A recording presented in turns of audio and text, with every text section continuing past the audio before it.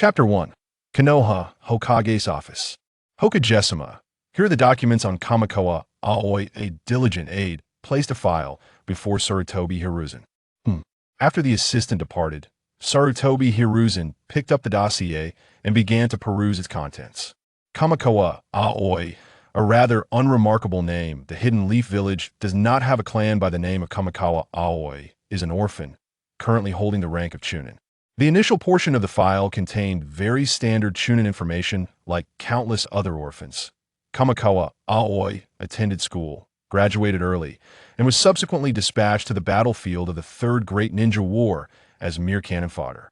The sole noteworthy aspect may be Aoi's exceptional academic performance, although he hails from a non-clan background, lacking any family secret techniques or bloodline limits. His achievements in various fields were solid and commendable. Even in the absence of war, he had met the criteria for early graduation. On the battlefield, however, his performance was rather mediocre. He accumulated military merits and was promoted to Chunin, thereby becoming a higher-tiered pawn. From this point onward, his file began to attract attention. During the Third Great Ninja War, Aokawa Aoba somehow managed to align himself with Orochimaru. This connection is not entirely surprising. Aoba is among the rare few ninjas whose theoretical knowledge is coupled with practical prowess. Possessing excellent chakra control, it is evident that he would appeal to Orochimaru's interests. Subsequently, Aokawa Aoba served under Orochimaru as an assistant in his laboratory a few years ago. Following Orochimaru's defection, Aoba came under investigation by the Umbu. The results were somewhat unexpected despite numerous claims that Aoba was a key assistant to Orochimaru. The Umbu failed to uncover any evidence implicating him in human experimentation. After extensive verification by the intelligence department, they could ultimately only establish that Aoba had been involved in numerous experimental developments under Orochimaru. However, he had not participated in the most egregious human experiments. Thus, in theory, Aokawa Aoba was innocent. Yet, in a place like Konoha, innocence does not equate to absolution. In the wake of Orochimaru's defection, many of his former subordinates who had maintained close ties during the Third War were marginalized or even incarcerated. Aokawa Aoba was among them. Following the interrogation, he was assigned to a border outpost, stationed at a watchtower for 3 years, only recently recalled. Sarutobi Hiruzen continued to sift through the dossier, which included Aoba's recent years of information. Strangely, after distancing himself from the core of Konoha, Aokawa Aoba underwent a transformation. The records indicated that at the border outpost, he had led several teams and engaged in skirmishes with ninjas from the Cloud Village who had trespassed. In less than 3 years, he had slain over 16 Chunin from the Cloud, along with 3 Jonin and numerous Genin. Due to the 3-year duration without reassessment, he achieved these feats while still holding the rank of Chunin. Ordinarily, individuals like Aokawa Aoba would have little chance of reintegrating into Konoha's core. However, the current situation left Sarutobi Hiruzen acutely aware of the village's fragility. Indeed, it was fragility: Orochimaru's departure, Jiraiya's global travels, Tsunade's mysterious absence, and the subsequent suicide of White Fang.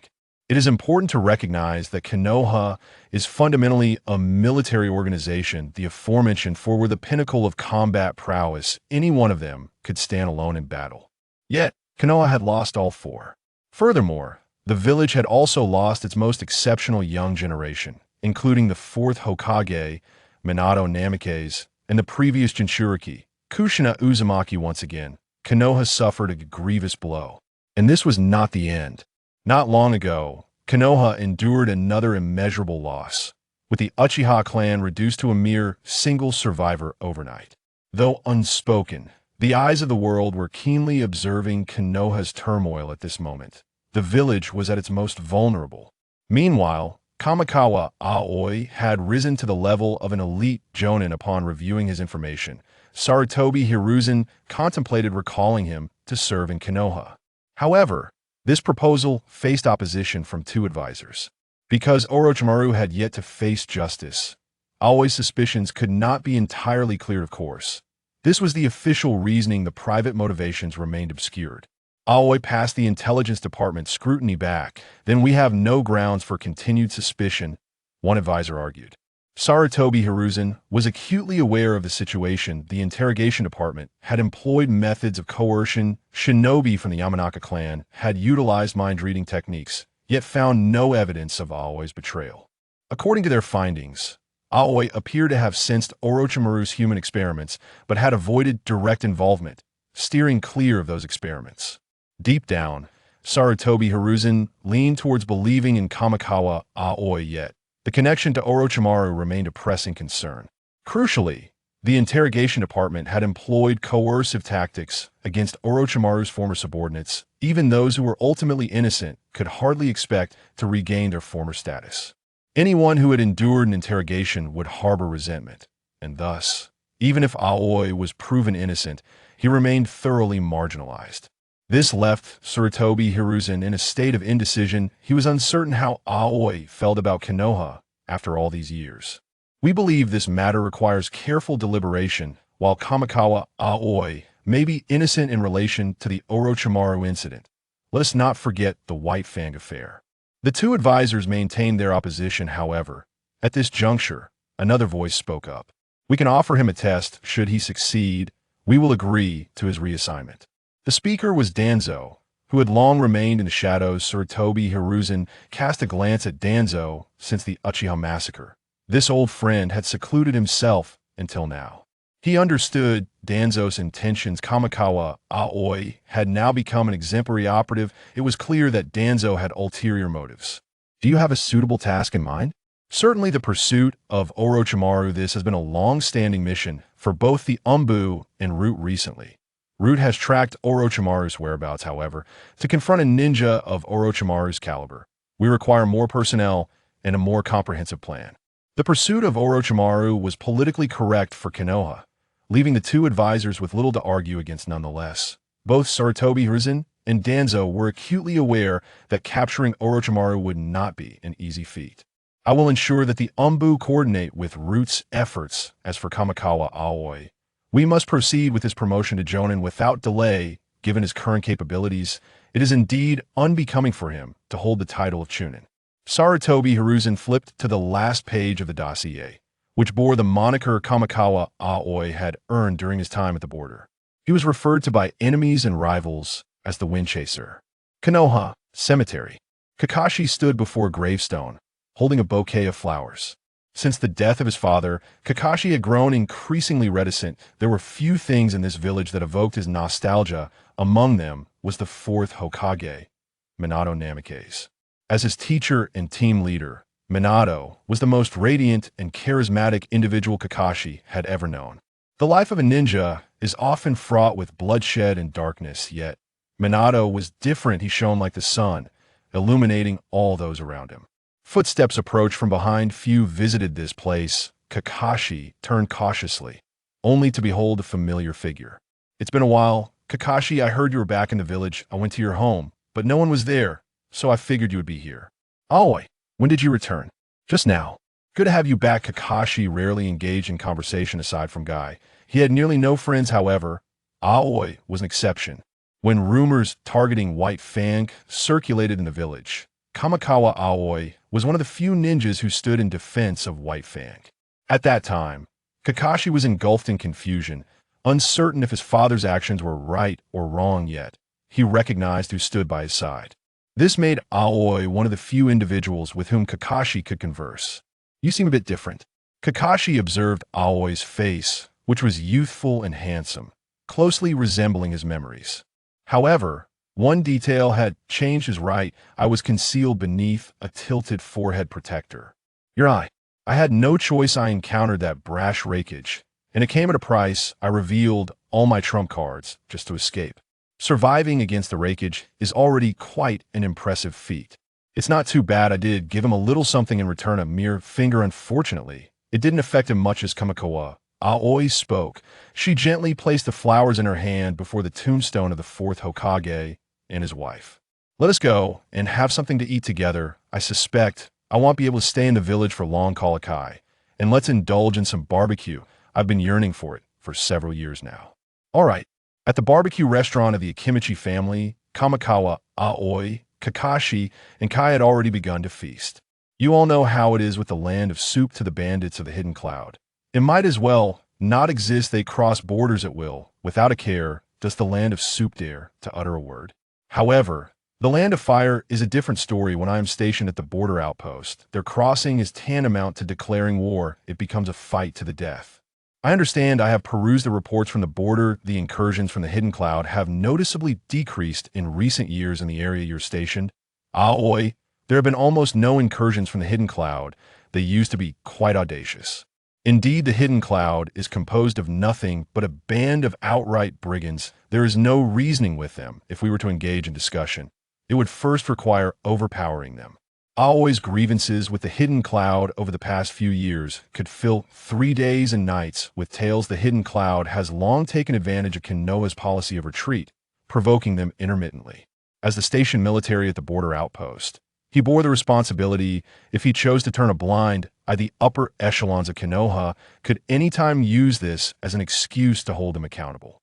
Thus, he had no choice but to initiate conflict. Fortunately, he also needed formidable opponents to hone his skills. Therefore, he directly employed the ninjas from the hidden cloud as his sparring partners.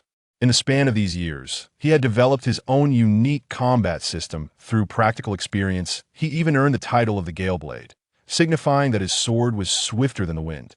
Aoi was not entirely satisfied with this title, for in this world, there were many who could surpass the wind nonetheless. The title Gale Blade had a certain ring to it, so he ultimately accepted it. Interestingly, after Aoi unleashed his full potential, Konoha began to experience its own troubles. They even issued documents reprimanding him for being too heavy-handed and jeopardizing the relations between the two nations. To such documents, Aoi paid no heed, treating them as mere trifles. Though he had taken many lives under his command, when it came to accountability, it would never fall on him. He had always struck down his foes on the territory of the Land of Fire. This was his duty from beginning to end. The hidden cloud had instigated trouble, crossing the border and provoking him in various ways in the real world. Crossing borders would prompt the station military to fire without hesitation. As his reputation grew, Konoha became increasingly silent, even summoning him back. Aoi understood that this summons was likely to promote him to the rank of Jonin. Konoha was a militaristic organization. The titles of Jonin, Chunin, and Genin were not merely titles in most cases. They also indicated the hierarchy of positions and the order of command. Jonin were equivalent to high-ranking military officers, naturally possessing command authority over Chunin and Genin. Thus, achieving the rank of Jonin was a formidable challenge. Mere martial prowess was insufficient. One also needed a certain degree of leadership and a comprehensive level of tactical acumen. Within the village, there were numerous special Jonin who could only fulfill part of the Jonin criteria, thus unable to attain the true rank of Jonin. However, for Aoi, these were not obstacles. Over the past 3 years, he had led a dozen Chunin and Genin from the border outpost in numerous clashes with the ninjas of the hidden cloud. He had eliminated 3 Jonin, 16 Chunin, and several Genin from the opposing side. Even under the pursuit of the Raikage, he managed to protect half of his comrades. In terms of combat capability and comprehensive tactical proficiency, he was undoubtedly qualified. In truth, if it were not for the lingering issues left by Orochimaru from years past, he would have been promoted long ago. Once the 3 had eaten their fill and stepped outside, they were confronted by a masked member of the Umbu. Aokawa Aoba, proceed immediately to the Hokage's office for a debriefing.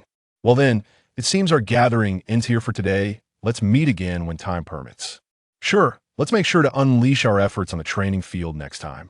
This was a statement that needed no clarification. It was Kai speaking, and he bellowed it with great volume. Fortunately, Aoi was well prepared, using a body flicker technique to distance himself from the scene before Kai could finish his exclamation.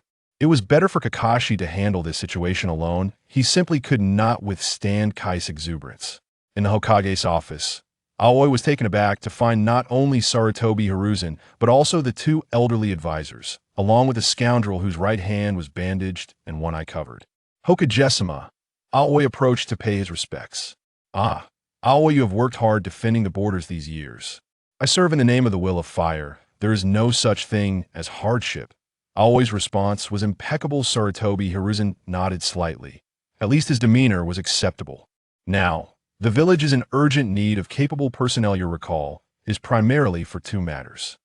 Firstly, due to your remote location at the borders, your promotion report to Jonin has been significantly delayed. In light of your illustrious achievements over the years, the Advisory Council has unanimously decided that you possess all the qualities requisite for becoming a Jonin of Konoha. Therefore, effective immediately, you shall be elevated to the rank of Jonin. This promotion was anticipated by Aoi. His current concern lies with a second matter. After receiving the letter of appointment, Hiruzen Sarutobi continued. As a Jonin of Konoha, you must fulfill your responsibilities. I have here an S-rank mission that requires your expertise.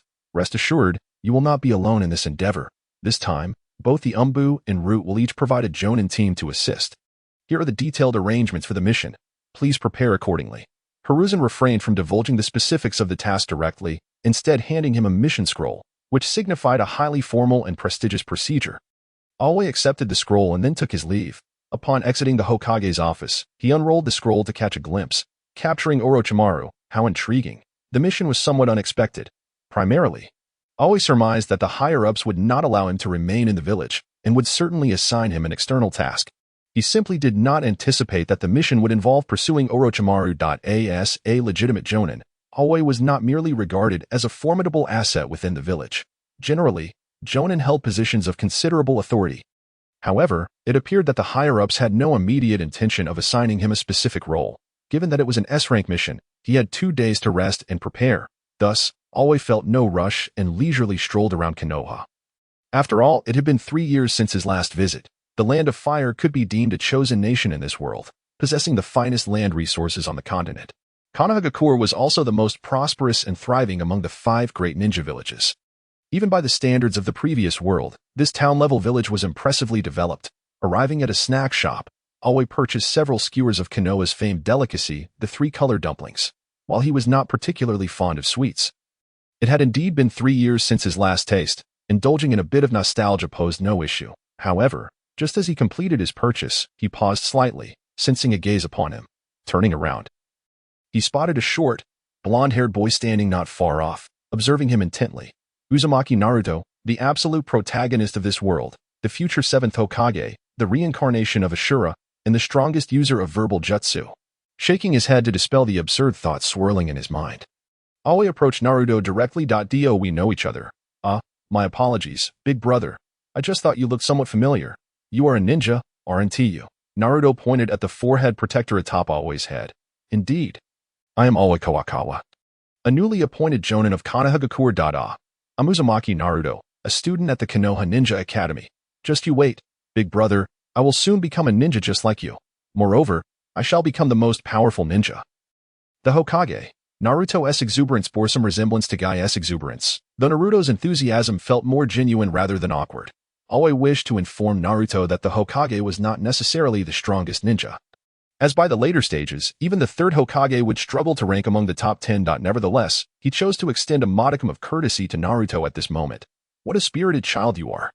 Here, take this as an early celebration of your future as Hokage. Naruto suddenly exclaimed, startling Aoi. What is it? Do you believe in my dream? Why wouldn't I? No one has the right to dismiss another's aspirations. Exactly. No one can deny my dreams. Naruto beamed with enlightenment, leaving Aoi feeling somewhat awkward, particularly as Naruto's loud exclamations drew the attention of those around them. Aoi turned and ordered 2 bowls of red bean soup, handing one to Naruto. All right, we're blocking the path here. A number of onlookers were openly casting disparaging glances at Naruto, though they refrained from vocalizing their disdain, likely due to the presence of Aoi's forehead protector. Aoi had hardly encountered Uzumaki Naruto before. Following the 4th Hokage's demise, Naruto had just become the Jinchuriki, and his identity was kept strictly confidential.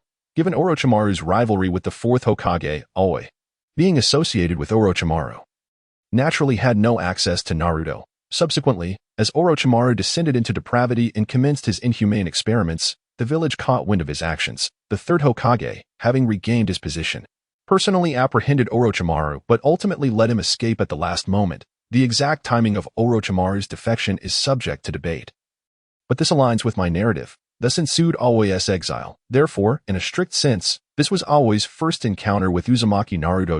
In truth, upon their initial interaction, Aoi could perceive 4 different perspectives observing him from various angles. However, Aoi remained indifferent. Even feeling a sense of exhilaration, he purchased dumplings and red bean soup for Naruto, walking and eating together. Behind them, for Umbu operatives were on high alert, nearly ready to intervene, as Aoi was a focal point of interest. While Uzumaki Naruto was an absolute taboo, Aoi, seemingly oblivious, continued to converse with Naruto. Big brother, do you know any ninjutsu? At the Ninja Academy, I spend all day learning theory without mastering a single jutsu. Of course, I know ninjutsu. Watch closely. Aoi casually tossed the bamboo skewer he held, and moments later, a leaf fell from the branch above. What? Isn't that just throwing a shuriken? Is that considered ninjutsu? Patience, watch carefully. Aoi urged Naruto to remain calm. The leaf drifted gracefully before Aoi, and as it reached eye level, it suddenly split apart, as if sliced by an invisible blade. The leaf shattered into numerous fragments, scattering through the air. What just happened? You didn't do anything. Heh, that is ninjutsu. Uniquely my OWN.is that so.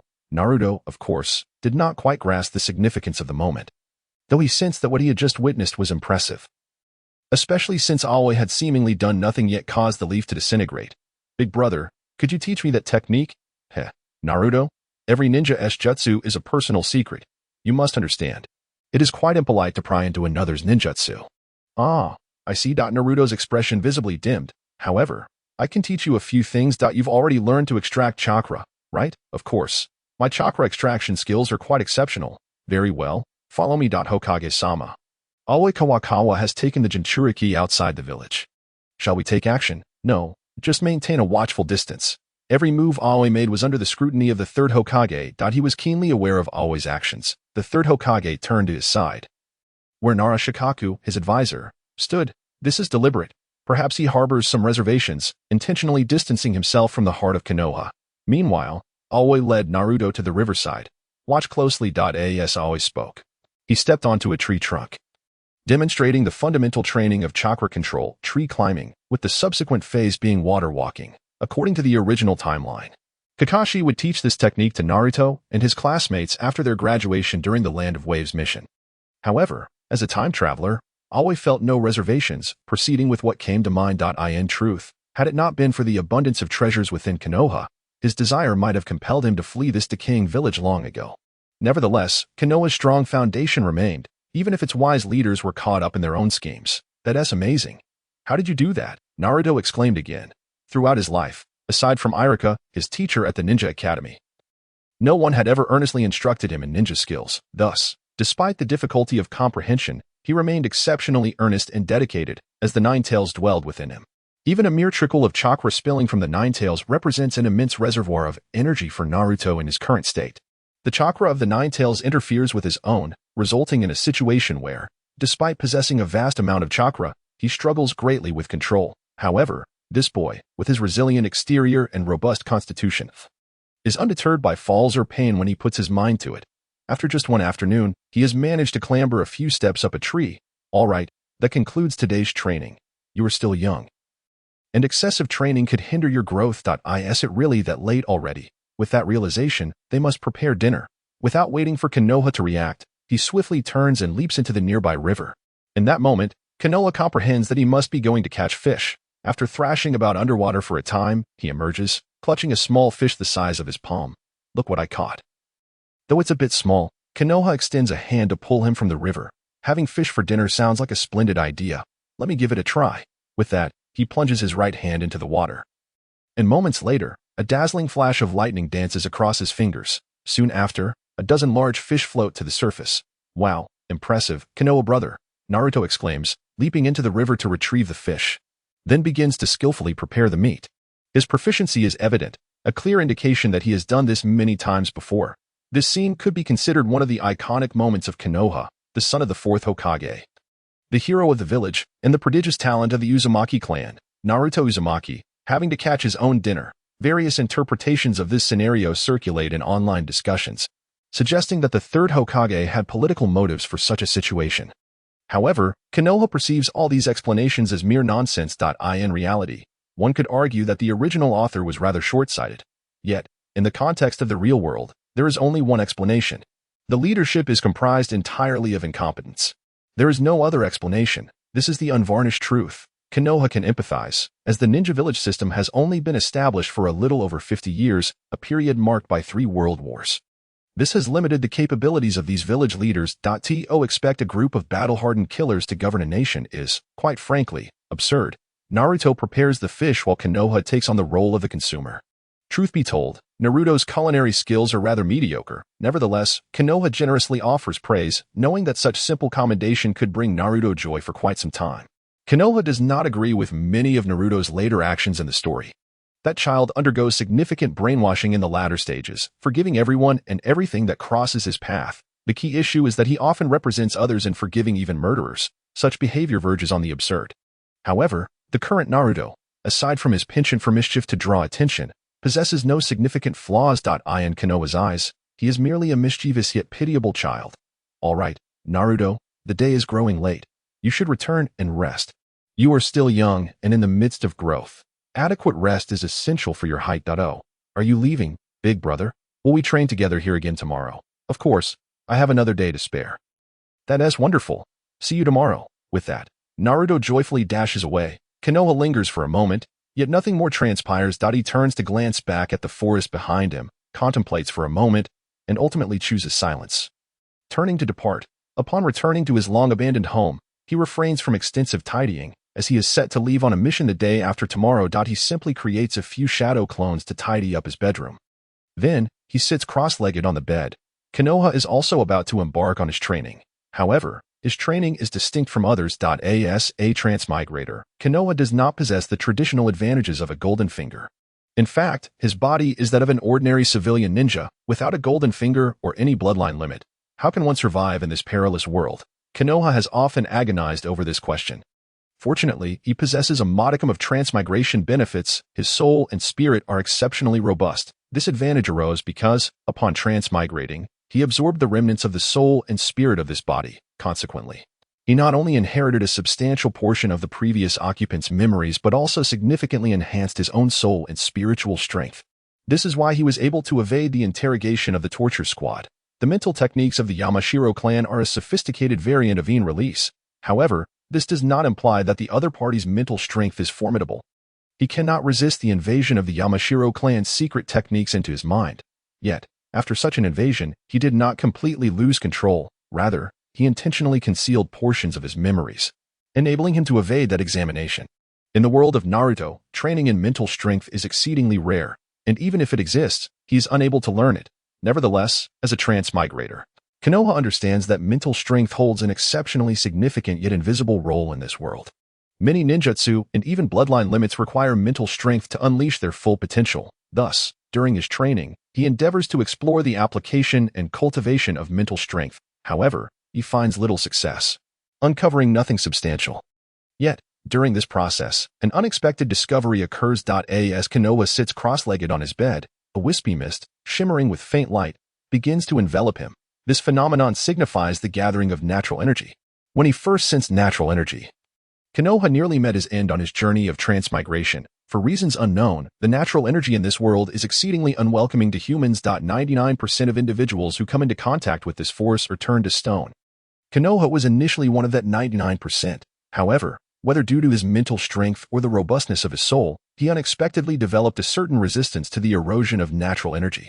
This resistance is fragile, yet the amount of natural energy he encountered was also quite limited. At that time, his entire body became rigid but did not completely petrify. After a day of struggle, he ultimately returned to normal. This experience left Konoha with lingering apprehension, and for a long time, he refrained from casually engaging with natural energy. Nevertheless, he ultimately could not resign himself to this fate.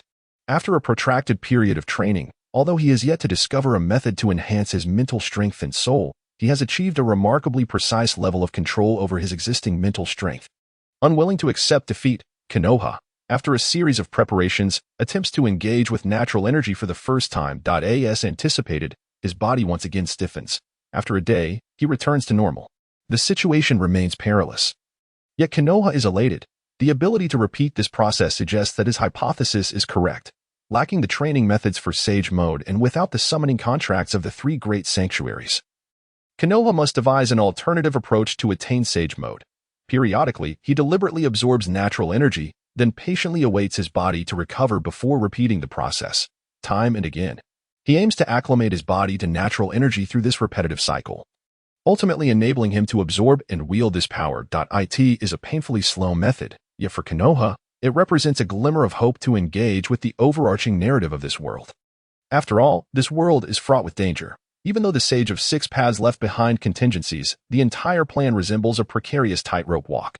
Most crucially, during the efforts of the two saviors to rescue the world, countless pawns were sacrificed along the way. Konoha dislikes being a pawn and despises having his fate dictated by others. Thus, he has embarked on this slow and arduous path of training. Now, 3 years have passed since Konoha adopted this method of cultivation.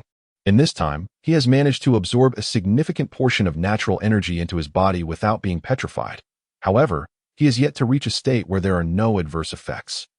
After absorbing natural energy, he still experiences a degree of numbness in his body. As ninjas are exceptionally agile assassins, this numbness is fatal in combat.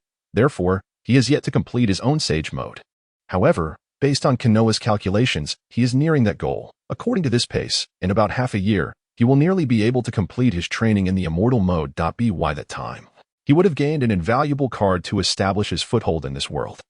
After the natural energy meandered through his body, he felt a slight numbness beginning to manifest. Chunin promptly ceased his training. In truth, his cultivation could progress at a much faster rate. This world is undeniably perilous. Even though they are in Konoha, Chunin perceives it as being even more treacherous than the outside world. Thus, he has never dared to relax his training. He can only cautiously manage his pace, ensuring that he maintains a certain level of combat readiness at all times. After concluding a day of training, Chunin finally laid down to rest. The next day, he visited the ramen shop of Otsutsuki Ichiraku, indulging in a bowl of deluxe ramen before heading towards the outskirts of the village where he had arranged to meet Naruto. Although it is referred to as the outskirts, it still resides within the protective barrier of Konoha. After all, the village would never allow Naruto to run off into the unknown. Strictly speaking, it is merely a suburban area, distanced from the urban center. After yet another lengthy day of training, the two of them sat together, enjoying grilled fish while conversing.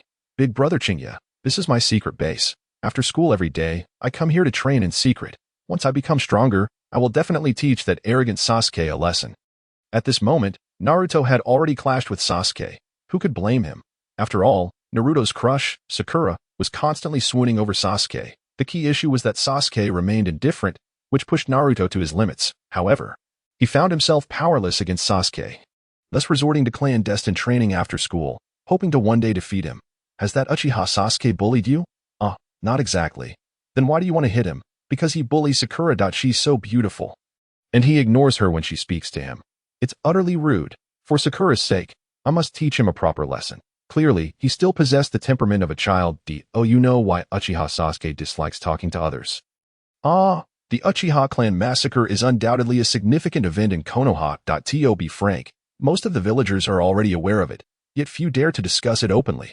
Naruto, however, has no sources of information within the village.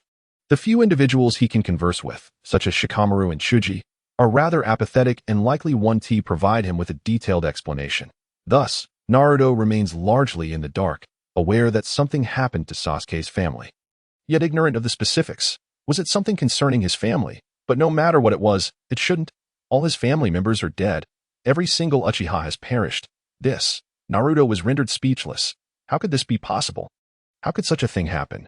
Who was responsible? How could such an event transpire within the village? At that moment, Chunin suddenly turned his head and glanced towards the nearby woods. He chose not to answer Naruto's previous 2 questions, but rather address the last one. This only indicates one thing. This village is not as safe as you might think. Alright, Naruto, let's leave it at that for today. I have a mission to prepare for tomorrow and need to return home. With that, Chunin did not wait for Naruto's response and vanished before him. He has already gone. I wanted to thank big brother Chunin properly. However, Chunin did not truly leave. Rather, after Naruto departed, his figure reappeared by the riverbank. This time, standing before him was Uchiha Sasuke. At this moment, Sasuke was staring at Chunin with bloodshot eyes. In truth, Sasuke himself was unsure why he had rushed out. The night of the massacre had only recently passed, and he had yet to fully process everything. In most cases, his classmates would refrain from mentioning the incident in his presence. Hearing it suddenly from a stranger's lips, the young Sasuke found himself unable to control his emotions. Sasuke began to grow agitated. Though Chingye could not comprehend the source of his agitation, Tio speak of it, both protagonists in the world of Naruto have suffered immensely. Both have lost their entire families and carry deep-seated grievances. The only difference lies in Sasuke's perspective, which remains closer to that of a normal person. They killed my family. I will take revenge. In contrast, Naruto's later development becomes increasingly absurd, with merely the loss of his parents. He eventually forgives Obito, and even extends forgiveness to Neji, who had just died a day prior. In reality, none of Konoha's official ninjas were unaware of the massacre. Do you know where he is? I'm sorry, I do not know. Uchiha Sasuke, I cannot claim to understand your feelings. In truth, very few in the ninja world would dare to say they understand. However, as an adult, I can offer you some advice. One should plan carefully before acting. Uchiha Itachi is an exceptionally powerful ninja, formidable in every aspect. To defeat such a ninja, mere anger and hatred will not suffice. You may harness your anger and hatred to fuel your determination. But you must also maintain a degree of rationality, as this will lead you to make the right decisions. Consider practicing tree climbing and water walking with Naruto. Training your chakra control will help you regain your composure. Engaging with these two children is somewhat coincidental, yet there is also a deliberate aspect to Chingye's actions. After all, they are both children of destiny, and Chingye intends to leave a trace of connection from an early age. Who knows when it might be useful in the future? The time for the mission has arrived. This time, the lineup is quite impressive. Both the Umbu and the Root have dispatched a team. And with Chingye, the pursuit team totals 9 members, whether from the Umbu or the Root. All wear masks, and Chingye recognizes very few of them. He can only ascertain that one member from the Umbu is from the Hyuga clan, another from the Yamanaka clan, and an additional one wielding a sword, whom Chingye deduces to be the later renowned Kagaya Shikaku. Konoha had once experienced a period of swordsmanship popularity, during which the legendary Konoha White Fang gained fame. During that time, many of his admirers took up swordsmanship. Unfortunately, after his demise, this trend swiftly waned, resulting in the current Konoha having only a handful of sword users. The famed dance of the crescent moon has been inherited by fewer than a handful of individuals. The person before him, occasionally coughing lightly, is likely the later ailing Kagaya Shikaku. In the original narrative, he appeared as an examiner during the Chunin exams. It seems he later withdrew from the Umbu due to deteriorating health. Thus, the composition of this squad is remarkably balanced in terms of combat capability: an offensive swordsman, a tracking specialist from the Hyuga clan, and a trap supporting Yamanaka, with the remaining member likely being a ninjutsu specialist. However, Chingye has no way of gauging the composition of the Root team, as those individuals rarely reveal themselves, and he lacks experience working alongside them. The leader of this operation is the captain from the Root. With all personnel accounted for, they set off. The 9-member team departed from Konoha, embarking on the mission to capture Orochimaru. In the original story, there is little description of Orochimaru during this period, and Chingye is unaware of his whereabouts. However, considering the timeline, he is likely beginning preparations to establish the Sound Village. After all, according to the timeline, the Chunin exams a few years later would see the Sound Village already in existence. Establishing a ninja village is not something that can be accomplished in a day or two, so it is entirely plausible that he is starting preparations now. Chingye holds no expectations for this mission. Firstly, in terms of combat strength, if they unite, their 9-member team would undoubtedly have the capability to contend with Orochimaru. Additionally, there are at least 2 swordsmanship experts within the group, which seems to be a strategic preparation against Orochimaru. The cutting damage of sword techniques is evidently effective against Orochimaru's soft-bodied and serpentine ninjutsu. However, it is important to note that Orochimaru possesses more than just conventional ninjutsu. At this moment, it is unclear whether he has completed the reanimation jutsu.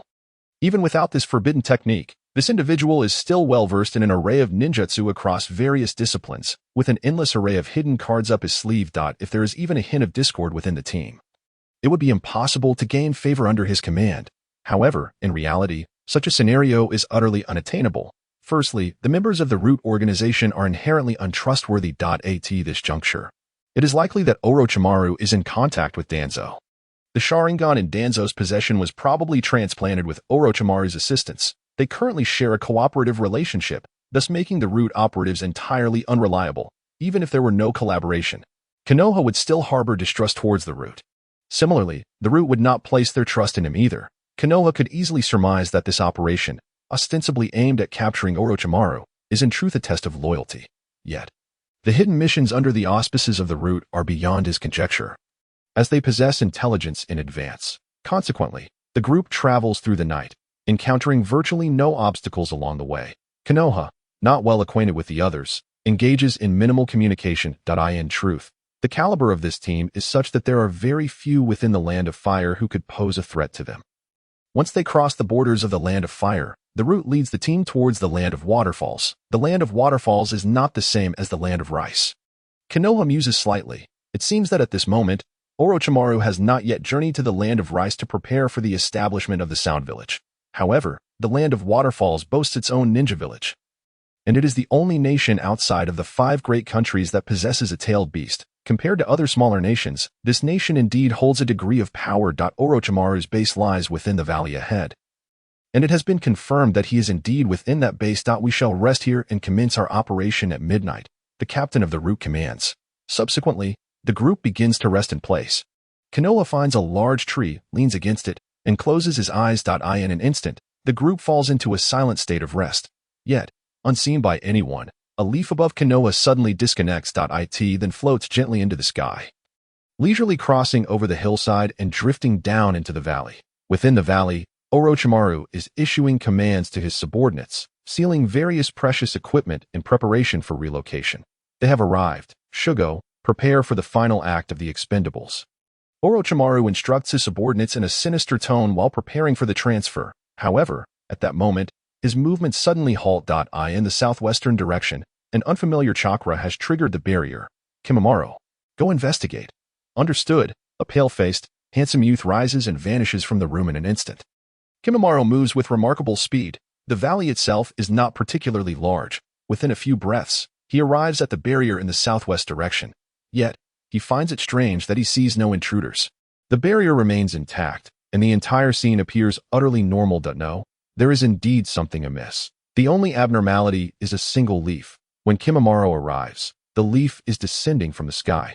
Initially, he pays it no mind. But upon closer inspection, he notices that the trajectory of its fall is quite irregular. It descends in a uniform, symmetrical sway, gently floating downward. In nature, leaves falling from the sky invariably drift chaotically. Thus, this particular leaf is evidently problematic. Kimimaro grows a layer of bony armor for protection and reaches out to catch the leaf, as expected. There are words inscribed upon it. Kimimaro's heart stirs, and he immediately returns to present the leaf to Orochimaru. Meanwhile, outside the valley, the small team is making their final preparations. At this moment, it is necessary for each member to disclose their areas of expertise, facilitating the captain's allocation of combat tasks.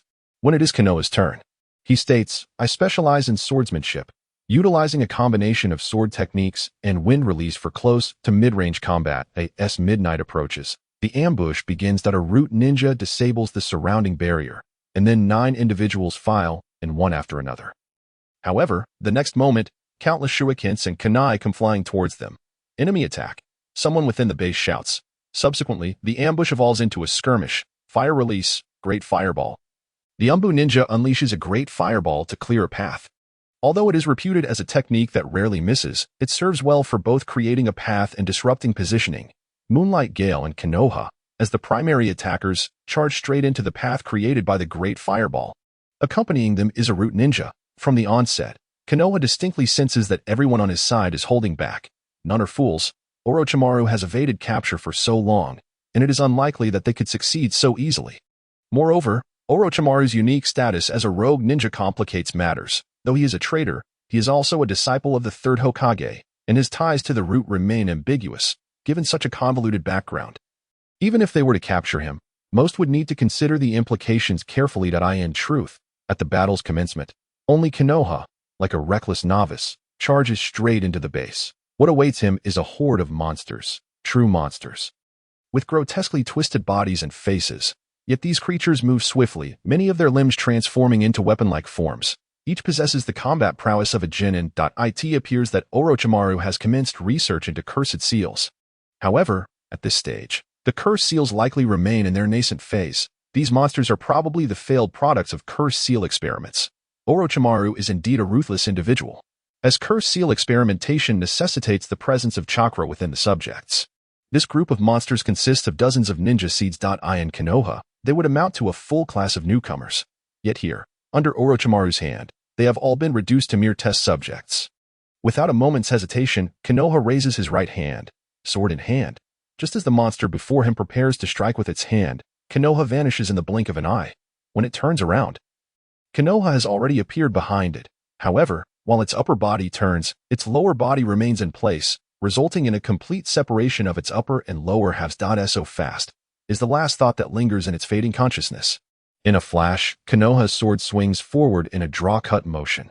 Under the moonlight, the sword traces a splendid arc. Subsequently, at the forefront of this arc, a blade of wind composed of wind-release chakra and air emerges, transforming into a massive semicircular wind blade that cleaves forward. This is Konoha's unique ninjutsu, a combination of wind release and swordsmanship, allowing for various mid-range attacks akin to sword energy. Such attacks are rapid, direct, and lethal, possessing substantial destructive power. At least during this period, they are more than sufficient against conventional ninjas. However, in later stages, when everyone is piloting giant mechs, such techniques may falter. The dozen or so monsters facing him are caught unprepared, feeling a chilling force sweep through their bodies. Moments later, Konoha's figure breaks through the defense, leaving behind a scene of scattered limbs and anguished screams. So powerful is the astonished exclamation of Moonlight Gale from a short distance away. Although he is not well acquainted with Konoha, he is aware of Konoha's reputation for swordsmanship. During this mission, he harbors a vague intent to compete. However, upon witnessing the preceding display, he completely relinquishes that notion. It is not that he perceives Konoha as definitively superior. Rather, he recognizes that Konoha's path diverges entirely from his own. The dance of the three crescent moons from Konoha is a sword technique that combines with genjutsu. Ornate yet deadly. In contrast, Konoha's swordsmanship appears exceedingly simplistic, almost devoid of any intricate maneuvers. His attack pattern seems to stem from the draw-cut technique of a samurai, however, infused with chakra. Konoha's technique extends the range of that draw-cut attack considerably. Coupled with his inherent speed, this seemingly straightforward maneuver becomes exceptionally lethal. It is a style that discards all superfluous techniques, pursuing only the essence of killing, a starkly different path from the dance of the three crescent moons. Konoha, like a force of nature, breaks through the monster's defenses in mere moments, leaving his teammates exchanging glances, each silently questioning the necessity of such reckless abandon as it casts them in a rather dull light. However, regardless of the circumstances, Aoyan rushed in, for it would be utterly unreasonable for his companions to refrain from doing so. Thus, with a steely resolve, he followed suit. Yet, in the next moment, a colossal figure soared into the night sky. Subsequently, a tremendous force swept through the buildings before them. Amidst the countless fragments, the moonlight revealed the unmistakable silhouette of a gigantic serpent's tail. Accompanying this serpent's tail was Aoyan, who was violently hurled several meters away. Landing far from his companions at that moment, Orochimaru stood atop the serpent, presenting himself before the onlookers that as previously mentioned. This small team could engage Orochimaru in combat, but only under normal circumstances without summoning beasts. In the world of shinobi, summoning beasts primarily serve as auxiliary combatants. For instance, the Uchiha clan, contract ninjas, Kakashi with his ninja dog, and Guy with his turtle contracts, all possess summoning creatures with limited combat prowess, primarily aiding in information transfer and reconnaissance. However, the most elite ninjas often command far more formidable summoning beasts.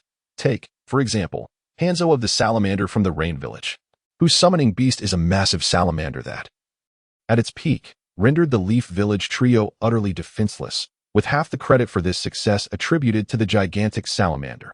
Additionally, Sarutobi Hiruzen's summoning beast, Enma, not only possesses human-like intelligence, but can also transform into various forms, providing weaponry support or engaging in direct combat, with a power level comparable to an elite jonin. At an even higher echelon are the summoning beasts from the three great sage regions, distinguished by their immense size and intellect akin to that of humans. Not to mention, these higher-tier sage creatures can wield diverse innate jutsu.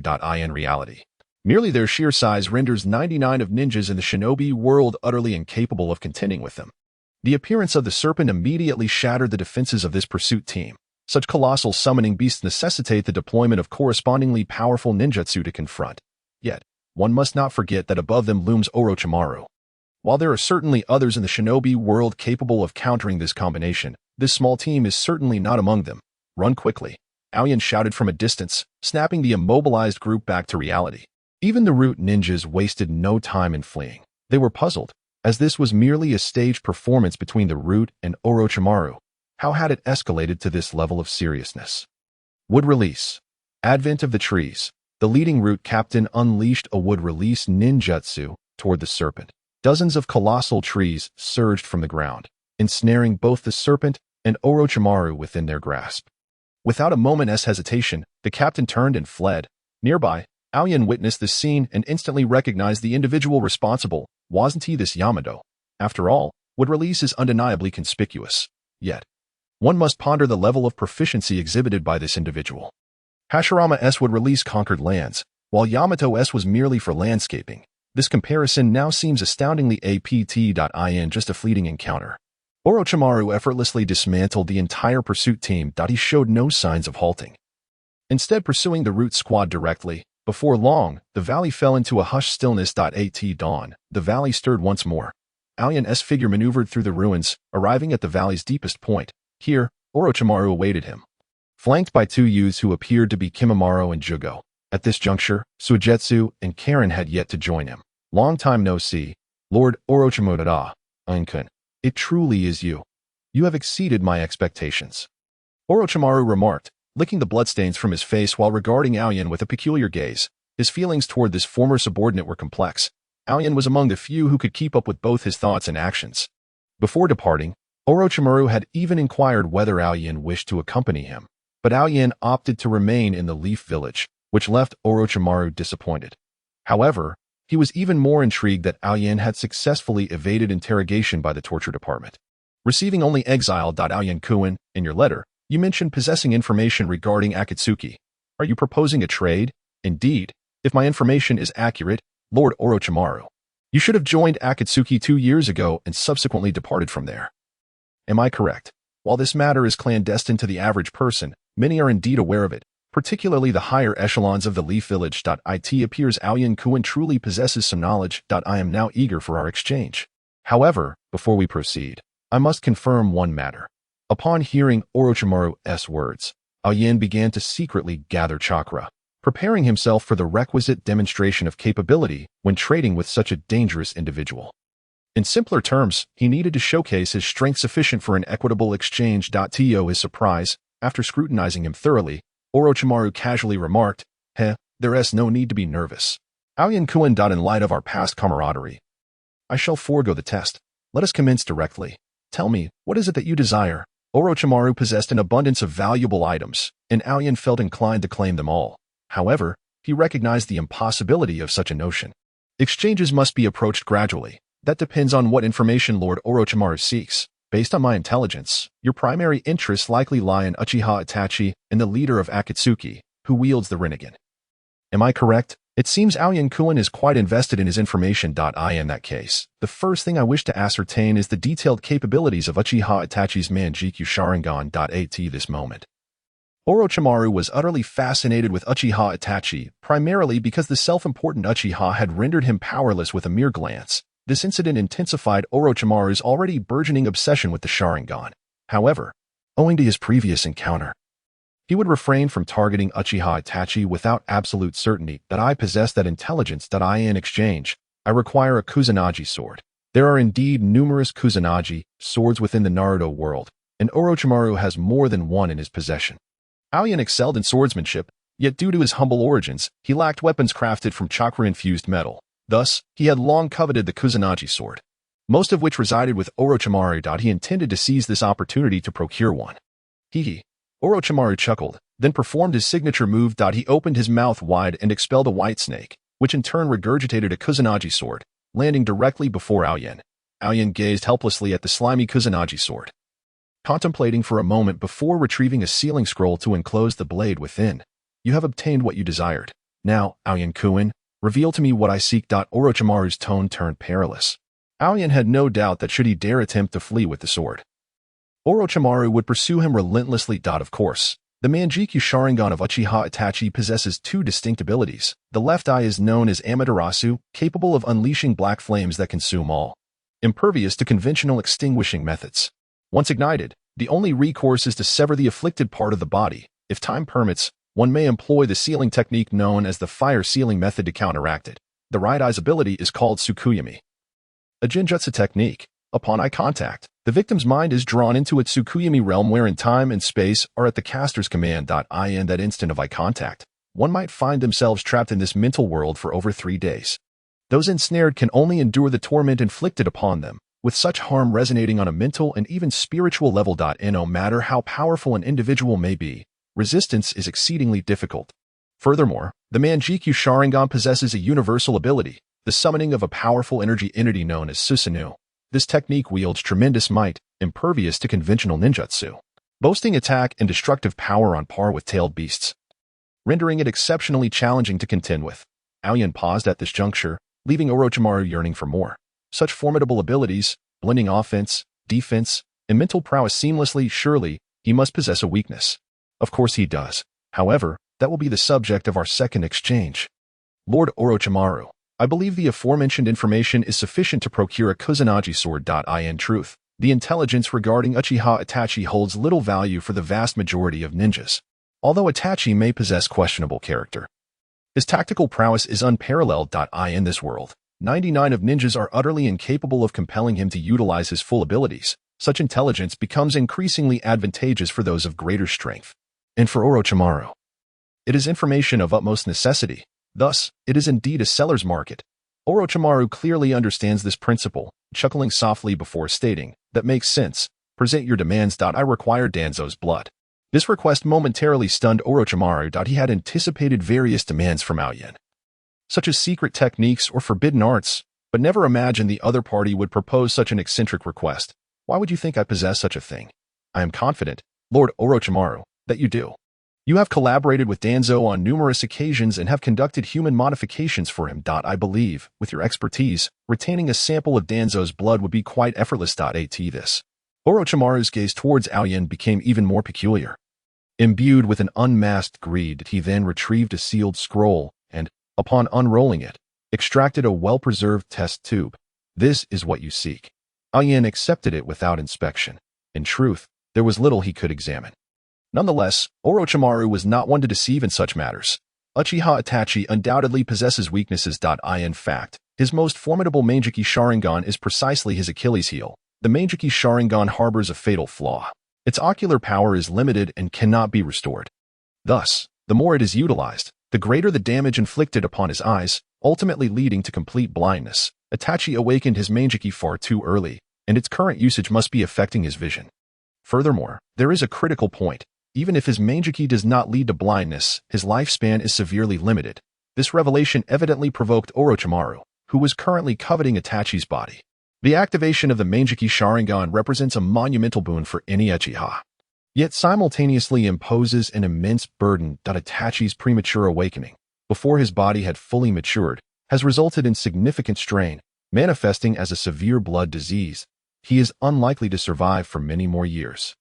This intelligence clearly struck a nerve with Orochimaru, who fixated intently on Aoyan, seemingly attempting to discern the veracity of his claims.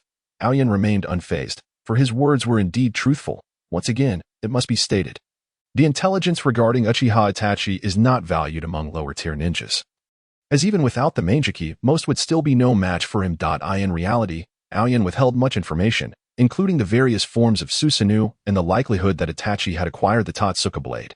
It was not that he was unwilling to share, but rather that he could divulge only so much at present. He could sense Orochimaru's growing intrigue towards him, despite possessing more information and Orochimaru having additional coveted items. Aoyan understood that this particular transaction must conclude here. Should he speak further, he risked provoking Orochimaru's impatience. Ha ha ha ha. Following a jarring laughter, Orochimaru's serpent-like eyes bore down on Aoyan. Aoyan-kun, I am genuinely curious. What transpired over the past 3 years? Where did you acquire such an abundance of information? Apologies, but that lies outside the scope of our transaction. Lord Orochimaru, today's dealings conclude here. Aoyan had no intention of prolonging the encounter. He had obtained what he needed. And facing Orochimaru was an overwhelming strain. Aoyan-kun, have you considered returning to my side? You possess an impressive wealth of information, while I hold forbidden techniques beyond your imagination. Together, we could achieve remarkable feats. Forgive me, Lord Orochimaru. My response remains unchanged since 3 years ago. Farewell. With that, Aoyan took a step back, his gaze unwaveringly fixed on Orochimaru and his companions. At this moment, Junmaru, who had been silently standing beside him, took a step forward. Though Junmaru's strength at this time did not compare to the formidable warrior he would become in the future, his blood disease was likely not as severe at present. As a taijutsu specialist, his youth was inherently an advantage. Aoyan felt uncertain facing Junmaru, and with Orochimaru and Jugo present, he had no chance of victory. Yet, having come this far, he must have some reliance. However, he was reluctant to resort to it unless absolutely necessary. Very well, Junmaru, Aoyan-kun is our ally. I believe we shall have further transactions in the future. Would you not agree, Aoyan-kun? Of course. I am confident that Lord Orochimaru will be able to locate me. Then it is settled. Let us part ways. I in the forest, Aoyan moved swiftly atop the treetops, glancing back intermittently to ensure he was not being followed. He held no trust in Orochimaru, a capricious and maniacal individual. Should he become a target, Aoyan feared he would find no peace even in sleep. Surrounded by a swirling wind, Aoyan resembled a master of ancient Chinese lightness skill, with a gentle push off the leaves. He could traverse dozens of meters. This was a stark contrast to ordinary ninjas who leaped through the trees using chakra, after racing for several miles and confirming he was not being pursued. Aoyan's anxious heart finally found solace. He sought a secluded cave, setting up a series of alarms before collapsing onto the ground to rest. The entirety of tonight's operation, from manipulating the wind to send a message to Orochimaru, to the intense confrontation during their transaction, had left him utterly exhausted. Aoyan's original chakra affinities were wind and lightning, with wind being his primary focus. He utilized lightning techniques as his trump card, rarely deploying them. To date, he had only employed them once against Raikage, where he used the principle of electromagnetic acceleration to fire a steel projectile. Unfortunately, that technique was not yet fully developed, and he was too slow, allowing Raikage to react, resulting merely in a minor injury to his pinky finger, hardly impactful. Nevertheless, he managed to momentarily intimidate Raikage, enabling his escape. However, this technique would have minimal effect against Orochimaru, primarily due to Orochimaru's cunning use of substitution techniques. Aoyan had prepared another trump card for facing Orochimaru, but fortunately, it remained unused, as his chakra reserves were insufficient. This world ultimately favors lineage and heritage. Aoyan, being a commoner ninja devoid of such advantages, inevitably shares the weaknesses common to all civilians, a severely limited chakra supply. The reason he resorted to using a sword in developing wind-based ninjutsu was fundamentally due to this limitation. He longed to execute powerful techniques effortlessly, yet was incapable of doing so, as he lacked the chakra to perform large-scale ninjutsu multiple times, forcing him into close combat with a sword. This issue was not insurmountable. As a transmigrator, Aoyan was aware of various methods to enhance his chakra. The first option was to become a Jinchuriki. By becoming a vessel for a tailed beast, he would naturally have an abundance of chakra. However, given his current combat strength, facing a Jinchuriki would be daunting, making this path temporarily unfeasible. The second method was the Sage mode he was currently training in. Once he could overcome the petrifying nature of natural energy, he would be able to absorb it in abundance, entering Sage mode, which would effectively supplement his chakra. Furthermore, incorporating natural energy would significantly enhance the effectiveness of his ninjutsu, rendering Sage mode a comprehensive upgrade. This is currently the primary direction pursued by Aoyan. In addition, there exists an alternative method, which involves transplanting the cells of the first Hokage. The original Hokage, Senju Hashirama, possessed a physique that was inherently that of a sage body. By transplanting his cells, one could endow their body with certain characteristics of the sage body, ensuring an ample supply of chakra. Furthermore, there exists the potential to acquire the would-release Kekkei Jinkai, making it a truly advantageous twofold approach. After all, it has never been reported that the first Hokage suffered from a lack of chakra. However, this method carries an exceedingly high risk. Among numerous experimental subjects, only Yamato managed to survive. Aoyan does not consider himself fortunate enough to emerge unscathed. He is, in fact, aware of ways to mitigate risks and enhance success rates, but for the time being, these methods cannot be employed. Thus, this approach remains a contingency plan, one that is certain to be utilized in the future, albeit requiring considerable preparation time. Additionally, there are several feasible alternatives, yet they currently fall short of the requisite conditions. For instance, Tsunade's Yin sealing technique. Setting aside whether Tsunade can even obtain it, mastering the Yin sealing technique demands not only exceptional control over chakra but also a profound expertise in sealing techniques. As a common ninja, Aoyan finds sealing techniques somewhat distant from his reach. Moreover, he has contemplated the dragon vein of the land of Miko. He once mused that if he could seal the dragon vein within himself, he might acquire chakra of Bija-level strength without the accompanying threat of rampage. Regrettably, achieving this feat requires a higher level of sealing mastery, which he currently lacks hope of attaining in the short term. Another potential avenue involves locating Kisame Hoshigaki and seizing his Samehada to compensate for his weaknesses. Yet, in the vast ninja world, where could one find Kisame? Once he joins Akatsuki, he will indeed be easier to locate. But his companion is Itachi Uchiha, making any attempt to confront them a mere fanciful thought. Therefore, after much deliberation, Aoyan resolved to first complete his Sage mode, thereby acquiring this trump card, before gradually pursuing other avenues. At present, he seeks to enhance his abilities through alternative means. The recently acquired Kusanagi sword exemplifies this. As a swordsman, obtaining such a divine weapon has resulted in a significant increase in his combat prowess, elevating it by 30 to 50%. This is primarily because the Kusanagi sword is not only remarkably durable and nearly indestructible but also possesses superior chakra conduction properties. Most significantly, the one provided by Orochimaru can be extended or retracted at will, making it the epitome of a swordsman's dream weapon. After consuming a soldier pill to restore some chakra, Aoyan had no intention of seeking out his fellow teammates. After all, the current situation of mutual disconnection among them was deliberately orchestrated by him to ensure his freedom of movement. Thus, after a brief period of rest, Aoyan began to meditate and cultivate his Sage mode. The following morning, having rested adequately, Aoyan exited the cave. However, he did not return directly to the Land of Fire. Instead, he headed in another direction. The 5 great nations are not contiguous. They are separated by various small nations and villages. For instance, the Land of Waterfall, which he previously visited, is a small nation that lies at the intersection of the Land of Fire and the Land of Earth. Numerous such small nations exist along the borders of the great nations, including the Land of Rice, the Land of Hot Water, and the Land of Grass, which Aoyan is currently heading towards. Ninjas are assassins, killers, and a unique military force. Correspondingly, ninja villages function as tangible organizations of violence. Due to the vast disparity in ninja strength, the powerful naturally seize greater resources. In simple terms, the entire Naruto world is still governed by a survival of the fittest mentality. This has led to an exceedingly barbaric and backward management of the various ninja villages. One of the reasons Aoyan does not leave Konohagakure is that its atmosphere is relatively closest to that of a normal world. In contrast, the world beyond Konoha, especially in those small ninja villages, is rife with blatant savagery and cruelty. The Land of Grass ninja village is one such example. Shortly after Aoyan entered the territory of the Land of Grass, he discerned the presence of several chakra signatures nearby. After losing one of his eyes, his perceptive abilities were greatly impacted, particularly as a close combat ninja.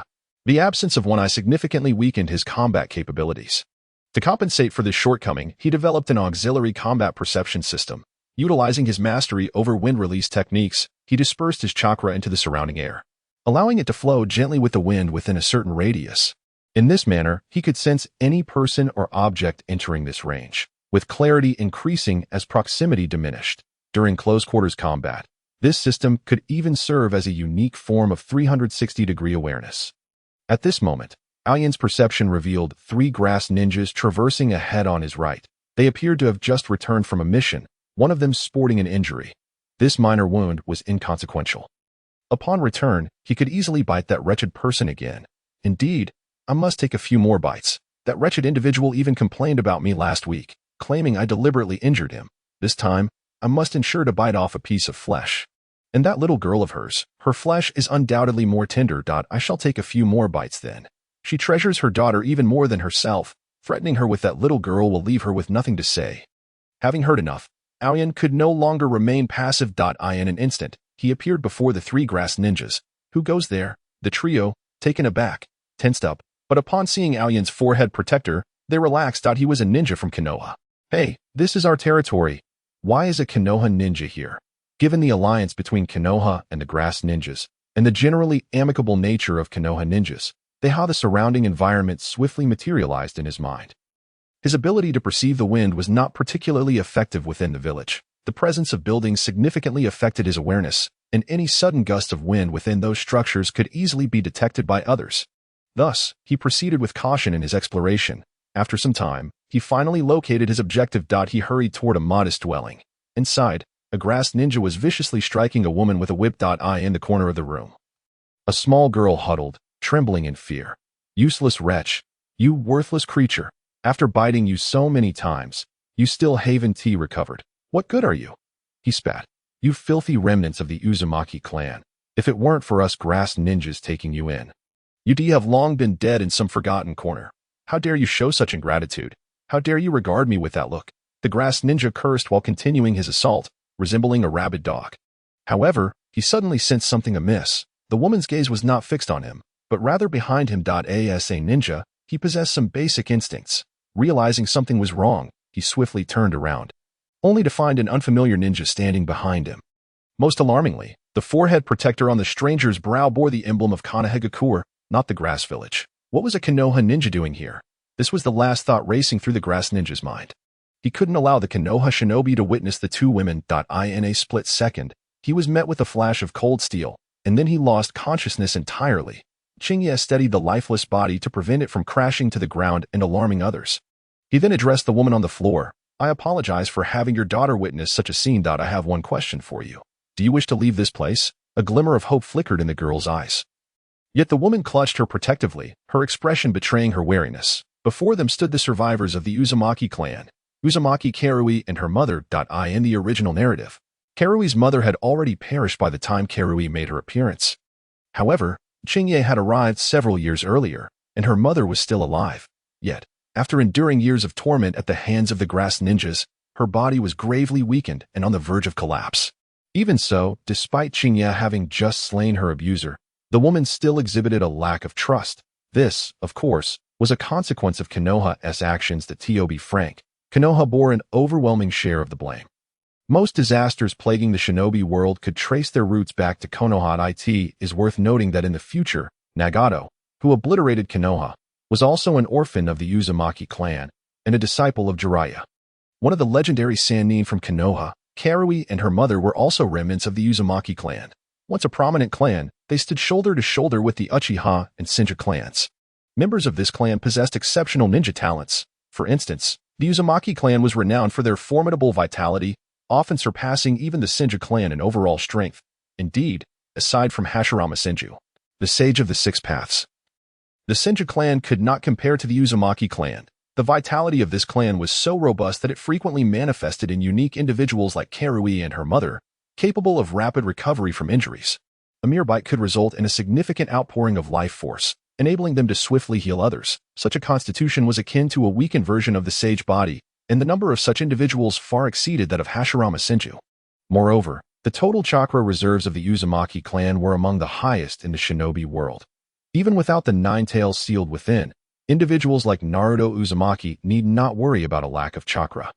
Not to mention, their expertise in sealing techniques and potential to awaken the powerful Kagura Shinai, a perception ability rivaling the Byakugan, which could even detect malice from others. Their overall attributes were unparalleled within the shinobi realm.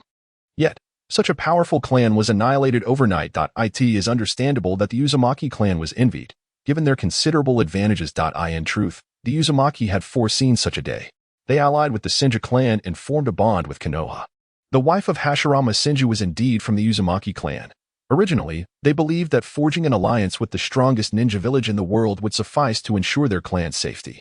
However, they did not anticipate that when the enemy attacked, Konoha would merely stand by and watched. In his previous life, Chingye had come across numerous theories regarding the downfall of the Uzumaki clan.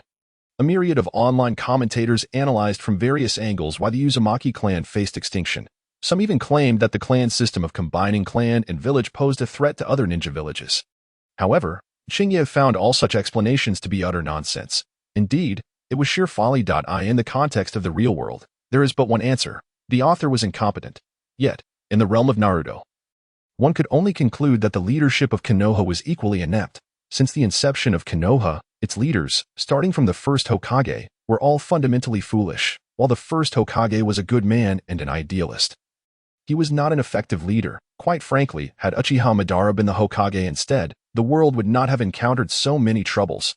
Although Madara was eventually misled by Kaguya, it was merely due to his constrained access to information. In truth, had he been Hokage from the beginning, he would have continued waging war, joining forces with Hashirama to sweep across the entire shinobi world and achieve complete unification. The legendary Susanoo and the Great Buddha technique would not have been mere boasts. They possessed the strength to accomplish such feats. Subsequently, the Uzumaki, Kaguya, and Kirigakure's bloodline clans would have all fallen under his dominion. If only he could have effectively integrated these resources. It would take merely a few generations for the entire shinobi world to ascend to unparalleled heights. However, this did not come to pass. Hashirama, out of a sense of benevolence, chose to halt the war, a decision that is defensible. Yet, his anticipated eradication of conflict proved to be utterly naive. Since his death, wars have raged on without cease. His successor, Tobirama Senju, was indeed a true genius in the realms of forbidden jutsu and ninjutsu research, but he too was inept in leadership. To speak plainly, for a Hokage to openly declare the Uchiha clan as an evil clan, regardless of its truth, was utterly indefensible. The Uchiha were Konoha's vital fighting force, leading the charge in every battle to defend the village. Now, with a single statement, he had severed the strongest clan from Konoha's mainstream. Furthermore, his words permanently influenced his own series of inept successors. This brings us to a rather intriguing point. After the second Hokage uttered those words, he likely regretted it deeply. He might have genuinely believed it. Yet he understood that he should not have spoken such sentiments aloud. Thus, he took Uchiha Kagami as his disciple, aiming to mend relations with the Uchiha clan. This move was rather astute. In this manner, there would be individuals within the Uchiha clan aligned with the Hokage lineage. Eventually, when Kagami succeeded as the Uchiha clan leader, the clan would naturally reintegrate into Konoha's core. This would yield a twofold benefit. As time passed, no matter who among his disciples became Hokage, they would share a brotherly bond with the Uchiha clan leader, fostering unity. Regrettably, Kagami later perished. The second Hokage failed to appoint another Uchiha disciple before his own demise. In fact, the death of Tobirama Senju was itself an act of extreme imprudence. However, Chingye could not voice any objections, for he was upholding the ideals he shared with his elder brother. In that moment, he embodied the true will of fire. The circumstances of the time compelled him to sacrifice himself for the sake of the younger generation. This was the authentic will of fire that Konoha had harbored for so long. The leaves that fall from the heights ignite upon touching the ground, turning to ash that nourishes the roots, thereby allowing the trees to grow ever taller. This philosophy was one that he and his brother, Hashirama Senju, had proposed and actively practiced. Thus, despite Chingye's disdain for his leadership abilities, he could not overlook the essence of his convictions. However, I am still inclined to regard the two of them as competent Hokage. As for the third Hokage, there is simply no chance of redemption for him. The first and second Hokage took matters into their own hands when issues arose. During the era of the first Hokage, when Uchiha Madara defected, he personally pursued him. The second Hokage, upon returning from negotiations with the Cloud Village, encountered an assassination squad. He chose to stay behind, allowing the younger generation to survive. They were true leaders who embodied the will of fire. Now, let us examine the third Hokage. When frontline personnel were insufficient, he hastily promoted a bunch of inexperienced children to graduate early and take their place. The reputation of the Konoha White Fang was too high and posed a threat to his chosen successor. So what did he do? Simple. He tarnished his name. What? He committed suicide. Well, that is unfortunate, but it's not our loss. Orochimaru conducted human experiments within our village, resulting in the deaths of numerous villagers. What to do about that? Naturally, he was allowed to leave. After all, a few civilians and ordinary ninjas lost their lives. Orochimaru is one of us. How could that possibly compare? It seems the Uchiha clan harbors grievances against the village. This is a question I can answer. The second Hokage once declared that the Uchiha were a malevolent clan. What? You say he also mentioned that the Uchiha were a clan of love? That is impossible. He must have only said the former. Indeed, the Uchiha are an evil clan. Thus, it would be best to eliminate them entirely. As for taking in a child from the Uchiha clan as a disciple, that is utterly out of the question. Such a child could potentially become Hokage in the future. That is absolutely unacceptable. The Hokage must come from my lineage. What? You suggest that Konoha would suffer significant losses as a result? That is quite simple. There are plenty of children in the Ninja Academy. We can just promote them to graduate early and fill the ranks. They are mere cannon fodder, who can rival the numbers of Konoha. In light of Sarutobi Hiruzen's various leadership decisions, Aoyan can only sigh and reflect that he has learned nothing good, but all the bad habits have become ingrained within him. Truly, it is far easier to learn the wrong path than the right one. When the Uzumaki clan was annihilated, Uzumaki Mido was still alive. Regrettably, she had clearly lost her voice in Konoha by that time. Otherwise, it is inconceivable that she would have stood idly by as her clan was completely eradicated. Of course, the most audacious move was still Sarutobi Hiruzen's. What? You say the Uzumaki clan was attacked? They are our allies. I can answer that. As allies, we merely send a few people to observe as they perish. Oh, and let us select a suitable one to bring back as a host for the tailed beast. Aoyan finds it impossible to articulate just how foolish this operation is. As the ally most closely connected to Konoha, the village stood by while not only did they lose the Uzumaki clan, but they also completely forfeited their deterrent power within the ninja world. When your allies are casually slaughtered and you do nothing. What message does that send? It implies that Konoha is a collection of cowards. Wouldn't this incite others to seize the opportunity? Look at how brazenly the Cloud Village behaved afterward, directly storming into Konoha to abduct Kushina and, during the peace negotiations, invading the Hyuga clan to kidnap Hinata. They repeatedly provoked Konoha, while Sarutobi Hiruzen did nothing in response. If we consider the perspective of the lower-class citizens, there might be some justification for their reluctance. Why would we venture so far to aid the Uzumaki clan in their battles? Alien is unaware if the Uzumaki clan ever assisted Konoha in warfare, but given the turmoil of the Warring States period, it is highly probable they did. From a political standpoint, even if Konoha did not genuinely wish to engage in conflict with other ninja villages on behalf of the Uzumaki clan, they could have employed more mature strategies to address the situation. They simply needed to deploy a small number of troops to conduct a rescue operation when the Uzumaki clan was in peril. Whatever they could save would be a boon in doing so. Konoha would easily acquire the bloodline of the Uzumaki clan, which is the most exceptional bloodline in the entire ninja world. Such an acquisition would undoubtedly enhance Konoha's overall strength dramatically. The key is that these descendants of the Uzumaki clan, having endured the pain of their clan's destruction and Konoha's rescue, would inevitably develop unwavering loyalty to Konoha while harboring extreme animosity toward other ninja villages, particularly the Cloud and Mist ninjas. Thus, should conflict arise, these Uzumaki individuals would make for the finest warriors. Even as cannon fodder, they would surpass those children who have not yet fully matured. Aoyan truly struggles to comprehend Sarutobi Hiruzen's line of reasoning. Konoha needed only one Jinchuriki, so they brought back just Kushina. But to speak bluntly, Jinchuriki are a strategic-level resource. Is one Kushina truly sufficient? What if something unforeseen occurs during her development? With so many backups available, you choose to ignore them all. The concept of strategic reserves is entirely absent from his decision-making. Is this the choice of a capable leader? After the annihilation of the Uzumaki clan, the choices made by the remaining members were telling. Yakumo's mother preferred to take her to the Grass Village, a lesser-known place, rather than to the more reputable Konoha. Konoha's good reputation has always been reserved for enemies. It is akin to the present, where a ninja from Konoha appears and kills the grass ninja who harassed her. Yet, Yakumo's mother's first reaction is not joy, but wariness. Aoyan feels helpless. It is indeed the sins of those old fossils in Konoha. Regardless of the reasons behind the fall of the Uzumaki clan, the sight of orphans and widows being treated as mere bloodbags and subjected to constant abuse has shattered Aoyan's moral compass. As you can see, I am a ninja from Konoha, yet today I stand not as a representative of Konoha, but of myself. Upon hearing this, Yakumo's mother visibly relaxed her demeanor. It seems that reality is indeed somewhat absurd. When one mentions Konoha, there is a sense of suspicion. However, speaking as an individual garners more trust. This is the Grass Village. We find it difficult to leave. If you truly wish to save us, take my daughter away. Her name is Uzumaki Yakumo. Before she could finish, Aoyan interrupted her. Have you considered what Yakumo would experience if I took her away? Perhaps I am a villain myself. I might take her merely to use her as a blood bag, or even for human experimentation. Have you thought about whether she would resent you for that, and without your presence, how could she grow up healthy? Yakumo's mother paused momentarily, then struggled to rise.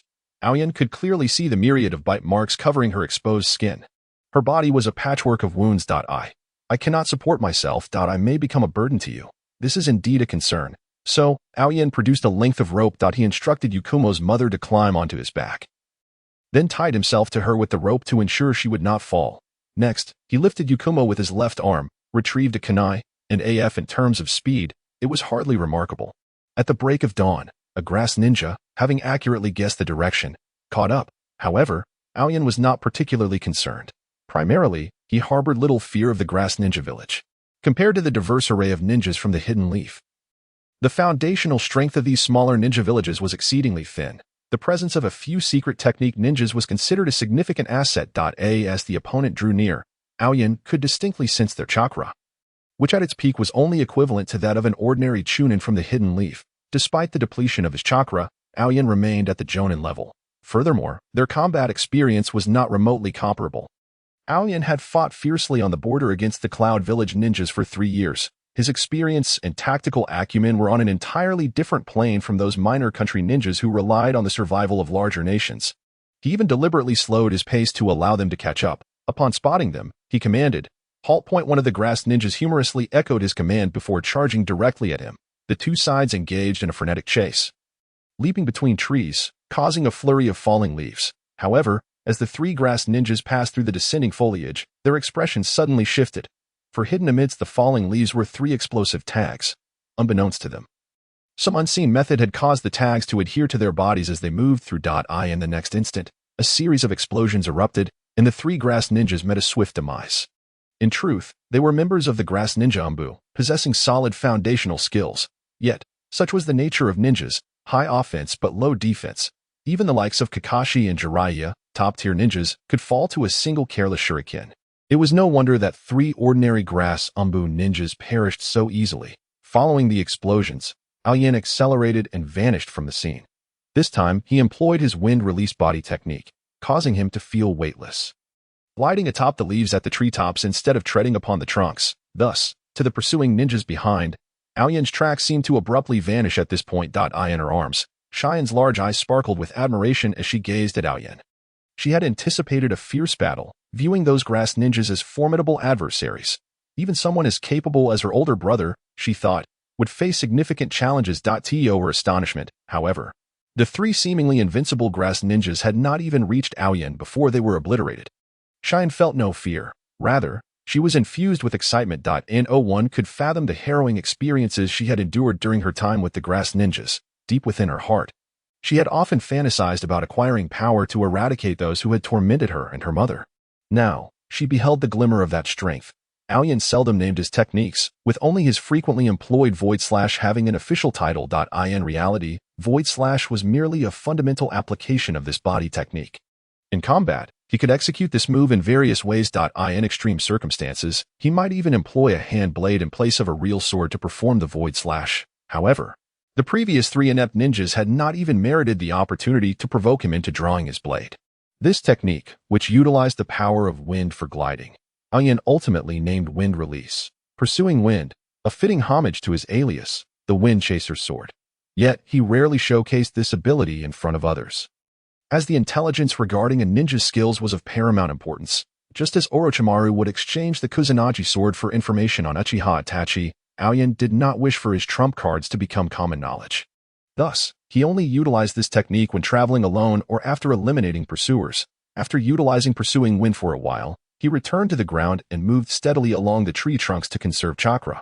The pursuit capabilities of the grass ninjas were far less formidable than anticipated. In fact, it was not until he reached the border of the land of grass that a second group of pursuers finally approached their location. Prepared for the impending arrival of the second wave, Aoyan's words stirred concern in Cheyenne's mother, who was on his back. Yet, the young Cheyenne felt no fear. Rather, she was filled with excitement. Aoyan knew well that this little girl would ultimately survive under Orochimaru's care and even come to independently manage a base. Aside from her slight obsession with appearances and infatuation with Sasuke Uchiha, Cheyenne was undeniably a remarkable individual. This was precisely why Aoyan had ventured into the Grass Ninja Village to rescue her. Apart from her unique healing abilities, the girl herself was an exceptionally talented person. Aoyan had many plans for the future, and he could not manage all aspects alone. He required skilled allies, and Cheyenne was among his chosen candidates. This time, the pursuing Grass Ninja team was larger, comprising 6 members. Their objective was clear. They ignored the distractions left by Aoyan and pursued him directly. They likely had a sensory unit among them. Caution was warranted. This time, things were about to get serious. Cheyenne responded emphatically from his arms. A sharp sound pierced the air, followed by a volley of shurikens and kunai in various forms. Aoyan suddenly accelerated, evading the onslaught from behind. However, 3 grass ninjas had already bypassed his position, forming a pincer formation with another group. Hidden Leaf Ninja, why have you abducted our people? Do you intend to incite war? Upon hearing their accusation, Aoyan felt a sense of absurdity. What could he say? The implication in the grass ninjas' words was glaringly clear. If they did not release their captives, they would declare war. Yet, those in the know understood the truth. 5 grass ninja villages could not contend with a single hidden leaf. Even during the weakest period in its history, the hidden leaf could not be shaken by a mere grass ninja village. Thus, anyone with a modicum of intelligence would realize that even if Aoyan had indeed taken their comrades, the grass ninja would never dare to wage war. At most, they would send an envoy to complain to the hidden leaf. In reality, the grass ninja were quite adept in diplomacy. Their alliance with the hidden leaf was largely due to their exceptional diplomatic skills. To put it simply, they were skilled at ingratiating themselves. War? Do you truly believe you are worthy? Frankly, I possess very legitimate and irrefutable reasons for taking them, but in the face of your rabble, I can't even be bothered to explain. After all, as long as everyone who sees me is dead, there should be no problem. So, are you ready to die? With that, Aoyan gently set Cheyenne down and untied the ropes binding her mother on his back. Cheyenne, take care of your mother. It will be over soon. Okay. Such a good girl. Aoyan affectionately ruffled Cheyenne's hair before rising and drawing the Kusanagi sword from his back. This time, he refrained from employing the explosive tag trap he had used previously. For one, the enemy had already become wary of it, and for another, there was likely a dedicated sensory ninja among them. Such a crude trap would be difficult to deceive them. Upon witnessing Aoyan unsheathing his sword, several grass ninjas appeared to grasp the situation. You, the wind chaser sword of the hidden leaf, Aoyan Kawakawa. Heh, it is truly regrettable that even you worthless ones have heard of my insignificant title. No sooner had he spoken than Aoyan vanished from their sight, though his words dripped with mockery. In actual combat, Aoyan never underestimated any opponent. Thus, he unleashed his full strength from the outset, coupling wind release with the body flicker technique. He transcended the comprehension of the grass ninjas. In the next moment, one member of the trio ahead had his head sent soaring into the sky. The other two, possessing decent skills, managed to react in time and evade the subsequent void slash. However, that was the extent of their fortune. The two swiftly retreated, hands forming seals as they sought to unleash a certain technique. Yet before they could finish their seals, Aoyan had already appeared before one of them, sweeping the Kusanagi sword across and severing the opponent's throat. Wind release. Great breakthrough. One grass ninja finally completed his technique. However, Aoyan did not even spare a glance, charging directly at the jutsu. Simultaneously, a whirlwind of chakra enveloped him. At the moment of collision with the great breakthrough, the two wind release techniques instantly nullified each other, generating a chaotic gust of wind that scattered in all directions, amidst the incredulous gaze of his adversary. Chingya effortlessly traversed the turbulent winds and materialized before him. Wind release, a ninjutsu of unparalleled mastery, was Chingya's forte. Unlike the ninjas from those minor villages, who were infatuated with powerful techniques, he had devoted himself from the outset to the essence of wind release itself. Having refined it to an extraordinary level, his command over conventional wind release techniques had reached a capacity reminiscent of cinematic air-based abilities. With but a mere thought, he could manifest various forms of relatively simple wind release ninjutsu.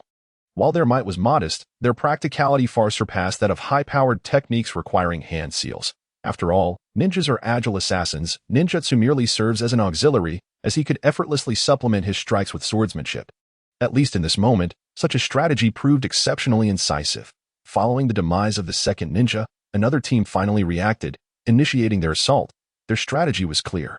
They had no intention of confronting Chingya head-on but instead charged directly at the mother and daughter, Xianglin and her child. Chingya swiftly changed direction, racing towards their side. Yet, visually, it was already too late. Another group of grass ninjas was closer and had nearly reached them. Chingya hurled two kunai from his left hand, but his aim fell short. The kunai were effortlessly dodged by the grass ninja, embedding themselves in two trees before Xianglin and her daughter. Success. The grass ninja exulted inwardly. He recognized the formidable strength of this Konoha ninja. Yet he perceived a weakness. The adversary was evidently concerned for the mother and daughter. If he could seize them, his life would be spared. Just then, a teammate behind him suddenly shouted, "Watch out! Watch out!" What for? That Konoha ninja is still a distance away, and the kunai did not even graze me. The grass ninja, moving at high speed, failed to halt his advance, reaching the side of Xianglin and her child. He extended his hand, intending to grasp the mother who stood protectively before her daughter. However, at that moment, he felt something was amiss. His perspective became uncomfortable, and he inexplicably found himself gazing at the sky.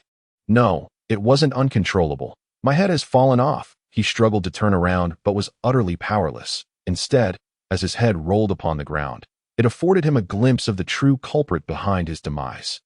The tails of those two kunai were connected by an exceedingly thin wire. Just when he thought the opponent had missed, the kunai had set a simple trap between the two large trees. This level of trap could easily be disowned even by children in ninja school, yet in that fleeting moment, he had desperately sought to outpace the Konoha ninja and seize the mother and daughter first. The adversary had exploited this urgent mindset to orchestrate a trap so deceptively simple that it had cost him his life. The foremost grass ninja perished, while the ones behind barely evaded the fate, sustaining injuries to one hand. Only the last remaining grass ninja, seemingly a sensor type, successfully avoided the trap. Chingya's maneuver was sufficient to be enshrined in the tactical textbooks of traditional ninjas.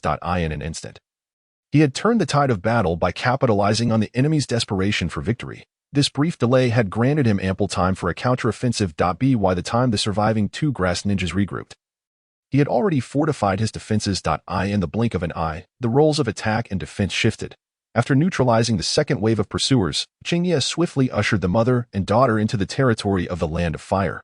However, shortly thereafter, another squad of grass ninjas audaciously pursued him into the Land of Fire. This revelation indicated that Konoha, the foremost village in the ninja world, seemingly wielded little deterrent against the grass ninjas. Fortunately, the few grass ninjas dared not venture deeper, as Konoha had stationed sentries along the border. While wandering in uninhabited zones might go unnoticed, being discovered by a sentry would classify them as illegal intruders, potentially escalating into a crisis of war. It was not that ninjas from other nations could not enter the Land of Fire, but rather that ninjas operated as military units. Should they wish to enter, they must follow the proper channels. The grass ninjas who had entered the Land of Fire ultimately chose not to pursue Chingye any further, retreating in resignation. We are safe now, Chingye declared, setting down the mother and daughter. After a long journey, during which he had dispatched 6 grass ninjas, Chingye felt considerable fatigue himself. As he had mentioned before, his chakra was limited. Every journey and battle required meticulous management. In the wilderness, he located a cave and, after consuming a soldier's pill, restored a significant portion of his chakra. He then hunted a few wild fowl and rabbits, roasting them for dinner, after indulging in a hearty meal. The weary Xianglin fell into a deep slumber in her mother's embrace. Observing this, Chingye retrieved a blanket from his sealing scroll and handed it to Xianglin's mother. "Thank you," she replied softly, gently laying Xianglin down and draping the blanket over her. Subsequently, Xianglin's mother rose and solemnly bowed to Chingye. "I am Uzumaki Yumi, and I am grateful for your assistance." Chingye helped her to her feet. "There is no need for such formality. My rescue of you both serves a purpose of my own. In the future, you may find yourselves in my service." He did not shy away from revealing his intention for the two to work for him. Xianglin's mother appeared unfazed. In this world, there exists no unmotivated benevolence.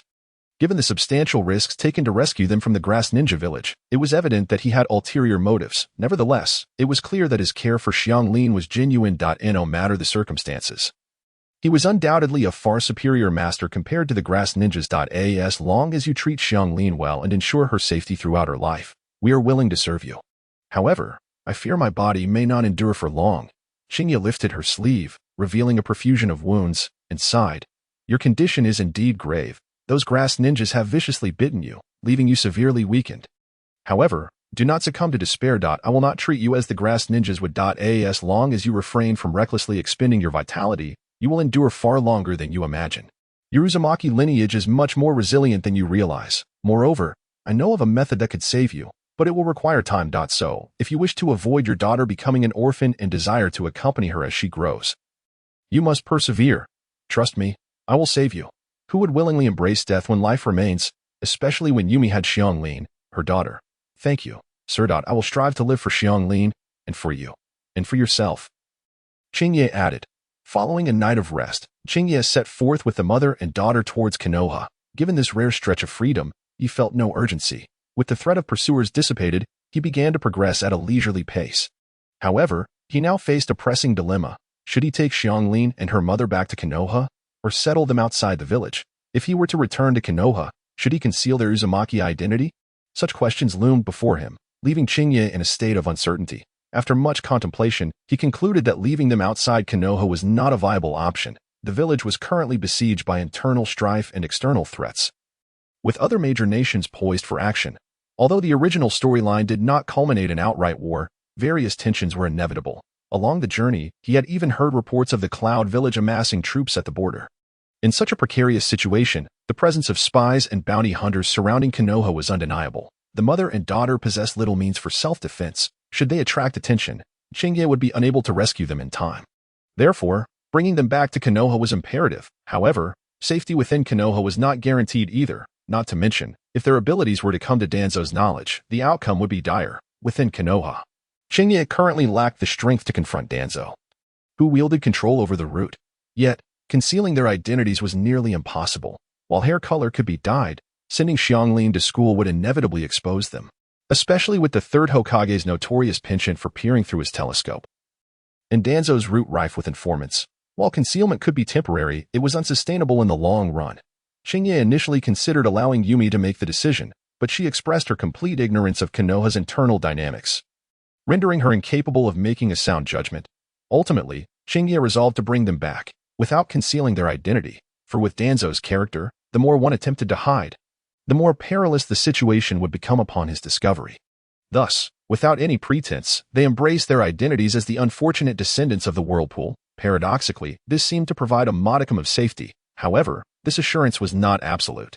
Aoyan needed to take further measures to enhance the security of their situation. Upon reaching the gates of Konoha, Aoyan calculated the passage of time. It had been over a month since he had embarked on his mission. At the entrance, utilizing his status as a Chunin, he vouched for the two women, successfully passing the scrutiny of the two gatekeepers of Konoha. Yet, before he could reach home, he encountered a messenger from the ANBU. Aoyan, you are to report to the Hokage's office immediately. Understood. Although he verbally acknowledged the command, Aoyan did not hasten to the Hokage's office. Instead, he first escorted the mother and daughter to his own residence. Well, I live alone, so it might be a bit untidy. Please bear with me until I return to tidy up. Listen, Yumi, this is Konoha. In most cases, it is quite safe here. However, I cannot guarantee absolute security. Therefore, please refrain from wandering about. Stay here until I come back. Also, do not forget the strategies we discussed. I understand. Sir. Yumi's cheeks flushed slightly as she nodded in agreement. She then carried Karin inside, where the little girl promptly fell asleep again, likely due to the constant fear she endured in the grass village. Following Aoyan, she had been exposed to the elements, yet she slept soundly, often dozing off on Aoyan's back during their journey. After briefly settling the two, Aoyan turned and made his way towards the Hokage building. At the Hokage building, the Konoha F4 had been waiting for quite some time. Apart from Sarutobi Hiruzen, the other three expressed their clear dissatisfaction at Aoyan's tardiness. However, Aoyan paid little heed. In Konoha, if one were to be overly concerned with the opinions of the Konoha F4, one would likely find themselves aging prematurely. Thus, it was better to remain indifferent. Aoyan, why have you returned so late? Your teammates reported back and submitted their debriefing 2 weeks ago. Your delay of 2 weeks warrants an explanation. The two ever-present advisors were the first to voice their grievances. Surprisingly, Danzo remained silent. Aoyan could sense that Danzo held a modicum of interest in him, albeit not substantial. Reflecting upon it, he realized this was likely due to his perceived lack of talent. Danzo favored individuals with unique abilities, such as those possessing rare bloodline limits or secret techniques. Aoyan, who had risen through the ranks primarily due to his physical prowess, was deemed a lesser asset in Danzo's eyes. As a result, Danzo seemed less inclined to direct his ire towards Aoyan compared to the other two advisors. It is quite simple. I was injured. The intelligence provided by Konoha regarding Orochimaru was severely flawed, failing to mention that he had access to summoning beasts of such caliber. During our assault on his base, we were scattered by these beasts. I sustained injuries while attempting to flee, and my escape route was inadvertently altered. Thus, it took me longer than anticipated to return to Konoha. However, according to reports from the route, it appears that Orochimaru was primarily targeting members of the route. How do you justify your injuries? This was also a point of contention for Danzo. This mission had been a collaborative effort with Orochimaru, wherein Aoyan was to stage a token attack, while Orochimaru abandoned his base. The intent was for both parties to emerge with minimal losses. However, the unexpected betrayal from Orochimaru had left Konoha in disarray. 3 out of 4 members of the route had perished, and the sole survivor claimed to have been directly slain by Orochimaru. Indeed, I did not encounter Orochimaru himself. It was one of his subordinates. If I am not mistaken, he hails from the Kagaya clan of the Mist Village, possessing the Shikatsumiyaka bloodline limit. This youth was extraordinarily powerful, and his bloodline limit countered my tactics effectively. I was not his match and struggled greatly to escape. The moment Aoyan spoke, Danzo realized he was referring to Kimimaro, having collaborated with Orochimaru for many years. He was well aware of this formidable subordinate. Thus, Aoyan's narrative held logical consistency. At this juncture, Hiruzen Sarutobi interjected, "All right, Aoyan. This is merely a standard debriefing. We do not intend to hold you accountable. In truth, the mission's failure stemmed from a lack of intelligence. Principally, the responsibility does not rest with you.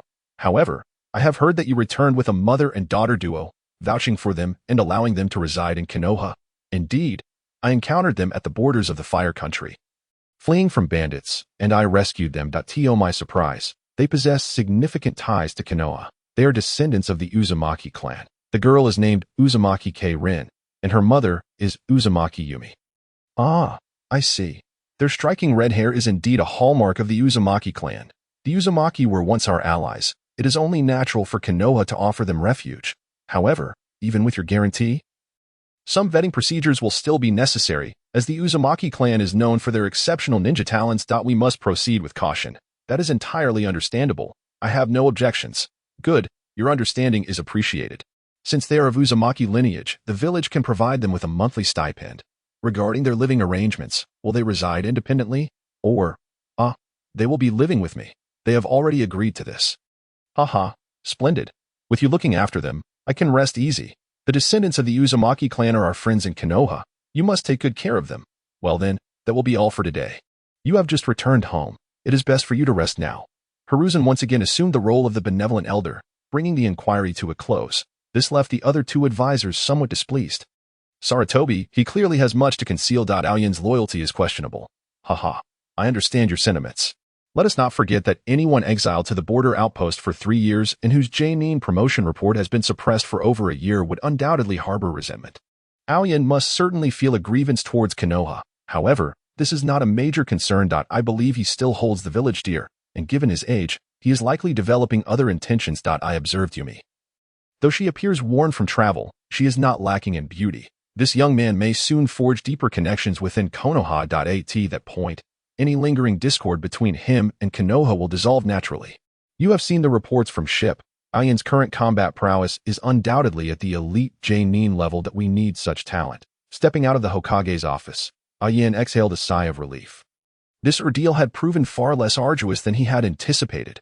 With Hiruzen's endorsement, the matters concerning Karin were no longer a cause for concern. Danzo's disdain for his seemingly mediocre abilities was, in fact, a boon. It seemed he could enjoy a few years of stability within Konoha. As he strolled through the commercial district, Aoyan pondered and decided to purchase some meat and vegetables from the market. Although Karin possessed the physique of the Uzumaki clan, she appeared emaciated, clearly displaying signs of malnutrition. It was evident she had not been adequately fed during her time in the grass village. If he wished for her to realize her potential in the future, she would need proper nourishment from this point forward. Upon returning home and opening the door, he was struck by an unfamiliarity. A closer inspection revealed that the entire courtyard had been meticulously cleaned, devoid of even a single fallen leaf. Stepping inside, he found Yumi diligently wiping down the furniture. The kitchen had also been tidied up in advance.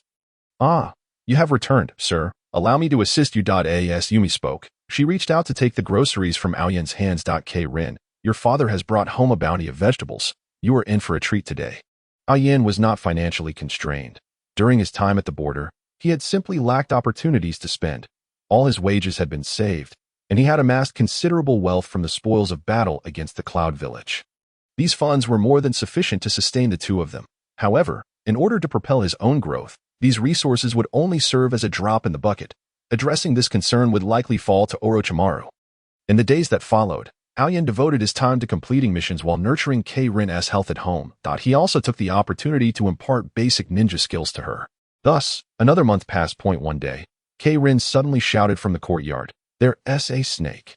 Regarding Orochimaru, a ninja who had mastered the art of snakes, Aoyan could only express admiration. The white serpent on the ground was unmistakably a signature of Orochimaru. He gestured for Yumi to take Karin inside while he accompanied the white snake to another room. Once inside, the white snake, seeing that no one was around, opened its mouth and unfurled a scroll. As Chingye unrolled the scroll, a plume of white smoke swirled before him, and to his astonishment, Orochimaru materialized before his very eyes. No, it could not possibly be the genuine Orochimaru. This audacious individual would not dare to enter so brazenly. It must be some form of special clone. Utilizing the white snake and the pre-prepared reverse summoning technique, he had appeared before Chingye. Such a method was indeed quite sophisticated and convenient. However, it was not entirely insurmountable. Should Konoha take notice, the barrier team would be capable of sealing off such reverse summoning. Lord Orochimaru, it has been a while. Chingye greeted. Jinken, I have missed you dearly. I can hardly wait to engage in our next transaction. Orochimaru replied, his tone laced with eagerness. Chingye had anticipated that Orochimaru would reach out to him, though he expected it to take at least 6 months. To his surprise, it had only been around 3 months before this encounter. And the method employed was perilously bold. This could only signify one thing. Orochimaru had likely taken the information Chingya provided and personally tested it, while it was true that Uchiha Itachi could nearly defeat Orochimaru. The reality of ninja confrontations placed immense value on intelligence. With Orochimaru's cunning, if he were adequately prepared, even Uchiha Itachi might not emerge unscathed. Of course, it was evident that neither side had fully committed to a fight. Otherwise, should Uchiha Itachi unleash his full power with the Tenseigan and the Totsuka blade, Orochimaru would have met his end swiftly. However, Uchiha Itachi likely refrained from a fierce confrontation in order to preserve his eyes for Sasuke. Thus, it was reasonable to conclude that Orochimaru had confirmed the validity of Chingya's intelligence, prompting his eagerness to continue their dealings. After a moment's contemplation, Chingya spoke. Very well. What information does Lord Orochimaru seek? The Rinnegan. I desire intelligence regarding the Rinnegan, he replied. Pardon my candor, but this may well be the most valuable information in the entire ninja world, although I only possess a fragment of the knowledge. Its worth is immeasurable. Indeed, Chingya-kun, your curiosity has piqued my interest. This arcane information is beyond my grasp, yet you seem to possess insight. Rest assured. I understand your expectations of an equitable exchange. I too am prepared. Excellent. Let us commence. Firstly, the Rinnegan possesses a multitude of abilities, yet I am only familiar with those exhibited by the leader of Akatsuki. Additionally, there is something I must clarify beforehand. Lord Orochimaru.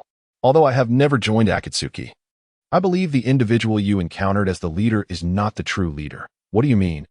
Orochimaru inquired, intrigued. This is one of the Rinnegan's capabilities. What you have witnessed is likely a special puppet created using the Rinnegan. It surpasses conventional puppetry in sophistication. The leader of Akatsuki can perceive the sights and sounds of the puppet as though he were present in person. Furthermore, the puppet can utilize the unique abilities of the Rinnegan. There are, in total, 6 such puppets. The final statement caused Orochimaru's expression to shift slightly. Although he had never battled the leader, he was well aware of the strength possessed by the members within Akatsuki. To his knowledge, the leader had always been the individual they had encountered, never revealing another. This implied that a single puppet had subdued those formidable rogue ninjas. The mere existence of 6 such puppets was alarming. The puppet you have seen is known as Devapath. It can wield 2 abilities of the Rinnegan, namely Shinra Tensei and Basho Tenin. Shinra Tensei generates a repulsive force capable of repelling all objects, ninjutsu, and even energy. When unleashed, it manifests as a flawless technique of both offense and defense. Conversely, Basho Tenin performs the opposite function, drawing people, objects, or ninjutsu towards itself. Representing absolute control in ninjutsu. At this juncture, Chingya chose to withhold further details. Though he was acutely aware of the abilities of the remaining 5 paths, divulging too much information at once would be rather excessive. Moreover, should he reveal everything, Orochimaru might not possess equivalent offerings in return. It was vital to remember that this intelligence had been obtained through Jiraiya's sacrifice, rendering its value immeasurable. That concludes my knowledge on the capabilities of the Rinnegan. I am certain that the Rinnegan possesses even more abilities yet to be revealed. This is primarily due to the fact that, at present, no one in the ninja world holds the qualifications to elicit those powers. I see. I acknowledge the merit of this information. Chingya-kun, please state your demands. What is it you desire? I require knowledge of sealing techniques. I need comprehensive data, from the fundamentals to the advanced applications. Lord Orochimaru, you possess exceptional expertise in sealing techniques. I trust this will not pose a challenge. Chingya asserted. Sealing techniques? Orochimaru mused. I must admit, your requests continually surprise me. Aside from our initial transaction, where you sought the Kusanagi sword, and our second encounter, where you requested Danzo's blood sample, I had anticipated you would ask for forbidden techniques, or perhaps another Kusanagi sword, considering a swordsman's proclivity for such artifacts. Yet, you have opted for information on sealing techniques. Very well. I shall compile a comprehensive dossier on sealing techniques for you shortly. Now, let us proceed. Clearly, the prior intelligence had not satiated Orochimaru's appetite. He sought further revelations. Chingya contemplated that the information concerning the Rinnegan might have been somewhat lacking, as Orochimaru likely lacked the means to validate it against Itachi. To put it bluntly, should Orochimaru dare to provoke Nagato at this juncture, he would likely find himself at a severe disadvantage. Agreed, Chingya affirmed, allowing the transaction to continue. Excellent. What I wish to know next is the origin of the Rinnegan, Orochimaru inquired, his question somewhat ambiguous. Yet Chingya grasped the underlying intent. He had not anticipated that Orochimaru would ponder this angle. This inquiry is also one I am pursuing. That I can only share what I know, Chingya responded. Very well that I trust you. Chinye-kun will not disappoint me. Chinye carefully selected his words, ensuring that Orochimaru felt he was gaining substantial insights while simultaneously avoiding inciting his greed. My current conclusion is that the Rinnegan is likely an evolution of the Sharingan. Given Orochimaru's own obsession with the Sharingan, it would be wise for him to continue his pursuit of it. As Chinye articulated this answer, Orochimaru's eyes gleamed with intrigue. He had not anticipated that the secret of the Rinnegan would lie so close at hand. I surmise there must be some unique conditions involved. After all, the Uchiha clan has not produced a pair of Rinnegan in many years. Wait, the Sharingan. Uchiha, are you implying that the true leader of Akatsuki is an Uchiha? No, I cannot say for certain. I can only assert that. Theoretically, it is a possibility. How fascinating. I am beginning to perceive that this ninja world is far more intriguing than I had previously imagined. Chinye-kun, I owe you a debt of gratitude for this intelligence. Speak. What do you desire in exchange for this revelation? Chinye pondered briefly before responding. I require a sample of the first Hokage's cells. Along with a complete set of equipment for human experimentation, the cells of the first Hokage represented a game-changing asset within the world of Naruto, an almost unfair advantage. However, few could withstand the ramifications of such power. Despite Konoha's extensive research over the years, only Yamato had successfully integrated them. Danzo required 10 Sharingan just to maintain control over his own arm. Such circumstances underscored the perilous nature of the first Hokage's cells. Orochimaru had once been infatuated with the first Hokage's cells, only to discover he could not endure their effects, leading him to shift his obsession to the Sharingan. Now, Chinye's proposal stirred many thoughts within him. Chinye-kun, have you discovered a safe method for transplanting the first Hokage's cells? If that were the case, he would not need to barter with Orochimaru. Konoha was currently conducting similar experiments. Are you aware of what it signifies to transplant the first Hokage's cells? Of course, Chinye replied. But, Lord Orochimaru, have you perhaps forgotten something? What is it? I am merely a common ninja. I lack the guidance of a Hokage, the inheritance of secret techniques, or a bloodline limit. In this world. No matter how hard I strive, my potential remains constrained. Throughout the years, I have never ceased my diligent training, extracting chakra. Yet, my total chakra volume pales in comparison to yours, falling short of even 1/10. Such is the lament of us common ninjas. By a fortunate twist of fate, I have acquired this intelligence. Now, my task is to transform this information into my strength. It seems that Aoba-kun is also someone who seeks power. I increasingly feel that you ought to come to me, Aoba-kun. This is the most suitable place for you to unleash your potential. I am deeply grateful for Lord Orochimaru's recognition, and I shall seriously contemplate this choice. That is reassuring. I have high hopes for you, Aoba. Given the circumstances, let us conclude this transaction here. Lord Orochimaru, you cannot linger here for too long. There may be A&B surveillance around my residence. Haha. The third Hokage remains as he always was. Very well then. I shall send you what you require shortly. Upon finishing his words, Orochimaru transformed into a mass of sludge, and the white snake dissipated into smoke. Aoba let out a slight sigh of relief. Wiping the sweat from his forehead, each encounter with Orochimaru felt like a mental duel. He was acutely aware that any hint of vulnerability would lead Orochimaru to consume him entirely during every transaction. He disclosed a significant amount of genuine and effective intelligence, yet it was always incomplete. This was a tactic to prevent Orochimaru from defaulting on his promises while simultaneously preserving the value of his information. Orochimaru was also aware that Aoba had not divulged everything. However, as long as he obtained substantial returns, he could restrain himself from taking action. Yet, such harmonious transactions could not endure indefinitely. Aoba's needs were too great. And Orochimaru's appetite would only grow. One day, Orochimaru would undoubtedly turn against him, seeking to extract all the information stored in his mind in one fell swoop. Before that day arrives, Aoba must ensure he grows capable of engaging in peaceful dialogue with Orochimaru, or even subduing him. To this end, he devised a series of plans. The cultivation of sage techniques took precedence. His affinity for natural energy had reached a remarkably high level, allowing him to absorb a significant amount of natural energy with little sensation of rigidity. At this pace, he felt he could attempt to complete his Sage Mode within 2 months. Once he mastered Sage Mode, his strength would ascend to an entirely new echelon, reaching at least the level of an elite Genin, if not that of a Kage. However, the reason he could not attain Kage level was due to his insufficient chakra reserves. Sage Mode did not solely rely on natural energy, at least in the initial stages. It required a mix of natural energy, chakra, and mental power. The infusion of natural energy enhanced his chakra and increased the potency of his ninjutsu. Yet, with an inadequate chakra reserve, this enhancement remained limited. This was a classic example of the barrel theory. His chakra was the shortest plank on Aoba's metaphorical barrel. Until this issue was resolved, his potential would always be constrained. The solution he contemplated for this dilemma involved transplanting Hashirama's cells. Yet the specifics required time and extensive experimentation. Furthermore, Aoba faced another weakness as a ninja of commoner origins. His reserves in ninjutsu, jinjutsu, and taijutsu were alarmingly scant. His time spent in the ninja academy was brief. However, it was well known that Konoha's academy primarily taught the transformation technique. Despite his relentless studies and exceptional performance in theoretical subjects, it proved to be of little consequence, aside from the transformation technique. He inherited a single D-rank ninjutsu named Wind Release, Wind Scythe, from his deceased parents. Indeed, apart from the transformation technique, that was all he knew. Building upon this wind-based technique, he developed the technique known as Void Slash. Subsequently, he engaged in a 3-year standoff along the border with Kumogakure, gradually developing additional complementary taijutsu techniques, along with the electromagnetic cannon as a finishing move. However, that was the extent of his abilities.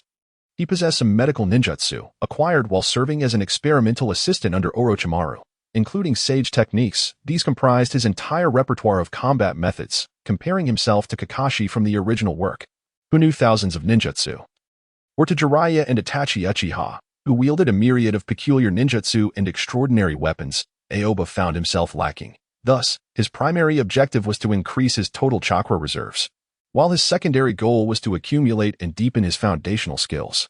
After Orochimaru's departure, Aoba stepped out of his room, only to find the door of the adjacent room slightly ajar, with Rin peeking through. It's all right. You needn't worry. The snake has left. Ah, that's wonderful. I dread snakes. They make me feel so nauseous. Is that so? I share that sentiment. This was the truth. Orochimaru's snake-related techniques were indeed rather unsettling. All right, Rin, come here. I shall examine your condition. Okay. Although Aoba was not a professional medical ninja, he had acquired knowledge in that area during his time under Orochimaru. He had considered pursuing a path in medical ninjutsu, as it seemed safer. However, his ceiling was too low, and having arrived in this world, how could he not aspire to seek higher levels of power? Rin, being still young, had endured numerous bites, yet her constitution was robust. After a period of ample nutrition and care, her body had begun to recover swiftly, and even the bite marks upon her skin were gradually fading. Your recovery is progressing remarkably well. At this rate, within a week, you should be entirely fine. By then, you can attend school. School? I have to go to school? Aoba Onaikin, I don't want to. Rin instinctively began to pout, but Aoba firmly declined her plea. Attending school is essential. I often have missions and lack the time to teach you. School will allow you to learn and solidify foundational ninja knowledge. Most importantly, it will enable you to meet peers. Do not worry. Konoha's students are quite different from those in the grass village. You will make new friends, which will benefit your growth. In truth, Aoba had another reason for wanting Rin to attend school. She belonged to the Uzumaki clan and possessed a basic chakra response within her. If he did not permit her to go to school, it would arouse suspicion. Once again, it was imperative to note that Konoha was not entirely safe. With Danzo lurking, he needed to remain vigilant. Allowing Rin to attend school openly would help dispel any prying eyes. This reasoning was known to Yumi.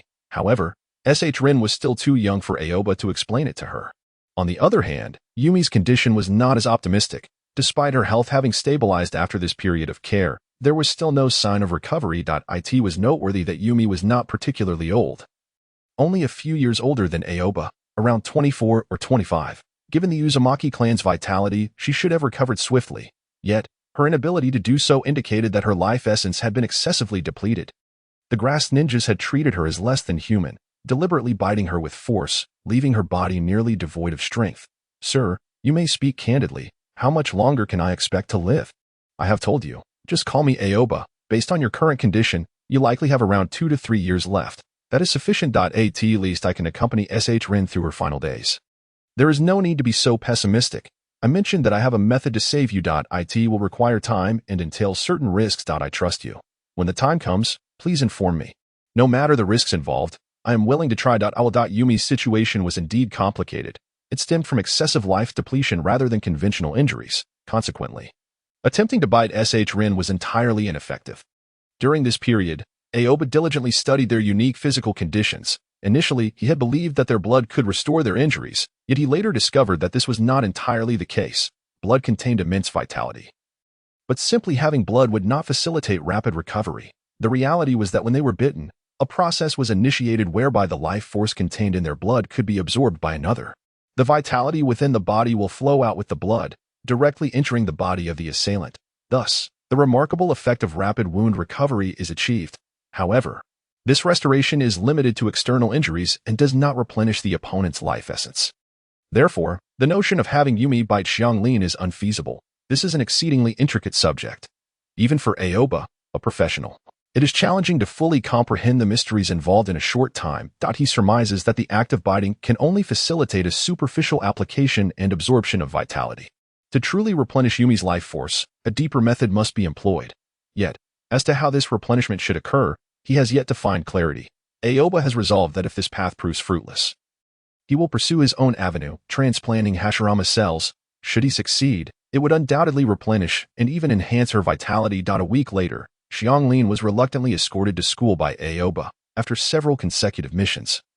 He had finally managed to secure a long vacation. Subsequently, he commenced his research in the basement of his home. Orochimaru's efficiency was remarkable. Within 3 days, the materials concerning sealing techniques and various experimental apparatus were delivered. Truthfully, Aoba envied Orochimaru's boundless resources and access to equipment. If he were to acquire these items himself, it would cost him tens of millions, if not over 100 million ryo. Yet Orochimaru simply provided them to him. Afterward, Aoba converted his basement into a laboratory and began to advance his research. The Hashirama cells had arrived, but another condition had yet to be met, so he refrained from proceeding for the time being. His current focus remained on Xianglin. Her unique constitution was undeniably practical. However, Aoba was not like those aberrant grass shinobi who would carry a little girl around merely to use her as a blood bank.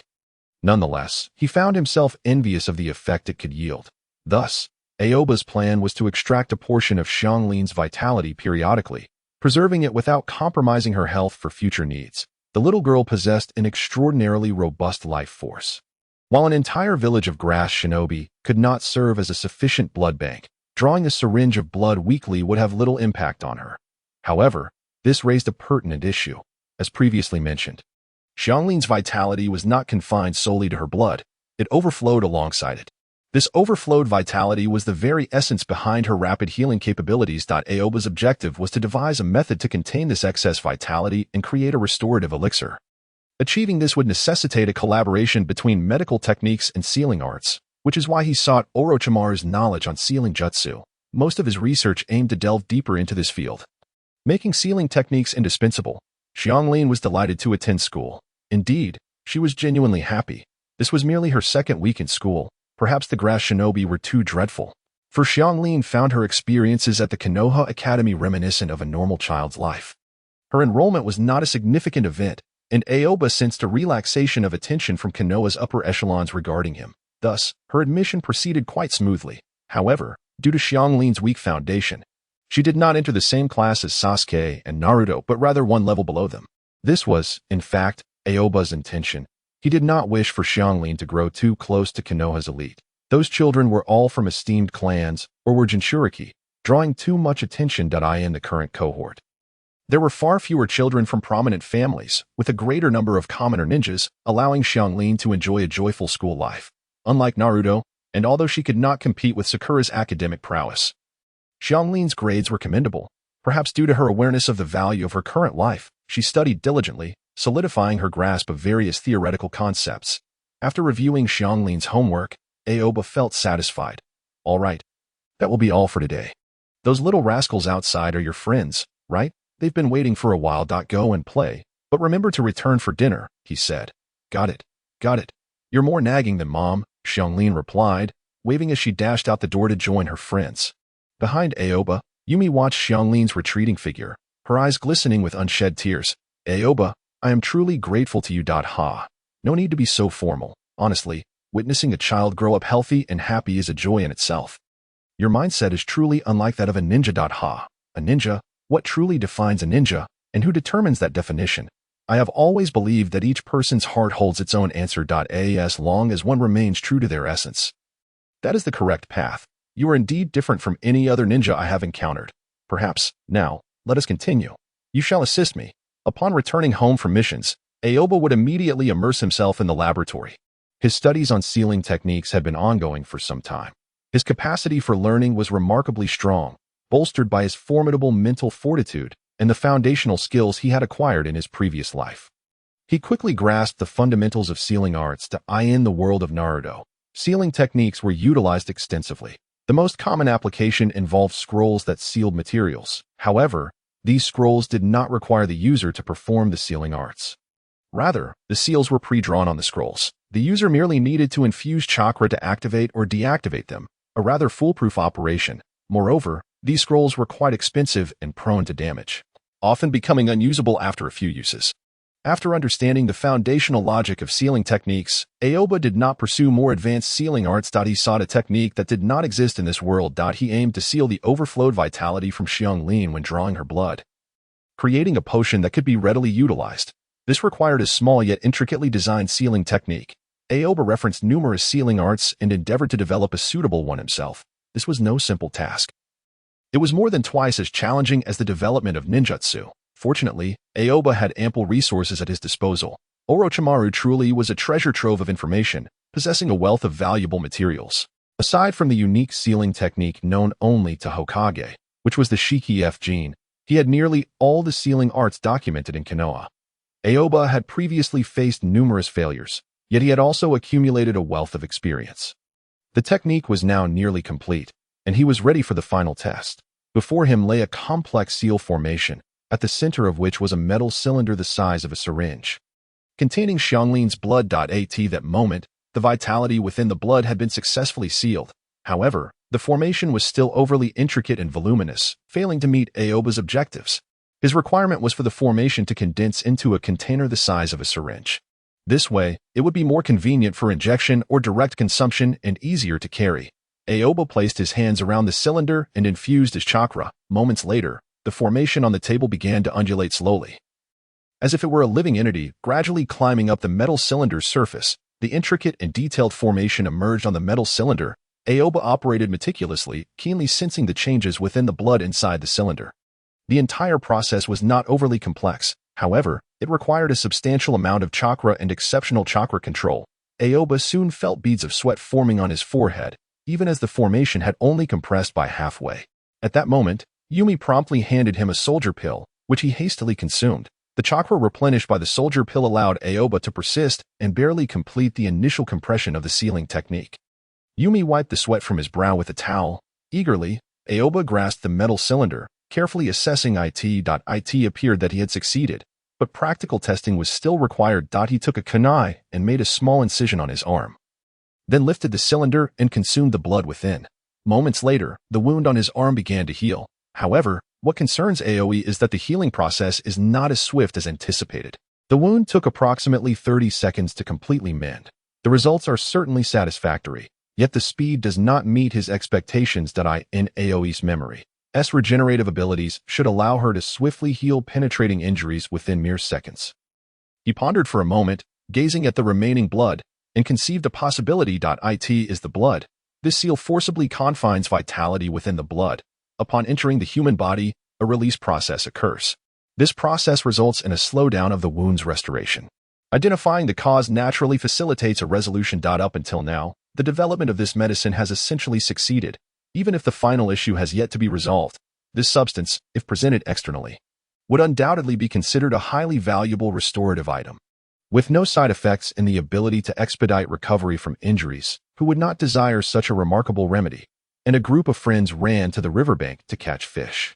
They were not like Naruto, who would fish only when food was scarce. Rather, they were simply a group of little children playing by the river, catching fish as a pastime, had never caught fish before.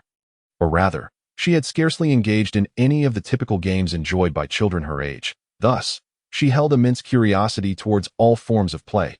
Each time she ventured outside, she would become utterly engrossed in play, prompting you to begin complaining that the young girl was no longer acting like a girl. Aoe, however, did not mind. He understood that this was a way of compensating for the things she had missed out on. Such experiences were beneficial for her growth.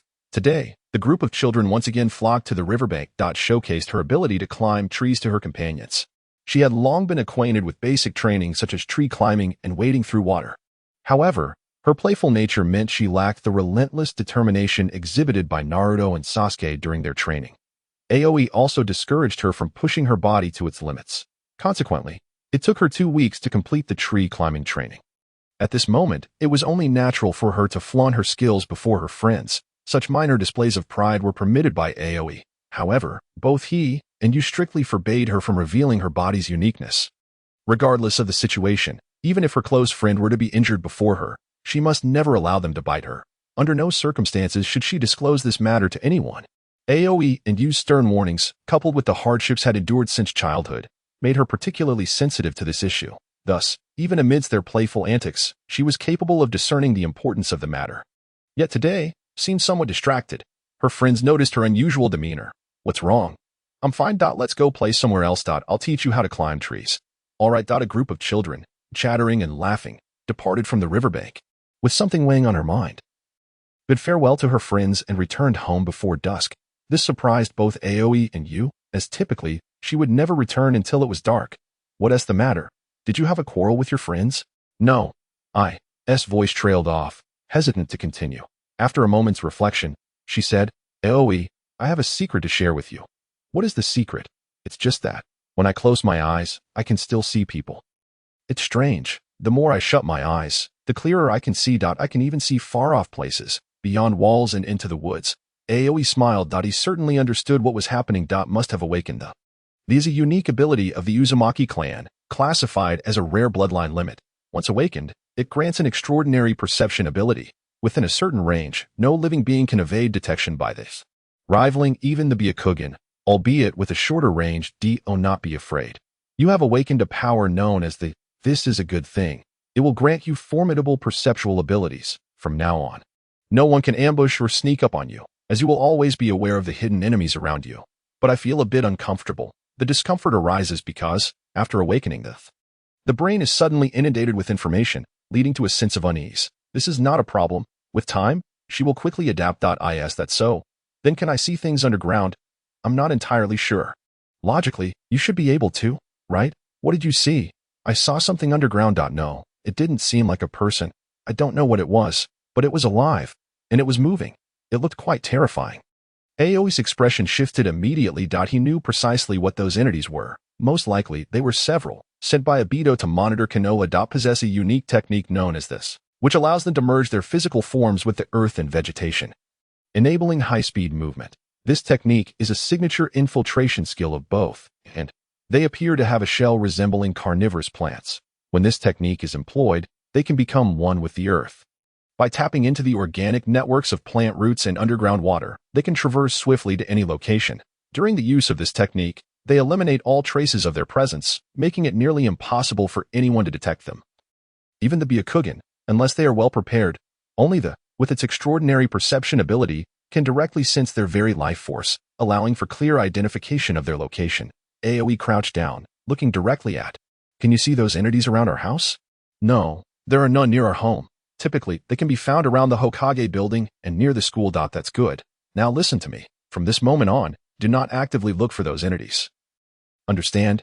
Do not seek them out, but remember their locations and inform me, all right? Understood. Is this a ninja's task? Of course, this is a mission I assigned to you. The primary objective of this task is to ensure your safety from being noticed by those entities. The second goal is to remember their locations. The third goal is to inform me if you see anything very close to the ground.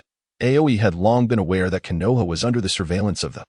Although these entities generally possess low combat capability, their skills in stealth and evasion are unparalleled within the ninja world. Given his current strength and technical resources, he could do little against them. Early awakening of the provided a crucial advantage, allowing him to grasp the positions of the surrounding Konoha. However, awakening so early also meant she was unprepared. Capturing those entities under the present conditions would still prove quite challenging. Most of them were hidden several dozen meters underground. At such depths, even if he had the earth manipulation skills of someone like Jiraiya, it would be difficult to capture them. The distance is too great. Before his techniques could take effect, the entities could have already burrowed hundreds of meters below the surface. Thus, he instructed to notify him if she spotted anything near the ground. Yet, Even if they were to approach the surface, it would still be precarious. Aoi needed to make further preparations that were a pivotal aspect of his upcoming plans. He had even halted all other experiments to focus on capturing them. This is a technique exclusive to the, making it difficult to categorize within any specific ninja style. Once activated, this technique allows them to traverse freely through the earth, plants, and even subterranean rivers involving elements of earth, wood, and water. Essentially, it is an exceptionally advanced infiltration method. Furthermore, they execute this technique silently, without the need for the hand signs that ordinary ninjas employ. It is almost instinctual, akin to a bloodline limit. Thus, countering this technique based on its elemental properties is nearly impossible. The only viable approach is to strike unexpectedly. However, even executing a surprise attack is no simple feat. For while most may lack significant combat strength, their sheer numbers are overwhelming. 100,000 white Zetsu, among them, undoubtedly, a considerable number possess formidable strength. Moreover, those who monitor Konoha cannot be mere triflers. Aoi contemplates that their adversaries should at least possess the prowess of a Chunin. Simultaneously, white Zetsu exhibit a formidable trait. Their vitality is exceedingly robust, making them difficult to eradicate through conventional means. These entities have transcended humanity. Their essence is more akin to that of plants, and plants cannot simply be pierced through with a blade. Thus, if one wishes to launch a surprise attack and swiftly subdue such beings, Aoi must revert to his current studies in sealing techniques. Aoi needs to develop a convenient sealing technique to promptly seal off all chakra and mobility of the white Zetsu. How to articulate this? It is challenging, yet not insurmountable. After several days of research, he finds himself at a standstill. It is not that there are no similar sealing techniques. Rather, those techniques are typically not swift enough, often slower than ordinary ninjutsu. Such methods are generally employed only after subduing an enemy, ensuring they cannot recover chakra to escape or retaliate. In summary, the ninja world does not possess the instantaneous sealing techniques Aoi envisions, for if such techniques existed, they would indeed surpass 99% of ninjutsu. However, one day while dining with Kakashi, he casually mentioned this idea, only to receive an unexpected response from Kakashi. Are you referring to the interrogation squad shackles? Aoi realized he had committed an empirical mistake. Having previously researched sealing techniques for vitality from scratch, he unconsciously approached chakra sealing in the same manner, forgetting that this is a world governed by chakra. There are, indeed, countless sealing techniques targeting chakra. Although directly utilizing these techniques may not be practical, they can be employed in conjunction with tools. The interrogation squad possesses more than one set of such specialized devices. Once shackled, no matter how formidable the adversary, they would be rendered incapable of utilizing even a modicum of chakra, even becoming completely weak and helpless. This is a tool specifically designed for dealing with ninjas.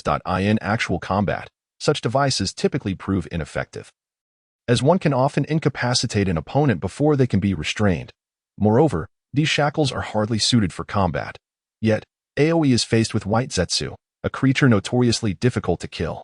Such beings epitomize the notion that even 3 strikes may not suffice.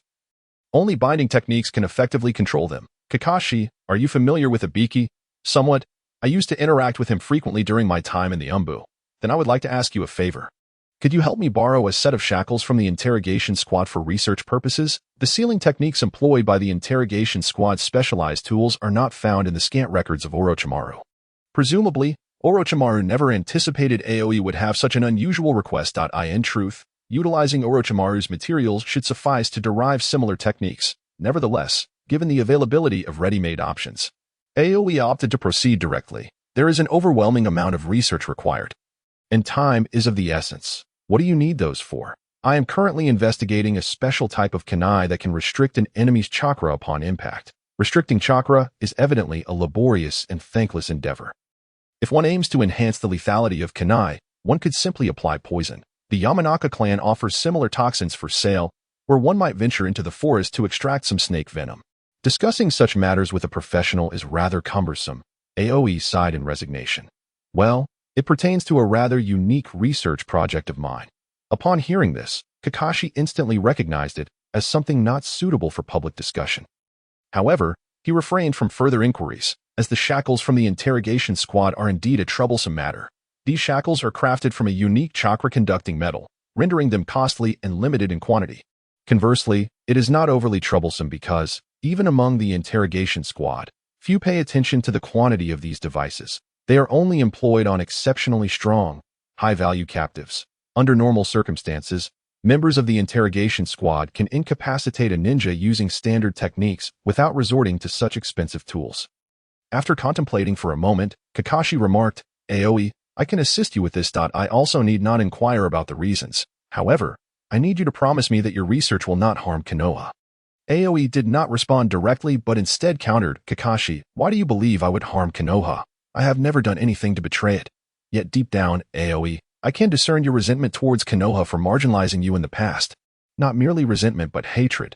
This marked Aoi's first realization that, while he believed he understood Kakashi, Kakashi similarly understood him. He had thought he concealed his feelings well, yet Kakashi, one of his few friends in Konoha, had seen through certain hidden aspects of his character. Although not entirely accurate, Aoi did not harbor hatred towards Konoha's leadership, but rather disdain for them. The underlying emotions were unmistakably genuine. Kakashi had interpreted Aoi's concealed feelings as hatred towards Konoha. "I must admit, Kakashi, your indifferent exterior often obscures the sensitivity of your inner self. However, before I answer your question, I must pose one to you. If you can answer it, I will respond to you in turn." "All right, go ahead and ask." "Very well, Kakashi. What do you believe Konoha truly is?" Upon finishing his query, Aoi did not wait for Kakashi's reply, but instead stood up, settled the bill, and departed. "Reflect on it and respond later."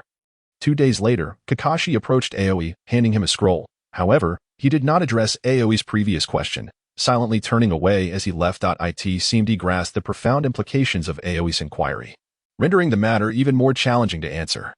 Aoi was not in a hurry. He needed allies within Konoha. While Kakashi may not be the most reliable person, he was, on the whole, an excellent choice. In this world, one can pursue strength through various avenues. At least during this period, influence is also a facet of power. The legendary Konoha White Fang was undeniably powerful, yet mere rumors sufficed to drive him to his demise. This suggests that, beyond his psychological fortitude, he lacked influence. The two ineffectual advisors among Konoha's elite, once prominent figures, are now merely bloated shadows of their former selves. Kakashi could likely defeat both of them with ease. Yet, they still wield considerable power in Konoha, capable of commanding Kakashi to risk his life with a mere word. Such is the might of influence. Before the era of overwhelming power arrives, influence remains a crucial element of strength. While Aoi seeks to enhance his own abilities, he also endeavors to cultivate his influence. He harbors no interest in the position of Hokage.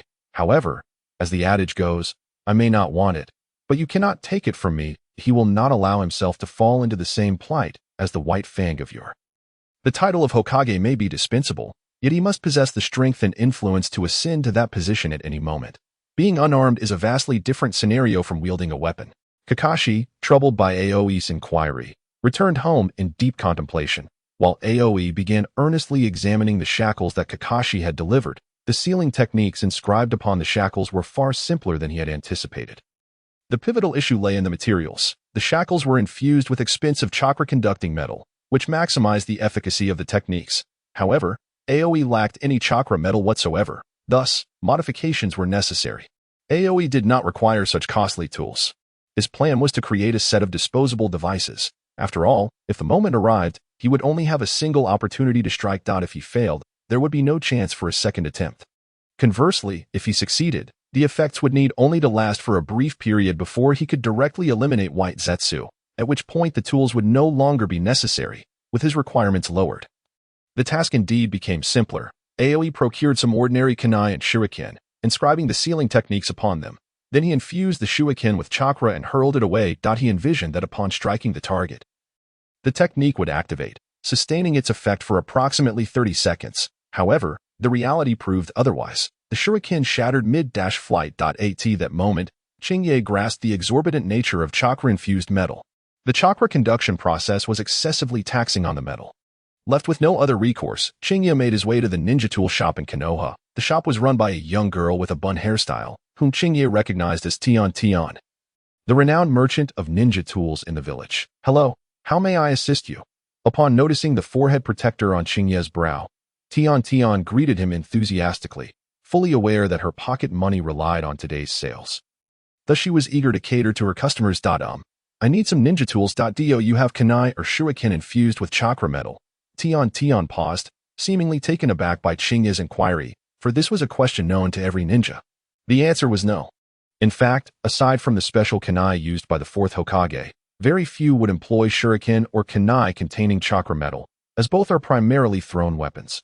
Although kunai can be used in close combat, they are predominantly for throwing. While retrieval is possible, opportunities to do so in actual combat are exceedingly rare. Furthermore, any ninja tool infused with chakra metal is prohibitively expensive. Even the wealthiest would find such consumption unsustainable. I am sorry, we do not carry such tools.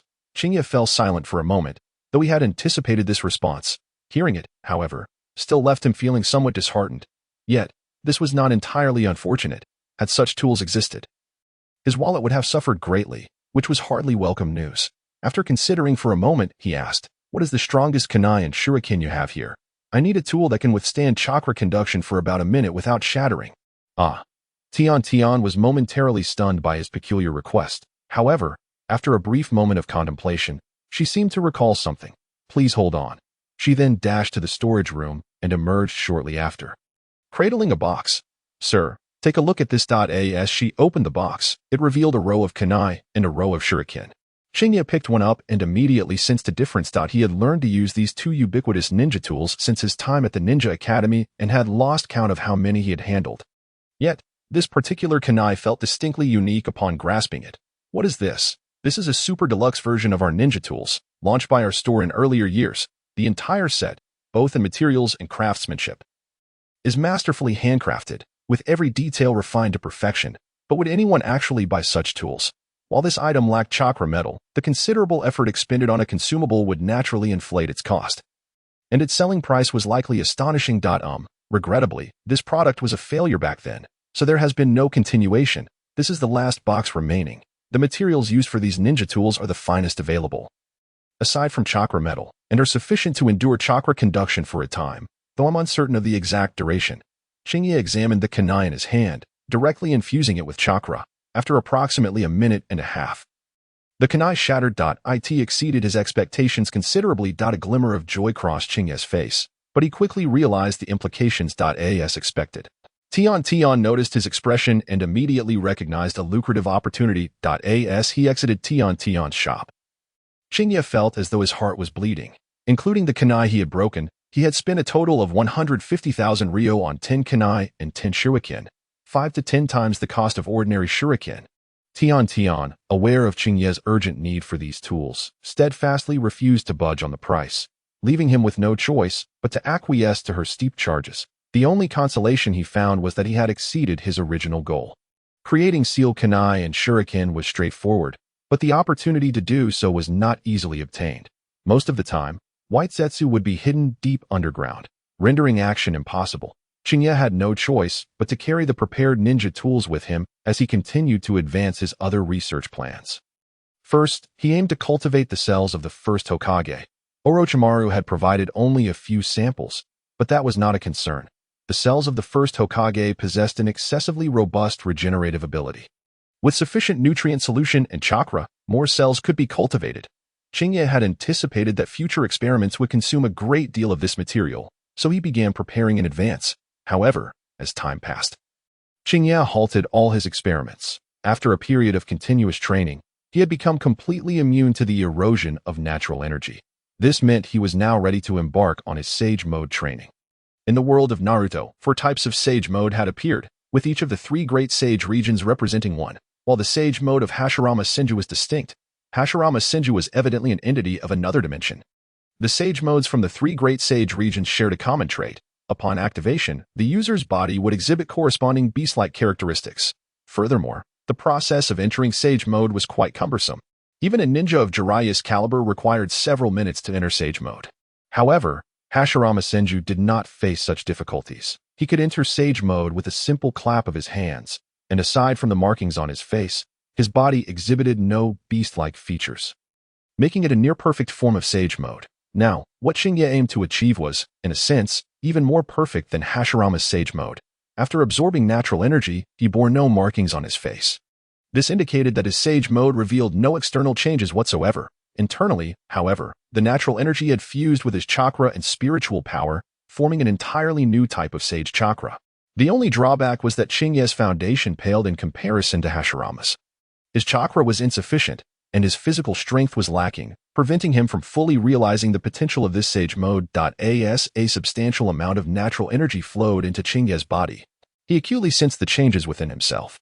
First and foremost, his five senses were significantly enhanced, accompanied by an added perception ability. This was due to the natural energy linking his body with the external natural energy. Under this condition, Chinye could sense the natural energy within a certain radius around him, and anything enveloped in natural energy fell within his perception. Natural energy is omnipresent. While some areas are dense and others sparse, it maintains a balanced state overall. Thus, upon entering Sage Mode, Chinye gained a perception ability akin to that of the Kagaya clan's Byakugan. This was merely the beginning. Drawing forth the Kusanagi sword, he channeled his Sage Chakra into it, then swung it forward. With only 1/3 of his power exerted, a brilliant wind blade cleaved through the air. In the next moment, dozens of trees, each with a diameter exceeding 50 centimeters, were severed in half by the strike. He gauged that should he unleash his full strength, this strike could likely clear the small forest before him. Such cutting power was sufficient to pose a threat to tailed beasts. However, this was not his ultimate attack. In his hand, a metal sphere the size of a walnut materialized. Subsequently, blue lightning flickered around his hand. He rarely employed lightning release, primarily due to its greater consumption. After all, electricity was abundant everywhere. The technique known as Zhankong Shan employs a minimal amount of chakra, skillfully blending it with air to form a unique blade of wind. However, the manifestation of natural lightning is far from commonplace. Even when it does occur, harnessing it is no simple feat. All lightning must be converted through the application of lightning release ninjutsu, adhering to the philosophy of conserving chakra and regarding lightning release as a trump card. He seldom resorts to its use and possesses only a limited knowledge of lightning release techniques. During his time at the border, he dispatched numerous Cloud Village ninjas, yet it must be said that no ninja would carry ninjutsu scrolls on their person. At least, he had never encountered such a practice. Ninjas, being assassins by trade, are meticulous about what they carry. When undertaking missions, they refrain from bringing excess items unless absolutely necessary. Aoyama had attempted to develop the technique known as Raikiri, but ultimately failed. This was primarily because Raikiri is a lightning-infused variation of the Chidori, a technique he could not perform. Fortunately, the education he received in his past life bore fruit. He dedicated a significant amount of time and eventually stumbled upon the concept of electromagnetic acceleration, which became his trump card, the lightning release, flash. This technique earned its name because, once executed, the enemy perceives only a fleeting flash of lightning. Aoyama combined Senjutsu chakra with lightning to create an acceleration sphere, at the center of which resided a metallic orb. As Aoyama raised his hand and aimed forward, a red light streaked through the air. Shortly thereafter, a faint explosion echoed from a distant hillside. Though the spectacle was not grand, it did not imply a lack of power. The technique primarily inflicted physical penetrating damage. In that brief moment, the metallic orb pierced through an entire forest and struck the hillside. Upon reaching the hill, Aoyama conducted a thorough examination and concluded that this strike had not truly tested the technique's ultimate destructive capability.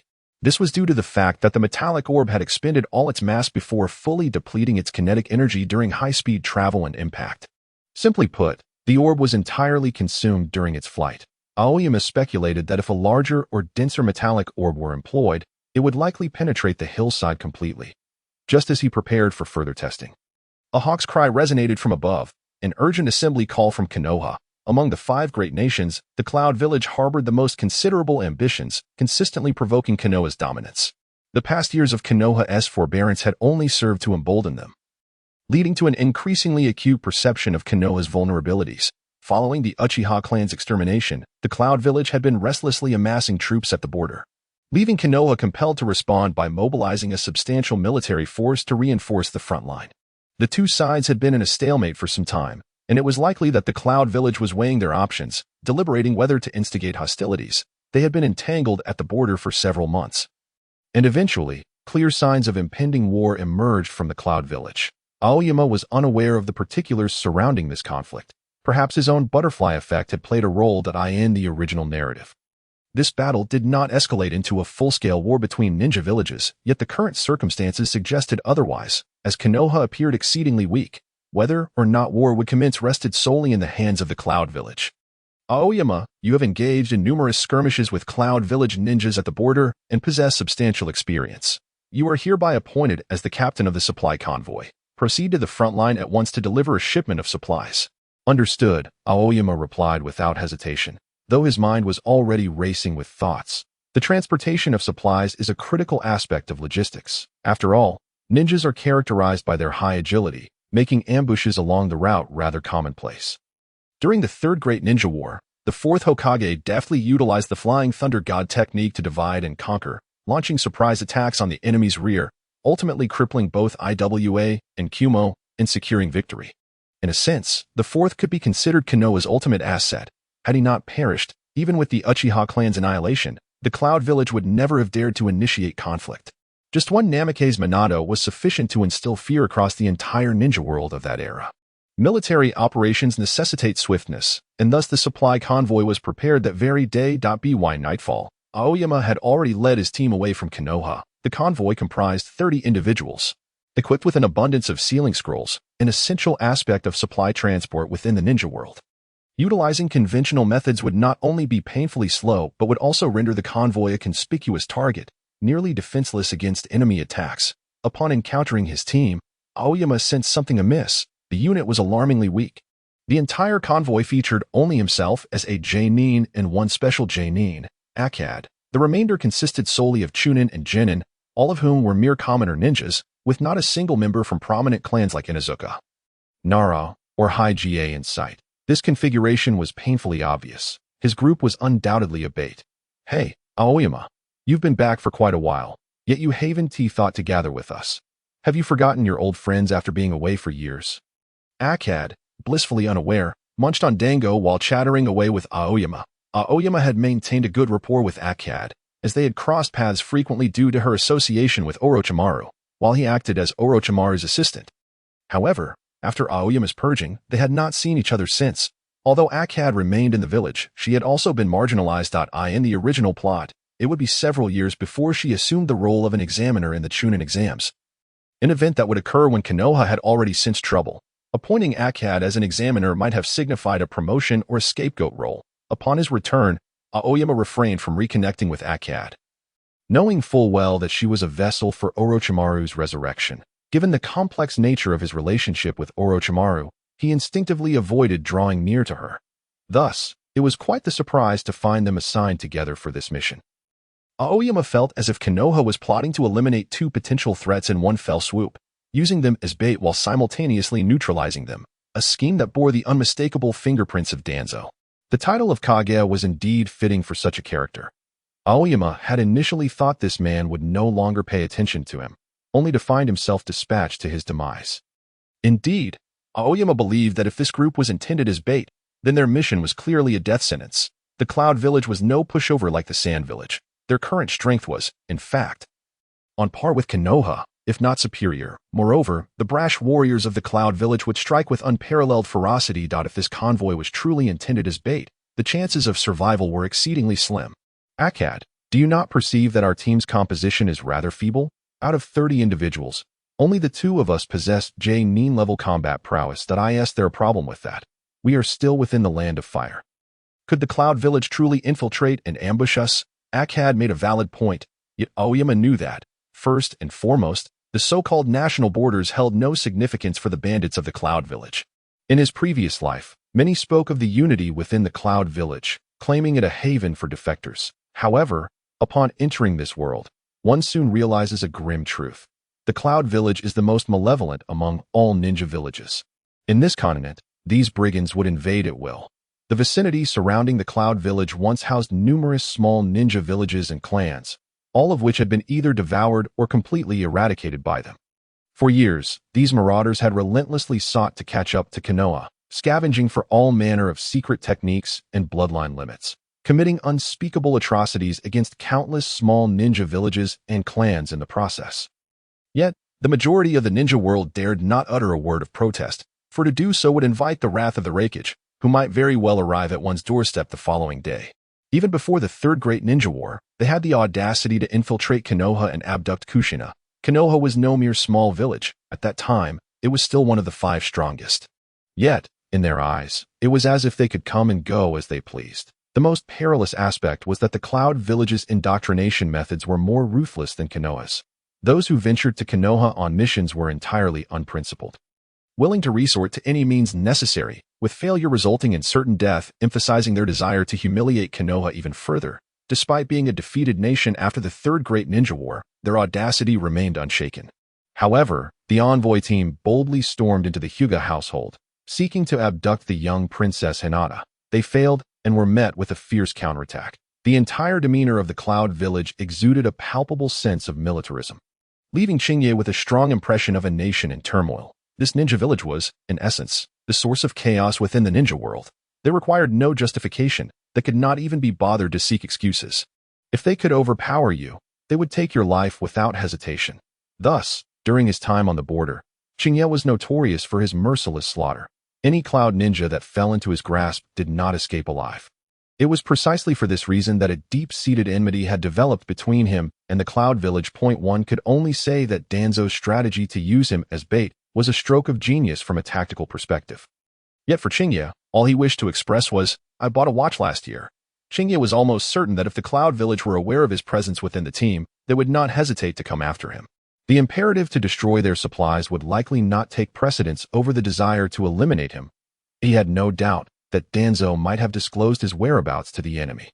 Therefore, from the moment he left Konoha, Chingye had been on high alert. This left Hondo perplexed. "Chingye, you are being overly dramatic. We have only just departed from Konoha, no matter how formidable the cloud is. They cannot possibly ambush us in the heart of the Land of Fire. Relax a bit, will you?" However, Hondo failed to notice that Chingye's expression had grown unusually grave. He turned to face her and produced a metal cylinder the size of a syringe. "This is a recovery potion I created. It can swiftly heal external injuries and restore some stamina, with no side effects. If you sustain serious injuries, remember to take it immediately." "That's impressive. I had no idea you possessed such skills." "Wait, what do you mean by sustaining serious injuries?" "Literally, they have arrived," Chingye stated, drawing the Kusanagi sword from his back. The mere sight of the sword caused Hondo's eyes to widen. She was all too familiar with it, as it was the sword of her teacher, Orochimaru. However, there was no time to discuss this matter, for Hondo had also sensed the unusual atmosphere around them. "Stay alert, enemy attack," she shouted. In the next moment, countless shurikens and kunai flew in from all directions. Thanks to Hondo's warning, most of the Konoha ninjas managed to defend themselves. Several earth-style jutsus blocked the majority of the assault. Yet, soon after, over 100 figures from the Cloud Village emerged. The foremost among them crackled with distinct lightning. They were all practitioners of the Cloud Village's secret technique, the lightning release body technique. This ninjutsu differed from Chingye's wind release body technique. They harnessed lightning to enhance their speed, strength, and resilience. They transformed a group of highly agile assassins into heavily armored warriors, leaving many ninjas feeling utterly at a loss when facing them. Amidst the overwhelming onslaught, Chingye stood resolute, unyielding. Surrounding him was a swirling vortex of wind, which deflected all incoming shurikens and kunai, altering their trajectories before they could reach him. The scene was surreal, as it appeared that all attacks had merely bypassed him, evoking an eerie sense of tranquility. The attackers formed an offensive formation directed at the supply team, while three of the most visibly electrified ninjas zeroed in on Chingye as their primary target.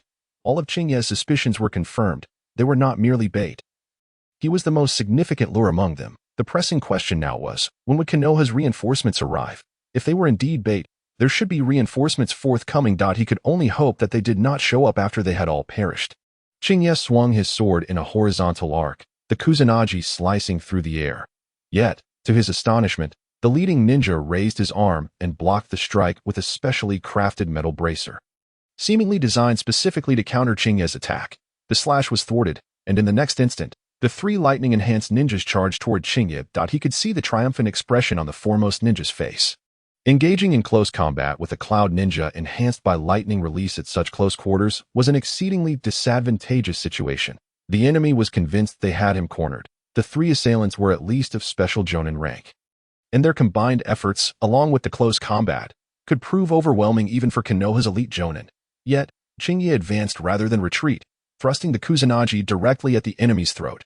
With a metallic clang, the opponent surprisingly caught the blade with his metal gauntlet, halting its advance. "Die!" shouted the cloud ninja, as his other hand, crackling with lightning, lunged toward Chingye's chest. The remaining two cloud ninjas simultaneously closed in from alternate angles, sealing off Chingye's escape routes. However, at that moment, a smirk crept onto Chinya's lips. The blade of the Kusanagi suddenly elongated, piercing through the enemy's throat.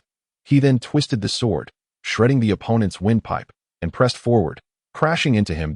In one lethal strike. He dispatched one foe while evading the two others' encirclement. The two opponents, undeterred by their missed attacks, surged forward again, eager to seize the initiative, for the threat posed by Chinya's Kusanagi was immense. Yet, while they were swift, Chinya was no less so. The extended blade swung once more, but the ninja on his right raised his bracer to defend. To his surprise, he felt no clash of steel. Chinya had retracted the blade, evading the bracer, and then extended it anew, replicating his earlier maneuver, and pierced through the ninja's throat. Subsequently, Chinya pivoted and cleaved the last cloud ninja's throat in a single motion. The enemy had not even had time to react, as he was ensnared by a swarm of serpents. Chinya had previously caught a glimpse of Hondo supporting him from the side, which emboldened him to confront the enemy on his right first. The entire exchange lasted no more than 10 seconds.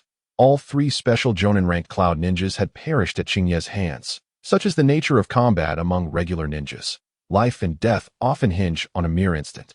However, after dispatching the three foes, Hondo collapsed before Chinya, retrieving the potion he had provided her and consuming it without hesitation. It was then that Chinya noticed the massive wound on her abdomen, resembling the aftermath of a brutal blow that had nearly ruptured her insides. Yet, under the effects of the life-restoring potion, her injury healed rapidly, disappearing without a trace in less than 10 seconds. Hondo herself was incredulous, touching her abdomen in disbelief. Chinya, this potion of yours is simply... Before she could finish her sentence, they were once again embroiled in a fierce struggle. The enemy numbers were far greater than anticipated. At least 100 cloud ninjas were involved in the attack, all of them elite, with the weakest being Chunin. Hondo's complexion darkened as she found herself in a dire situation. How is it possible to encounter so many enemies in this location? Chinya, our mission is likely doomed to fail.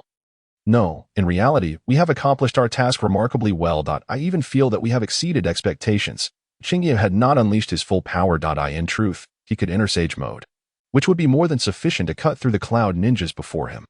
In Sage Mode, each of his attacks would be doubled in power, far beyond what ordinary ninjas could withstand. He could be considered a natural counter to these reckless cloud ninjas. Yet, he dared not do so. As he had mentioned to Hondo, their task had been completed beyond measure, albeit not the supply transportation mission, but rather the bait mission. Chinya, utilizing his wind release perception, could distinctly sense that two enemies remained hidden in the distant woods. Yet to make their move point, one of them was particularly familiar to him, the fourth Reikage. The other, though he could not see the face, he recognized from a distance by the enormous chakra signature akin to a volcano. That individual was the Jinchuriki of the Eight Tails. Compared to the leaders of other villages, the Reikage was known for his penchant for personally engaging in battles. This individual had mastered the lightning release body technique to an extraordinarily high level. A remarkable surge of energy defines him as an unabashed warrior. In contrast to the third Hokage of Konoha, he would only resort to action if confined within a cage. Otherwise, he would never strike without due consideration.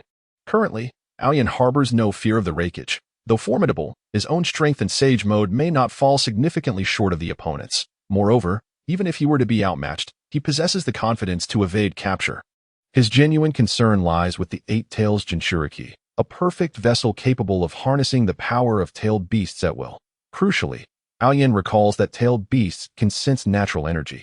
Thus, he is reluctant to expose his sage techniques unless absolutely necessary, which is why he refrains from utilizing Sage Mode. He waits, anticipating the arrival of reinforcements from Konoha. The third Hokage, despite his numerous shortcomings, retains a semblance of dignity in certain situations, a quality starkly contrasting with Danzo, who is utterly devoid of shame. The resistance from Konoha proves arduous. Apart from Aoyan and Akane, who manage to navigate the chaos with some ease, the remainder of their group finds themselves embroiled in a fierce struggle. Within a mere 5 minutes of combat, nearly half of the 30-member team has sustained casualties. The survivors cluster together, employing combined ninjutsu to barely withstand the onslaught of the Cloud Shinobi. However, their chakra reserves are finite. In no more than 5 minutes, they will lose all capacity for resistance. Akane has already begun to despair. How could this be? We are in the heart of the Land of Fire, under the absolute dominion of Konoha. Why are we facing such an assault in this territory? Because that is our mission. Aoyan's words snap Akane back to reality, prompting her to reflect on if we are the bait, then the Umbu support must have arrived. Aoyan glances back toward their point of origin, having sensed a multitude of approaching ninjas. Yet, they do not engage directly. They merely stand by, seemingly waiting for the opportune moment to strike. It appears that Konoha harbors many who wish to seize this opportunity to dismantle Orochimaru's network. Suddenly, Aoyan feels a disturbance among the ranks behind him. His sensory perception, relying on the wind to detect chakra within a specific range, pales in comparison to the Byakugan and the Sharingan. Thus, he is unaware of the exact nature of the turmoil. Only sensing that someone has activated their chakra and is hastening toward them. In the distance, he spots a conspicuous white-haired ninja rushing to their aid, Kakashi. Aoyan smiles faintly, given the circumstances. It seems Kakashi has defied orders to provide reinforcements. The two break through the Cloud Shinobi's blockade and regroup. What is the situation? Are you alone? No. Things are quite dire. We anticipated an enemy ambush, but did not foresee the overwhelming combat power they would deploy. Consequently, the rear command has opted to await further reinforcements. The reason for no reinforcements is that reinforcements are waiting for reinforcements, essentially. Aoyan comprehends that the Umbu's reinforcements must have detected the Raikage presence. As it is standard for such units to include sensory personnel. It is reasonable for them to have noticed the enemy. The awkwardness lies in the possibility that they have prepared an elite force for reinforcement. Yet the Hokage cannot personally engage. Thus, no one in their ranks can contend with the Raikage's caliber. Therefore, the commander has ordered them to continue waiting, with the consequence of witnessing Aoyan and his companions fall in battle. Konoha still has individuals capable of opposing the Raikage. Are you really waiting for the Hokage? The Hokage is not participating. However, Jiraiya has already arrived. Jiraiya, that is something. While Aoyan feels a measure of relief, he remains acutely aware that even though Jiraiya is powerful, especially in Sage mode, there are few in the current ninja world who can surpass him. Yet, he cannot simultaneously confront the Raikage and the Eight Tails Jinchuriki. Furthermore, the Jinchuriki from Konoha has yet to manifest any combat prowess. If conflict escalates, and the Eight Tails Jinchuriki unleashes a tailed beast bomb upon them, it could spell disaster. Typically, major ninja villages regard tailed beasts as strategic weapons, seldom employing tailed beast bombs due to their catastrophic consequences, akin to nuclear weapons. Once one is used, the rest will inevitably follow suit. A few tailed beast bombs could reduce the 5 major ninja villages to mere basins. However, in the face of the Cloud Village, such a tactic holds little weight. These rabid dogs are willing to use it at the slightest opportunity. Thus, Aoyan remains skeptical about the current situation, frankly speaking. Konoha is still too vulnerable. There are too few capable individuals to stand on their own. Kakashi's arrival forces the rear support troops to join the fray prematurely. And at this moment, both the Raikage and the Eight Tails Jinchuriki finally reveal themselves. This so-called bait operation is, in fact, bidirectional. Konoha has intentionally disseminated word that this team of ninjas is escorting vital supplies, with Aoyan, an adversary of the Cloud Village, among them, enticing the Cloud Shinobi to dispatch an elite force for the ambush. Meanwhile, Konoha has assembled a large contingent, preparing to strike from the shadows and eliminate this elite force of Cloud Shinobi in one fell swoop. The result is that they have hooked a fish. But the catch is too large, and the line cannot withstand the strain. Aoyan glances at the reinforcements that have arrived: Kakashi, Might Guy, and a multitude of elite Umbu and root personnel. Among those he recognizes are characters like Moonlight Gale and Inuzuka Kiba. Spotting Might Guy brings Aoyan a sense of reassurance. With him present, the situation should not be insurmountable. Yet, he feels a pang of regret. Had Jiraiya not arrived in time, today, Might Guy might have faced his final battle. Aoyan is all too aware of the Raikage's immense strength, having lost an eye to him. Moreover, the Raikage is precisely the type of opponent Aoyan despises facing. Most ninjas possess high offense but low defense. Yet the Raikage is different. He boasts both high offense and high defense, akin to a human tank. Even wielding a divine weapon such as the Kusanagi would not guarantee inflicting a fatal wound upon him. The crux lies in the fact that the Raikage's speed surpasses Aoyan's own. For a ninja of Aoyan's agility, facing an opponent with superior speed presents an unparalleled advantage. Additionally, the Raikage possesses the lethal capability to eliminate foes with a single blow, a trait not found in conventional taijutsu practitioners. Engaging with him could lead to death with a mere miscalculation. Should Aoyan enter Sage mode, he might be able to match the Raikage's strength. However, in a prolonged battle, he would fall short. His chakra reserves are significantly inferior, while the Raikage would undoubtedly evade any lightning-based attacks. Such techniques require a period of charge, which is deadly against an opponent like the Raikage. Aoyan had managed to interrupt one of the Raikage's fingers in the past because the latter had underestimated him, believing Aoyan's lightning techniques would pose no threat, thus granting Aoyan the opportunity to prepare. However, having evaded that attack, the Raikage would undoubtedly be on guard this time, leaving no chance for Aoyan to charge his technique. Consequently, intelligence is paramount in ninja battles. Had Aoyan not faced the Raikage a year prior, and had the information regarding his lightning techniques remained undisclosed, today he would have been at least 70% confident of permanently eliminating the Raikage. Alas, reality holds no what-ifs. Currently, should he reveal all his trump cards, he would possess merely a 30 to 40% chance of victory. A sense of regret washes over him. Had he completed the transplantation of Hashirama's cells and rectified his weaknesses, he would not find himself in such a precarious situation today. The Raikage's emergence undoubtedly places immense pressure on the Konoha side, particularly as they lack any individuals of equivalent status or strength to contend with him. At this moment, an unexpected figure appears, Shimura Danzo. Aoyan is taken aback to discover that he is personally leading this reinforcements team. Yet, considering Danzo's earlier covert operations, it is indeed in line with his character. Raikage, this is the heart of the Land of Fire. Do you dare to come here alone, seeking to wage full-scale war against Konoha? Humph, a rat in the gutter. You lack the qualifications to speak to me. Where is Sarutobi Hiruzen? Is he too feeble to step forward and confront me? At this juncture, Sarutobi Hiruzen would likely find it challenging to contend with the fourth Raikage. Given the constraints of age, the third Hokage is a ninja of the ninjutsu category. However, as the years have progressed, chakra should now be far inferior to what it was in his youth. In contrast, the Raikage is in his prime, brimming with vitality. The crux of the matter lies in his swiftness and devastating power. Should the third Hokage make even the slightest misstep, a mere brush from the Raikage could spell his doom. Although the third possesses a myriad of techniques at his disposal, the Shiki F gene may not suffice to ensnare the Raikage. Nonetheless, the current situation is exceedingly precarious. The number of leaf ninjas exceeds that of their adversaries by more than threefold, yet they find themselves overshadowed by the enemy's imposing presence. Once again, it must be stated, there is not a single ninja of the same caliber as the Raikage who can confront him head-on. Consequently, the morale here cannot be galvanized. Ninjas are super warriors whose might is derived from within. The ninja village is a purely military organization. The ninjas of Konoha undoubtedly yearn for the presence of their own leader in this critical moment. Raikage-sama, does your hand still ache? At this juncture, Aoba stepped forward, fully aware of Shimura Danzo's intentions.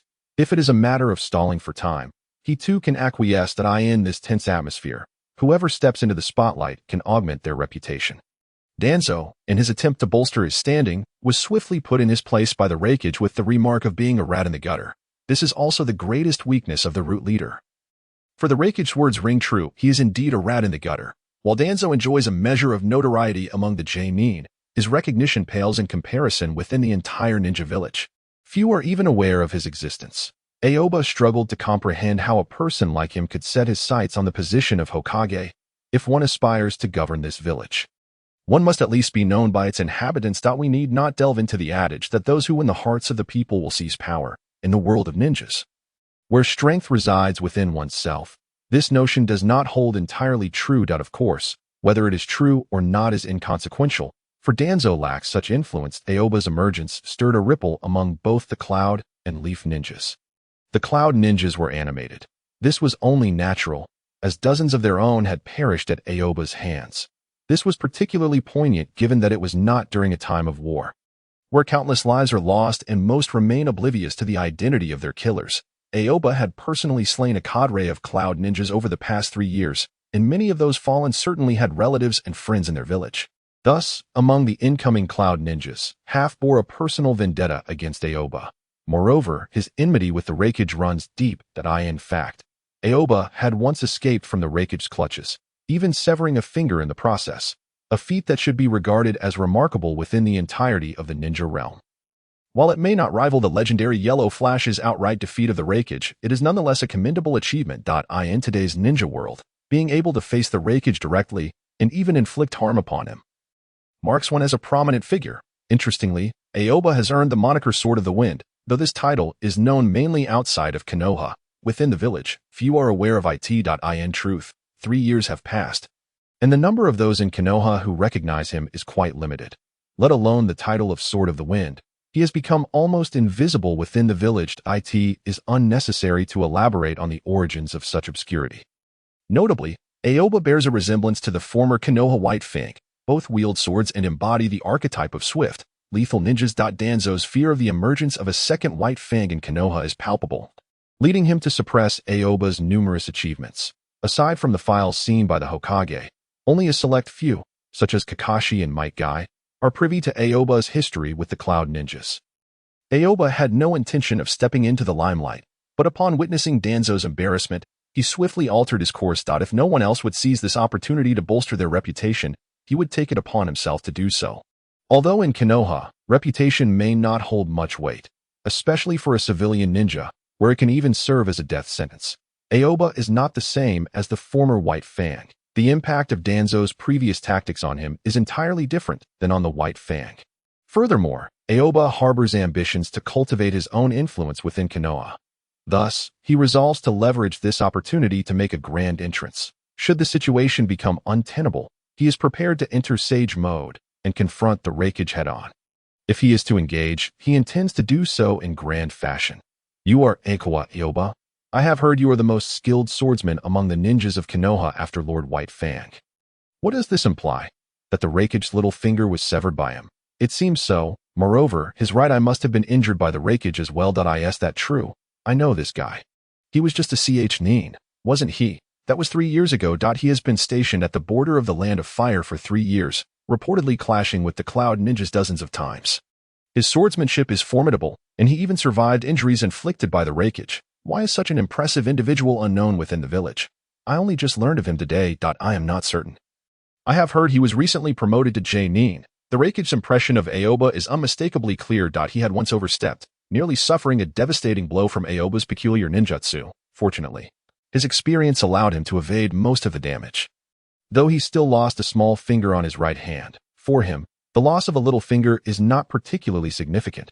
However, the Raikage knows all too well that for a top-tier martial artist, any physical impairment will inevitably have repercussions. Such an impact may be exceedingly subtle, perhaps not manifesting in ordinary combat. Yet, in a duel among the elite, these minute flaws could transform into fatal weaknesses. For this reason, the Raikage harbors a profound hatred for Aoba. Indeed, while Aoba's incursion was unlawful, and he retaliated in self-defense, the Raikage's animosity towards him is deeply ingrained. I did trespass, I did kill leaf ninjas, and I did injure your eye. Setting aside these facts, does Aokawa Aoba bear no blame? You dare stand before me? The Raikage's gaze upon Aoba's face teetered on the brink of losing control. Conversely, Aoba presented a stark contrast, exuding an air of nonchalance, standing before the Raikage without even adopting a defensive posture. I recall the last time I stood before you in such a manner. The memory is indeed vivid. Aoba lightly adjusted the eye patch over his right eye. Unlike Kakashi, he does not conceal a Sharingan beneath it. Furthermore, the absence of his right eye has resulted in vulnerabilities during combat. Hence, he developed a technique to blend chakra with the wind, allowing him to sense his surroundings, compensating for the disadvantage of having only one eye. Is that so? Then this time, I shall remove your remaining eye and force it into your mouth. Perhaps that will leave a more indelible impression. Aoba had no objections. He merely inquired how many fingers the Raikage intended to use to accomplish this task. Their exchange was fraught with tension, the atmosphere thickening with animosity. In terms of physical injuries, Aoba is undoubtedly at a disadvantage. The loss of a little finger cannot possibly compare to the loss of an eye. Yet, the leaf ninjas present felt their spirits uplifted. For a relatively obscure Chunin from Konoha to have inflicted harm upon the Raikage, this legendary figure seemed to suggest that he was not so formidable after all. Although the Raikage may be brash, he is far from foolish. At this juncture, he realized he had been ensnared in Aoba's web of words. In truth, given his status, there was no need for him to engage in futile banter with Aoba. The principle of soldiers against soldiers, kings against kings applies here. The only individual present from Konoha with the authority to converse with him is Shimura Danzo. However, upon encountering Aoba, he could not suppress his temper, resulting in a direct confrontation with Aoba. In doing so, he effectively lowered his own status to that of Aoba's equal. Most individuals may not grasp the significance of such dynamics. The Ninja Academy in Konoha does not teach these nuances. Yet, this does not prevent the ninjas of Konoha from feeling a sense of exhilaration at Aoba's actions. On the other hand, the Raikage, sensing the shift in dynamics, resolved to cease wasting time with Aoba. His body crackled with lightning as he entered lightning release chakra mode. This transformation represents the pinnacle of physical ninjutsu in the current era. Even in the later stages, the Raikage employed this technique to shatter Uchiha Madara's Susanoo. This illustrates the formidable potential of the move. At the very moment the Raikage made his move, Shimura Danzo instantly utilized a body flicker technique to retreat into the crowd. This action nearly elicited a laugh from Aoba. Konoha operates as a military organization. The leader of this military entity is not merely the type of commander characterized by strategy and intellect found in the real world, or perhaps not entirely so. He must simultaneously embody the pinnacle of combat strength within the organization. When confronted with unconventional adversaries, he must be the one to step forward and shield his comrades, bearing the brunt of the pressure. A person who flees to the rear when battle commences could never be acknowledged as a leader by others. The Raikage's intelligence is marginally superior to that of a fool, yet, in every battle, he charges to the forefront, undefeated and unstoppable. Thus, his intellectual shortcomings are rendered inconsequential. The Yagura shinobi revel in having a leader who can secure victories alongside them, eschewing cunning schemes. If they desire the Nine Tails, they simply dispatch individuals to steal it from Konoha. If they covet the Byakugan, they infiltrate the Hyuga clan. If discovered, they simply perish. The entire strategy is straightforward, devoid of any complexity, yet it leaves the third Hokage powerless. For the aging third Hokage, nothing is more daunting than such reckless individuals. Danzo retreated, yet Aoba did not. On the contrary, he unsheathed the Kusanagi sword and charged forward at the moment of drawing his sword. He seamlessly transitioned into Sage mode. Simultaneously, the Eight Tails Jinchuriki, Killer Bee, noticed a change in expression and urgently warned the Raikage, "Be cautious. The Eight Tails informs me that the lad possesses the aura of natural energy." Natural energy? The kind associated with the fourth Hokage Sage techniques? It is uncertain. Ordinarily, one would expect physical transformation with Sage techniques. However, this young man displays none of that, perhaps a diluted version of Sage techniques. Konoha boasts multiple legacies of Sage arts, so it is prudent to exercise caution. Understood, the Raikage acknowledged. Though he was reckless, he held Killer B's insights in high regard. His gaze toward Aoba lost its earlier disdain. This was Aoba's inaugural experience in Sage mode during combat. The Sage chakra significantly amplified his combat prowess. With the acceleration effect of wind release body technique, Aoba managed to barely keep pace with the Raikage's speed, causing a flicker of concern to cross the Raikage's face. In their previous encounter, he had not exerted his full strength, and Aoba struggled to keep up. This time, however, he was genuinely committed, yet Aoba managed to match him. Validating Killer B's concerns, Konoha truly enjoys an abundance of divine favor. There is a high probability that he is another prodigy akin to the fourth Hokage or White Fang. Such a genius must not be allowed to leave this place alive. In the forest, flashes of lightning danced amid swirling wind blades. Following 3 wars, and after a period of peace, many shinobi had forgotten when they last witnessed such a high-level confrontation. Moreover, since both combatants excelled in body techniques, their clash erupted into a fierce exchange right from the start. Aoba found himself at a disadvantage in both power and speed, yet he still managed to trade blows with the Raikage, thanks to the exceptional Kusanagi sword. Although numerous Kusanagi swords exist in this world, they remain unequivocally divine weapons. Even when the Raikage utilized lightning release chakra mode, he hesitated to clash with the Kusanagi in direct contact.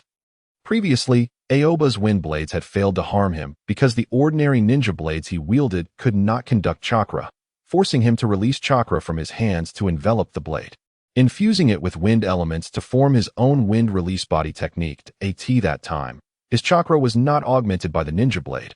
Rather, it consumed a portion of his strength to protect the weapon.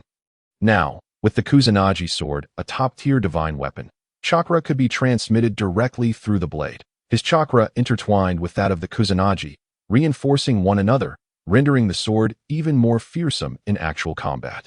Even the Raikage, with his formidable physique, dared not recklessly engage it. Impressive, to be able to contend with the Raikage without falling behind ignited fervor among the surrounding Konoha shinobi. The previously demoralized atmosphere, stemming from the absence of a leader on their side, surged with renewed vigor. Nearby, Killer Bee sensed impending doom. At this juncture, the Raikage had already lost the battle. The disparity in their identities dictated that the Raikage should have demonstrated an overwhelming advantage when confronting Aoba. After all, the strongest force of one village ought to effortlessly dispatch the conventional strength of an opposing ninja village if he could not eliminate his foe swiftly, in terms of momentum and face. Their side had already suffered a total loss. If this battle could conclude with a victory, it might suffice, but they were still deep in the heart of the Land of Fire. The failure to swiftly gain an overwhelming upper hand signified a strategic defeat. The Raikage recognized this reality. However, he did not relent, but rather intensified his offensive. The opportunity to eliminate Aoba was too precious, especially after they had awaited Konoha's moment of weakness. Should another figure of White Fang's caliber emerge, their chance would be irrevocably squandered. With the Raikage's renewed vigor, Aoba felt the pressure mount. He had refrained from unleashing his full potential, as he lacked the Raikage's vast reserves of chakra. He could only rely on the augmentation from Sage Mode and the sharpness of the Kusanagi sword to buy time. Their skirmish diverged from conventional ninja battles, resembling two warriors engaged in a life-and-death struggle. Within a mere 5 minutes, Aoba began to sense that his chakra was waning. His Sage Mode was impeccably executed, yet he had not yet discovered its limits. Unfortunately, his chakra was proving insufficient. Once his chakra was depleted, maintaining Sage Mode would become impossible. Under immense pressure, Aoba began to contemplate a retreat. However, at that moment, his gaze flickered toward the distance. Drawing upon his remaining chakra, he clashed with the Raikage. The Raikage unleashed a powerful technique, Lightning Dance Chidori, a masterstroke of his lightning release chakra mode. Aoba executed 3 slashing void flashes, which were forcibly shattered by the Raikage in the instant that he swung his blade. Having expended his old strength without yet summoning new vigor, the Raikage's speed surged once more. His right hand transformed into a spear-like shape, directly piercing toward Aoba's chest. Aoba swiftly countered with his blade, yet he was still a moment too late. He felt a violent force strike his chest, followed by a forceful recoil that sent him hurtling backward. However, what perplexed the Raikage was that at the moment he struck Aoba, Aoba's left hand executed a whirlwind technique. This technique bore no lethal intent. It merely stirred up a cloud of dust, shrouding the scene of their confrontation. Consequently, his finishing blow went largely unnoticed by the onlookers. In the next moment, Aoba was sent flying, crashing into the throng of Konoha shinobi behind him, leaning on the Kusanagi sword. He knelt on the ground, one hand pressed against his chest, silent. The nearby medical ninjas rushed forward, prepared to render aid. Yet, as they approached, they witnessed Aoba slowly rise, releasing his grip on his chest at that moment. The Konoha shinobi clearly saw that Aoba's chest was entirely torn, with a faint red mark that seemed to be the result of their earlier clash. Aside from that, he bore no other injuries. That was a close call, Lord Raikage. Just a hair's breadth away from having my chest pierced by you. Aoba advanced a few steps, continuing to taunt. The Raikage, however, wore a rather grim expression, while others may have failed to comprehend the situation. He was acutely aware.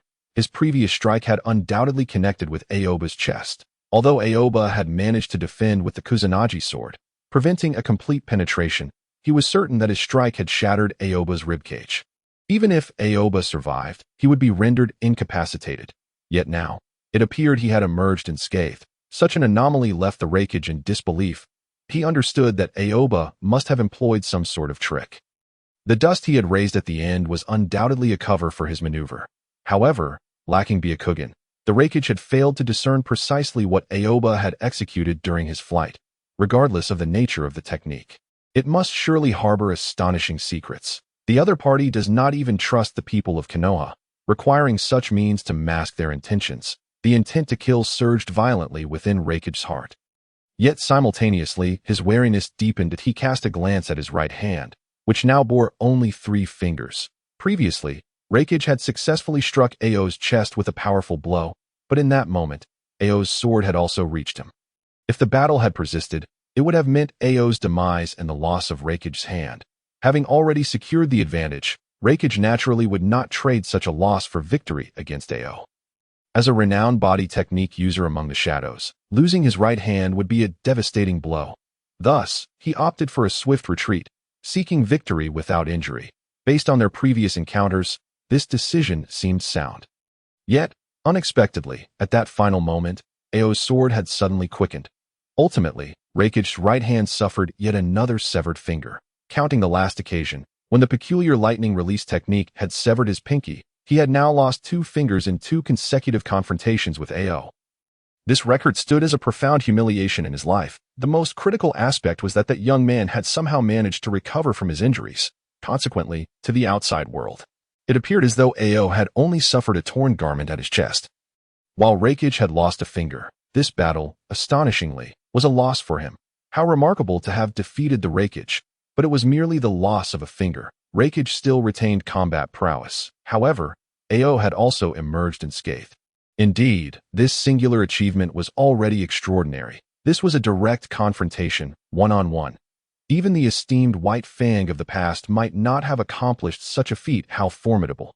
Konoha truly was the strongest. Wake up. It is not Konoha that is strong, but Ao. Hearing the discussions of the Konoha ninjas behind him, Ao subtly curled his lip. It was worth the effort he expended in consuming 2 bottles of life potions.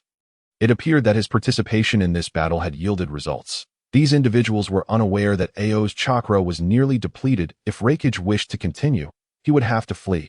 However, it no longer mattered. For reinforcements had arrived. True reinforcements. Opposite him, the furious Rakich clearly had no intention of backing down, while his companion, Killer Bee, began to emanate a terrifying aura. Should these 2 brothers join forces, Konoha's so-called reinforcement squad would likely prove insufficient. Just as they prepared to strike, a massive shadow descended from the sky. With a tremendous crash, a colossal figure appeared between the Cloud Ninjas and the Konoha Ninjas. The lecherous sage Jiraiya had finally arrived. Rakich, ambushing our Konoha Ninjas on the territory of the Land of Fire, is unbecoming of a shadow. Humph. In war, one must employ every means at their disposal. You Konoha have not shied away from such tactics in the past. Is that so? When we employed such methods, it was during a time of war between our 2 villages. Has the Cloud now officially declared war on Konoha? Jiraiya's verbal sparring was surprisingly effective. Swiftly seizing the initiative, Rakich felt a strong urge to retort, so what if we have declared war? But he understood he could not. As a shadow, should he utter such words here, it would signify an official declaration of war, implying that Konoha would then retaliate with the same ruthless measures employed by the Cloud. Upon reflection, this was indeed a deeply ironic situation. Rakich's audacity to brazenly invade the Land of Fire and commit acts of violence stemmed from his knowledge of Konoha's adherence to rules. As long as he did not directly declare war, Konoha would not lose face by engaging him in life-and-death combat. His actions exemplified the typical bullying of the honest that he would strike, taking advantage of the situation, and flee at the first sign of resistance. Should he discover his opponent to be too weak during the skirmish, he would escalate to killing and destruction, leaving no room for negotiation. This operation's original intent was to inflict significant damage on Konoha's active forces, preparing the ground for an impending declaration of war.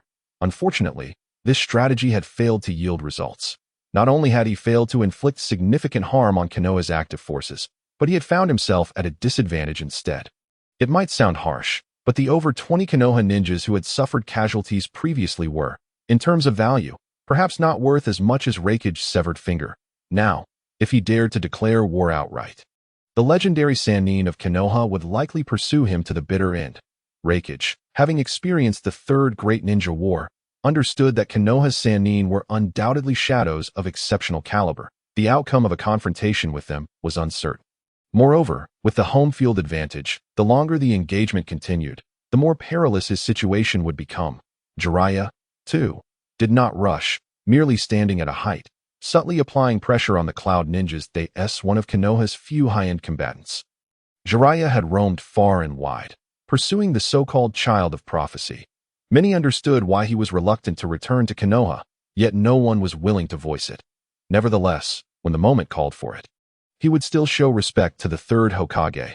Faced with the threat from the Cloud, he had returned just in time, standing atop the immense toad, Fukasaku. Jiraiya's entrance was nothing short of spectacular, true to his style.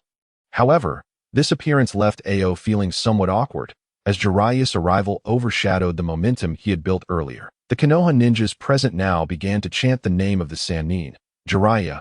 In unison, Ao's previous efforts to stand out were fundamentally aimed at drawing attention, both to irritate Konoha's higher-ups and to lay the groundwork for future plans. Yet now, the fruits of his earlier bloody struggle had been diminished by half due to Jiraiya's entrance.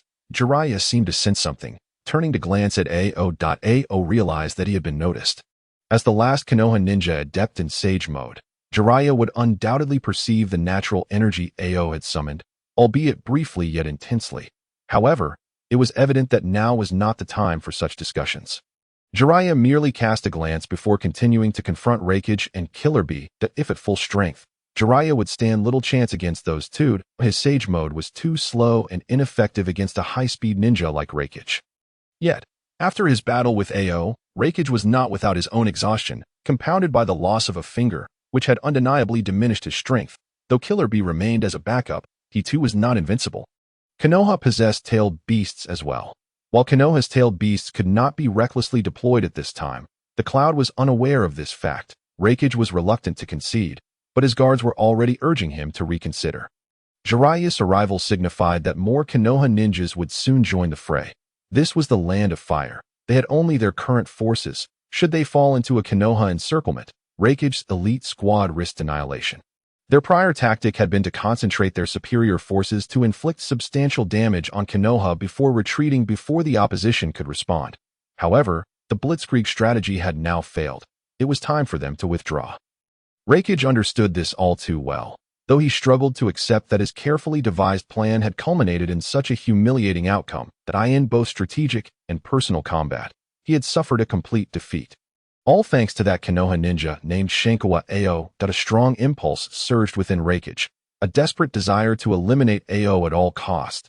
He had a gut feeling that if he could not kill Ao today, this individual would undoubtedly become a significant threat to the Cloud in the future. From the series of actions Ao had just demonstrated, Raikage could clearly discern that Ao was of an entirely different breed compared to the other Konoha ninjas who adhered to the rules. This man was powerful and cunning, far surpassing the likes of Sarutobi Hiruzen. Should he ascend to the position of Hokage, Konoha might transform into a sight Raikage would dread to witness. Contemplating this, Raikage spoke, "We can withdraw, but that lad named Aokawa Aoba must be handed over to us as compensation for the affront." Upon hearing this declaration, Ao felt a whirlwind of emotions. Despite being within Konoha, he had encountered similar historical events in his original world that it was a situation that seemed utterly absurd that in reality, it is even more outrageous. Yet regardless of the world, such instances have indeed occurred. At the center of such events, Chingya finds himself at a loss for words to describe his emotions. In this life, he has traversed into the body of a Konoha ninja. To him, Konoha has become akin to a hometown. The occurrence of such events in his own native village renders it impossible for him to foster any sense of belonging towards it. The truly repugnant aspect of this situation does not lie in whether Konoha accepted the terms or not, but rather in the fact that, despite being one of the 5 great villages, Konoha remains the nominal leader. Why, then, do others dare to impose conditions upon Konoha? This is the reality of living in a world where media is underdeveloped. Had this been the internet age of his previous life, the servers of public opinion platforms would have undoubtedly exploded in response. Although he is aware of the slim chances that Jiraiya will acquiesce, Chingya instinctively draws his sword and distances himself from the other ninjas of Konoha. This action leaves the onlookers momentarily stunned, as it is inconceivable for most ordinary ninjas to comply with such a situation. Thus, they fail to comprehend Chingya's actions. Yet, there are those who still remember Hinata Hayashi from years past, and some have begun to speculate whether that scene will repeat itself at this juncture. A figure who had long remained hidden suddenly leaps into view: Shimura Danzo. This man had vanished during Chingya's deadly encounter with the Raikage, only to re-emerge now. Do not worry, Kawakami Chingyi.my roots will protect you. No one shall hand you over today, he declares. Upon hearing this, Chingya immediately grasps the implications. Danzo's previous disinterest stemmed from Chingya's lack of lineage and heritage, which he deemed unworthy. However, upon witnessing Chingya's formidable combat prowess, Danzo's interest has been piqued, wishing to absorb him into the roots. The crux of the matter is that Chingya is acutely aware that even if he were to defect, entering the roots is an impossibility. In Chingya's mind, the roots hold no connection to Konoha. Did they not witness how, when pain assaulted Konoha, the roots remained underground, utterly inactive? The entire organization serves Danzo's ambitions. Chingya refrains from responding to Danzo, and instead gazes upward at Jiraiya. He had discreetly consumed an energy pill earlier, and his chakra has now partially replenished. However, this chakra is not intended for combat. It is wholly concentrated in his legs, poised for a swift escape. Fortunately, Jiraiya does not exhibit the cowardice of Sarutobi Hiruzen. Wanta, standing beneath him, steps forward, adopting a defiant stance. The Raikage furrows his brow, harboring a sense of unwillingness. Yet, at that moment, a cacophony of footsteps echoes from a distance. More Konoha ninjas have arrived. The Raikage sighs inwardly. This time, he has lost comprehensively. The original plan was to severely wound Konoha's elite and then directly declare war. Now, it appears that war will not materialize, that we shall depart, Jiraiya commands, as the Konoha ninjas look expectantly towards him. Their thoughts mirror those of Chingya. They wish to seize the opportunity with their numerical superiority to eliminate the Raikage and his accompanying elite, that in truth, from both a perspective of interest and morality. Konoha's actions pose no issue whatsoever. You have illegally crossed borders and attacked the military of our nation. What is wrong with eliminating you on the spot? If it were Iwagakure, Inoki would likely have summoned tens of thousands to crush the Raikage here. Yet, Chingya surmises that Konoha is unlikely to take such measures. As anticipated, Jiraiya hesitates before ultimately stepping back, adopting a posture of concession. After having killed over 20 of Konoha's ninjas on their own territory, the Raikage group prepares to leave with an air of arrogance. At this juncture, Chingya suddenly steps forward and speaks up. Might I inquire, Lord Jiraiya, is the order to release the enemy who has illegally invaded Konoha your command? Or that of the third Hokage? This question incites a wave of debate among the crowd. Even the departing Raikage and his entourage slow their pace, curious to witness the outcome of this farce. Jiraiya whips around sharply. The target of Chingya's inquiry is glaringly evident. He instinctively wishes to declare that it is his decision, yet he realizes that Chingya has somehow positioned himself beside Danzo. This revelation causes Jiraiya to hesitate, as it raises an awkward dilemma. Although Jiraiya holds a high status, he does not occupy an official position within Konoha. It is well known that he is a disciple of the third Hokage and generally represents his will. Thus, he is often obeyed. However, today, an influential figure like Shimura Danzo is present. Regardless of Danzo's flaws and darkness, he is a senior member of Konoha, contemporaneous with Sarutobi Hiruzen, serving as a high-ranking advisor and the leader of the Roots. This implies that, in terms of official status, Danzo is technically above Jiraiya. Moreover, Danzo is the commander of the reinforcements today. That if Jiraiya claims this to be the third Hokage's order, Danzo will naturally have little to say, as Konoha's third Hokage remains the leader. However, doing so would allow all the ninjas present to perceive the third Hokage's weakness directly, even though Jiraiya could provide extensive explanations for this decision. He cannot elucidate the reasons behind it at this moment. Therefore, to phrase it this way would undoubtedly cast a shadow on the third Hokage's reputation, causing a significant blow to his standing. Conversely, if Jiraiya asserts it as his own decision, Danzo could countermand him. As the commander, he could forcibly issue orders to encircle the Raikage, based on Jiraiya's understanding of Danzo. There is no doubt that he would entertain such a course of action, driven by the desire for the prestige of slaying a village leader. Ultimately, Jiraiya speaks. This is the order of the third Hokage. The surrounding Konoha ninjas fall silent. Yet Jiraiya can clearly discern disappointment reflected in the eyes of many. The Raikage group wears expressions of derision before departing brazenly. As the Raikage's entourage exits, Chingya casually calls out to Akane. Let us go, Akane. The task is complete. What are we still doing here? Are we to send off Lord Raikage? The conflict between Konoha and Kumogakure ultimately fails to escalate. Chingya is unaware of how history originally concluded, but he is certain that severing a finger from the Raikage is a significant factor. The Raikage now requires time to adjust to fighting with 3 fingers. Though Konoha is weakened, it remains a formidable force not easily manipulated by Kumogakure. A month later, Kumogakure officially withdraws its troops from the borders, and Konoha achieves the desired peace. Naturally, the most relieved are the inhabitants of the land of hot water, sandwiched between the land of fire and the land of lightning. The Kumogakure troops stationed at the border are effectively encroaching upon their territory, and they are compelled to supply military provisions, which has become an unbearable burden, more dire than the current situation in South Korea. However, the conflict does ignite considerable debate, with the most representative outcome being the emergence of Chingya's reputation as the Sword of the Wind, which finally gains traction within Konoha. In direct confrontation, he holds his ground against the Raikage, even severing a finger from him and gaining the upper hand in no time. Chingye becomes a cornerstone of the new generation of ninjas in Konoha, even being likened to the second coming of Konoha's White Fang. Originally, Chingye's prominence had been overshadowed by Jiraiya and Danzo. However, Jiraiya's final decision to release the Raikage allowed Chingye to reclaim the limelight and bolster his presence significantly. Consequently, his reputation inevitably spreads. The key distinction lies in the fact that Chingye's actions this time contrast sharply with the contentious legacy of the White Fang that he engages directly in battle against the Raikage. And from both a humanitarian and politically correct standpoint, his conduct is beyond reproach. Even Danzo cannot find fault. Most crucially, following this battle, Danzo develops an affection for talent, attempting several times to recruit Chingye into the Roots, all of which are met with refusal. Perhaps it is due to the formidable combat prowess Chingye displayed, or perhaps he simply does not possess the naivety of the White Fang. Danzo proceeds with caution, refraining from any immediate actions against Chingye. During this period, the most uncomfortable individual remains the third Hokage, despite having offered an explanation for his earlier decision to release Raikage.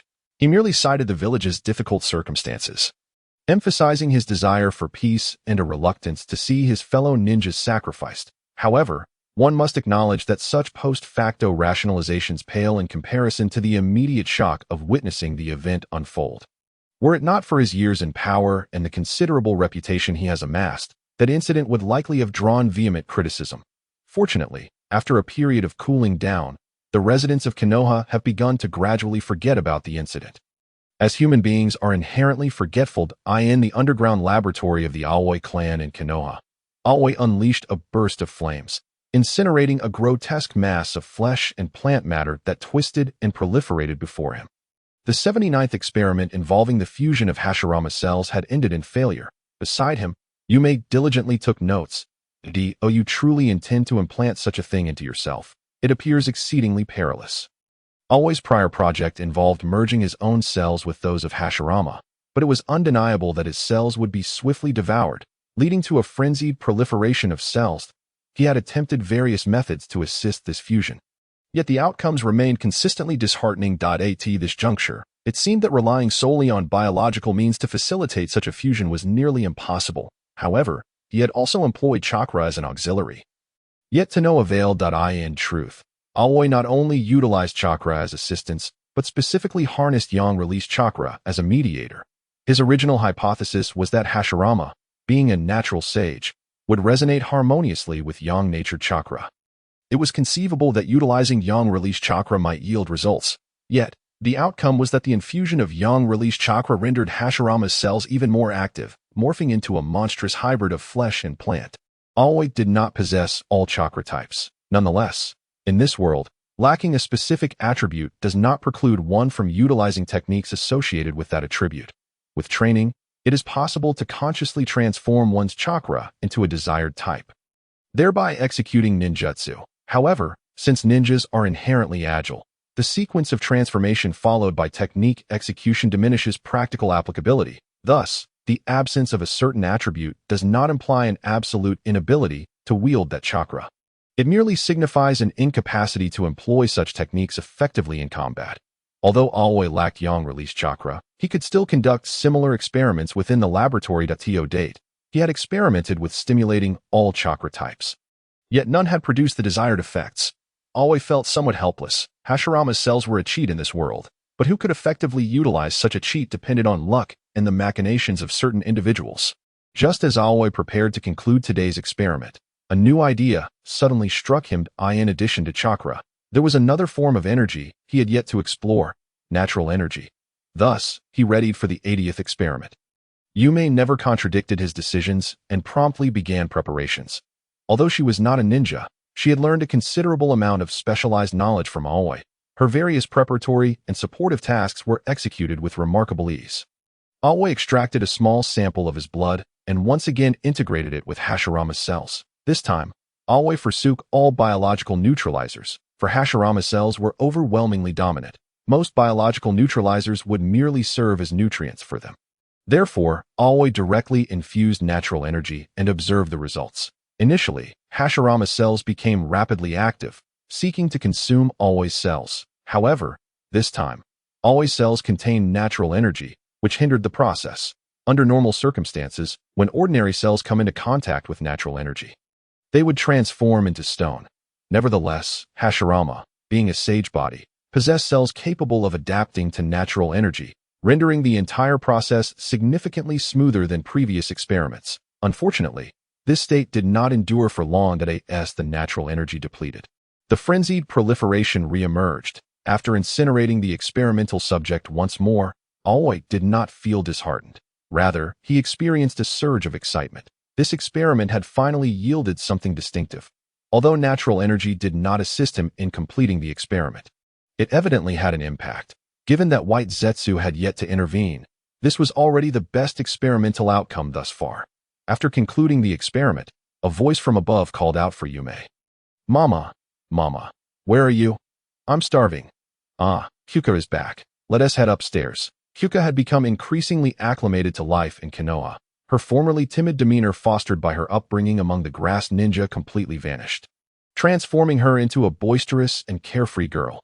Yume felt a deep concern, fearing that the young girl might struggle to find a partner in the future. Aoi, on the other hand, remained unconcerned. Rest assured, as she matures and encounters someone she truly likes, she will naturally change. There's no need for parents to worry excessively. Typically, the more one interferes, the more likely it is to backfire. Let us hope so. Yume replied, still somewhat anxious. Mama, is dinner ready? I'm starving. Hyuka, having rambunctiously spent the afternoon, clamored for food. Yume, wearing a helpless expression, nevertheless indulged her by preparing a meal. Hyuka clung to Aoi, asking, Brother Aoi, teach me some powerful ninjutsu. Please, I've already mastered the body replacement technique, and I can climb trees and walk on water now. Is that so? Then let me see. In the original manga, Hyuka was predominantly depicted fawning over Sasuke, with little emphasis on her growth journey. Later, she followed Orochimaru, and given Orochimaru's mindset at that time, it was unlikely he would devote himself to her training. Nonetheless, Hyuka emerged as part of Orochimaru's base management team, leading Aoi to realize from the outset that this girl was a hidden genius not portrayed in the original work. However, Hyuka's performance still astonished him. It is worth noting that it had only been about 6 months since she began her schooling. Even with a slight head start, her rapid completion of the curriculum left him impressed. Indeed, under Aoi's watchful eye, Hyuka skillfully executed the body replacement technique, along with her demonstrations of tree climbing and water walking. Quite impressive. You are ready to advance to the next stage of training. In truth, it was not merely these foundational skills. Hyuka's chakra had already surpassed the level of an average genin in Konoha. The physique of the Uzumaki clan was truly astonishing. In summary, Aoi felt that the Uzumaki clan was the closest to the sage body, aside from Hashirama Senju. The other members of the Senju clan seemed rather mediocre in terms of physical prowess. Aoi had long since prepared for Hyuka's next phase of training. Previously, he had assessed her chakra attributes, identifying that she possessed earth and water affinities, 2 elements in which he was not particularly adept. However, his vision for Hyuka's development was not limited to a conventional ninja path. After all, the original work showcased that Hyuka exhibited the most prominent traits of the Uzumaki clan. Her Kage lineage had already awakened. Moreover, in the later stages of Naruto, Hyuka awakened the Kong FSA, a sealing technique requiring innate talent to perform.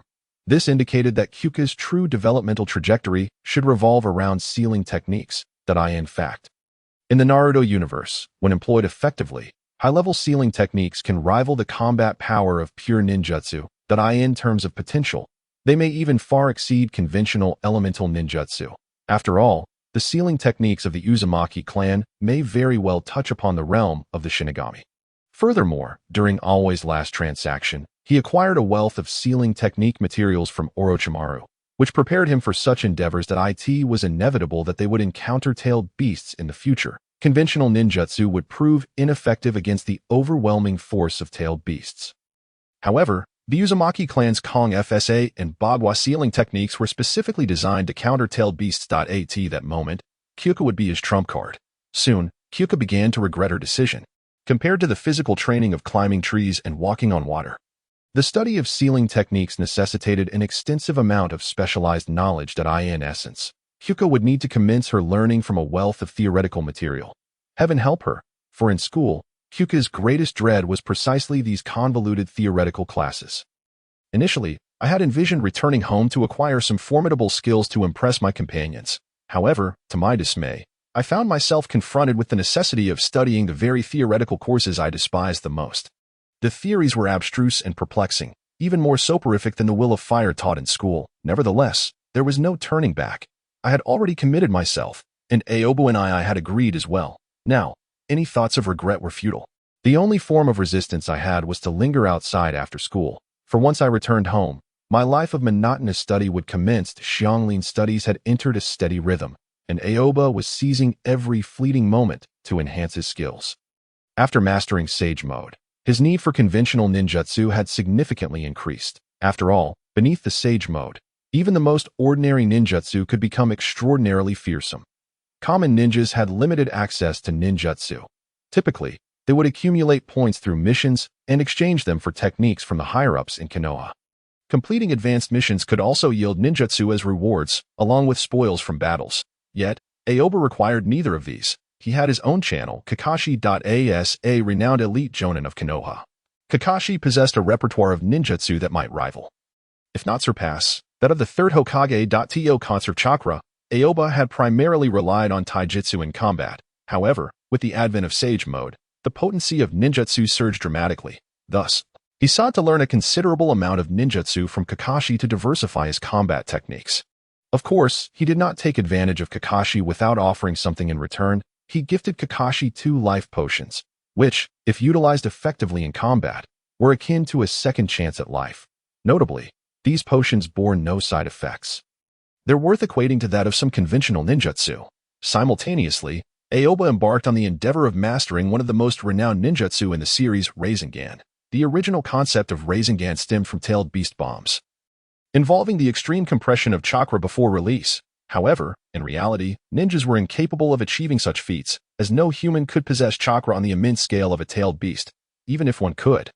Achieving such a degree of compression was impossible. The tailed beast bomb did not rely on any special technique, but rather on sheer brute force and an immense amount of chakra, coupled with extraordinary compressive power. Without sufficient compression, the chakra sphere would fail to inflict damage, as chakra dissipates rapidly once it leaves the body. Thus, ninjutsu emerged, enabling chakra to transform its form and manifest as either matter or energy, allowing for remote release. Minato Namikaze recognized this principle and adjusted his approach, attempting to make chakra spin in his hand to maintain stability and achieve a compressive effect. This became the fundamental principle of Rasengan. Understanding this concept, Aoba was keen not to overlook this technique. The training for Rasengan turned out to be simpler than he had anticipated, perhaps due to his innate prowess in chakra manipulation. He completed the foundational training for Rasengan in mere days. However, when he sought to incorporate wind attributes, he began to feel the pressure. The wind release, Rasen Shuriken, was an advanced level technique. Its power so immense that few in the ninja world could withstand it. However, the training required for this move was far more challenging than that of the ordinary Rasengan. In truth, Rasengan was already classified as an S-rank ninjutsu. Even among Konoha, very few could master it. Kakashi could barely manage it, using it poorly compared to his own Raikiri. The most proficient users in Konoha were Jiraiya and, in the future, Naruto. The Rasen Shuriken represented an even greater challenge, its difficulty rating at least 3S. Aoba aspired not only to integrate wind attributes, but also to infuse it with sage chakra, creating an immensely powerful technique capable of decisively defeating the Raikage. With clandestine experiments and ninjutsu training, Aoba's days were extraordinarily fulfilling. At times, Kakashi found it perplexing. Aoba had become so powerful, yet continued to exert himself with almost obsessive determination. Did he genuinely aspire to become Hokage, regardless of strength or popularity?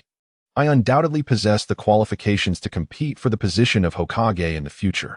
Yet, observing Kakashi's tone, it seemed he harbored an intrinsic belief that he could never attain the role of Hokage. Did he not? Kakashi occasionally found Aoba rather exasperating, as he had a knack for voicing sentiments that struck at the heart of the matter, akin to articulating what lay deep within Kakashi's soul. How could Aoba even consider becoming Hokage? He had no connection to the current Hokage lineage, which in itself rendered him unfit for the position. Think as you will. I simply feel that your ideology diverges from that of the Hokage. No, Kakashi. My ideology merely differs from that of the current Hokage. But do not forget, should I become Hokage, my ideology would then represent that of the Hokage. Yet, I can now address your initial inquiry. I have never contemplated becoming Hokage. Kakashi gazed into Aoba's eyes, nodding in response, then spoke in a tone that was difficult to decipher. Was it relief or disappointment? I believe in you. That so? I have answered your question. Now, can you answer my earlier inquiry? Kakashi appeared somewhat awkward. Aoba's previous question concerned the very essence of what Konoha represented. Kakashi, possessing a sharp intellect, understood the underlying implications of Aoba's words. He was asking whether it was the Hokage who represented Konoha or the lower populace. However, he found himself unable to respond, as he remained uncertain. From the education he had received, he should have confidently asserted that it was the Hokage. Yet, on an emotional level, he felt inclined to affirm that it was the common people. Two answers lingered in his mind, yet he could not arrive at a definitive conclusion. It seems you have yet to reach a conclusion. No worries. Take your time to ponder. By the way, the new year is approaching. In 3 days, I have arranged a gathering with Guy and the others before the year ends. Don't forget to come to the Akimichi barbecue restaurant. All right. Upon returning home, Aoba dove back into his laboratory. However, this time, he did not continue with his previous research but instead began tinkering with several small items. That day, while out and about, Aoba encountered a familiar figure. The other person lit up upon seeing him yet hesitated, unsure of how to greet him. Hey, Sasuke, don't you recognize me? The young boy was none other than Uchiha Sasuke. Regardless of circumstances, at this moment, Uchiha Sasuke was truly a pure victim in Aoba's eyes, a mere unfortunate child. However, it was not without reason that, later on, Uchiha Sasuke would be referred to as the second pillar. This child possessed an arrogant demeanor, and the burdens he carried were simply too heavy, leading to early emotional complications at such a tender age. In Aoba's view, Konoha's education, while effective in indoctrination, was fundamentally flawed. It showed no regard for Sasuke's psychological issues, and it was no wonder that he later sought out Orochimaru. The inadequacies of Konoha's teaching standards or the upper echelon's arrangements hindered his personal growth, leaving him dissatisfied. Uchiha Sasuke genuinely wished to see Aoba again. Although they had only interacted once, the skills he learned from Aoba, tree climbing and water walking, were incredibly practical. Despite his prideful nature, he was not foolish. After much practice, he quickly realized these were essential skills for a ninja. Having mastered these two techniques, he sought to continue learning from Aoba. However, his inherent pride made it difficult for him to find the words to approach Aoba. Moreover, Aoba, as a jonin, often had missions to attend to, and upon returning to Konoha, he would seclude himself in the laboratory to conduct experiments, making it nearly impossible for Sasuke to engineer a chance encounter. Recently, with the new year approaching, Aoba had allowed himself some relaxation, which led to their unexpected meeting on the street. As they strolled along, they engaged in conversation. Why aren't you in school? Is it a break? I had forgotten about that. Your age. You should be out playing with friends at this time. I know, but I lack the time. I need to grow stronger. I need to defeat that person. I understand. However, balancing work and rest is equally vital, and I recall you have another goal aside from defeating that individual. Correct? Yes. I aim to revive the Uchiha clan. Listening to those words escape from the young mouth of Sasuke, Shinya found no amusement. On the contrary, he felt a twinge of sorrow. Konoha, Danzo, Itachi Uchiha, Obito Uchiha.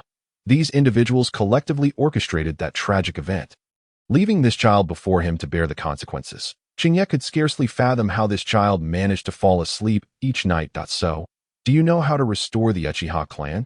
Well, as long as I become the strongest ninja, the reputation of the Uchiha clan will naturally be revived. Is that so? Is that what you believe will revitalize the Uchiha clan? Isn't it? Ha! Very well, Sasuke. Allow me to illustrate a scenario for you. Ponder it carefully. Suppose you achieve your initial goal and become a formidable ninja. Then one day, you grow old and pass away. What do you think will happen to the name of Uchiha at that point? It will vanish. 2 days later, at Akimichi's barbecue restaurant, Shinya, Kakashi, Might Guy, along with Hinata, Asuma, and Karin gathered together. To be honest, the latter two were unexpected guests, invited by Kakashi. It was surprising to see that their relationship had taken shape at this time. It seems their romance has been quite lengthy. Until Asuma's demise, they never officially defined their relationship. Shinya harbored no fondness for Sarutobi Hiruzen. However, He had a soft spot for Asuma, who often stood against Sarutobi. It's hard not to like him. As for Kurenai, her status in Konoha was quite respectable, especially after the fall of the Uchiha clan, as she became one of the few ninjas proficient in Jinjutsu. Though her illusions were ineffective against Itachi, it was because his abilities were of masterful caliber, bolstered by the Sharingan. After a hearty meal, the group sat conversing in the establishment tea. That moment, Chingya produced several items and placed them before the group. During this time, I delved into the study of sealing techniques. That I have made some progress and prepared a few gifts for everyone. Let us see if they please you. Wow, Chingya, you prepared gifts. I can hardly contain my excitement. Guy exclaimed. He often felt isolated within the village. Despite his cheerful disposition, he rarely received gifts during holidays. In truth, most ninjas maintain somewhat aloof relationships with one another. The nature of being a ninja is far from that of an ordinary profession. Especially for those who are special jonin, their missions often entail lethal actions. Moreover, their partners vary with each assignment. Do not assume that ninjas are devoid of psychological issues. Just look at the anomaly that is Itachi Uchiha. Most ninjas in Konoha grapple with their own struggles. Consequently, when Naruto eventually blossomed, he became the beloved of the village. His radiant enthusiasm was like a sunbeam, drawing everyone towards him in a cold world of ninjas. Kakashi, try this. Chingya handed a smooth, circular metallic disc to Kakashi. Upon receiving it, Kakashi noticed intricate seals etched upon its surface. What is this? Place it on your forehead protector, covering the side with the Sharingan, and test its effects. Kakashi seemed to grasp the concept. He took the disc, affixed it to his Sharingan, and secured it with his forehead protector. Now, infuse a little chakra into it, just a small amount. The seal requires chakra to activate. Following Chingya's instructions, Kakashi's face displayed a flicker of surprise. The effect, according to my design, it should temporarily place the Sharingan in a dormant state, not off, but in a low-energy mode, minimizing chakra consumption. This should alleviate your chakra deficiency to some extent. In the original world, Kakashi's chakra issues became somewhat of a joke. Yet, in reality, this problem was quite dire. Kakashi's tactical prowess was remarkably high. Chingya even believed his improvisational skills did not significantly lag behind Itachi's. Moreover, with mastery over all 5 chakra natures and an understanding of thousands of jutsu, he theoretically possessed minimal shortcomings in combat. However, due to his chakra shortage, his tactical options were severely limited. Thus, when facing Itachi, he found himself nearly defenseless. After all, confronting an opponent of equal tactical skill without the burden of chakra limitations, while being subjected to the complete dominance of the Sharingan, left Kakashi feeling utterly defeated. Chingya believed that while the Sharingan had elevated Kakashi, it had simultaneously shackled him. Hence, he endeavored to mitigate this issue to see how far Kakashi could go. This is truly thoughtful. Kakashi had not anticipated such a valuable gift from Chingya. While this item might be worthless to others, for him, it was a timely boon. If it proves effective, that's what matters. Crafting this was somewhat complex, and I feared the final outcome might fall short of expectations. No, it works exceptionally well. Thank you, Chingya. Among friends, there is no need for excessive words. Guy, this is for you. Chingya opened a box in front of Guy, revealing 4 pieces resembling wrist guards. Upon closer inspection, one would notice they were constructed from slender metal strips, adorned with intricate seals. Try them on, he urged. I won't hold back, Guy replied, donning the guards and testing their fit. They fit perfectly, but they must possess some special function, right? Indeed. Infuse a bit of chakra and see. Is this how it works? Guy followed the instructions. Though he could not perform ninjutsu, he could manage the basic manipulation of chakra. Otherwise, he would be incapable of performing tasks like tree climbing and water walking. This, after channeling chakra into the wrist guards, Guy felt as if they had suddenly gained a weight several times greater.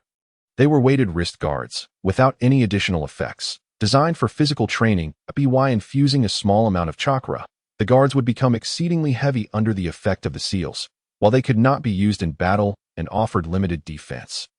They were excellent for training purposes. This is truly remarkable.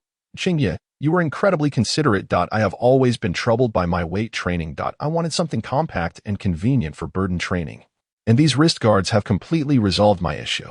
As long as they are useful, that's what matters. In all of Konoha, you are the only one who needs this. In fact, Chingya also carried a pair of these, though he did not use them as excessively as Guy. Both in weight and training intensity, they were incomparable. Hinata, this is yours. He presented an ear-mounted device resembling headphones to Hinata. Wear this. It will enhance your sensory perception, particularly your hearing, allowing you to detect subtle sounds more easily while in the wild. This device was tailored specifically for Hinata. Having fought alongside her once, Chinya had noted her sensory abilities were rather average, a special jonin. She frequently undertook missions outside the village in such circumstances. Awareness is paramount. After all, danger can arise unexpectedly in the wild, and being forewarned naturally increases the odds of survival. This is also why the Hyuga clan remains a prestigious family in Konoha. No team desires to venture out without a Hyuga clan member among their ranks. Chinya also prepared gifts for Asuma and Karinai. Karinai, take a look at this, he said, handing her a box of cigars. These are limited edition cigars imported from the land of snow, crafted from ice lotus flowers. Not only do they satisfy the craving for smoke, but they also invigorate the mind and spirit. Most importantly, these cigars lack the unpleasant odor typical of ordinary tobacco. Instead, they leave a pleasant aroma in the mouth after smoking. Before Karinai could respond, Chinya immediately addressed Asuma. This is for you. I am not particularly adept at genjutsu, so I have continually sought external means for supplementation. This bracelet is my third-generation experimental product. It has achieved some degree of effectiveness by merely infusing two bracelets with chakra and inducing them to rub against one another. One can unleash a sound wave that is disorienting, even nauseating. Naturally, the user is exempt from this effect due to the protective seals on the wristbands. This concept of mine can be classified as a form of illusion technique, exploiting the pervasive nature of sound to execute an auditory assault. You might consider consulting an expert in illusion techniques to see if there are enhancements that can be made to this effect. Although it may be deemed rudimentary, in practice, its efficacy is unequivocally substantial. Against Chunin and lower-ranked ninjas, its impact is markedly evident. A moment's inattention could lead to disorientation, however brief. Yet, for ninjas who are practitioners of stealth and assassination, even this fleeting disorientation can spell the difference between life and death. When facing higher-ranked ninjas or elite Chunin, its effectiveness diminishes somewhat. In real combat, it rarely yields a decisive advantage, serving instead as a form of disruption. Nevertheless, its worth remains notably high. Moreover, unlike the gifts from Kakashi and Guy, the items from Karinai and Anko possess a broader applicability. These also represent tools that Aoba intends to market commercially. Indeed, he is preparing to monetize his inventions. Conducting experiments at home has proven excessively costly. His savings have dwindled significantly in less than half a year. By presenting these gifts, he also hopes to enlist the assistance of these individuals in promoting his products. The item Aoba gifted to Karinai is a compact version. The items for sale will lack the self-exemption feature, necessitating that those wishing to remain unaffected procure Anko's model. Of course, these are merely future considerations. The formal launch will occur after the new year. For now, the most important affair is to witness the spectacle. Aoba's earlier maneuvers were conspicuously evident. The cigar, intended for Asuma, was given to Karinai, while the bracelet meant for her was instead presented to Asuma. Aside from the awkwardness of gifting Karinai in front of Asuma, it also served as a playful jest regarding their relationship. Kakashi, Guy, and Anko all understood Aoba's intentions, each wearing expressions of amusement as they observed the couple. As Asuma turned to Karinai, ready to speak, his bracelet was swiftly taken from him and exchanged for a cigar. Asuma, however, did not mind that his gift differed from others. He was not like the others. Being the son of the third Hokage, despite his rebellious nature, he was never lacking in funds or equipment. Not to mention, his weaponry, the pair of shuriken, was crafted from chakra-infused metal, rendering it a top-tier tool. Although it may not quite rival legendary weapons like the Kusanagi, it is still formidable. Regrettably, Asuma's prowess with it is rather average. The gathering, under Aoba's influence, was quite lively. Meanwhile, within the Uchiha clan's grand residence, another noteworthy gathering was unfolding, hosted by Uchiha Sasuke. Sasuke felt as though this was the most challenging day of his life, learning the great fireball technique, mastering Uchiha shuriken throwing, and even the basics of tree climbing and water walking paled in comparison to this endeavor. Hosting a gathering at home and inviting classmates was an act that, from any perspective, seemed utterly disconnected from Uchiha Sasuke's nature. His inherently proud disposition meant he seldom spoke to his peers. Suddenly inviting them over was as daunting as confronting Uchiha Itachi.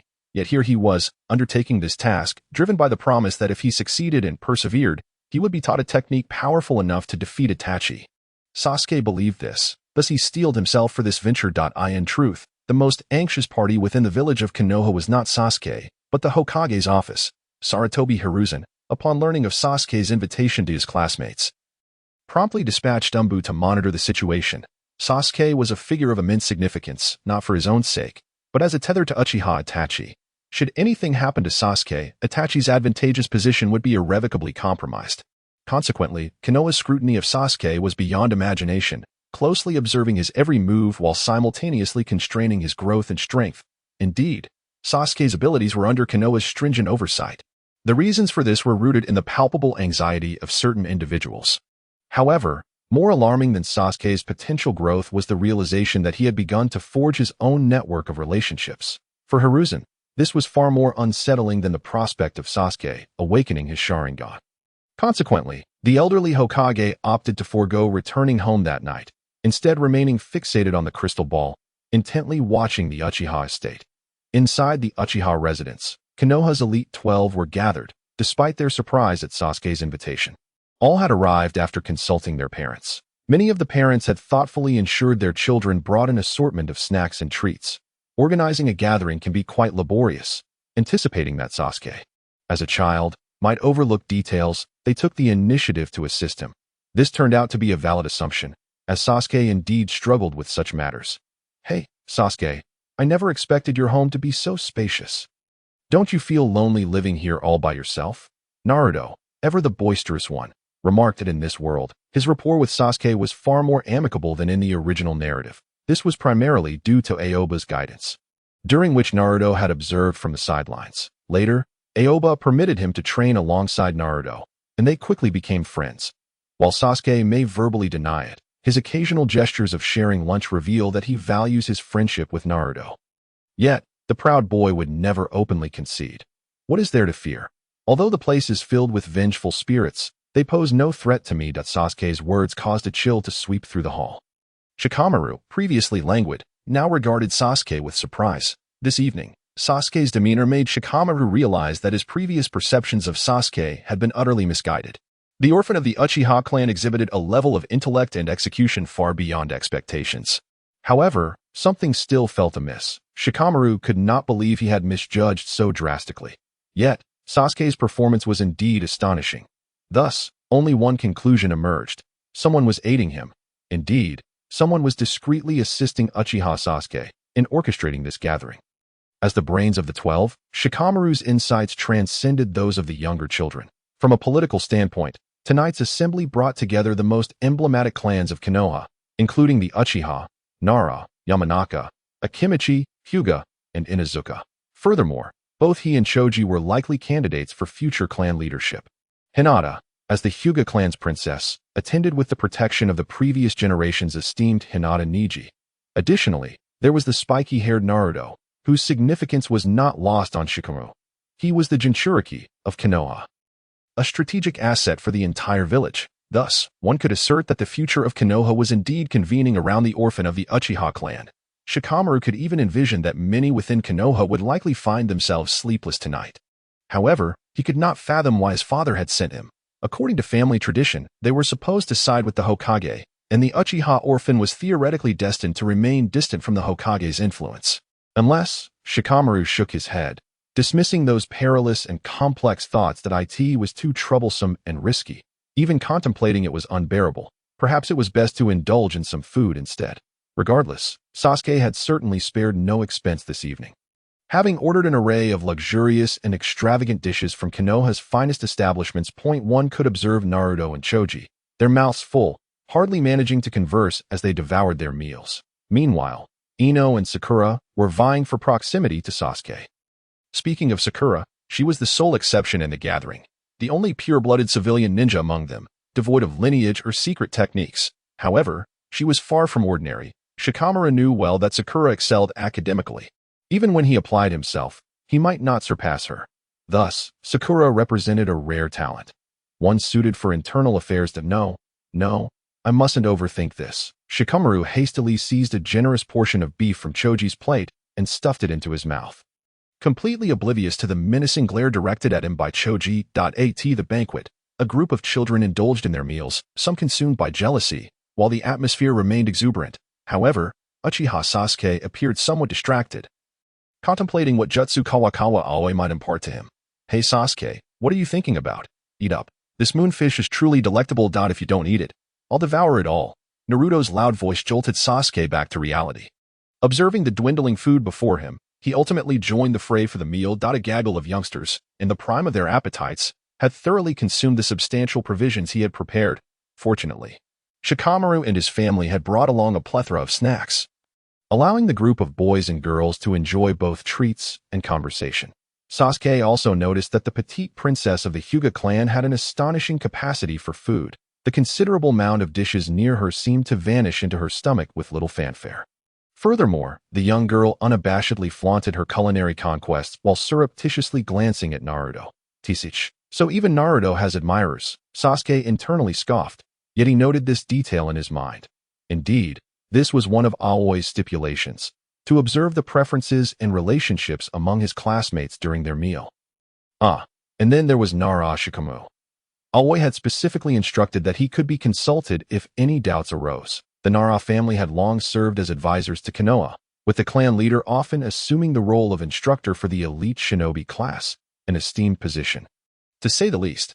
Yet, despite his lineage, Shikamaru seemed far from formidable. Rather, he came across as an indolent slacker.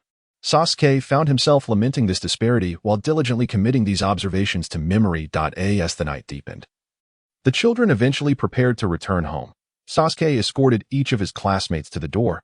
However, when it came to Hinata Hyuga, he called out, "Naruto, see Hinata home for me, then come back to help me clean up." He then turned to Hinata, whose face was flushed and on the verge of fainting, and added, "I apologize for the lack of proper hospitality."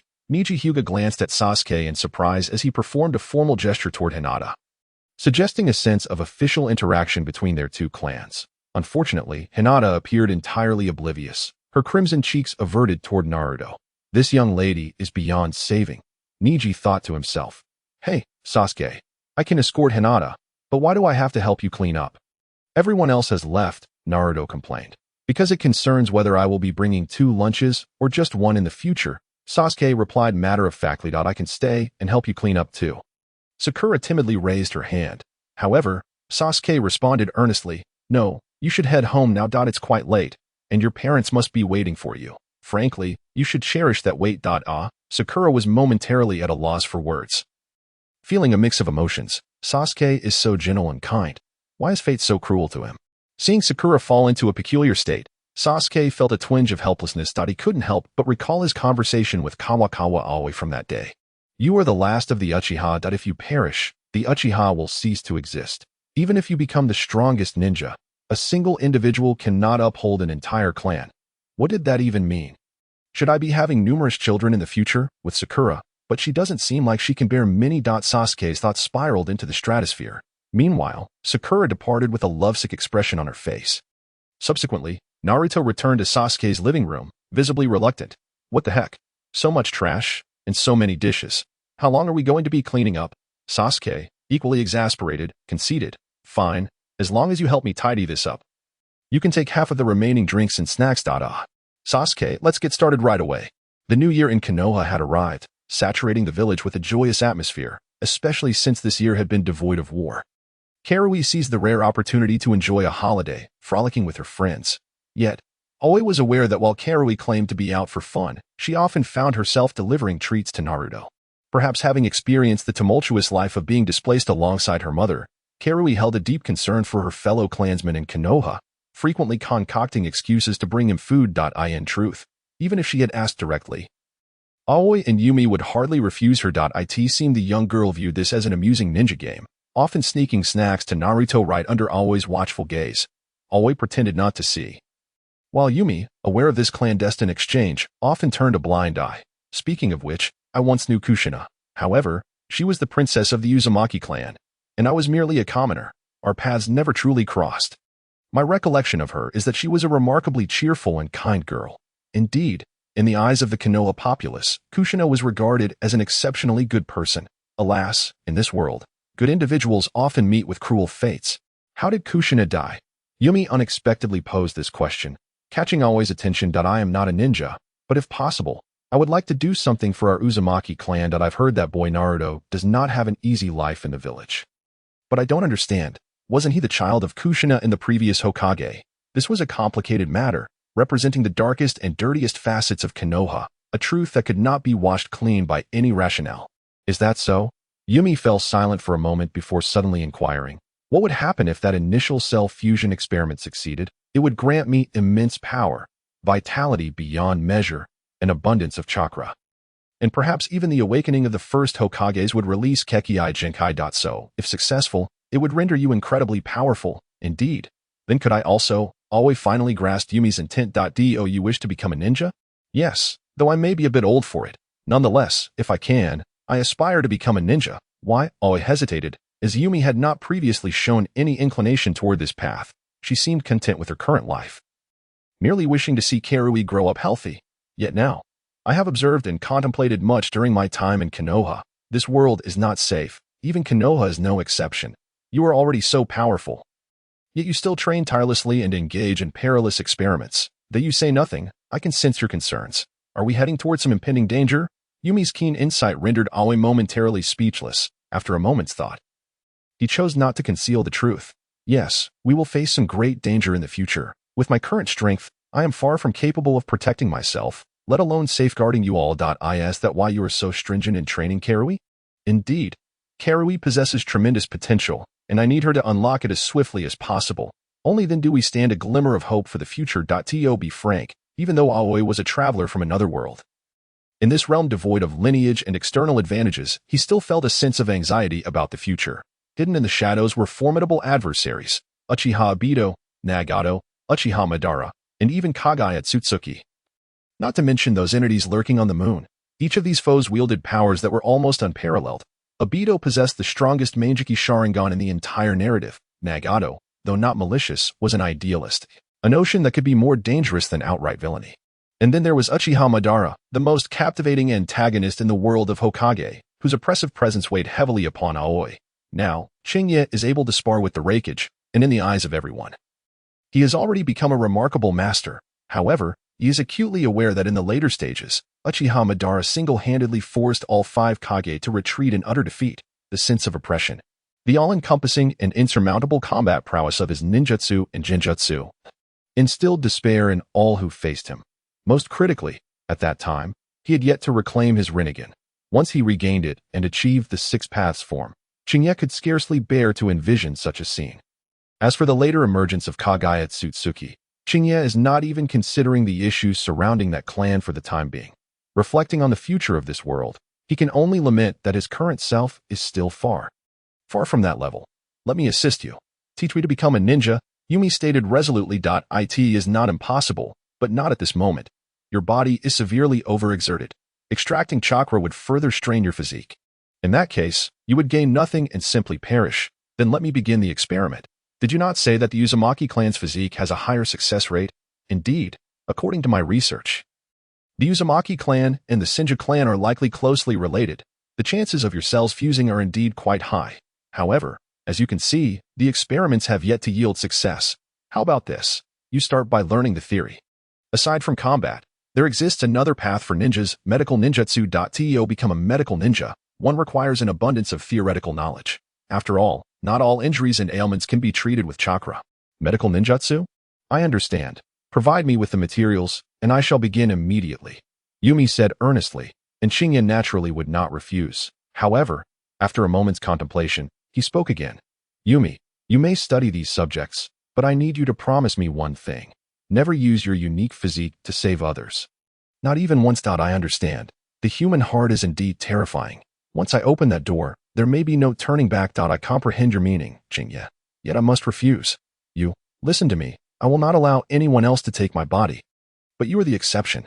Chingye, both I and Xianglin can be your assistants. Even if I cannot become a ninja, I still wish to help you.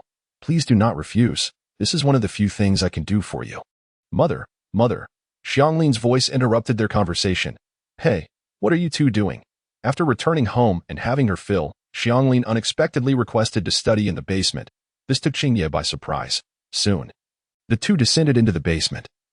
a place sealed off by various sealing techniques employed by Chingya. Neither the telescope technique nor White Zetsu's spying could penetrate this area. Brother Chingya, I have discovered something very strange. There is a monster you mentioned that has been lingering near our home recently.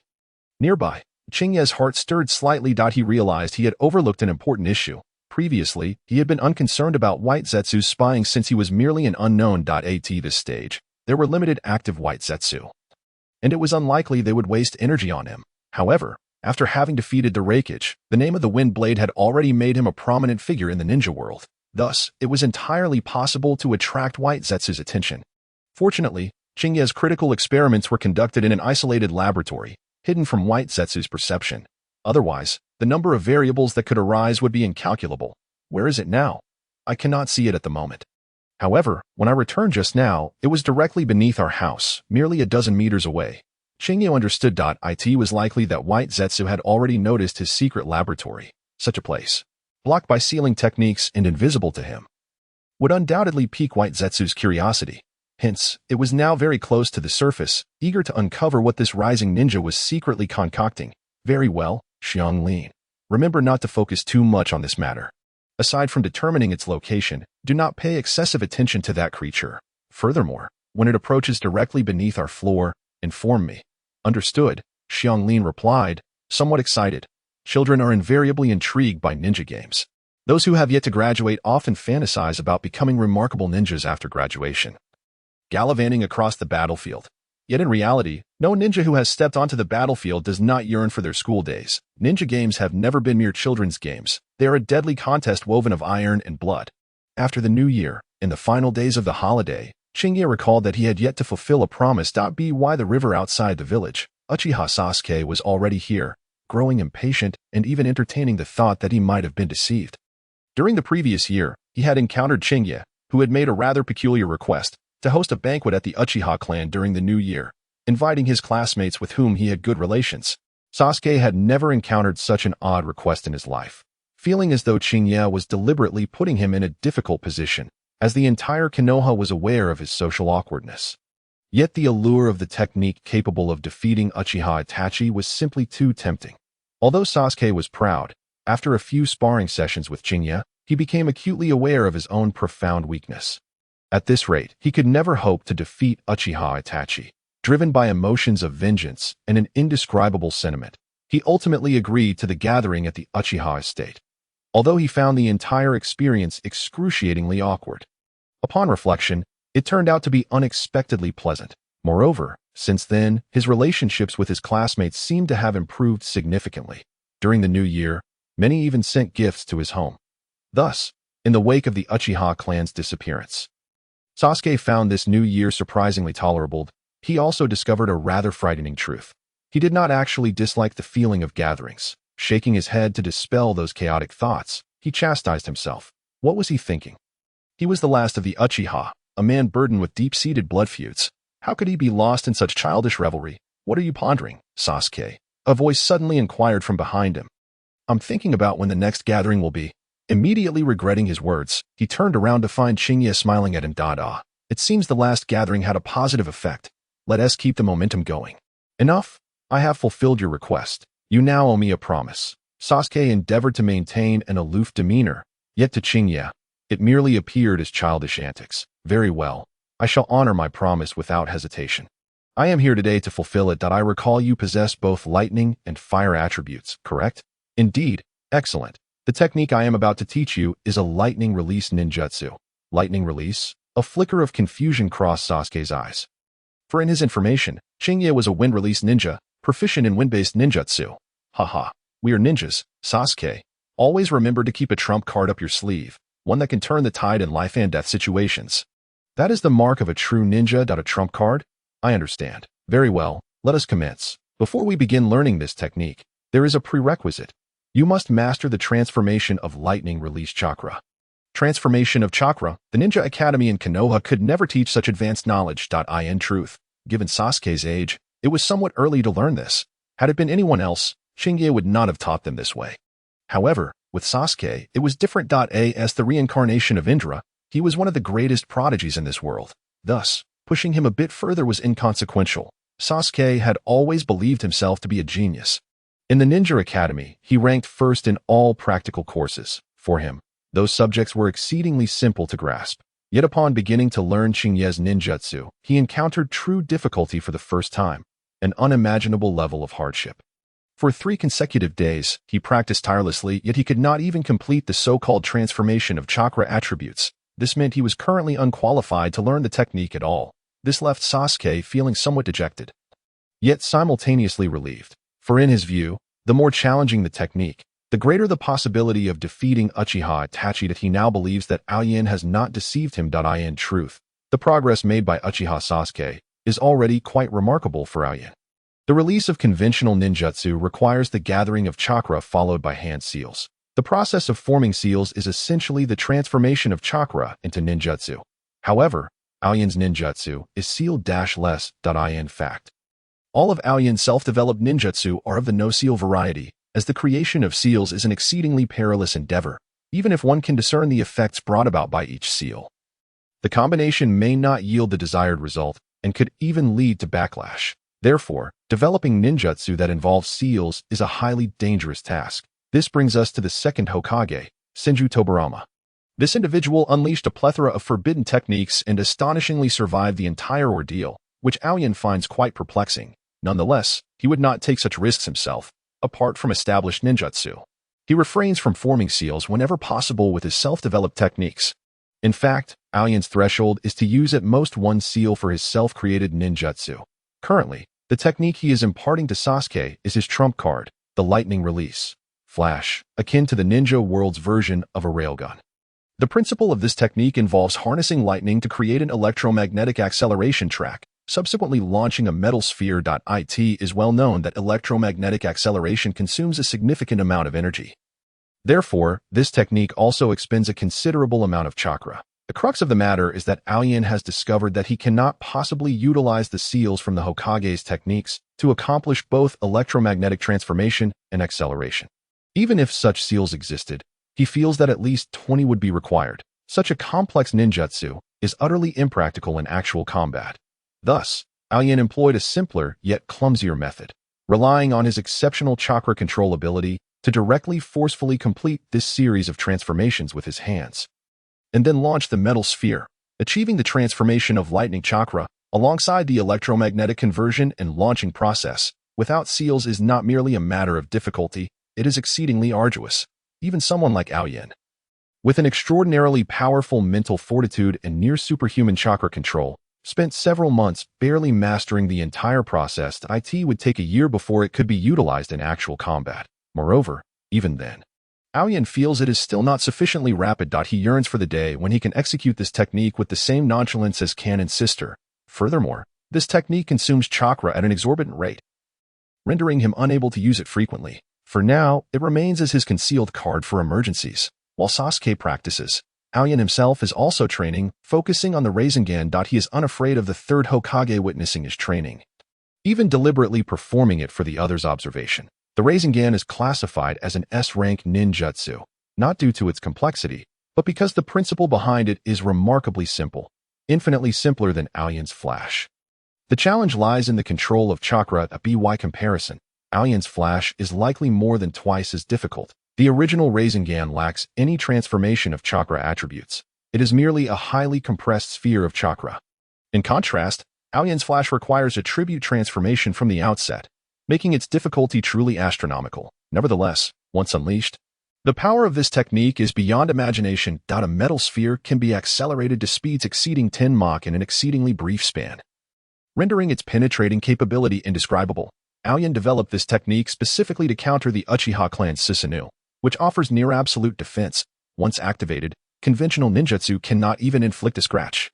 However, given Susanoo's considerable size and relative sluggishness, it becomes an ideal target for the electromagnetic cannon. In this regard, the technique is also exceptionally suitable for dealing with Uchiha Itachi, provided that Itachi utilizes Susanoo. Of course, this technique is similarly applicable against tailed beasts, which are massive and generally unable to evade such high-speed ninjutsu, promising commendable efficacy. In fact, this technique possesses another application, that of a sniper.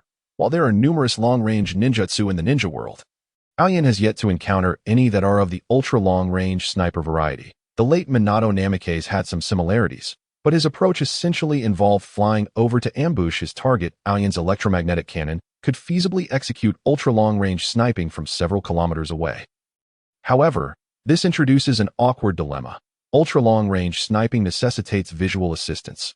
Otherwise, accuracy is unattainable. Unfortunately, Aoyan lacks this capability. Though telescopes exist in this world, they are fundamentally distinct from scopes, and since Aoyan employs his own arm to execute this technique, even a scope would prove ineffective. This issue can be readily resolved in the ninja world, as the Byakugan offers an exemplary solution. Imagine a Byakugan user spotting an enemy from several kilometers away, standing still, and then unleashing an ultra-long-range electromagnetic cannon to obliterate the enemy hiding in a tree hollow. What a spectacular scene that would be! However, the reality is that Aoyan does not possess the Byakugan, and the Hyuga clan is exceedingly insular. Aoyan has no rapport with them, and if he were to approach them requesting to take in a Hyuga clan member as a disciple, they would undoubtedly reject him. Moreover, from another perspective, the lightning release flash is an exceedingly perilous ninjutsu. Should this technique fall into the hands of someone with ill intentions, Aoyan would find it impossible to sleep soundly at night. Thus, he cannot casually impart it to others. Sasuke, being the child of destiny in this world, is an exception, but Aoyan would not readily teach it to anyone else. Alright, Sasuke, that concludes today's training. But, Teacher Aoyan, I can still. Sasuke's desire to continue training is interrupted by Aoyan. Sasuke, have you forgotten what I said? Haste makes waste. This is not a technique that can be mastered solely through effort. Throughout the training process, you need to continually identify your shortcomings and make adjustments, carefully sensing every subtle change in your chakra. When your body is utterly fatigued, you cannot accomplish any of this. So, listen to me now. Go home and rest. We will continue tomorrow. Alright, Sasuke responds, somewhat dejected but still in good spirits for the moment. As long as Uchiha Itachi does not provoke him too often, he is actually a good boy in the original storyline. Both Uchiha Itachi and Sasuke were overly fixated on the Sharingan. Itachi would often draw Sasuke into the Tsukuyomi, forcing him to relive the night of his clan's massacre for 3 days and nights, a rather absurd ordeal. In Aoyan's view, awakening the Sharingan too early is not beneficial. While it does confer power, it also reveals a more extreme emotional state among the Uchiha. Additionally, it places a heavy burden on the body. Aoyan suspects that Uchiha Itachi's frail condition is linked to his early awakening of the Meijiki Sharingan. Without the eternal Meijiki or Hashirama cells, the side effects of the Meijiki are indeed quite severe. With the new year concluded, Aoyan, as a jonin of the village, resumes his mission duties. However, following the recent events in the Land of Clouds, the entire ninja world seems to have entered a period of relative peace. The only source of frustration for Aoyan is the news brought back by Asuma and the others from outside. Aoyan's bounty on the black market has soared to 30 million ryo. Given Aoyan's dire financial situation, he finds himself contemplating selling himself for money. 30 million ryo is no trivial sum, and as a newly emerging ninja from Konoha, his visibility in the outside world has markedly increased. In one mission, he even encountered the obnoxiously money-hungry Kakuzu. To be frank, Kakuzu ranks among the most challenging adversaries Aoyan has faced in the ninja world, even more troublesome than the fourth Raikage in his opinion. This is not to say that Kakuzu is necessarily stronger than the Raikage. In a direct confrontation, Kakuzu would likely not stand a chance against the fourth Raikage.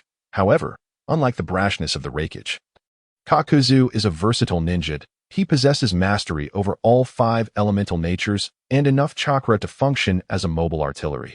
This makes Kakuzu one of Aoyan's least favorite types of opponents. In a confrontation with the Raikage, both combatants are primarily taijutsu users, allowing them to leverage their strengths. Conversely, facing Kakuzu means dealing with someone who stands at a distance. Unleashing relentless firepower. It is evident that Kakuzu had thoroughly researched Aoyan's profile. Knowing well that Aoyan specializes in taijutsu and excels in close to mid-range combat, hence, he immediately maintained his distance, bombarding Aoyan with long-range attacks, much to Aoyan's chagrin. While Aoyan's lightning release flash offers a more potent long-range offensive capability. However, with his current chakra, he can only utilize it 3 times consecutively. To make matters worse, Kakuzu possesses 5 lives. Were it someone else, he could wait for the opponent's chakra to be depleted. But as for Kakuzu, that was not an option. In desperation, he activated a hidden trump card to evade Kakuzu's relentless pursuit. Aoba has the ability to glide, or rather, to soar through the air. Indeed, he can harness the power of the wind to elevate himself and travel at high speeds for a considerable distance. The entire process lacks maneuverability, rendering it ineffective in combat. However, it serves well for escape. That moment, he faced two choices. One was to enter Sage mode and engage Kakashi in a fierce battle. Yet, confronting a monster with 5 lives was decidedly imprudent. Thus, he ultimately opted to withdraw from the battlefield. Nevertheless, the encounter with Kakuzu remained etched in his memory. When Aoba first encountered Kakuzu, the latter was already clad in the Akatsuki uniform but stood alone. It appeared that either he had no companions or had eliminated them for a bounty. However, the target Aoba was most concerned about was not present. Haiden, the follower of the death god, was an even more outrageous possessor of immortality than Kakashi. In Aoba's plans, he was a crucial piece. Aoba had long been gathering intelligence on that cult of the evil god, yet their movements were more elusive than anticipated. After all, they were a cult, and one that engaged in live sacrifices at that. The 5 great ninja villages could never tolerate such individuals. The cult had always operated in secrecy. At this juncture, Haiden had made an appearance.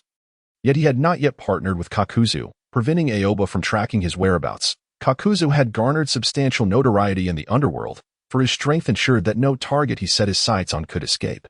He enjoyed VIP treatment at the exchange. Upon returning to the village, Aoba reported his encounter with Kakuzu and subsequently received a few days of leave. Naturally, Aoba would not squander this time. He rented a shop on the commercial street and began selling small tools he had developed by combining sealing techniques. These included headphones designed to enhance perception, which could also be fashioned as earrings or ear pendants, and bracelets capable of emitting loud noises to disrupt an opponent's balance. These 2 products were the main offerings. Additionally, he had developed some auxiliary combat devices, such as rings that concealed poison needles and wrist-mounted shuriken.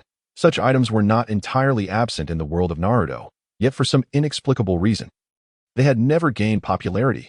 Aoba firmly believed that ninjas were essentially assassins, and these tools should be in high demand.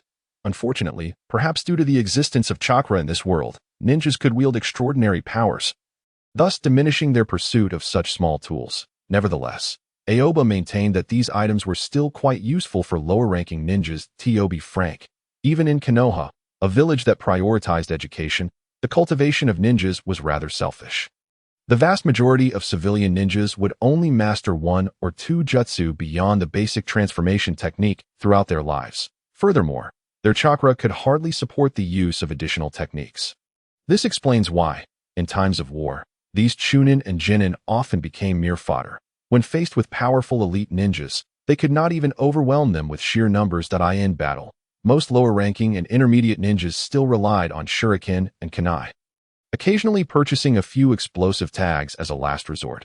Anything beyond that was simply out of the question, as explosive tags were exceedingly expensive and far beyond the means of an average civilian ninja. Ironically, for true Jonin-level ninjas, explosive tags became less significant. The jutsu they unleashed surpassed the power of explosive tags and offered far more complex and varied effects than the simple explosion of a tag. Thus, explosive tags, along with many other ninja tools, found themselves in a rather awkward position within the ninja world.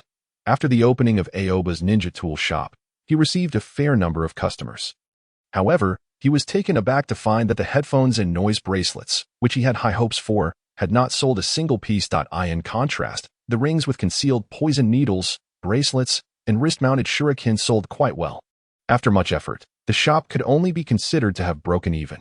After all, crafting those small tools required considerable time and effort. Aoba's first entrepreneurial endeavor in the ninja world could hardly be deemed a success. In truth, he had even better products that he refrained from unveiling. If he had introduced the life potions, they would have undoubtedly sold like hotcakes, making him the wealthiest individual in Konoha without question. However, out of concern for Kaguya and her daughter, he could not bring himself to do such a thing. During his time off, he routinely went to the riverbank to train with Sasuke. During this period, he had nearly perfected his Rasengan technique, with only the training to incorporate chakra attribute changes remaining. That training carried certain risks. Aoba prepared to devise a new training plan. Yet, on that particular afternoon, just as he finished his training, Kaguya suddenly rushed over. Aoba and Mama is looking for you. Aoba's expression shifted slightly. This was her and Kaguya's secret signal, indicating that White Zetsu was approaching the laboratory. This guy had endured in silence for so long. Had he finally reached his limit? He sincerely apologized, stating that he had caught a severe cold and could only manage one update that day. He promised that once he felt better the next day, he would unleash a deluge of updates. Aoba had long been preparing for White Zetsu's scrutiny. As his reputation grew, it seemed that a particular White Zetsu had been assigned to keep him under surveillance. However, as a time traveler, Aoba had already taken various precautions against White Zetsu. Yet, the latter was exceedingly cautious and had never drawn close. Aoba feigned ignorance until today, when it appeared that this White Zetsu could no longer resist its curiosity. After all, according to its observations, Aoba's movements were remarkably ordinary, entirely that of a typical talented civilian ninja. However, there was one area it could never probe: the laboratory beneath Aoba's home. That place had been fortified with numerous sealing techniques, deterring it from approaching recklessly. Yet, this also indicated that Aoba harbored secrets. The higher-ups in Konoha were unaware of that place. Consequently, after observing for several days, White Zetsu finally identified a minor flaw in the surrounding defensive techniques. Although exceedingly subtle, the White Zetsu tasked with surveillance was skilled in various sealing techniques. After all, their mission required them to infiltrate such hidden areas. Thus, upon confirming that no one was home, it began to stealthily unravel the defensive techniques. After considerable effort, it succeeded in opening a passage into the secret laboratory. Upon entering, it was met with astonishing discoveries. First and foremost, there were cells from the first Hokage. White Zetsu was no stranger to the first cells. As their current master, Uchiha Obito, had implanted them, their lair was abundant with such material. The critical point was that White Zetsu discovered that extensive research had been conducted on the first cells, with numerous auxiliary fusion proposals put forth. While White Zetsu did not fully comprehend these matters, it recognized the information's immense value. Simultaneously, another item caught White Zetsu's attention: the life potions. The laboratory contained several pre-made life potions, their vast and pure vitality leaving White Zetsu in disbelief. This was a form of super healing distinct from the cells of Hashirama, and its effectiveness was markedly superior. The so-called Aokawa Aoba was no ordinary civilian ninja.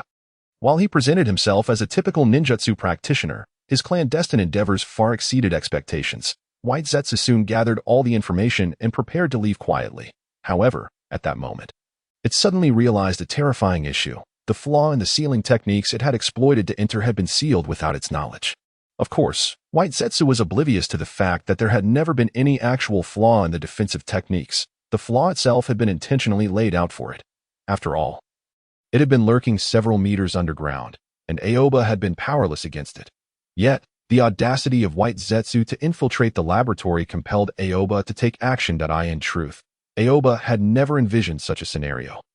He had only imagined encountering White Zetsu in the outside world, either on the ground or near the surface. He suddenly launched into action, utilizing specially designed sealing shurikens and kunai to restrict the flow of chakra in his opponent, ultimately capturing them. To his astonishment, he discovered that his adversary harbored an interest in his laboratory. Thus, he decided to devise a plan to lure the opponent into a trap. The vulnerabilities in his defensive techniques were deliberately left exposed to entice them closer, perhaps even to step inside. It seemed that the White Zetsu, confident in its stealth and concealment skills, had remained undetected during its long period of lurking and had indeed entered the premises. This led to the current situation of striking down an intruder.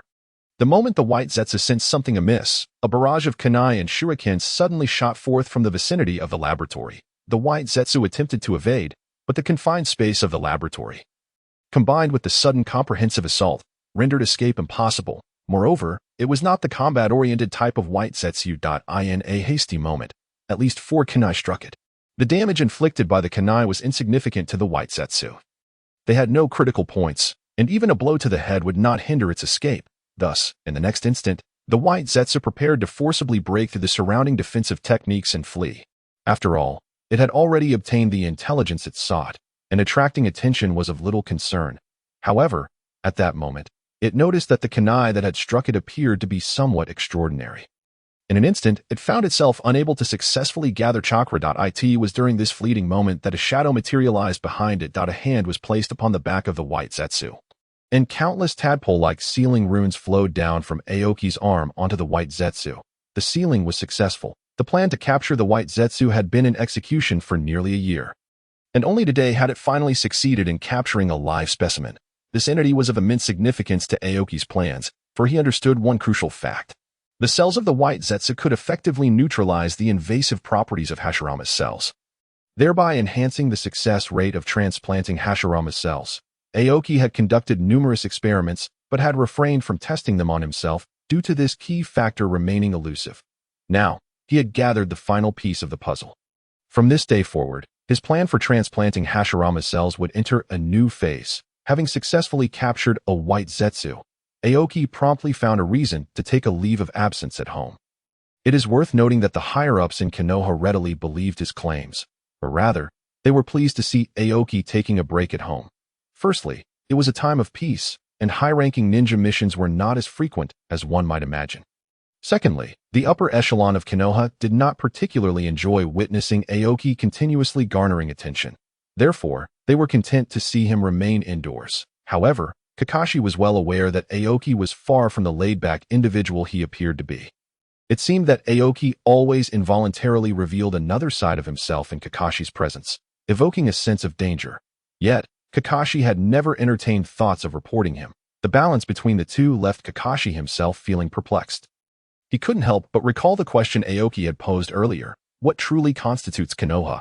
This question had tormented Kakashi for nearly a year, and he knew deep down that he had already found an answer. However, he was not yet ready to articulate it. Aoki had been resting at home for a month. Even Kakashi, who understood him well, sensed something amiss. Could it be that he truly encountered issues with his training? After completing a mission, Kakashi decided to pay a visit. The one who opened the door was Yumi. Kakashi had long known that Aoki cohabited with a stunning young woman, so he felt no surprise. "Ah, you must be Kakashi. Come in." Aoki had been chattering just moments before about how none of his friends ever came to see him. Kakashi felt a bit awkward and handed the fruit he had brought to Yumi. "What's going on with you? Have you really run into trouble with your training?"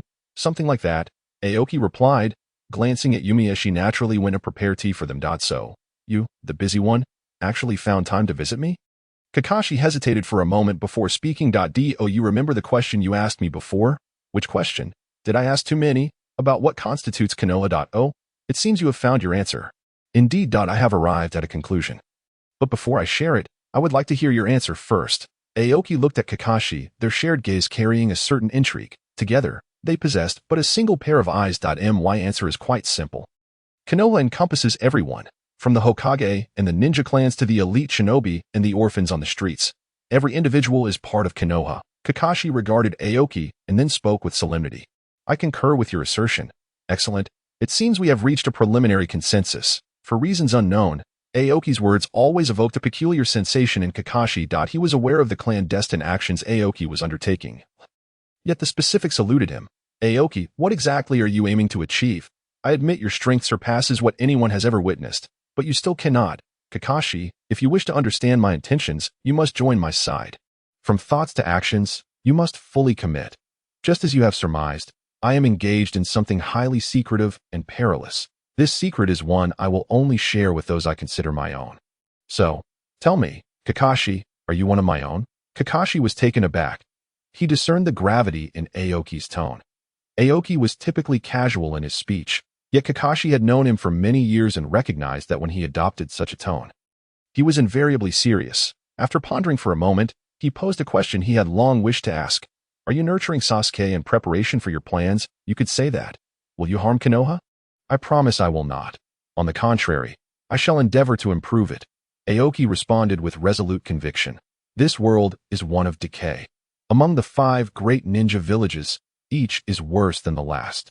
And the other 4 lack even the qualifications to change. Only Konoha retains a glimmer of hope. Thus, Aoki had invested considerable effort into Konoha. I will join your secret organization." "Excellent, Kakashi. Although there is no so-called secret organization at present, I do possess certain secrets that cannot be divulged to outsiders. Now, I can reveal them to you." At that moment, Yumi entered with tea. "Yumi, let's head directly to the laboratory." This was Aoki's laboratory, welcoming an outsider for the first time. In reality, his laboratory was not particularly large. After all, Aoki was exceptional and had served as an assistant to Orochimaru for over a year, allowing him to sidestep many pitfalls. Furthermore, he had a clear objective. Unlike the Root, which aimlessly conducted numerous human experiments. Nevertheless, even so, Kakashi was taken aback by the sight before him. As an elite shinobi, He could instantly discern that this laboratory was one dedicated to biological experimentation. Strikingly similar to Orochimaru's previous lab. "You are conducting human experiments here," Kakashi exclaimed in shock. "That to be precise, it is merely biological experimentation." "Well, there have been human experiments, but only once," Aoki replied as he removed his shirt.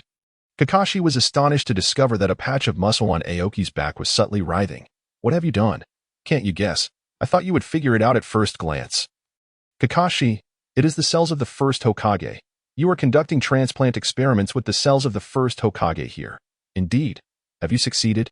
The transplant experiments involving the first Hokage's cells had been attempted countless times by Konoha. Kakashi could not possibly be unaware of this. However, as far as he knew, all such experiments had ended in failure. Konoha had officially prohibited this line of experimentation. Konoha has never forbidden the transplant of the first Hokage's cells. To this day, Root should still be conducting experiments. If they were still experimenting, it meant they had not succeeded. "But you have succeeded?" Kakashi's tone carried a sense of disbelief. He could hardly fathom that Aoki had accomplished in this modest laboratory what Konoha had failed to achieve for decades. Moreover, it appears that the other party has not conducted a plethora of human experiments. Kakashi is inclined to believe this to be true. He is well acquainted with Aoba, although the latter's moral compass is not particularly high. He would never engage in such unethical human experimentation. Nonetheless, the entire situation still seems utterly unfathomable. Strictly speaking, I can only consider myself halfway successful at this juncture. As you can see, the fusion process is far from complete. At the current pace, I estimate that I require an additional 3 to 5 months to fully realize the fusion. Undertaking a transplant procedure on oneself is inherently fraught with risks. However, Aoba understands that the interstitial cells from Hashirama cannot guarantee a 100% success rate. Regardless of the circumstances that he has successfully gathered the necessary components, Hashirama's cells, White Zetsu's cells, and natural energy as a harmonizing agent. In his case, natural energy serves a function somewhat akin to that of the Sharingan. Danzo also possesses Hashirama's cells, but his experiment is essentially a failure that he merely grafted 10 Sharingan with 3 Tomo onto his arm, which barely suppresses the Hashirama cells in his right hand. From Aoba's perspective, Danzo's method is rather crude. The Hashirama cells represent Yang release, while the Sharingan embodies Yin release. The true essence of their existence should lie in the harmonious interplay of Yin and Yang. However, Danzo resorts only to brute force. When he cannot withstand Hashirama's cells, he forcibly suppresses them with the Yin release power of the Sharingan. This approach results in a relationship of mutual negation rather than one of mutual generation, which is decidedly suboptimal. Aoba lacks the Sharingan, yet he possesses White Zetsu, a unique fusion agent capable of counteracting the erosion caused by Hashirama's cells. Furthermore, he has unexpectedly discovered that natural energy can actually provide a neutralizing effect during the fusion process. This revelation is, in fact, the greatest gain from the entire experiment. Danzo has failed to realize this over the years, likely due to the scarcity of individuals in this world who can manipulate natural energy. The Root organization probably has none at all. In truth, Aoba has derived numerous insights from this discovery. Orochimaru's increasingly outrageous human experiments in later stages are likely attributable to Jinchuriki. Jinchuriki is a naturally flawed sage body, yet it nonetheless involves natural energy, which likely explains Orochimaru's unprecedented success in biological experimentation. Natural energy appears to possess a peculiar effect, acting as an adhesive during the fusion of disparate biological systems. Aoba has classified this discovery as top-level intelligence because it aligns with an obscure deduction he made long ago. However, at present, his skills and capabilities have yet to reach the essence of these matters. So he must temporarily shelve it until an opportunity arises to resume his research. Gazing at Aoba's writhing back, Kakashi finds it hard to believe. "How on earth did you accomplish this?" To simplify matters, you could say I have mastered a technique for transplanting the first Hokage's cells, with a success rate of approximately 50%. This 50% refers to the probability in the absence of natural energy. Aoba is reluctant to disclose this secret for the time being. Moreover, without mastering natural energy, relying on external forces during the fusion process is futile, as outsiders cannot accurately gauge the condition of the transplant recipient's body. Therefore, to neutralize the effects of natural energy, one must have attained sage mode, and if attained, the success rate could reach around 70 to 80%. However, Aoba did not anticipate that the fusion process would be so much slower than he envisioned. According to the narrative, whether it is erosion or fusion, both occur at an exceedingly rapid pace. Yet in his case, the fusion is progressing agonizingly slowly. Nevertheless, this may not be a disadvantage, for he recalls that even Uchiha Madara, upon directly fusing with Hashirama's cells, manifested Hashirama's face upon his chest. This indicates that such rapid fusion likely harbors vulnerabilities. In contrast, Aoba's slow fusion should signify that his body is thoroughly absorbing and assimilating Hashirama's cells, thereby combining the strengths of both to reconstruct an entirely new physique. This is also the reason Aoba has remained confined indoors, avoiding the outside world. This process is not merely slow throughout its duration. His chakra is almost entirely immobilized. Indeed, all the chakra within him is participating in this metamorphosis of his body.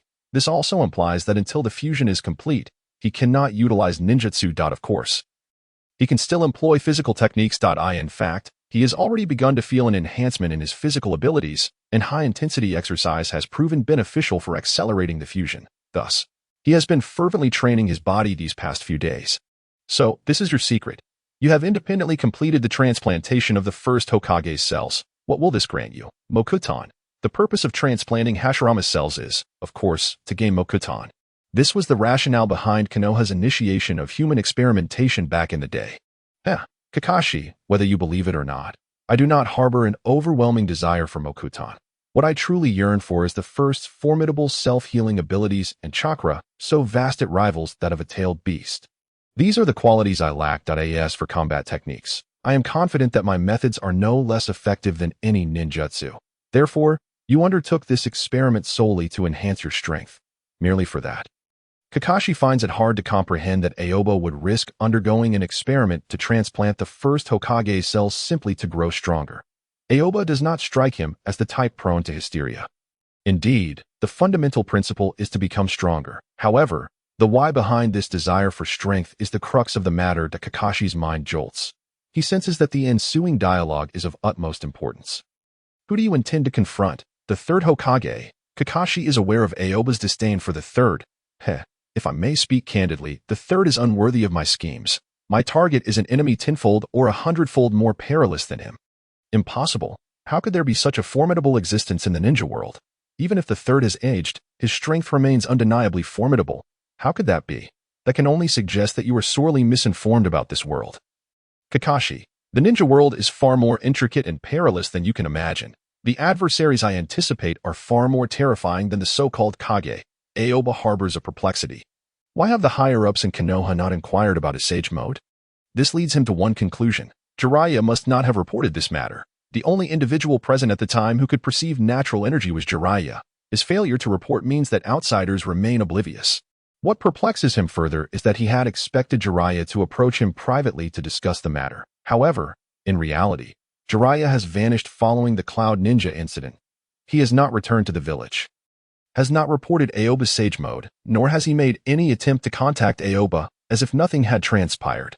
This is the aspect that baffles Aoba the most. Meanwhile, on Mount Myaboku, one of the three great holy lands, Jiraiya sits before the great Toad Sage, ready to receive the sage's latest prophecy.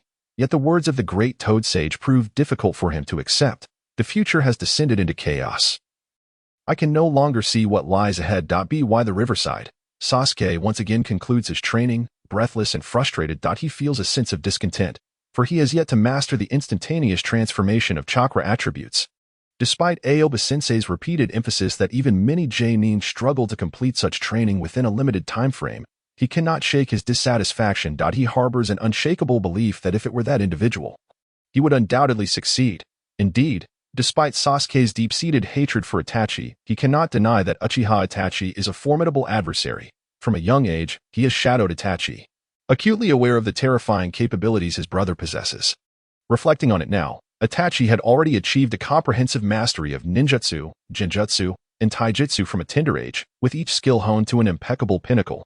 Were it him, he would surely complete this training with greater speed. Sasuke gazes at his trembling right hand, once more cursing his own ineptitude. He ardently yearns to master the jutsu known as Raikiri. Aoba had once demonstrated its effects to him, extreme speed and piercing power. It is an unassailable, formidable technique. The mere thought of executing it fills him with a sense of hope for vanquishing Uchiha Itachi. Yet this technique proves exceedingly challenging, so much so that he has yet to even grasp the fundamentals. Hey, Sasuke, are you still practicing here? Tomorrow marks the onset of the weekend, and I have arranged to dine with Shikamaru and the others by the riverside, where we shall catch fish ourselves. Naruto's voice is perpetually vibrant. In this timeline, Aoi has preemptively imparted some fundamental ninja techniques to Naruto, significantly enhancing his practical combat abilities. To say nothing of other matters, Naruto's physical prowess is astonishing, and his chakra reserves could be described as immense. Once he learns to harness this, it will be exceedingly difficult for the younger students at the academy to best him in a real fight. However, a lackluster student remains a lackluster student. His theoretical classes, particularly in ninjutsu, remain subpar. He has yet to master the body flicker technique, which is a requirement for graduation from the Konoha Ninja Academy. At that time, a random selection will be made. And it is absurd that Naruto is not proficient in any of the three techniques. Should the plot continue along this trajectory, it is likely that Aoi will still witness the opening scene involving the Hokage. To be frank, Konoha's decision to teach Naruto the shadow clone technique was a stroke of genius. No one is better suited for this ninjutsu than Naruto. With abundant chakra, he can sustain a greater number of clones, and his carefree nature allows him to endure more mental feedback. Undoubtedly, the shadow clone technique is the result of meticulous research by Konoha's higher-ups, indicating their keen interest in Naruto. This also explains why Aoi has had little interaction with Naruto since then. Engaging with Sasuke is still somewhat acceptable, but interacting with Naruto tends to provoke the nerves of those old-timers. After a few tentative attempts, Aoi ultimately chose to step back, focusing solely on training Sasuke. Of course, his initial objective was always Sasuke, as Naruto's style is entirely incompatible with his own. The techniques that Naruto employs are simply beyond Aoi's reach. In the laboratory of the Aoi family. 5 months have passed since the transplantation of Hashirama's cells. The 41st test has commenced, and Aoi once again conducts a comprehensive assessment of his body. Ever since the transplantation of Hashirama's cells, the fusion process has been unusually slow, prompting Aoi to remain vigilant. He routinely undergoes thorough examinations, and the feedback has consistently been positive. His body is undergoing a remarkable transformation, with muscle strength, cellular vitality, and chakra levels all experiencing rapid enhancement. As an official supplement to the Hokage, Hashirama's cells yield immediate and profound effects.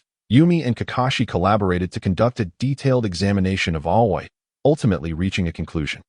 Aoi, according to these results, your body has fully integrated with Hashirama's cells.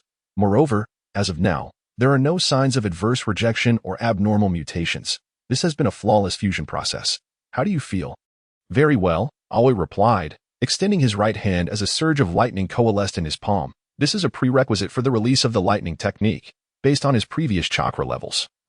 He could initially use this technique consecutively only 3 times. With a forced effort, he might manage around 5 uses. However, now he feels capable of executing it approximately 100 times. This indicates that his chakra reserves have increased by more than 20-fold. This is merely a preliminary assessment following the fusion. In reality, as he continues to train and extract, his total chakra capacity is expected to rise further, likely stabilizing at around 40 to 50 times his original amount. This volume of chakra is more than sufficient for conventional battles in the ninja world, even wars. Yet for Aoi, this level is merely adequate. Indeed, it is just barely adequate. He remains distant from the chakra levels he aspires to achieve, akin to that of a tailed beast. Nonetheless, this is merely the first step of his plan, which has been successfully fulfilled. Aside from his chakra, the most significant change lies in his physical form. It is no exaggeration to say that Aoi now possesses a physique comparable to that of the Uzumaki clan. The reason he does not refer to the Senju clan is that, apart from Hashirama, the rest lack comparability. He can sense that his raw strength has increased by about 50%, with his endurance more than tripling. This, too, is characteristic of the Uzumaki lineage, the comprehensive enhancement of strength and physical resilience, combined with the acceleration effects of his wind release, have propelled Aoi's speed to new heights. To describe it more directly, should he encounter the Raikage now, he would not need to enter Sage mode to keep pace with his speed. Moreover, he would not need to pursue a swift resolution as he did previously. His ample chakra and endurance enable him to engage the Raikage in prolonged combat. Under these circumstances, should he enter Sage mode, he would possess approximately a 70% chance of defeating or even killing the Raikage in direct confrontation. Unquestionably, following this procedure, Aoi has truly ascended to the level of shadow-grade combat power. The only regret Aoi harbors is that although he has completed the fusion of Hashirama's cells, he has yet to uncover the potential of wood release for reasons unknown. Fortunately, he has never held a particular ambition for wood release, so he is not overly concerned. However, Kakashi appears somewhat disappointed. As a native of Konoha, Kakashi's attachment to wood release is evidently greater than Aoi's. Yet, Aoi soon discovers another transformation, one that may even surpass the significance of wood release for him. He realizes that after merging with Hashirama's cells, the attributes of his new body have been nearly fully complemented. Indeed, Aoi now possesses the 5 conventional chakra elements of earth, fire, wind, water, and lightning, along with the yang attribute. The only element not fully realized is Yin. Though it is somewhat regrettable not to have achieved this in one fell swoop, Aoi is actually prepared for the Yin chakra. It may simply require a little more time. The data that the laboratory can detect is limited, and to gain more detailed insights, he will need to continuously explore in practical combat. However, at this juncture, this level of capability is already sufficient for Aoi. At the very least, he has completely shed the weaknesses of a civilian ninja, such as insufficient chakra, endurance, and recovery. Now, with the combination of Sage Mode, Aoi has begun to possess the means to contend with high-level combatants in the ninja world. Yet, this is merely a starting point and far from adequate. Such a level of combat power may suffice for the next 2 years, but in a few years, it will likely become obsolete. In reality, these upcoming years will be without a confrontation against Nagato or Obito. Currently, no one in the ninja world can directly oppose Nagato's Rinnegan. As for Obito, Aoi is aware of his intel, but he does not possess the Flying Thunder God technique. Even if he did, without the mastery of the 4th Hokage's advanced technique, he would not be able to handle Obito. The Akatsuki organization is currently in a phase of accumulation and concealment, posing no immediate threat of direct confrontation. However, Obito is known to occasionally visit Konoha, especially considering that Aoi has captured a white Zetsu, which could potentially attract his attention. Fortunately, for the past few months, Aoi has not detected Obito's presence, which has allowed him to breathe a little easier. It seems he is still occupied with manipulating the Mizukage, tormenting the hidden mist village. This village, which caused Rin's demise, has been nearly ruined by Obito in the storyline. Aoi's success seems to have spurred Yumi, prompting her to suggest multiple times that she wishes to undergo a similar procedure. However, Aoi remains apprehensive. For Yumi cannot utilize Sage Mode. If she were to undergo the transplantation of Hashirama's cells, the risks would be considerable. Yet, without the transplantation, Yumi's time is running short. This is something Kankuro is unaware of. But both Yumi and Aoi are acutely aware. In fact, Aoi knows better than Yumi herself. Every 3 days, he conducts a checkup on her. His assessments reveal that Yumi now has approximately 6 months of life remaining. Externally, this is undetectable, thanks to Aoi's use of life-enhancing potions. However, these potions only treat the symptoms, not the root cause. They can heal external injuries but are powerless against the fundamental depletion affecting Yumi. Thus, the only remaining hope lies in Hashirama's cells, which could potentially reshape Yumi's body from the ground up. If successful, it would naturally restore her vitality. Have you considered this, Yumi? This is not solely your matter. Kankuro has the right to know about it. This is also the reason behind the hesitation shared by Yumi and Aoi. This issue is somewhat harsh for Kankuro. After all, he is just a young girl who has recently adapted to a brand new life. She now has a home, a mother, and friends, and her life is filled with happiness. Now, inform her that her joyful life is about to come to an end. Such a revelation is indeed rather cruel. Aoba refrained from further persuasion and instead entrusted the decision to Yumi. The following morning, Aoba noticed that Kanhin had not attended school. He realized that Yumi must have made her choice at the memorial. Have you made your decision? Yes, it is quite clear now. I have told Kanhin everything. Now, I must face my fate. Very well. I will notify Kakashi and have him assist. Originally, Yumi was to be Aoba's surgical assistant.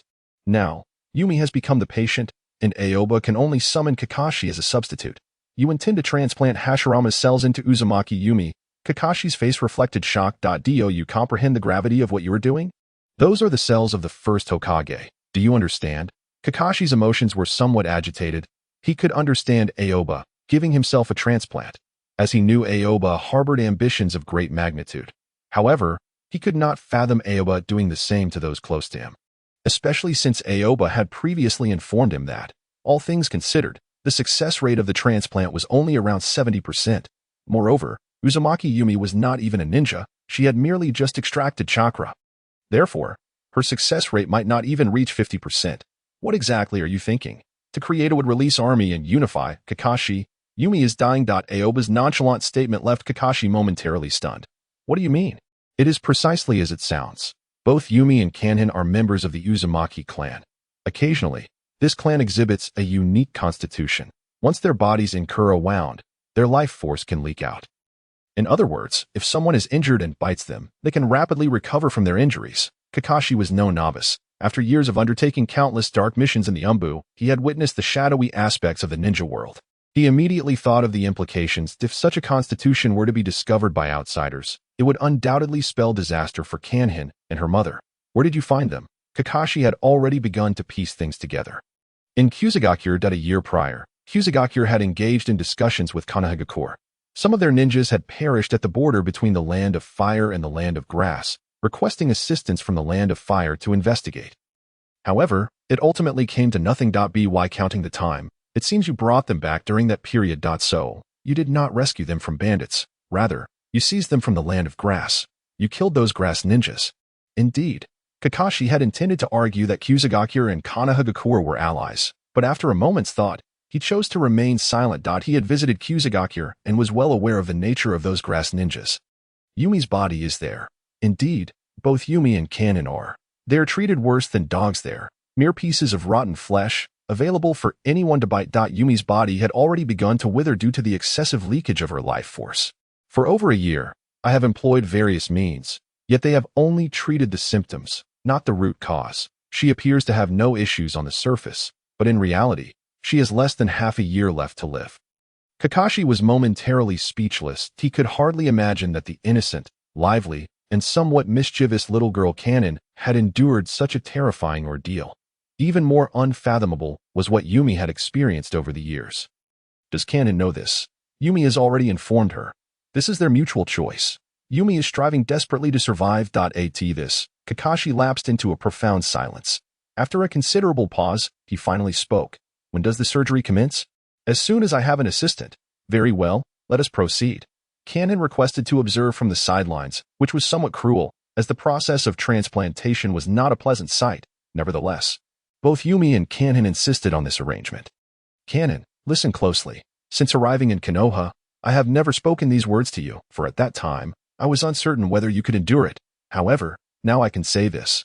If one day you become a sufficiently powerful ninja, remember all that we have suffered in Kusagakure. Remember our hatred. Remember our quest for vengeance. Aoba's transplantation surgery would not resemble that of Uchiha Madara, who simply pressed a piece of Hashirama's flesh against his chest. To ensure a high success rate, the location and size of the transplant, various auxiliary medications, and the neutralizing agent derived from white Zetsu cells needed to be meticulously controlled. Such tasks were exceedingly difficult for one person to accomplish. While he could employ shadow clones to assemble a team, Kakashi's involvement was essential. His participation was not merely for assistance. It was primarily aimed at Kakashi himself. Aoba understood that Kakashi currently only partially recognized him, which was far from sufficient. He did not require Kakashi to become an obedient subordinate. That was unnecessary and quite difficult to achieve. He merely needed Kakashi to believe in him. There are many methods to instill belief in someone, and Aoba was employing the simplest one, granting Kakashi a sense of recognition. I am sharing a secret with you. Surely, this should inspire your trust in me. Yumi, due to the nature of the fusion process, you will need to exert a degree of self-regulation over your mental state. Therefore, we cannot administer anesthetics. Consequently, you will face excruciating pain, loss of bodily control, and even the risk of mental collapse. Any one of these could lead to the complete failure of the surgery. Now, I ask you once more, are you prepared? I am ready. Let us begin. Excellent. The surgical scalpel. Nearby, Karin sat in a chair, distantly listening to her mother's anguished screams. Her fists were clenched so tightly that her nails had pierced her palms. Yet she seemed oblivious to the pain. She bit her lip resolutely to stifle her cries, fearful that her sobs would disrupt the surgery. Only last night did she finally grasp that her seemingly healthy mother was on the brink of death.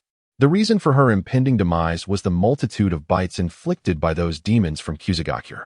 Karin was still quite young, and initially, she did not fully comprehend the concept of hatred. It was only when her mother explained that their feelings toward Kusagakure were rooted in hatred that she began to understand. and hatred would not dissipate unless one day they returned to confront it. At this moment, Yumi's body began to tremble, and localized distortions began to manifest. The invasive nature of Hashirama's cells was overwhelmingly potent. Aoba, at the pinnacle of his physical capabilities and a Jonin-level ninja, could endure this, but it did not mean Yumi could do the same. In fact, Yumi possessed excellent physical constitution. Were it not for her encounters with Kusagakure and had she undergone ninja training, her chances of success might have surpassed even Aoba's. After all, the Uzumaki and Senju clans inherently shared a close affinity. Her likelihood of successful integration should have been substantial. Unfortunately, she had neither received ninja training nor had she been spared from harm to her very essence. Her body was riddled with wounds, utterly incapable of resisting the encroachment of Hashirama's cells. As the transplantation concluded, Yumi began to exhibit signs of collapse. Irregular movements appeared on the surface of her body, as if some living entity were about to burst forth. These were the cells of Hashirama going berserk, mingling with a chaotic chakra, creating a state of tumult. Aoba pondered for a moment, gathering a mass of natural energy and attempting to slowly infuse it into Yumi's body. At this juncture, her body had not yet truly mutated. If he could suppress it now, there was still hope. In a sense, natural energy was even more perilous than Hashirama's cells. Thus, Aoba proceeded with utmost caution. He attempted to use natural energy to subdue the rampaging Hashirama cells, but this was an extremely risky maneuver. A moment's negligence could result in Yumi being petrified by the natural energy. Soon, Aoba discerned some effect, though not as pronounced as he had anticipated, and the side effects were quite apparent. His original intention was for the Hashirama cells to bear the brunt of the natural energy, allowing Yumi to have a moment to breathe. However, he had not anticipated the overwhelming swiftness of the Hashirama cells' encroachment, possibly due to her body being in such a weakened state. In mere seconds, the connection between the two had become inseparable. The petrification from the natural energy was directly reciprocated to both the Hashirama cells and Yumi's very being. Aoba immediately ceased his actions. If this continued, in less than a minute, she would transform into a stone statue. Subsequently, he administered a life serum to Yum. However, the life serum was similarly absorbed by both Yum and the interstitial cells, with the latter absorbing even more. He attempted to inject additional white blood cells. Initially, there was some effect, but it soon became ineffective, as if her body had developed immunity. Aoi could sense the growing despair within him. There was little external intervention that could be done in this surgery. He had exhausted all possible measures. Now, it was a matter of observing Yum's own will to resist. Yum, I am deeply sorry that I cannot do more. It is now entirely up to you. Reflect upon your hatred, think of Shanfeng, contemplate your future together. You must believe in your ability to survive. Aoi could feel Yum straining to resist, yet her efforts appeared feeble, as her body continued to deteriorate gradually. At that moment, even Kakashi realized that the surgery was on the verge of failure. It was then that an anomaly manifested, not from Yum, but from behind her. Aoi turned abruptly, the Kusanagi sword already in hand. Yet he saw no one else, only Shanfeng rushing toward them. The peculiar chakra fluctuations emanated from within Shanfeng. Aoi hesitated momentarily, choosing not to impede her. Shanfeng leapt onto her mother, crying out, "Mom, please don't die. Don't leave me." The suppressed emotions erupted, and she wept uncontrollably upon her mother. Yum's body, racked by mutation, seemed momentarily subdued by this overwhelming emotion. However, a more violent backlash soon followed. Kakashi, sensing the precariousness of the situation, prepared to rush in to save Shanfeng, for if Yum were to mutate and become plant-like, it would spell certain death for Shanfeng nearby. At that moment, Aoi suddenly reached out to stop Kakashi. Wait, it appears there may be a turning point. Under Aoi and Kakashi's watchful eyes, an immense chakra surged within Shanfeng. Then, a golden chain erupted from her abdomen, entwining her with Yum. What is that? Kakashi was taken aback by the sight before him.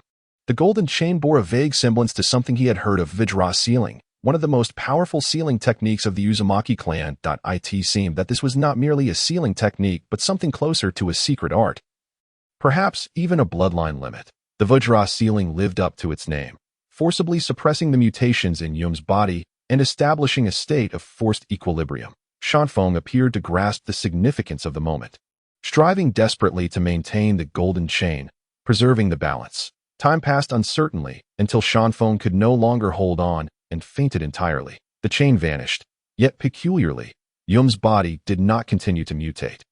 Instead, it exhibited signs of contraction. Remarkably, she seemed to have begun mastering her own body, Suggesting that the surgery might indeed have succeeded, Kakashi opened his mouth, intending to argue that this could hardly be considered a success.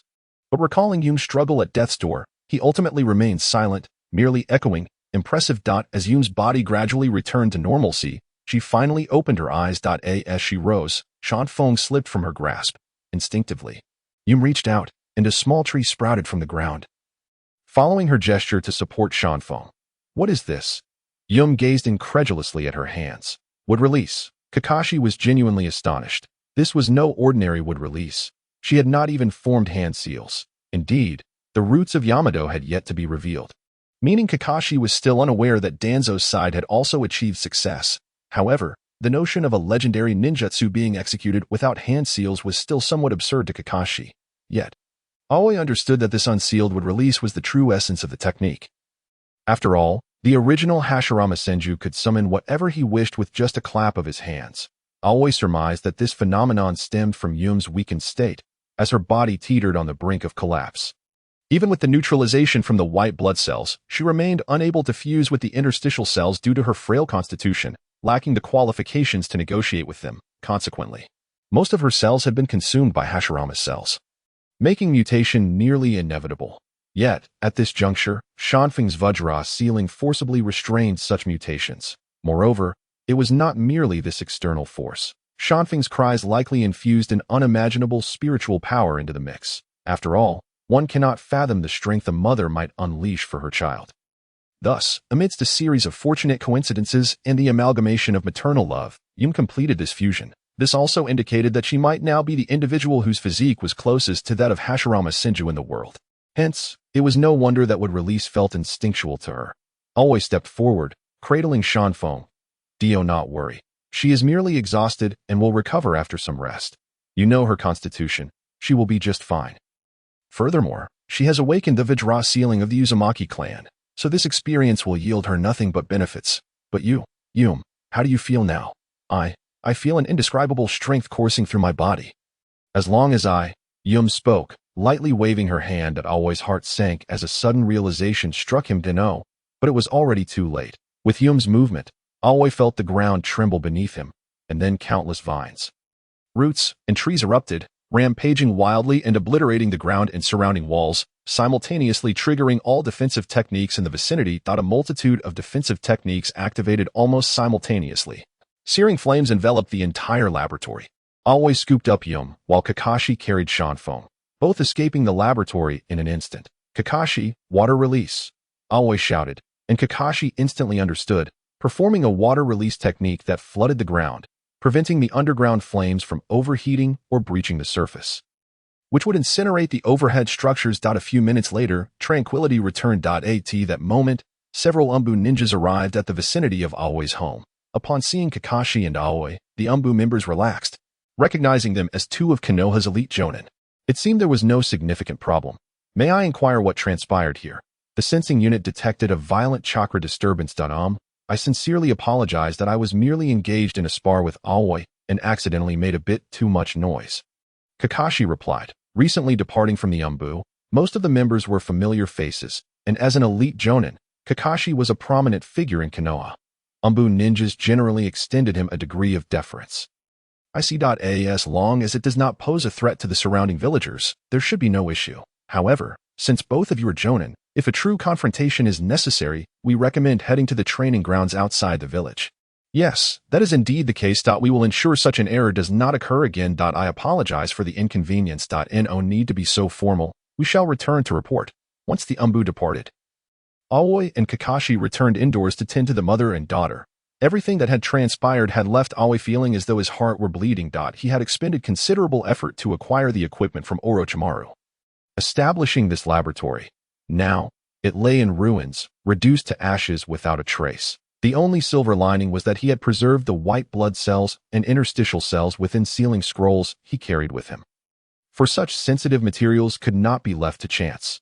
However, the entire setup and an abundance of experimental data had turned to cinders, leaving Aoi's heart aching with loss. "Aoi, did I?" Yum seemed to grasp the gravity of the situation. Yet, Aoi would not place blame upon her. As the principal investigator, such contingencies should have been within his purview. A problem has arisen, and naturally, I must shoulder the blame as the one in charge.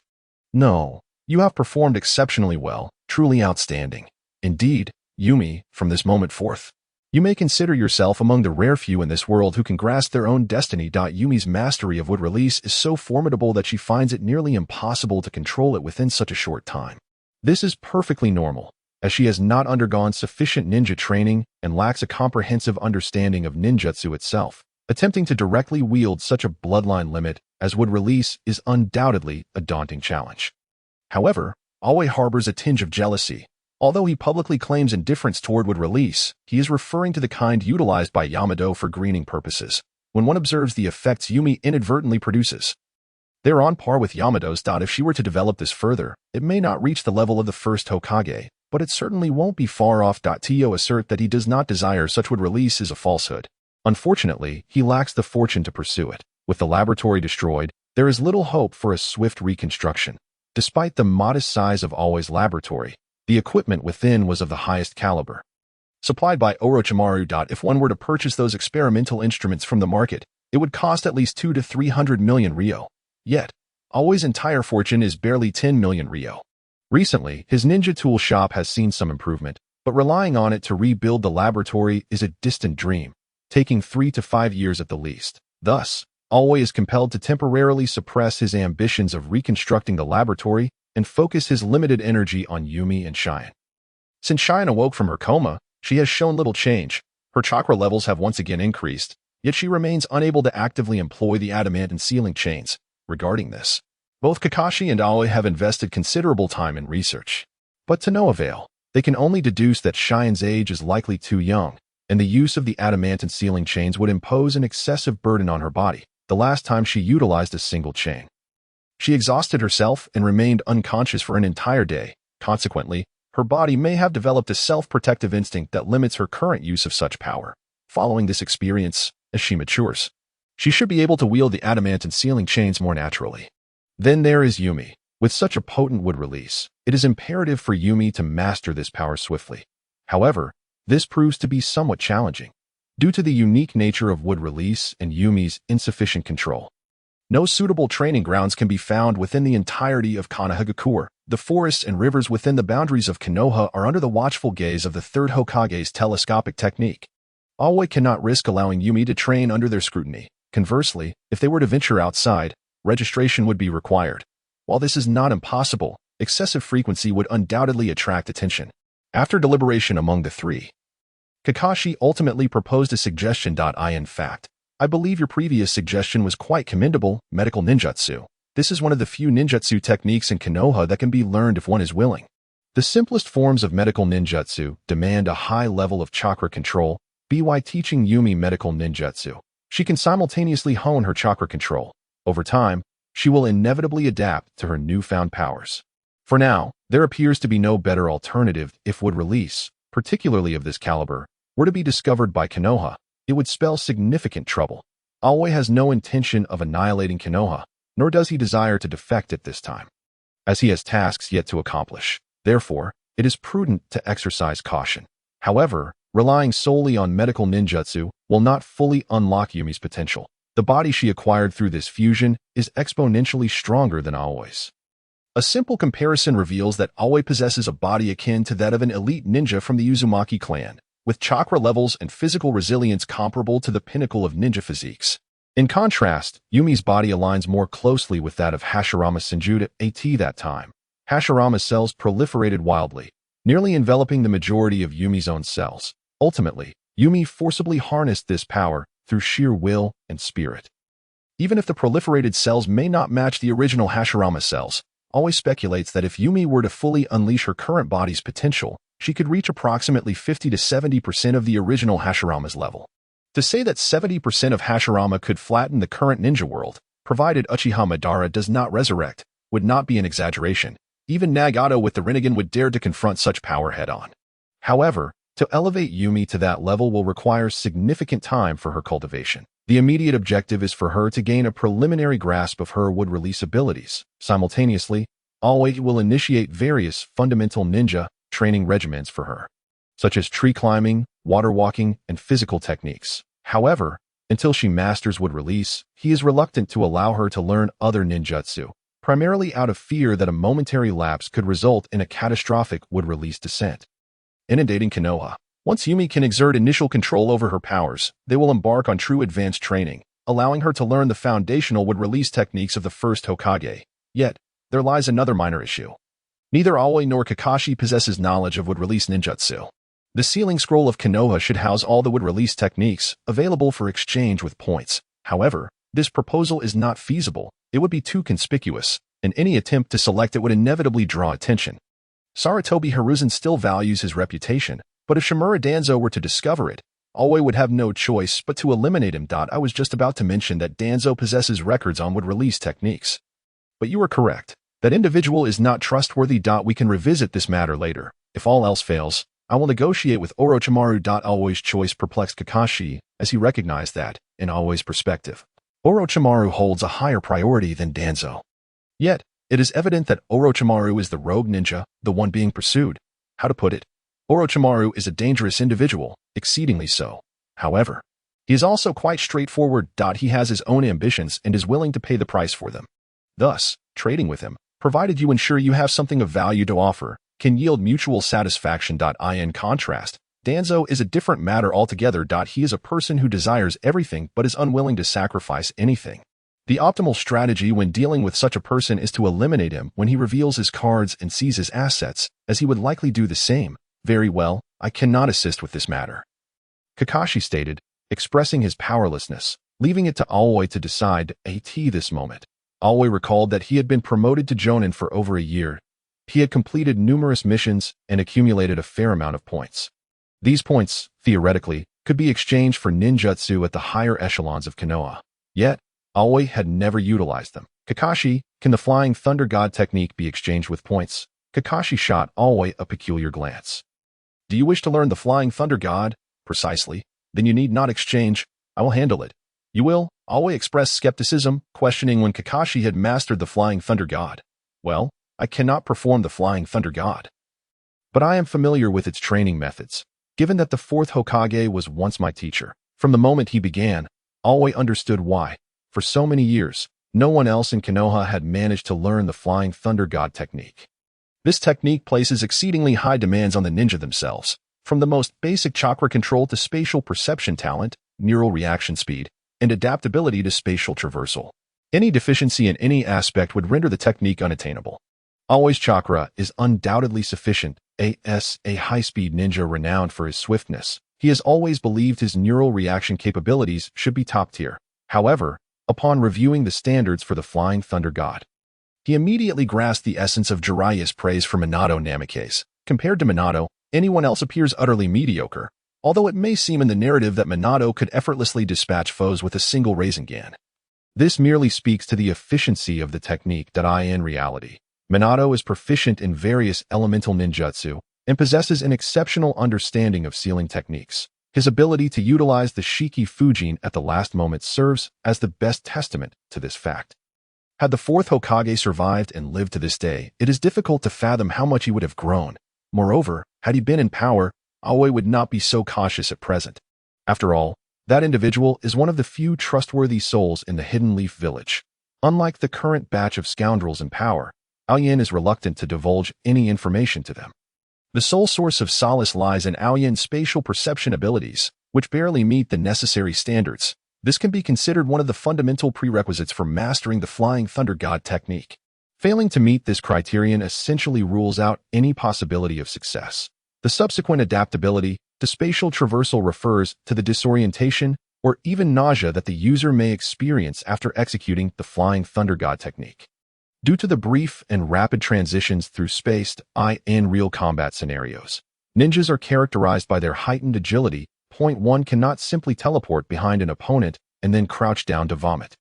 Nor can one afford to collapse from dizziness. This phenomenon, akin to motion sickness, is closely linked to an individual's physical constitution. For instance, the fourth Hokage is entirely immune to such dizziness, regardless of how he traverses space.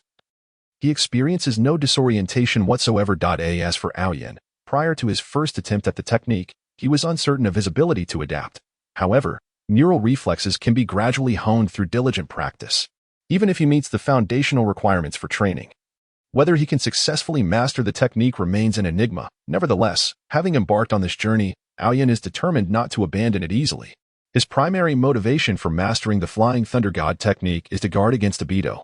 The ninja world is rife with adversaries, including Nagato's Akatsuki, the lurking threats of Black Zetsu, White Zetsu, Obito himself, and the resurrected Uchiha Madara, among others. Among all these foes, Nagato presents the most immediate threat, while Uchiha Madara exudes the greatest pressure. And the Zetsu duo elicits a sense of helplessness. However, Aoyan's most pressing concern remains Obito. The most critical factor is that at this juncture, Obito is devoid of any humanity. This individual has mercilessly slain countless innocents in his pursuit of Rin, including even the fourth Hokage and his wife, whom he regarded as family. That he truly embodies the essence of a scoundrel. Furthermore, Obito is a fanatic, while both Nagato and Uchiha Madara exhibit a certain level of obsession. Theirs can be categorized as idealistic. In contrast, Obito's fanaticism is of a different caliber. He is utterly unreasonable. Once he perceives Aoyan as a potential threat, he will undoubtedly infiltrate the Hidden Leaf village with the intent to eliminate him. Given Obito's capabilities, the defenses of the Hidden Leaf would be rendered utterly ineffective. No matter how many trump cards Aoyan possesses, Obito's ability to phase through space renders them moot, making it a rather despicable situation. Once he sets his sights on someone, they are bound to suffer grievously. Thus, Aoyan is in urgent need of the Flying Thunder God technique. That he requires this space-time ninjutsu to counter Obito's formidable prowess. Even if he cannot vanquish him, at the very least, he can ensure his own safety. Observing Aoyan's relentless training, Kakashi seems to have been inspired, joining him in his practice. Originally, Kakashi was not meant to be associated with the Flying Thunder God technique, as his chakra reserves were insufficient. However, after Aoyan crafted that sealing tool for him, the consumption of his Sharingan was significantly reduced. Without the drain of the Sharingan, Kakashi's chakra is now barely adequate for utilizing the Flying Thunder God technique. While he may not be able to achieve the infinite spatial traversals of the fourth Hokage, it should suffice for self-preservation. Both individuals are progressing in their training at a remarkably slow pace, with little to compare, as there is currently no one in the Hidden Leaf village who comprehends the intricacies of the Flying Thunder God technique. It is said that the former bodyguards of the Hokage could collaborate to execute the Flying Thunder God formation. But alas, that technique offers little in terms of practical application and is fundamentally different from independent execution. Thus, Aoyan and Kakashi find their training exceedingly arduous. Nevertheless, their efforts are not entirely fruitless. Aoyan's prolonged practice in chakra control has allowed him to swiftly master the imprinting of the Flying Thunder God marks. He can now place a mark on another individual with the mere slap of his palm. Yet, he still hesitates to utilize the true teleportation aspect of the Flying Thunder God technique. Indeed, it is a matter of trepidation. Having progressed to this stage, Aoyan has identified another challenge inherent to the Flying Thunder God technique, the sensation of fear prior to traversing space. In that fleeting moment of transition, one's body departs from reality and enters a sort of spatial crevice, only to emerge in another spatial location. It is not a mere teleportation. Rather, the practitioner physically squeezes themselves out from this spatial interstice. This is also the primary source of the dizziness associated with the technique. However, Aoyan invariably experiences a nagging fear that he might become trapped within this spatial crevice before executing the technique.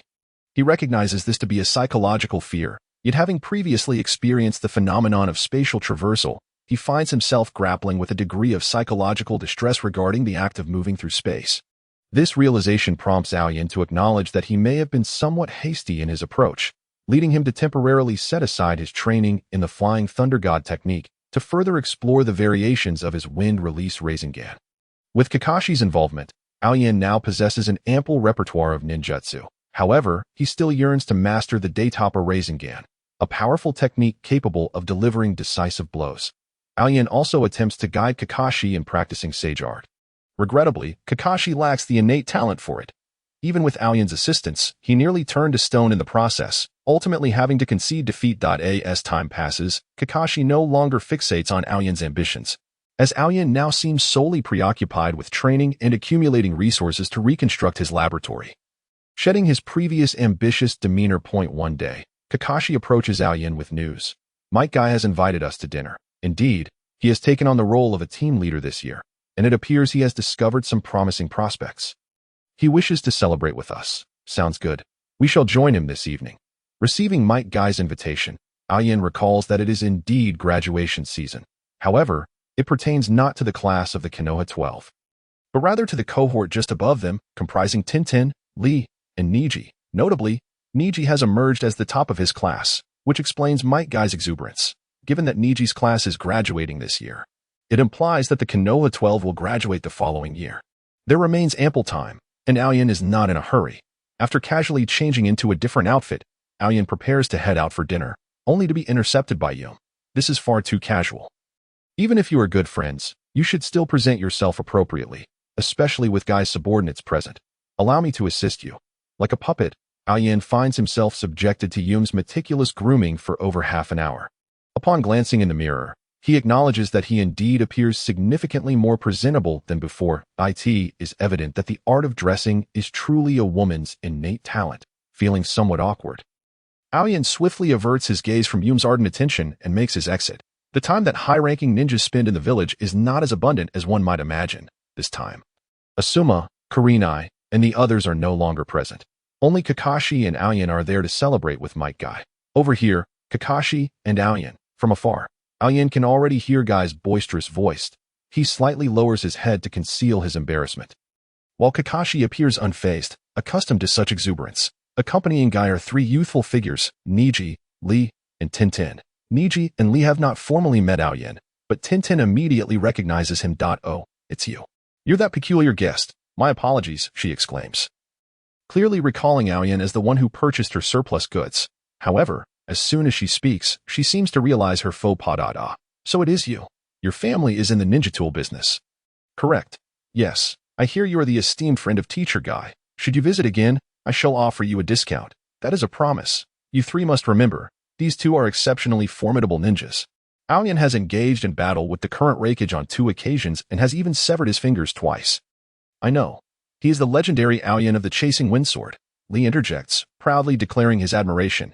Even Niji displays a flicker of interest, clearly recognizing the weight of Aoyan's accomplishments against the Raikage. And Kakashi is equally renowned. Niji adds he is a talented jonin from the Hidden Leaf, reputed to possess knowledge of over 1,000 ninjutsu. That is an exaggeration. It is only a few hundred. Kakashi modestly corrects. Nevertheless, that is still quite impressive. I can barely master a single technique, Lee laments.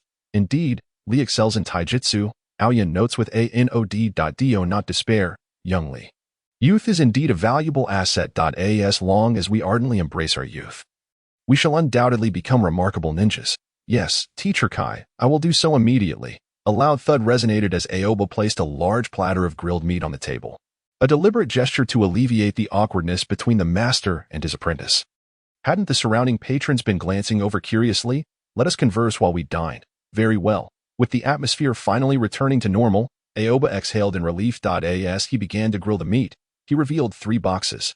This is a small token of appreciation from me to Kakashi on our first meeting. We have recently been conducting some research on potions, and these are our findings. Aoba was well aware that Kakashi's nature would not lead him to prepare any gifts, so he included him to spare Kakashi any embarrassment, especially since Kakashi had indeed collaborated with him on some research endeavors. Inside the boxes belonging to Niji and Lee were 2 vials of potion each. My understanding of Gentle Fist is limited, yet during missions, I have collaborated with ninjas from the Hyuga clan on several occasions. As I understand it, the training in Gentle Fist places considerable strain on the wrists, leading to subtle injuries over years of practice. I possess some knowledge of medical ninjutsu and potion crafting. This is a concoction I created specifically to alleviate joint fatigue and promote the flow of energy. Only a few drops applied to the hands will yield noticeable results. You may try it now. Skeptical, Niji applied a drop to his wrist. Almost immediately, he felt a cooling sensation permeate his wrist. Although he was still young and his injuries were not severe, he could distinctly sense the potion nourishing the meridians in his wrist, facilitating smoother chakra flow. This was not merely a matter of healing injuries. It could even expedite his Gentle Fist training. Such seemingly inconspicuous potions possess far greater value than one might imagine. I lacked Niji's keen perception but soon felt his bruises healing swiftly, accompanied by a refreshing coolness. This is far too precious. The Hyuga clan certainly has its own secret medicines to aid training, but they are exceedingly costly and typically reserved for the main family. Niji, of course, would not be able to access them. Aoba's two large vials, if used judiciously, would provide substantial assistance for a considerable duration. These potions are not entirely novel. They were derived from a life potion, which Aoba could not arbitrarily distribute. However, he devoted significant time to diluting the life potion and recrafting it, successfully infusing a portion of its vitality into the new concoction designed to assist physical training. According to Aoba's current capabilities, one life potion can yield 10 of these specialized potions, a satisfactory yield. Yet, Aoba had no intention of commercializing them. Rather, he aimed to cultivate a close-knit circle of his own. Both Niji and Lee are exceptionally promising individuals. Even Tenten, in due time, would find herself treated like a protagonist who stumbles upon a powerful artifact. Aoba, although appearing to have done little of consequence over the past while, has been subtly laying the groundwork for a network centered around himself. From Uchiha Sasuke to Uzumaki Naruto, and now to the three young talents, he has been carefully nurturing this circle, while Niji and Lee were engaged in their training. Tenten clearly did not follow the same rugged path as the two boys. She was adept at weapon throwing. Indeed, Tenten was the only ninja in the narrative who wholeheartedly embraced the art of projectile weaponry. Though her technique was somewhat crude in the later stages, she resorted to overwhelming firepower. Tenten, this is for you. Aoba handed her a scroll. Upon opening it, a look of astonishment graced her face. This Uchiha's weapon throwing technique. However, Aoba anticipated her concerns. The Uchiha's weapon throwing was renowned throughout the ninja world, yet it was primarily a familial inheritance, seldom accessible to outsiders. Fear not, Kakashi has connections. We have secured permission for you to practice it without worry. Kakashi rolled his eyes in resignation, yet he refrained from contesting the matter. With only Uchiha Sasuke remaining in the village, and Sasuke being something of a half-disciple to Aoba, there was little need for Kakashi's influence. Nonetheless, he understood Aoba's intentions. 1. To spare himself any embarrassment, and 2. Because he possessed the Sharingan, lending credibility to Aoba's words. I am immensely grateful. I shall dedicate myself to mastering this technique. For a ninja focused on weapon throwing, this gift held greater value than the potions. The young girl was naturally touched by his generosity. With Aoba's lavishness, the meal became a delightful affair. Kai, being a bachelor with little to spend his money on aside from training, was quite generous, encouraging everyone to indulge freely. Aoba and the others, without hesitation, feasted heartily, nearly leaving Kai in a state of social withdrawal. Since becoming the new team leader, Kai's free time had noticeably diminished. He was not only responsible for guiding the young ones through missions but also for their training. After all, when undertaking high-level missions outside the village, the combat prowess of one's subordinates is paramount. The three young talents, Lee and Kai, shared a similar path, both embodying the pure essence of taijutsu ninjas, both trained in the Konoha Steel Fist. Li quickly became Kai's direct disciple, while Niji and Tenten trained in their familial techniques while also absorbing various practical experiences from Kai. Everyone was training, including Sasuke. Today was particularly special for him, as he would attempt to cast the lightning release body flicker technique for the first time. Indeed, after over half a year of training, he felt he had fully grasped the entire casting process and was ready to attempt a solo execution. With his hands crackling with lightning, Sasuke focused intently, gradually establishing the electromagnetic acceleration trajectory. At the center of this trajectory, a metal sphere the size of a walnut shot forth, propelled by the electromagnetic acceleration. Aoba could not ascertain the actual speed of electromagnetic acceleration in reality, but to him, it seemed extraordinarily swift in the ninja world. Lacking professional tools for measurement, the visual effect was already quite astonishing. Following the blue arcs of electricity, a crimson beam of light streaked past his vision. The tree before Sasuke exploded, along with a dozen or more trees behind it, each with a diameter exceeding 50 centimeters. The sheer speed created an illusion that all the trees had simultaneously burst apart. The red light swiftly pierced through the entire forest, striking the hillside beyond. As the great trees gradually toppled, Sasuke sat on the ground, panting, yet a satisfied smile graced his face. Incredible, this technique, which I have labored over for half a year, is astonishingly powerful. The practitioner. Sasuke was acutely aware that the shattered trees before him were not the ultimate effect of the technique. The iron ball should have penetrated the hillside. He felt that if his chakra were sufficient, this strike could even breach the hill. Aoba had always found the concept of electromagnetic cannons in this world somewhat outrageous. By his understanding, their lethality should not reach such heights. Yet, there was no way to verify this. and he could only conclude that chakra, as a unique energy, amplified the weapon's power. Ha! Sasuke, chuckling to himself, sat on the ground in fits of laughter, leaving Aoba feeling a bit awkward. He raised his right hand. And with a mere thought, a metal sphere was accelerated and shot forth in a single second. In contrast, Sasuke had taken a full 30 seconds from charging to execution. In 30 seconds, an ordinary person could have killed him thrice over.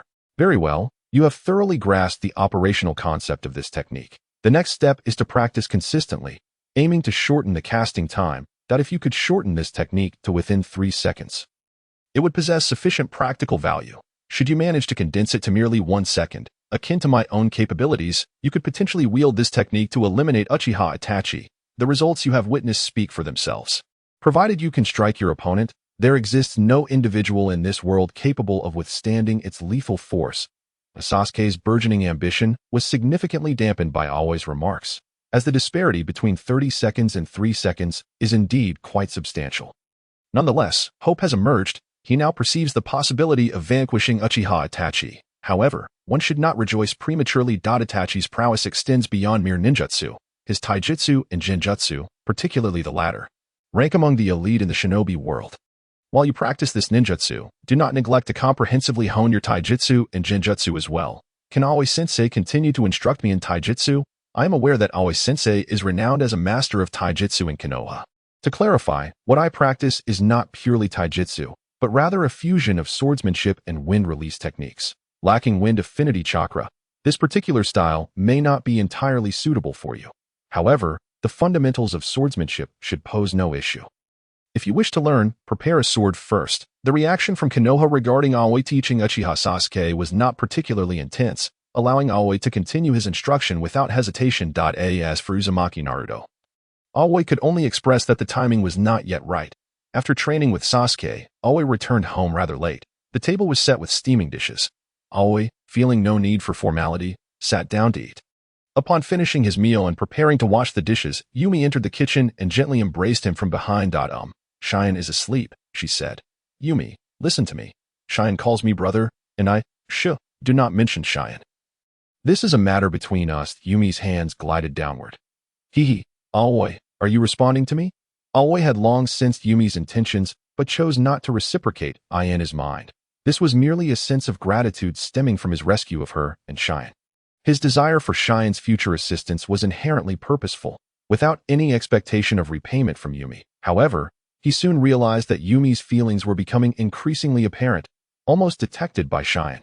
Individuals in the Naruto world generally mature and marry early. Yumi, in reality, was not very old, merely 3 years his senior. Faced with Yumi's ardor, Aoi would be remiss to claim he was unmoved. Yet, throughout this period, he had devoted all his energy to self-improvement, leaving him little capacity to respond to Yumi's fervor. Until today. As the clouds cleared, Yumi nestled in Aoi's embrace. Aoi, I have now managed to gain a preliminary mastery over my would release. I can assist you, regardless of who your enemies may be. I will stand by your side. I understand. However, I must inform you that I tread a perilous path. You must prepare yourself mentally. I have heard you say that this danger cannot simply be evaded. Correct. Indeed, it is futile to hide away. Unless we can resolve the issue entirely, then it is settled. Shayan, will always stand by your side. As the two basked in their warmth, Aoi detected movement in the courtyard. His expression shifted slightly. Wait here for me. Stepping outside, he was unsurprised to find a white snake. Long time no see, Lord Orochimaru. Aoi-kun, you appear somewhat different now. Unlike before. Aoi no longer feared Orochimaru. In fact, he felt a 70% certainty that he could defeat him in a direct confrontation. However, the prospect of killing Orochimaru remained daunting, given his notorious reputation for being difficult to eliminate. I have made some progress in my training, Aoi replied succinctly. Impressive indeed. It seems we have engaged in 2 transactions thus far. During these exchanges, I have garnered remarkable intelligence from you. Over this time, I have conducted some verification. Your information, Aoi-kun, is astonishingly accurate. This was indeed something Orochimaru would undertake. After all, he is the foremost scientist in the Naruto universe. In reality, were it not for his obsessive fixation on Uchiha Itachi and Sasuke, his accomplishments would have likely been even greater. Alas, fate is not to be trifled with. Sasuke is the destined child of this world. and he is fated to fail. Is Lord Orochimaru preparing for a new transaction? Aoi pondered. As he sought a means to acquire would-release ninjutsu. He had no doubt that Orochimaru possessed information on the subject. Having been responsible for the transplantation of Hashirama's cells in his early years, he must have devoted considerable time to the study of would-release techniques. Given his nature, he would undoubtedly have kept backups. Of course, Aoi-kun, I am eagerly anticipating the opportunity to learn more secrets from you. Orochimaru's tone grew increasingly unsettling. Aoi narrowed his eyes slightly. Suddenly, the Kusanagi sword was drawn, and he pivoted to counter. The sound of a crisp metallic clash echoed as another Orochimaru appeared behind Aoi.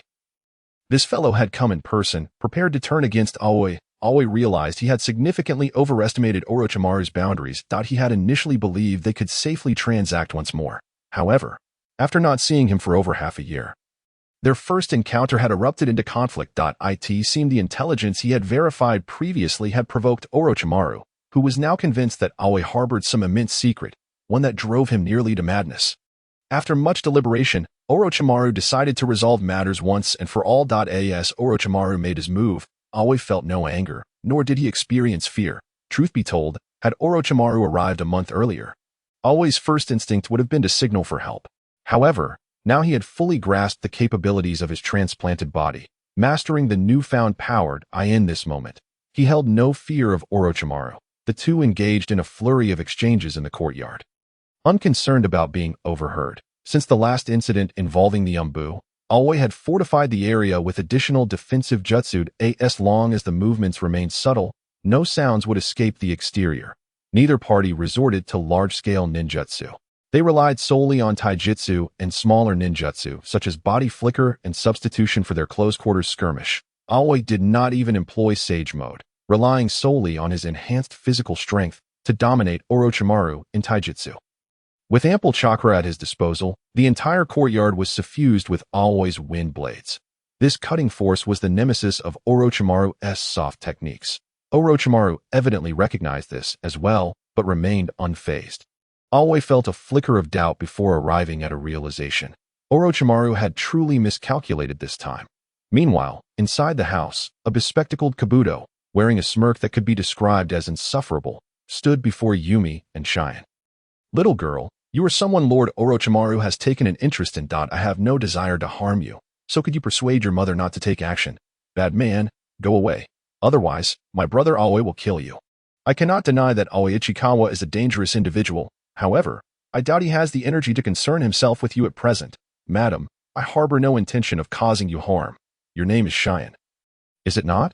Come with me, and I can grant you the power for revenge. One day, you can repay every grievance you have suffered in Kusagakure. But here in Konoha, individuals like you are destined for mediocrity. Kabuto's hands glimmered with chakra, wielding the signature chakra scalpel. This may be quite uncomfortable, so do not force my hand. As Kabuto prepared to act, Yumi stepped forward, shielding Cheyenne behind her. Are you certain you wish to make a move? Yumi's tone carried an eager anticipation, instilling a sense of inexplicable unease in Kabuto. No, this is wrong. She is merely an ordinary woman, untrained as a ninja. She poses no threat. Outside, the clash between Orochimaru and Aoi had escalated to a fever pitch. In the narrative, Orochimaru's displays of swordsmanship were few. Most instances involve theatrical stunts such as swallowing swords or spitting them out. Yet, in the midst of their confrontation, Aoi discovered that Orochimaru's swordsmanship was surprisingly adept. It can undoubtedly be regarded as first-rate. Neither of the two engaged their full strength. Instead, they were in a tacit wait for something, until a resounding crash echoed through the room. A smile crept onto both their lips simultaneously. Kabuto's body was hurled through the door, crashing out. A branch pierced through his body, leaving him suspended in midair, unable to touch the ground. The scene fell momentarily silent. Orochimaru's smile vanished, replaced by an unprecedented seriousness. Would release. The wood release exhibited by Yumi was of an entirely different caliber than that of Yamato. A master of Orochimaru's stature could easily perceive this. The woman standing at the doorway was now brimming with a chakra that instilled fear even in him, truly astonishing. You have succeeded, Ayin coined out at this moment. Orochimaru realized that the Hashirama cells Ayin had requested from him were utilized in this very woman. No, it was not merely this woman. Orochimaru suddenly grasped the implications of Ayin's newfound strength. Contemplating this, his gaze grew fervent. Yet, He soon recognized an even more immediate concern. He was in peril tonight. If it were Yamato's kind of wood release, it would pose no threat to Orochimaru. He could easily deal with it. The truth remains, it is not the wood release that is powerful, but the first Hokage. Only when the wood release is wielded like a map bomb. Akin to the first Hokage's techniques, can its true potency be manifested. Otherwise, it remains just an ordinary ninjutsu. And now, Orochimaru was facing such a threat. He had numerous escape strategies. However, if the opponent disregarded all else and unleashed a wood release technique like wood domain, all his tactics would be futile. Aoyama has likely awaited this day for a long time. Orochimaru naturally assumed it was a trap set for him. Tonight, he had initially felt assured of victory. Having already acquired extensive information about Aoyama and knowing his stance towards the mother-daughter duo of Kaguya and Sharingan. Thus, he had dispatched Kabuto in advance, intending to exploit Aoyama's vulnerabilities. It was not surprising for Orochimaru to undertake such actions. His methods had always been devoid of any moral compass. He would go to any lengths to achieve his objectives, believe it or not. Lord Orochimaru, these measures are not intended for you. Aoyama signaled Yumi to throw Kabuto over, then swiftly placed him underfoot. The injury inflicted by the wood release did not merely cause harm. This technique also siphoned the opponent's chakra. As a top-tier medical ninja, Kabuto should have been capable of saving himself. However, after having his chakra drained, he was now entirely unconscious. Nevertheless, Aoyama refrained from directly killing him. Primarily, he understood that Kabuto was an invaluable assistant to Orochimaru. Aoyama still needed the foremost scientist in the ninja world to continue refining the techniques of impure world reincarnation. The eight-headed serpent technique and corpse reanimation. Aoyama's energy was limited. All his research focused on augmenting his own strength. Hence, these supportive studies had to be left to Orochimaru. In summary, the ninja world requires Orochimaru. Kabuto, as his assistant, seems to be destined for this role. Orochimaru's expression shifted slightly upon hearing this, and he lowered his hands. Aoyama deduced that he had been preparing to employ another external force from the Hokage. The impure world reincarnation. Faced with Aoyama and Yumi's formidable wood release, it was likely the only technique Orochimaru could resort to. Since this was merely a misunderstanding, shall we proceed with our transaction? Orochimaru, devoid of any sense of shame, prepared to continue the negotiation upon realizing he could not prevail in battle. Aoyama remained unperturbed. After confirming Yumi and the others were unharmed, he acquiesced to Orochimaru's request for a trade. Then, my first demand. I wonder if Aoyama can return Kabuto to me. Aoyama glanced at Kabuto beneath his foot, who was on the verge of death due to the wood release piercing his body and the absorption of his chakra. Hearing Orochimaru's request, he neither agreed nor disagreed but turned to Yumi behind him. Since Yumi had defeated him, it was only fitting that she made the decision. Yumi grasped Aoyama's intention, pondered for a moment, and replied, Aoyama, you can decide. Aoyama nodded and turned back to Orochimaru. Well, we have made our decision. We can proceed with the trade. I wonder what Lord Orochimaru intends to offer in exchange for the life of your capable assistant. This transaction clearly was not part of Orochimaru's initial expectations. After a brief contemplation, he threw down another Kusanagi sword. Aoyama deftly caught the sword and then kicked Kabuto towards Orochimaru. Orochimaru, in turn, hastily administered a soldier pill to Kabuto. As a medical ninja, as long as he regained chakra, he could heal himself. If he couldn't, it would be due to his own inadequacy. In truth, Aoyama was somewhat astonished that Orochimaru wanted Kabuto back. He had assumed Orochimaru would allow him to perish. I am pleased to see Aoyama remains so trustworthy. Now, I require some intelligence. How did you manage to successfully transplant the Hashirama cells? Aoyama believed that Orochimaru had prepared for this day with a dual plan. The first was to subdue Aoyama directly and extract all his secrets. The second was to capture Kaguya and Sharingan, coercing Aoyama into submission. Now, it was evident that Orochimaru had changed his strategy upon witnessing Yumi's overwhelming wood release, opting instead to inquire about the method of transplanting Hashirama cells. Indeed, I possess certain techniques that can enhance the success rate of transplantation. However, the most crucial factor is something Lord Orochimaru lacks. Even so, would you still wish to proceed with the trade? Of course, Orochimaru replied without hesitation. The mere mention of Aoyama's ability to increase the success rate was enough to compel him to pursue the transaction. It is worth noting that during his participation in the Hashirama cell transplantation experiments, there was no concept of a success rate. It was purely a matter of trial and error at the cost of human lives. Ultimately, they had never succeeded in pinpointing the key factors involved. In other words, The foundational experiments had yet to yield any semblance of a success rate. It was not a matter of how high the success rate was. It simply did not exist. They had succeeded in creating Yamato, but they had no understanding of why it had worked. All research pertaining to the Hashirama cells was shrouded in mystery, devoid of any discernible patterns. The successful cases did not comprehend their own success, and the failures could not discern their own failures. Yet now, Ayan claimed he could enhance the success rate. Excellent. Then I can directly reveal the answer. It is natural energy. Natural energy? This term was not unfamiliar to Orochimaru. He was the summoner of the Dragon Cave and had attempted the Sage Mode of the Dragon Cave, ultimately failing. Nevertheless, Orochimaru never abandoned the pursuit of Sage Mode's power.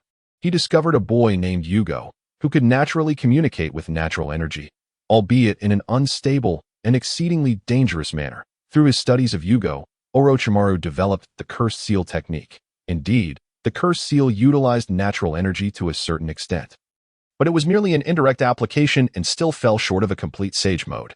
Even so, it demonstrated Orochimaru's remarkable research talents, akin to having an unfair advantage. Yes, natural energy, the first Hokage. Hashirama Senju understood Sage Mode and achieved an unprecedentedly perfected version. His body shared a profound affinity with natural energy. I am uncertain if this is the reason. However, when the first cells went berserk, natural energy could effectively temper this upheaval, allowing the transplant recipient to endure longer. Yet whether they could last until the end remained uncertain. This merely served as an auxiliary effect. Natural energy. This revelation exceeded Orochimaru's expectations. After all, he himself could not wield such power, so he had not contemplated this angle. However, based on the experiences from the previous two trades, he was certain that Aoyin would not deceive him. I understand that, Aoyaka-kun. Regarding this information, what do you desire in return? The data on wood release. Aoyaka replied without hesitation that I require all the materials pertaining to wood release ninjutsu. Orochimaru paused for a moment. Then comprehension dawned upon him. Ultimately, Aoyaka was merely a civilian ninja, and under normal circumstances, he would have no access to the materials on wood release ninjutsu. Heh, no problem. I shall deliver it to you shortly. To be honest, Aoyaka, it is truly a waste of your talents to remain in Konoha. You should come to my side. When I departed, I had gathered nearly all the information from Konoha. Everything that Konoha possesses, I have here, and it is all open to you. So, what do you say? Let us collaborate. Together, we could transform the entire ninja world. I appreciate Lord Orochimaru's high regard. I shall keep that in mind. Aoyaka responded in the same manner. Orochimaru understood that this was Aoyaka's polite refusal. He was genuinely curious as to why Aoyaka was so insistent on staying in Konoha. Orochimaru could not believe that Aoyaka held such unwavering loyalty to Konoha. He deduced that Aoyaka's continued presence there must be driven by some special purpose. Though he had yet to uncover it. I see. Then let us proceed to the second transaction. Although Aoyaka-kun has stated that the most critical condition is unattainable, I still wish to know what the criteria for this lady's success are. Are you certain, Lord Orochimaru? Even if it requires you to offer a corresponding price? Yes, I am certain. In that case, there is no issue. Listen carefully. The experiment at that time had actually failed. Yumi's body had begun to undergo preliminary mutations. However, Shanfang saved her. The time they spent together as mother and daughter, their blood bond, bestowed upon Yumi an unimaginable strength and courage. It may sound somewhat abstract. So let me clarify. Yumi's love and reluctance for her daughter unleashed a powerful mental force, forcibly suppressing her body's mutations and achieving the final fusion. Thus, the ultimate answer is love. It is love that aided her in completing her final transformation. Orochimaru felt as though Aoyaka was mocking him as a person devoid of love. Yet he could not deny that Aoyaka's words held substantial truth. He was not without research on mental power, as the Sharingan he so coveted could only be activated through a surge of mental energy. Thus, Aoyaka's assertions were logically sound. Moreover, he was indeed correct. Orochimaru could not muster such intense emotions. In a sense, this was a somewhat sorrowful reality. I see that I now need to revise my evaluation of you. Aoyaka-kun, what you possess is not merely these hidden pieces of information. Your research and exploratory abilities are equally remarkable. I now feel we are becoming increasingly alike. Now, Aoyaka-kun, what do you require from me as part of our transaction? A pair of Sharingan. What? I need a complete set of 3 Tomo Sharingan from the same individual. Aoyaka-kun, I find your request difficult to fulfill. I do not possess any Sharingan. I am aware. However, Danzo does. There is no doubt about this. It is a well-known fact that he possesses a substantial number of Sharingan. I believe with Lord Orochimaru's prowess and your connections, acquiring a pair of Sharingan should not pose too much of a challenge. Aoyaka-kun, I am curious, given that you hold such a wealth of bargaining chips, why not negotiate directly with Danzo? Lord Orochimaru, you jest. Surely you understand what kind of person Shimura Danzo is. If I were to approach him, there would only be two possible outcomes. Either I kill him, or he kills me. Ha!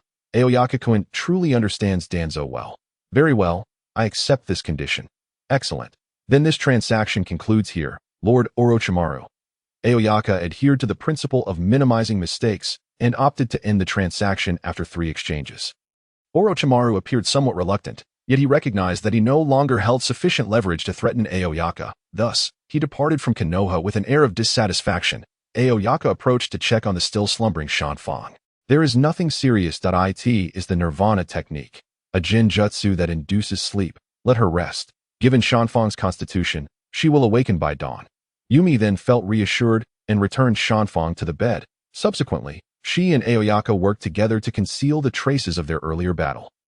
In all honesty, ninjutsu can be remarkably useful when applied correctly. Repairing the house, walls, and floors can be accomplished in under a minute with proficient earth release techniques, restoring all damage seamlessly. Yumi even utilized wood release to rejuvenate several plants in the courtyard. Yumi, your control over wood release has improved significantly. Once you obtain the materials on wood release ninjutsu, begin practicing those advanced techniques. In time, we may need you to protect us. Yumi's response cornered Aoyaka against the wall. Oh, is that so? Then I must collect a bit of protection money in advance. The materials on wood release were soon delivered by Orochimaru, but he indicated that acquiring the 3-tomo Sharingan would require additional time. Aoyaka was not in a rush and informed him that an extension would be acceptable. Yumi's studies in wood release needed to progress to the next level. However, the persistent issue remained that Konoha was not an ideal location for practicing wood release, especially the larger-scale techniques. Once unleashed, it could very well level Konoha to the ground. Aoyaka understood that he needed to venture outside the village. Under normal circumstances, he could undertake a mission to leave the village. But this time was different. He had to bring Yumi along. Thus, he needed to concoct an alternative excuse. Let us visit the ruins of the Uzumaki clan. I have been wanting to return as well. Yumi proposed an impeccable rationale. Aoyaka subsequently submitted this to the higher-ups. Upon learning that Shanfang would remain in the village to continue her studies, Konoha promptly approved Aoyaka's request and granted him a month-long leave. Consequently, Aoyaka and Yumi departed from Konoha. To practice wood release, they avoided the main roads and sought out the secluded depths of the mountains and forests. Despite the era of peace, the journey was fraught with encounters with bandits, thieves, and wandering ninjas. Aoyaka refrained from intervening, allowing Yumi to hone her skills. Initially, she eradicated a group of bandits using the technique, wood release, birth of trees. However, through ongoing practice, she began to acquire foundational combat experience. This experience led her to a profound realization of the power she wielded. With deep-seated grievances against the bloodshed, Yumi showed no mercy in dispatching the bandits. Within just 10 days of their departure, she had taken the lives of over 100. In terms of mindset and basic attributes, she had already become a successful ninja, though she still lacked in technique and experience. This required her to engage in more advanced confrontations to gradually refine her skills. One day, as they passed through a small village, they intended to procure some food. However, upon entering, Aoyaka was met with a strong stench of blood. Upon closer inspection, the village was devoid of any living souls. Moreover, all the corpses were piled together, the ground soaked with blood, and the bodies bore numerous wounds, seemingly having endured brutal torment before death. The entire scene appeared to have recently hosted some form of a gruesome cult ritual. What is this? Yumi gasped at the horrifying sight. It seemed to be the work of some sort of heretical cult, perhaps a dark deity-worshipping sect that thrived on the slaughter of the innocent to appease their deities. Could such gods truly exist? Yumi found it hard to believe that anyone would venerate accompanying Yume on her outing for training. I unexpectedly encountered the individual I had long pursued. The Kusanagi sword in Aoyan's grasp was enveloped by a swirling vortex. With a swift stroke of the blade, a tornado erupted, tearing a nearby house into fragments. The figure, shrieking in a monstrous manner, leapt forth, wielding an enormous scythe reminiscent of the crescent moon. Ignoring the numerous lacerations inflicted by the wind blades, he charged directly at Aoyan. Yet, After only a few strides, the ground trembled violently. Countless trees surged upward, ensnaring him within their grasp. The newcomer was none other than Hidden Eye in the narrative. He is a remarkably unique entity. A devoted follower of the evil deity, even holding a status akin to that of a chosen one. His abilities are notoriously enigmatic and unfathomable, should one be unaware of his capabilities in advance. Even the most formidable of opponents risk falling victim to him. Moreover, within the storyline, although Hiden has never employed ninjutsu, he possesses chakra and is capable of feats akin to those of a ninja, such as scaling trees and walking on water, though he simply chooses not to utilize ninjutsu. The scythe he wields is considered a rather heavy weapon within the ninja realm, indicative of his considerable strength and taijutsu prowess, which is on par with that of A.J. Nin. Swinging his scythe, Hiden severed the branches before him, attempting to break free. However, in the next instant, more vines and roots ensnared him from all directions. Simultaneously, several branches pierced through his body like spears. Regrettably, for a taijutsu-based ninja like Hiden, facing Yome's extensive wood-release techniques is akin to delivering oneself as a sacrifice. The difficulty Kakashi faced when battling him and Kakuza stemmed from Kakashi's lack of chakra, rendering him unable to unleash such large-scale attacks. Yume, however, faced no such dilemma. In fact, she often found herself burdened by an excess of chakra, leading to frustrations over the vast range of her ninjutsu. In the wake of Hiden's sudden assault, overwhelmed by emotion, her wood-release enveloped the entire village. Despite Hiden's desperate attempts to flee, he was impaled upon the branches within mere meters. Witnessing this, Aoyan stepped forward, swiftly severing Hiden's limbs, followed by his head, completely dismembering him. Even in such a state, Hiden continued to roar frantically from the ground, proclaiming the two individuals traversed a straight path, hastening towards Konoha.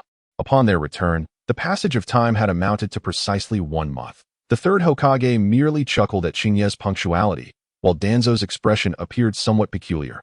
Once Chinye departed, Danzo spoke up. Hisashi, I have discovered a promising talent at the Ninja Academy.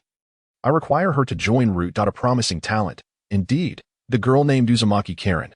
She has already exhibited the traits of the Uzumaki clan. Her chakra levels surpass those of her peers by 5 to 10 times. Moreover, her chakra control and aptitude for ninjutsu are exceptional. Such a talent can only reach its full potential within Root. Had Shinji been present, he would have been compelled to confront Danzo immediately upon hearing his intentions towards Karin. After all, Danzo had an intimate history with Karin's mother and regarded Karin as akin to a daughter. The audacity of Danzo to covet Karin was intolerable. No, Danzo, abandon this notion. That young girl has other plans awaiting her. She will not join Root. Hisashi, a talent like hers would be squandered at the Ninja Academy. I have made my decision. Danzo, that is final.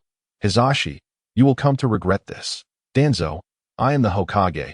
Had Shinya been present to witness this exchange, he might have found it amusing. However, upon returning home, he could not muster a smile. Karin, did you say that a masked individual has been following you? That must be Umbu. No, they are different. They feel far more dangerous than the ones we encountered near our home. The lightness on Shinya's face vanished, replaced by a grave demeanor. Shimura Danzo. Danzo could very well be considered the foremost target on Shinya's assassination list, yet this man was notoriously difficult to eliminate. Currently, Shinya possessed the combat prowess to easily defeat Danzo, but the challenge lay in the fact that Danzo was not a solitary wolf like Hiden. He was the leader of Root, with a myriad of subordinates at his command. Tracking Danzo's movements was no simple task. Even if Shinya managed to pinpoint Danzo's whereabouts, executing a direct assassination would require considerable time, and it was improbable that Konoha would stand idly by as Danzo was killed. In such a scenario, the entire village would likely rise against him. Even if all these obstacles were surmounted, finding a one-on-one opportunity with Danzo would be futile. Others might be oblivious. But Shinya was acutely aware that Danzo's bandaged right hand concealed 10 Sharingan, each bearing 3 tomo. Danzo was well versed in the use of Izanagi. Those 10 3-tomo Sharingan granted him 10 chances at resurrection, and more than that, Izanagi could be sustained for a period, effectively granting Danzo approximately 30 minutes of invulnerability. Furthermore, he possessed the Manjiki Sharingan in his right eye, containing Shursue's Kodoamitsukami, a technique that Shinya currently had no means to counter. Thus, conventional methods would prove insufficient against Danzo. Fortunately, Shinya had begun preparing for this eventuality long ago. During his first transaction with Orochimaru, he acquired Danzo's blood, specifically for this moment. Now, with Hiden also in his possession, Shinya could contemplate eliminating Danzo, with Hiden at his command. Dispatching Danzo was no longer a concern. However, Chingye sought more than mere assassination. First and foremost, he needed to obtain Danzo's Mangeki Sharingan. Kodo Amatsukami was an exceedingly useful ability. Additionally, he coveted the 10 3-tomo Sharingan embedded in Danzo's arm. Yet before taking action, several minor issues required resolution. Initially, Chingye had intended to proceed gradually, but with Danzo's intentions now fixated on Karin, he could no longer afford to delay. In the partially reconstructed underground laboratory, Chingye retrieved Haiden's head and placed it upon the table. He then extracted the kunai from Haiden's skull, allowing him to speak. "You bastard, let me go, Lord Evil God." As soon as Haiden's mouth was free, he unleashed a torrent of curses. Chingye remained silent, merely observing Haiden's outburst until the latter grew increasingly uncomfortable under his gaze. "Are you finished? If so, I have a few questions for you. You think you can just..." Haiden's furious tirade was met with Chingye's unwavering silence, until Haiden, panting and parched, finally relented. "Have you finished? What do you want from me?" It seemed Haiden had reached a point of acquiescence. In that case, let us begin. Haiden, I propose a deal. Utilize your abilities to assist me in eliminating someone. Upon successful completion, you shall be granted your freedom. What say you? Eliminating someone is no issue. Tell me who to kill, and I shall do it immediately. But I require your unique ability, the one known as the Death God's Blood technique. Realizing his secret had been exposed, Haiden fell silent for a moment. Though mad, he was not foolish. The other party clearly recognized his greatest trump card, and being at their mercy meant he had little chance of turning the tables. Who is the target? You need not know their identity. Simply understand that I have already acquired their blood. However, we have a few minor issues to address. Approximately half an hour later, Chingye emerged from the laboratory. To eliminate Danzo while preserving his Sharingan, it was imperative to ascertain whether Danzo's Izanagi was activated voluntarily or triggered automatically upon sustaining fatal damage. The original narrative did not provide a clear answer, but Chingye had to prepare for every eventuality. In the original storyline, Danzo had squandered all 10 of his Sharingan, a considerable waste. Given the uncertainty, he had to plan for the worst-case scenario. Chingye considered both possibilities, that Danzo could activate Izanagi at will, and that it could activate passively when faced with lethal harm. This duality aligned with Danzo's cautious and fearful nature. Should this be the case, Haiden's Death God's Blood technique could not be employed recklessly. Chingye needed a method to preemptively restrict Danzo's use of Izanagi. If he were a true member of the Uchiha clan, this would prove exceedingly difficult. However, Danzo's Sharingan were forcibly implanted, intended to suppress Hashirama's cells in his right hand. Those 10 eyes were merely sacrificial tokens for resurrection.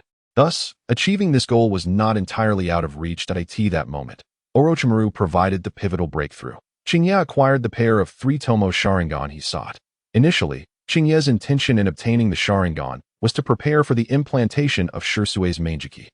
However, the timing now proved fortuitous, as these Sharingan could be used for targeted research. It remained uncertain what sacrifices Orochimaru had made to procure this pair from Danzo. Chingye surmised that Danzo's surplus Sharingan were likely dwindling. That fateful night, the assault on the Sharingan was conducted by Danzo's Root, Obito, and Itachi Uchiha. Obito likely obtained the most, with Root following suit. Itachi's involvement remained uncertain, but Chingye suspected that several key Uchiha figures' Sharingan might be in Obito's possession. Danzo's experiments must have consumed a considerable number of his Sharingan. To have a pair remaining was, thus, commendable. Though this pair was undamaged, their condition was evidently subpar, likely a remnant of the experiments. The depletion of their ocular power was significant. Fortunately, Chingye did not intend to replace his own eyes. He merely required them for experimentation. Assuming Danzo's resurrection, tokens activated passively upon receiving fatal injuries, Chingye needed to seal these tokens before executing his lethal move. He had communicated with Haiden, who indicated that once the Death God's Blood ritual was completed, all negative effects incurred would be transferred to the target. Therefore, Chingye's objective was to use sealing techniques to thoroughly inhibit the activity of Danzo's right arm and right eye after the completion of the Death God's Blood ritual. Then swiftly eliminate him, leaving no opportunity for a response. Numerous sealing techniques existed for this purpose. However, in order to achieve the kind of efficient results that Chingye desires, certain modifications are still necessary. For the time being, he must diligently practice techniques such as Flying Thunder God, Wind Release, Spiraling Sphere, and Sealing Jutsu. Once again, Chingye found himself engrossed in his endeavors. The end of the year was approaching. And due to another peaceful year, Konoha was bustling with festive vigor. After spending approximately 2 months on this endeavor, Chingye had completed the refinement of the sealing techniques that, of course, to be precise, it was not so much a refinement as it was a targeted modification. The fundamental principle behind any sealing technique is stability. Aside from unique sealing techniques such as diamond lock and corpse demon sealing, most sealing techniques are not suitable for practical combat. The primary reason for this is that sealing techniques, in order to maintain their stability, typically take effect rather slowly. Chingye does not require it to be excessively stable or to last for an extended period. It merely needs to be sufficient to bring Danzo to his end. Thus, he simplified these sealing techniques to allow for instantaneous activation. To ensure simultaneous effect on his right hand and right eye. Chingye inscribed these sealing techniques onto 2 separate scrolls, facilitating their activation when the plan was initiated. Everything was in place. Now, he lacked only the final condition, an opportunity for Danzo to venture out alone or to lure him away. Only under such circumstances could Chingye guarantee that he would be able to kill Danzo and secure the body without hindrance. Otherwise, allowing Danzo to perish within the roots would render his efforts futile, wasting all his meticulous planning. Therefore, he still needed to await the opportune moment, one that would allow him to eliminate Danzo while simultaneously retrieving the body. This year's New Year was somewhat different, the reason being, an unexpected guest arrived at his home. "You must be Sasuke. I've heard about you from Chingye. Please, come in. As Yumi welcomed Sasuke into the house. Chingye was taken aback. He never anticipated that this young man would pay him a visit. It seemed that his efforts in remodeling Sasuke were yielding commendable results. Since the previous year, Chingye had presented Sasuke with a series of challenges, including but not limited to inviting friends over for gatherings and giving gifts during the festive season. Sasuke managed to tackle each task, albeit awkwardly, but he persevered. This alone had made him more popular among the girls. Chingye's guidance to Sasuke carried many implications. At its core, it was about following one's heart and aiding a child who had lost their entire family. However, on a deeper level, Sasuke was the reincarnation of Indra, the child of destiny in this world. It was undoubtedly prudent to plant the seeds of connection in advance. Then there was Itachi Uchiha. Regardless of his character, his strength was truly formidable, and his methods were remarkably diverse. In direct confrontations, Itachi had almost no weaknesses apart from his inability to engage in protracted battles. Planning against this individual required Sasuke to be a pivotal element. "Sasuke, come in and join us for a meal." "No, Sasuke replied, his face a mask of embarrassment. Regardless of how many times he was asked, he could never quite get used to such situations. Fortunately, with practice, he had developed a thicker skin, at least to the point where you wouldn't blush like a monkey's backside anymore. "Teacher Chingye, thank you for your guidance during this time. This is a token of my appreciation." Saying this, Sasuke placed a box on the table and promptly turned to flee. "Oh dear, that child." Yumi chuckled as she observed Sasuke's hasty retreat before turning to Chingye. Chingye opened the box to find a set of kunai and shuriken, 5 of each connected by an extremely fine steel wire, with a ring-like attachment at the end that could be worn on a finger. How peculiar these ninja tools are. What are they for? These are specialized ninja tools for Uchiha shuriken throwing. Chingye had learned about such Uchiha throwing techniques, but had only done so to enrich his own skills, as he had little opportunity for practical application. However, the tools before him were far from ordinary. Upon inspecting one kunai, Chingye discovered that these ninja tools were infused with chakra metal, possessing excellent chakra conduction properties, and would be quite valuable on the market. Yumi was no longer the novice she once was and understood the exorbitant worth of chakra-infused ninja tools. This child is quite generous. Generous? Given the Uchiha clan's wealth. This level of ninja tool shouldn't be considered anything significant. It's a pity that the village is not accommodating. This child must have scoured his home thoroughly to find these treasures. Yumi fell silent for a moment, as the truth sank in. After the Uchiha clan's downfall, as the last of his line, Sasuke should have rightfully inherited all of the Uchiha clan's assets. Yet in reality, on that fateful night, the entire Uchiha estate was stripped bare. Aside from a multitude of empty houses, little was left for Sasuke. He was well provided for, certainly, but to think that the entirety of the Uchiha clan's legacy existed solely to sustain him was utterly absurd. Not to mention that, aside from a select few of Sasuke's closest kin, the vast majority of the Uchiha clan had not only lost their eyes but also had no chance of a proper burial. To be frank, if this were to happen to Chingya, he would one day ensure that the entire upper echelon of Konoha paid dearly. Sasuke had always been aiming for this very goal. Yet unfortunately, the Sage of Six Paths had clearly favored Ashura. Ultimately, Sasuke had been swayed by Naruto's persuasive words, which was truly absurd beyond measure. After the new year, Chingya still could not find an opportunity to confront Danzo alone. However, this time, he no longer felt impatient, as he had already altered his plans. In the forest, Chingya focused his mind. In the next instant, his figure vanished from the spot. In the basement, Chingya's form abruptly appeared, only to stumble and sit down abruptly, having just utilized the Flying Thunder God technique. He was now experiencing the dizziness that followed spatial transport. He had completed the preliminary training of the Flying Thunder God and could genuinely teleport. But the disorientation that followed was still unavoidable. There was no other remedy for this. Minato Namikaze had been uniquely gifted, naturally immune to such effects. Lacking that talent, Chingya could only rely on rigorous daily practice. The Flying Thunder God consumed a significant amount of chakra. The farther the distance, the greater the consumption. However, this was not a concern. Chingya's current chakra reserves were ample enough to support repeated use of the Flying Thunder God. After more than half a year of adaptation and training, his total chakra capacity had increased once more, rendering the consumption of the technique trivial. In reality, the true challenge of the Flying Thunder God did not lie in long-distance transportation. The ability to perform rapid, continuous, and precise flashes within a very limited range, as Minato could, was the most difficult aspect. This method was what truly applied the Flying Thunder God to combat as for the more advanced second stage of the Flying Thunder God. Chingya wasn't considering it for now that he was still recovering from the dizziness that followed a single teleportation, and the second stage was out of the question. However, for the time being, even being able to use the Flying Thunder God just once in a short time was sufficient. Recently, Danzo had been in a foul mood.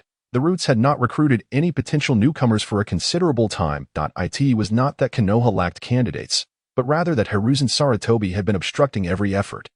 This batch of graduates had more than one promising candidate in Danzo's eyes, yet he could not touch a single one. Most critically, he could not act against the young girl from the Uzumaki clan whom he had his sights set on for the next generation. This further fueled Danzo's dissatisfaction with the third Hokage. However, he was powerless. After all, Hiruzen was the Hokage. The strength of the Roots still could not compete with the Umbu, and his support within the village was utterly insufficient. Now was not the time to strike. Danzo had contemplated using the Kodoame Tsukumi against Hiruzen more than once, but he ultimately refrained. Regardless of the power of Kodoame Tsukumi, Hiruzen's stance and policy strategies were crystal clear. Even the slightest alteration on Danzo's part would draw attention. Moreover, the power of Kodoame Tsukumi was far too precious. Danzo wished to reserve it for a more critical moment. However, soon enough, Danzo's mood soured further as trouble arose within the Roots. In the month following the new year, for reasons unknown, the action teams of the Roots were consecutively attacked by unidentified assailants. The opponents were exceedingly strong, and each encounter ended with the complete annihilation of the Roots squads. He dispatched personnel to investigate the matter. However, in the end, nothing was gained. Attempts to set traps to ensnare the opponent proved futile, as the adversary consistently evaded capture with remarkable precision. 4 consecutive squads were decimated, which, while not crippling the foundation, left Danzo feeling quite vexed. The crux of the matter was that, to this day, he remained oblivious to the identity of the enemy. He suspected the third Hokage, but quickly dismissed that notion. Although the third placed numerous restrictions upon him, Danzo was well aware that such actions were beneath the third's character. Days later, the fifth squad inexplicably met a similar fate. Enraged, Danzo smashed his office in frustration. A bunch of worthless fools. The enemy lurks right around Konoha, observing us at all times, and yet you have failed to uncover a single clue. What purpose do I have in sustaining you? His subordinates dared not retort. In truth, they were equally baffled, unable to fathom how someone could achieve such a feat. It felt as though the enemy was right at the village's periphery, yet they remained elusive. Lord Danzo, I have a thought, spoke Yamashiro Kaze, Danzo's right-hand man and a high-ranking member of Root responsible for intelligence. Speak, that I have a suspicion that the culprit may be someone from within Konoha. From within Konoha, the missing squads were elite, capable of maintaining silence on their missions. There are very few individuals in Konoha who could accomplish this. Who do you suspect? As you mentioned, there are only a handful capable of such feats. Hatake Kakashi, Sarutobi Isuma, Jiraiya, and finally, Aokawa Aoba. The mention of Aokawa Aoba piqued Danzo's interest, as he was an ordinary ninja without any remarkable talents. Initially, Danzo had not paid much attention to Aoi, but after witnessing his undefeated battle against the Raikage, he recognized his potential. Several attempts to recruit Aoi were met with refusal at that time. Aoi's popularity soared, making it difficult for Danzo to take action. Crucially, according to Root's analysis, Aokawa Aoba was entirely different from the legendary White Fang. Should they dare employ the same tactics as before, Aoi would undoubtedly defect at the slightest provocation. Danzo was indifferent to Aoi's potential defection, but the third valued Aoi highly, as well as the mother-daughter duo from the Uzumaki clan, which prevented Danzo from employing any drastic measures against Aoi. As a result, his plans to deal with Aoi were indefinitely postponed. Do we have any grievances with Aokawa Aoba? Danzo did not see himself as having any animosity towards Aoi. However, Yamashiro Kaze recalled, Uzumaki Karin, that girl is someone you have long desired. You even sent Root to follow her. Aokawa Aoba, being powerful, likely sensed this. Based on our analysis, Aokawa Aoba is quite obsessive and vengeful. With his strength, he is entirely capable of annihilating Root's elite squads. Thus, Aokawa Aoba is a significant suspect. Another possibility is, of course, Hatake Kakashi. This point hardly requires elaboration. Danzo's expression darkened, and he began to regret not having eliminated Kakashi, the bane of his existence. When the White Fang perished, from this moment forth, he ordered comprehensive surveillance of both individuals. Should they exhibit any suspicious behavior, he would act decisively. Understood. At Aoi's residence, Karin furrowed her brow. Brother Aoi, there are increasingly more bad people around our home. Her Kagura Shingon allowed her to easily detect the hidden root ninjas. Do not worry. They do not dare to enter. Just continue with your studies as usual. Okay. After Karin fell asleep, Yumi silently slipped into Aoi's room. When Karin called you brother tonight, how did it make you feel? During their intimate moments, Yumi effortlessly manipulated Aoi's emotions with just a few words. She ignited Aoi's passion, leading him to pin her beneath him. After some time, Yumi lay nestled in Aoi's embrace. Has your plan commenced? Yes. It appears that Danzo has taken the bait. Are you confident? If not, let me handle it. Yumi was aware of Danzo's position within the village and worried that Aoi's plan might have vulnerabilities. No. Your wood release is too conspicuous and loud. It is best if you remain inactive. Rest assured, I have completed my training in the Flying Thunder God technique. While the plan may not be foolproof, it places us in an advantageous position. That's good to hear. Aoi, you don't have to go to such lengths to protect me. I can feel that my strength is considerable now. I can protect myself, and even safeguard you and Karin. Aoi gently embraced Yumi. You think too much, woman. Not allowing you to intervene now is merely a matter of timing. Soon enough, it will be your moment to shine. Naturally, Aoi could not let Yumi, a top-tier combatant, remain idle at home. In fact, he had already devised a plan for Yumi. With just a little more time, he would ensure that she astonished the ninja world. Kakashi had recently sensed something amiss. As an elite shinobi of Konoha, particularly freed from the burden of the Sharingan, he found himself unencumbered by the exhaustion of chakra. In a sense, the absence of the Manjiki Sharingan served as a constraint on his abilities. Simultaneously, inspired by Aoi's relentless training regimen, Kakashi felt a nagging sense of guilt for not training himself. Reluctantly, he joined Aoi in his rigorous workouts. This led to a remarkable surge in Kakashi's strength over the past year. Moreover, Kakashi had undergone another change that caused concern among Root members. He had taken up his father's old sword once more. Kakashi's transformation left Aoi somewhat speechless, as he realized that the Root's presence around him had diminished. They were now focusing their attention on Kakashi instead. Aoi found this both amusing and frustrating. Kakashi himself was bemused, wondering what was driving Root to monitor him so overtly. Regarding this matter, Kakashi, it is somewhat my fault. What are you plotting now, Aoi? My plan is to eliminate Danzo. Kakashi spat out his tea in shock. Have you lost your mind? Aoi, Danzo is a high-ranking official of Konoha, the leader of Root, and you wish to kill him? Such an act is tantamount to betraying the village. And what of it? During the Third Great Ninja War, the esteemed White Fang was the frontline commander and a candidate for the fourth Hokage. Did Danzo not also take action? Why is no one accusing him of treason? My father committed suicide. Kakashi struggled to articulate the painful truth. Yet, Aoi did not indulge Kakashi's emotions this time. No, we both know the truth. The White Fang was murdered by the village, Shimura Danzo, Sarutobi Hiruzen. And those advisors, along with the manipulated populace, are the ones responsible for his death. Kakashi, a powerful ninja like the White Fang, would not possess such fragile psychology. The chaos of the battlefield could not bring him down. and the whispers of gossip could not truly harm him. Yet, he still perished at his own hand. Why do you think that is? The death of the White Fang was a taboo subject for Kakashi. Having known Aoi for many years, he had never delved deeply into this topic until now. Aoi's sudden confrontation on the matter left Kakashi feeling disoriented. Are you going to say you don't know? Or that you dare not speak? Aoi pressed further, leaving Kakashi increasingly cornered. You do not dare to speak. Allow me to articulate it for you. What is the will of fire? It is the burning of fallen leaves, nourishing the roots, allowing new shoots to thrive. This was the will of fire established by the first Hokage. When Uchiha Madara defected, the first Hokage personally pursued him, ultimately sustaining grievous injuries and dying in despair. The second Hokage chose to remain behind to safeguard the new generation of Konoha while facing the assault of the Cloud Village. Both of these Hokages exemplified the true meaning of the will of fire through their actions. But look at how Konoha handled the Third Great Ninja War. They sent ungraduated children to the front lines as cannon fodder, sacrificing the new generation of Konoha to prolong the lives of a handful of old men atop the Hokage building. Kakashi, tell me, is this the will of fire?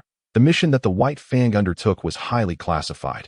Yet, within a day, the entire village was aware of that truly a classified mission.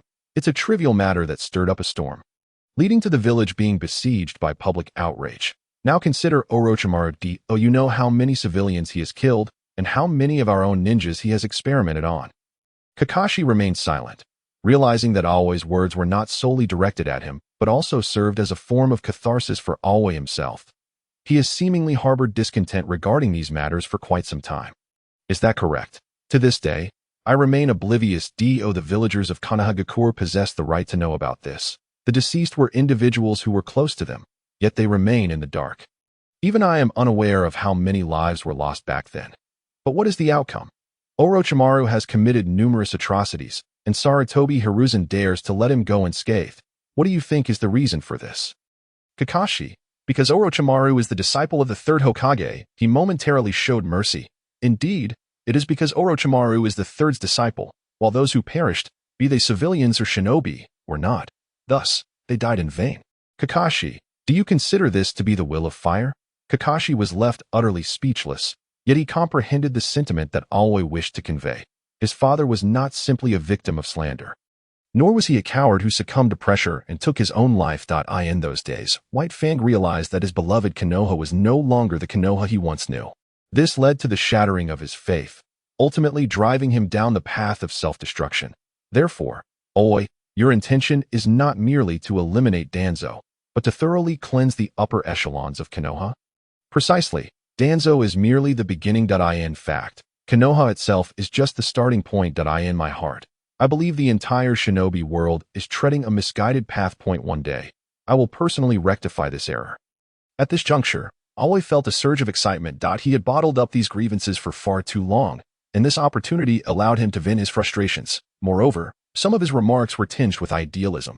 Konoha indeed requires change, yet he harbored little desire to personally spearhead such guidance. His true targets remained Obito Uchiha, Nagato, Madara Uchiha, and even Kagaya Otsutsuki, the shadowy figures behind the scenes. In the shinobi world, the so-called paths and directions are but illusions. Strength is the ultimate currency. It was because Senja Hashirama was unparalleled that he could forcibly bring an end to the wars of the shinobi world. Aoi shared this sentiment. Once he became invincible, the shinobi world would bend to his will. Kakashi hesitated for a considerable time before finally speaking. How do you intend to proceed? It is not about how I will act. It is about Danzo. The plan is quite simple. As soon as Danzo leaves the village, I will eliminate him. Though Danzo's strength may not rival that of the Hokage, it is not significantly lesser either. Even if the two of us join forces, it would be unlikely to defeat him in a short span. Moreover, he is the leader of Root, with numerous subordinates at his disposal. Kakashi, you need not worry about that. As long as he departs, I am confident I can kill him. Yet, Root's operations are exceedingly clandestine. Danzo usually. Kakashi paused abruptly. You have already made your move, haven't you? That is why Danzo is now targeting me. He believes I am the one who acted. A chuckle escaped Aoi's lips as realization dawned. Can you guess why Danzo thinks it was you?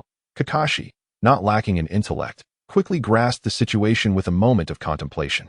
He unsheathed the short blade from his back, gripping it tightly. Is that the reason? Look, He has admitted to being the killer himself, fearing that you might seek revenge. Initially, Kakashi had not considered avenging himself against Danzo.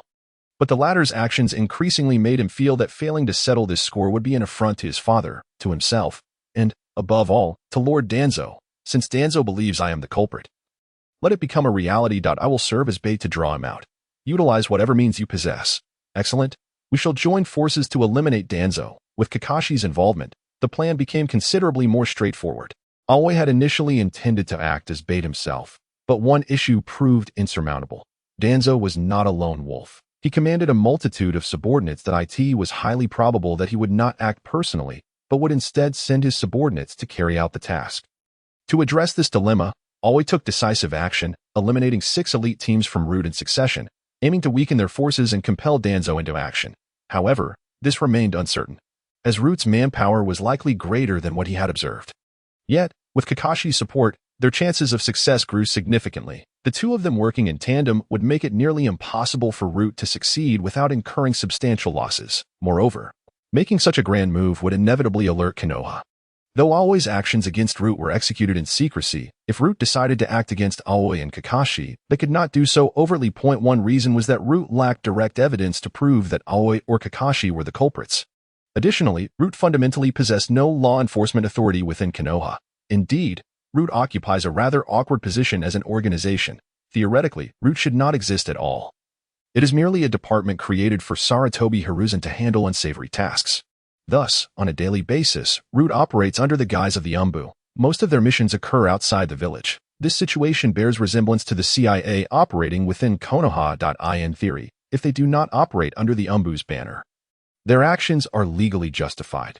Generally, Danzo, relying on the Third's favor, faced no issues. However, if he were to brazenly attack 2 esteemed shinobi of Konoha, even Hiruzen would be compelled to impose severe penalties on him to maintain the trust of the various clans. Consequently, both parties engaged in covert operations, while Aoi and Kakashi became increasingly indiscreet. During one ambush against Root shinobi, Aoi inadvertently revealed his signature Kusanagi sword. As a result, Danzo promptly targeted the two of them. Preparing to act decisively, he intended to capture them first, employ torture, gather the evidence, and then leave Sarutobi Hiruzen with no room for defense. Furthermore, considering the overwhelming combat prowess of Kakashi and Aoi, Danzo ultimately resolved to lead the operation personally, bringing along a substantial number of Root's elite to apprehend the 2 audacious rogue ninjas outside Konoha. Danzo had already labeled these 2 as rogue ninjas. Anyone who dared to kill Root's members would not be spared under any circumstances. Despite Kakashi and Aoi's illustrious achievements, Danzo remained unfazed, holding numerous trump cards at his disposal. If all else failed, he could take matters into his own hands, with 10 revival coins and an ability akin to an overpowered Kamui. Capturing these 2 miscreants would be a trivial task. In the forests north of Konoha, Aoi and Kakashi once again ambushed a squad from Root. However, after dispatching the last of them, Aoi sensed something was amiss. They were too weak. It must be a trap. It appeared that Danzo could no longer contain himself. How's your side prepared? Of course, I am ready at any moment. Aoi replied, his kunai suddenly disappearing from his hand. He utilized the Flying Thunder God technique to return a kunai, signaling to his shadow clone at home, indicating that the plan had commenced. The next moment, the air filled with the sound of numerous footsteps and the whistling of projectiles. Surveying their surroundings, they found themselves completely surrounded by at least 30 Root ninjas. Kakashi, Aoi, you 2 possess quite the audacity. How dare you assault my Root ninjas? The evidence is irrefutable. Come with me back to the village to face judgment. Yet, Aoi and Kakashi exchanged bewildered glances at Danzo. What exactly is Root? Does Konoha even have such a department?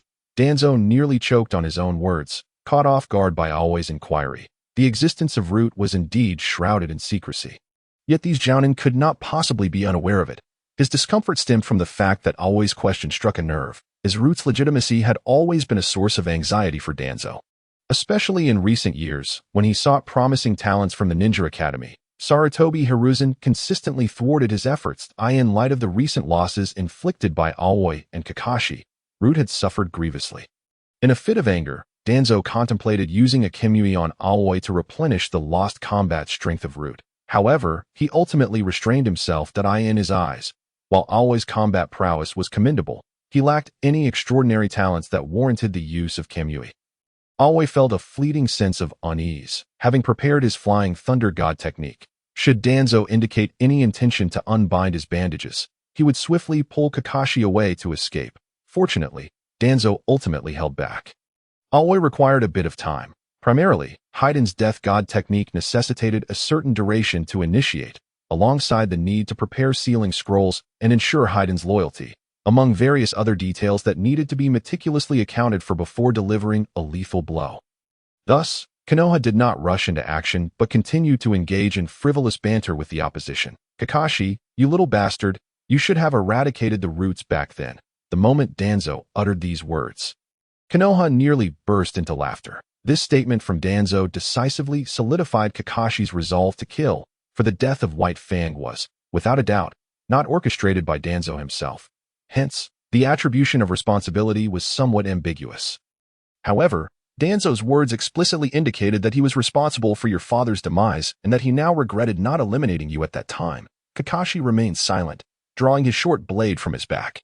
Konoha contemplated for a moment and sent a message to hold off on attacking for the time being. Kakashi's proficiency in swordsmanship was hardly showcased in the original narrative, but in the later stages.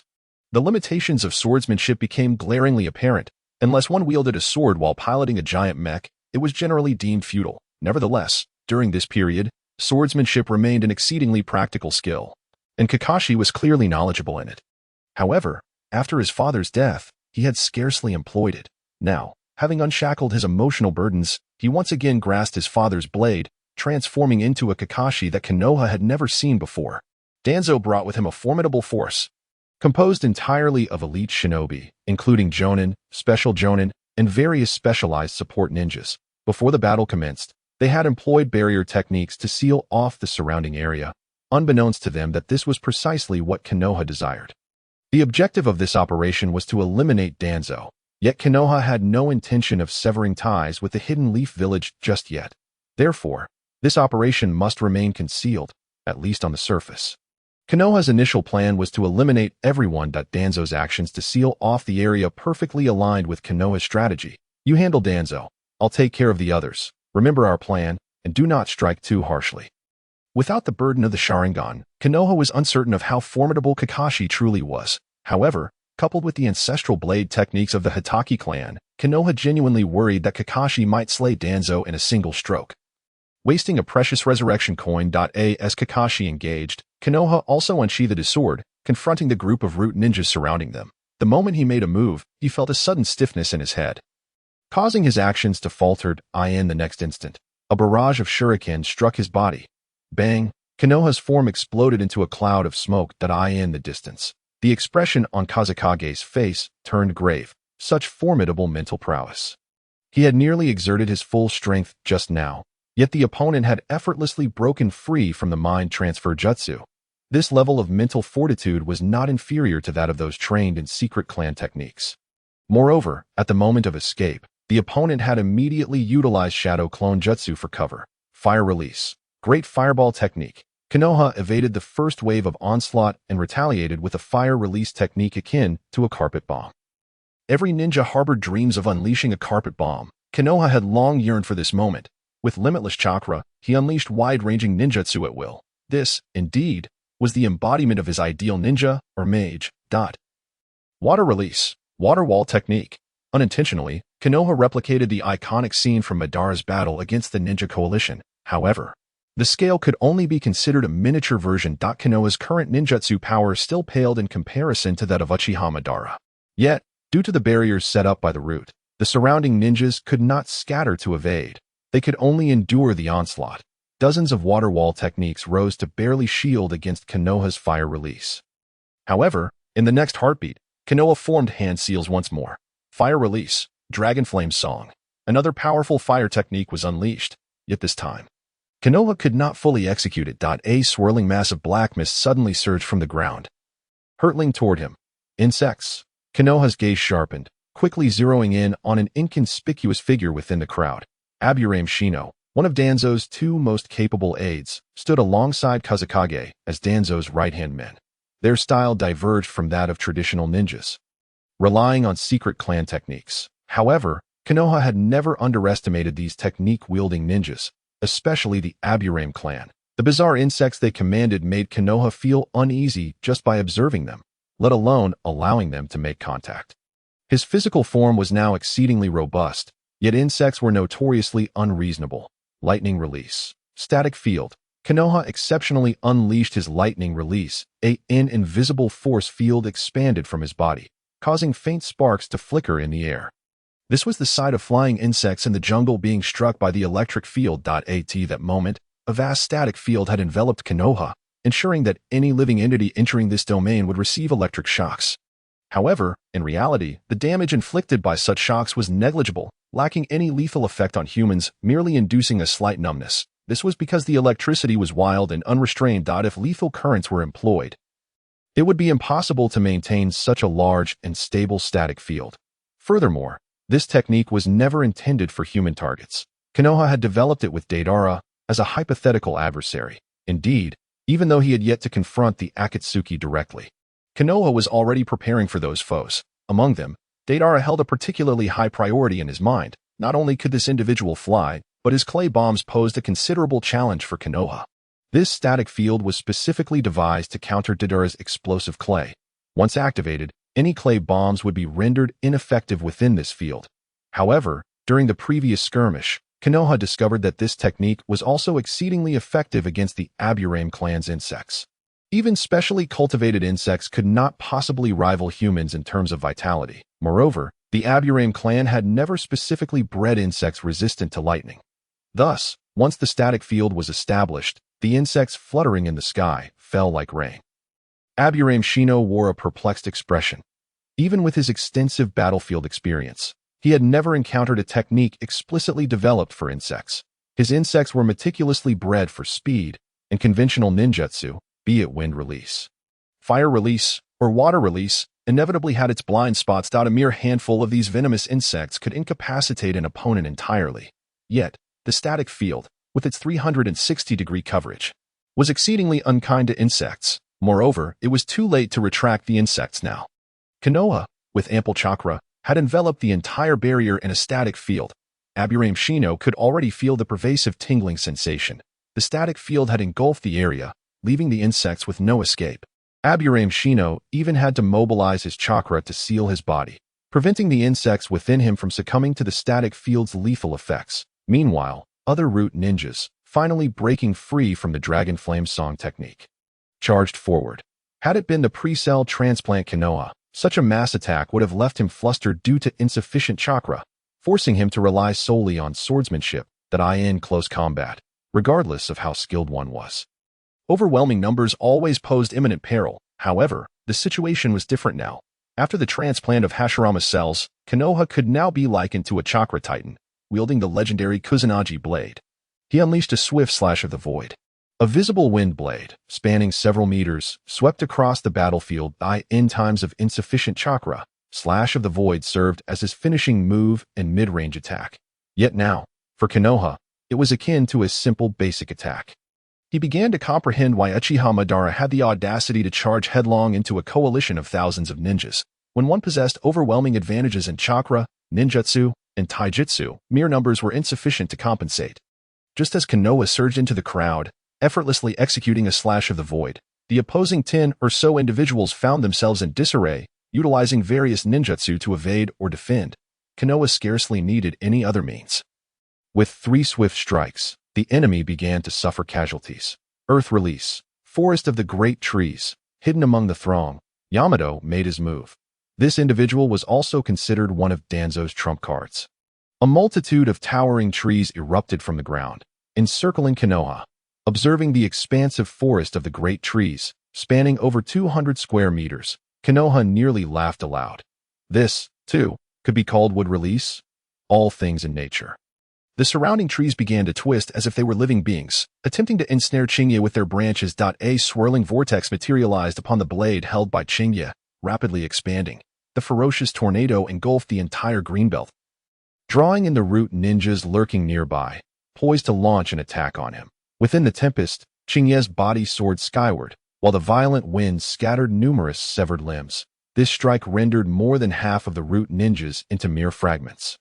In a moment of inspiration, Chingya employed his wind-release technique to execute a devastating gale severance. The results were surprisingly effective, proving to be an exceptional tactic against these foot soldiers. However, just as he touched down, 3 corpses, their bodies modeled in shades of blue and purple, hurtled towards him. Kadoka no Jutsu, Oil Woman Torian roared. The 3 corpses exploded simultaneously.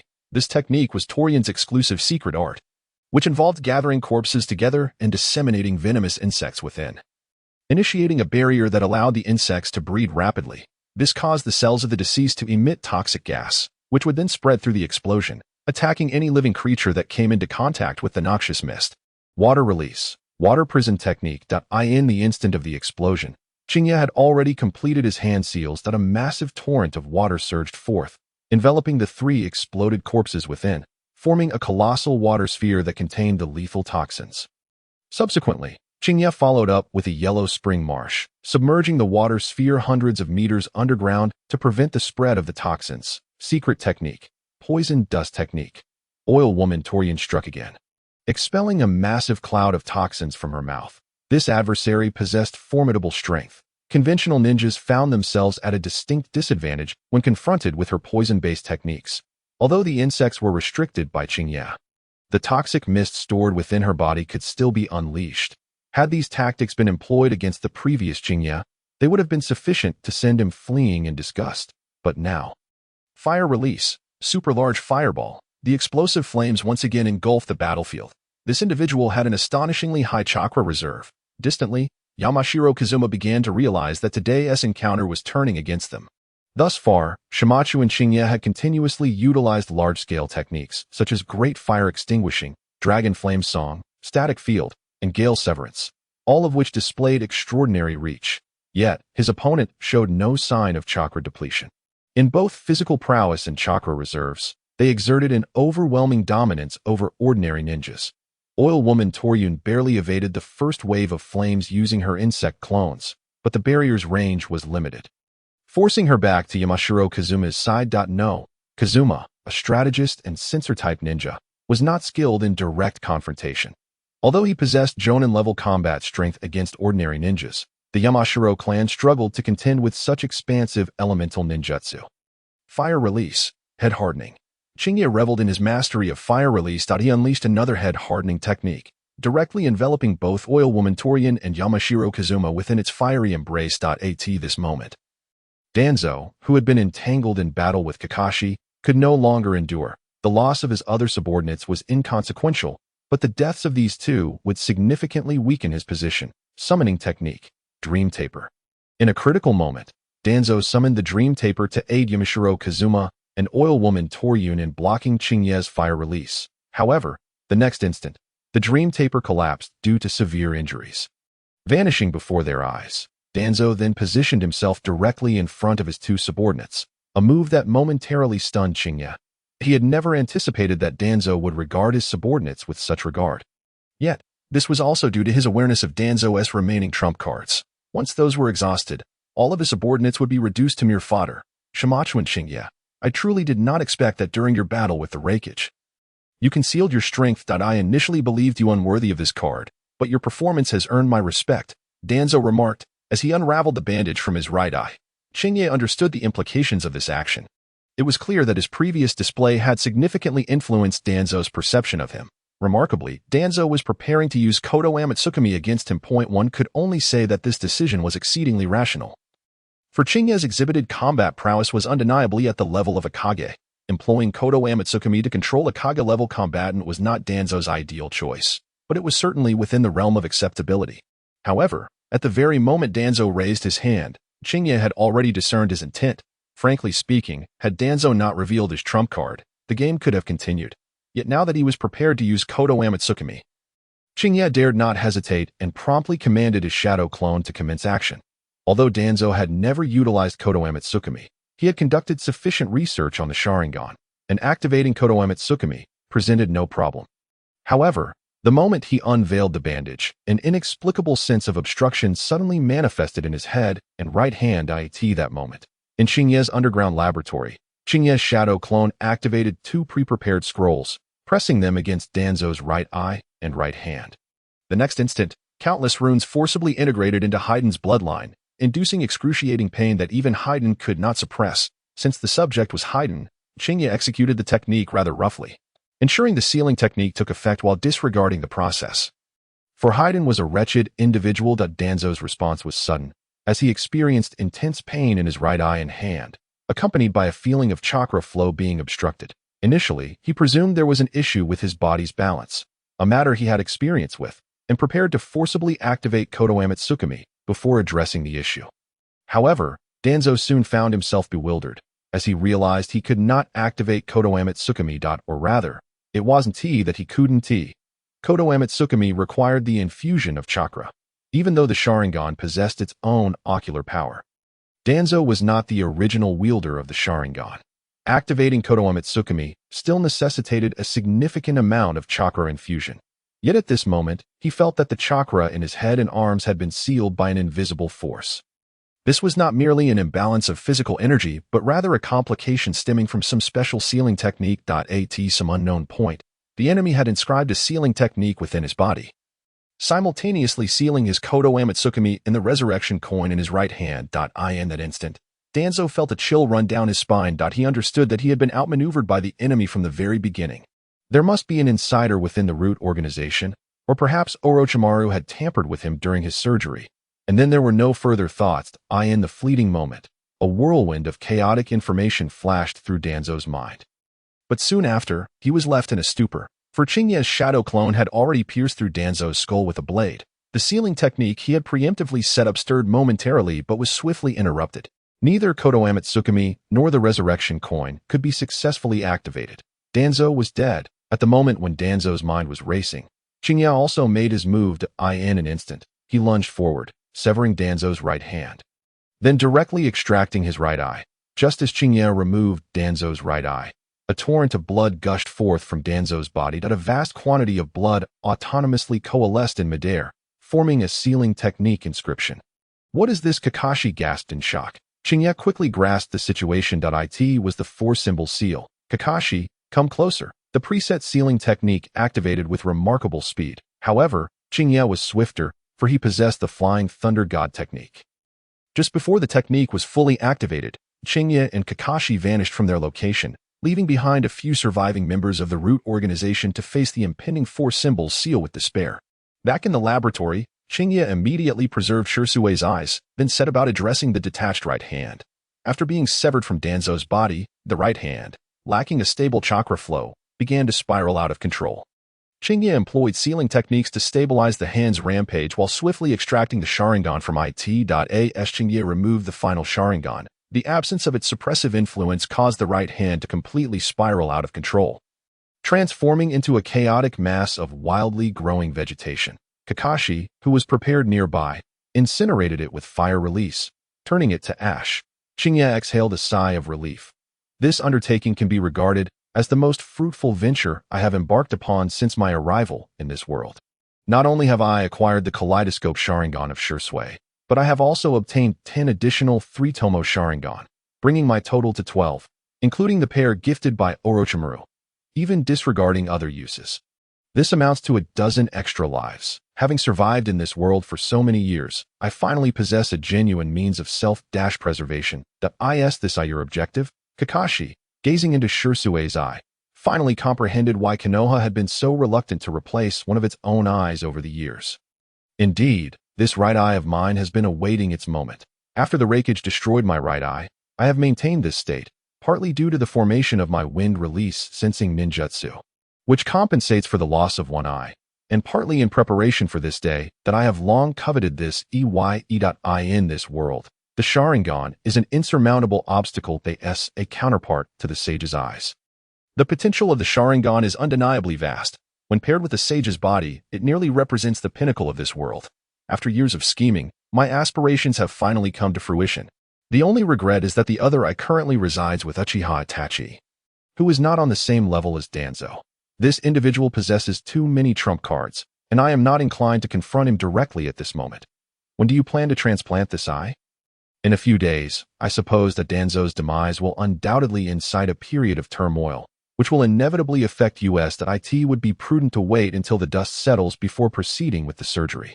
As the two conversed, chaos erupted in Konoha. The disturbance caused by Danzo's demise and the internal sealing technique was substantial, breaching the barrier previously established by Root and alarming the surrounding guards. A multitude of guards arrived, only to find the scene utterly devoid of life. Konoha's Umbu swiftly initiated an investigation, while Root sensed that something had befallen their leader and rushed to inspect the site. However, the internal sealing technique had the capacity to completely seal off all matter within a radius of several hundred meters. Upon their arrival, they found nothing at all. It was not until the sealing team arrived that they discerned the aftermath of the internal sealing technique. Simultaneously, the news of Danzo's disappearance reached the higher echelons of Konoha. The entire village entered a state of readiness. Though Danzo typically operated in the shadows, he was nonetheless the leader of Root and the beloved of the third Hokage. His disappearance prompted immediate unrest in the third Hokage's office, leading to orders for a joint investigation by the Umbu and Root. Meanwhile, Sarutobi Hiruzen harbored various suspicions. He summoned a team of Umbu and issued a few directives. At this moment, in the courtyard of Konoha, Aoyuki and Kakashi were engaged in a practice duel. With Kakashi once again wielding his sword, their sparring became more frequent, as there were few sword masters in Konoha today. Aoyuki was among the most renowned. Kakashi's family swordsmanship differed significantly from Aoyuki's style. White Fang's technique leaned towards the assassin's approach of delivering a lethal strike, although White Fang's reputation was substantial.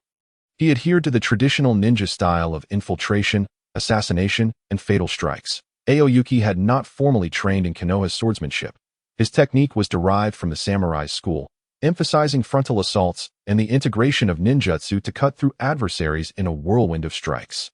Each technique had its strengths and weaknesses. If both opponents were human, Kakashi and Aoyuki would be evenly matched. However, as they entered an era of heightened technological prowess, Kakashi's style would reveal its drawbacks.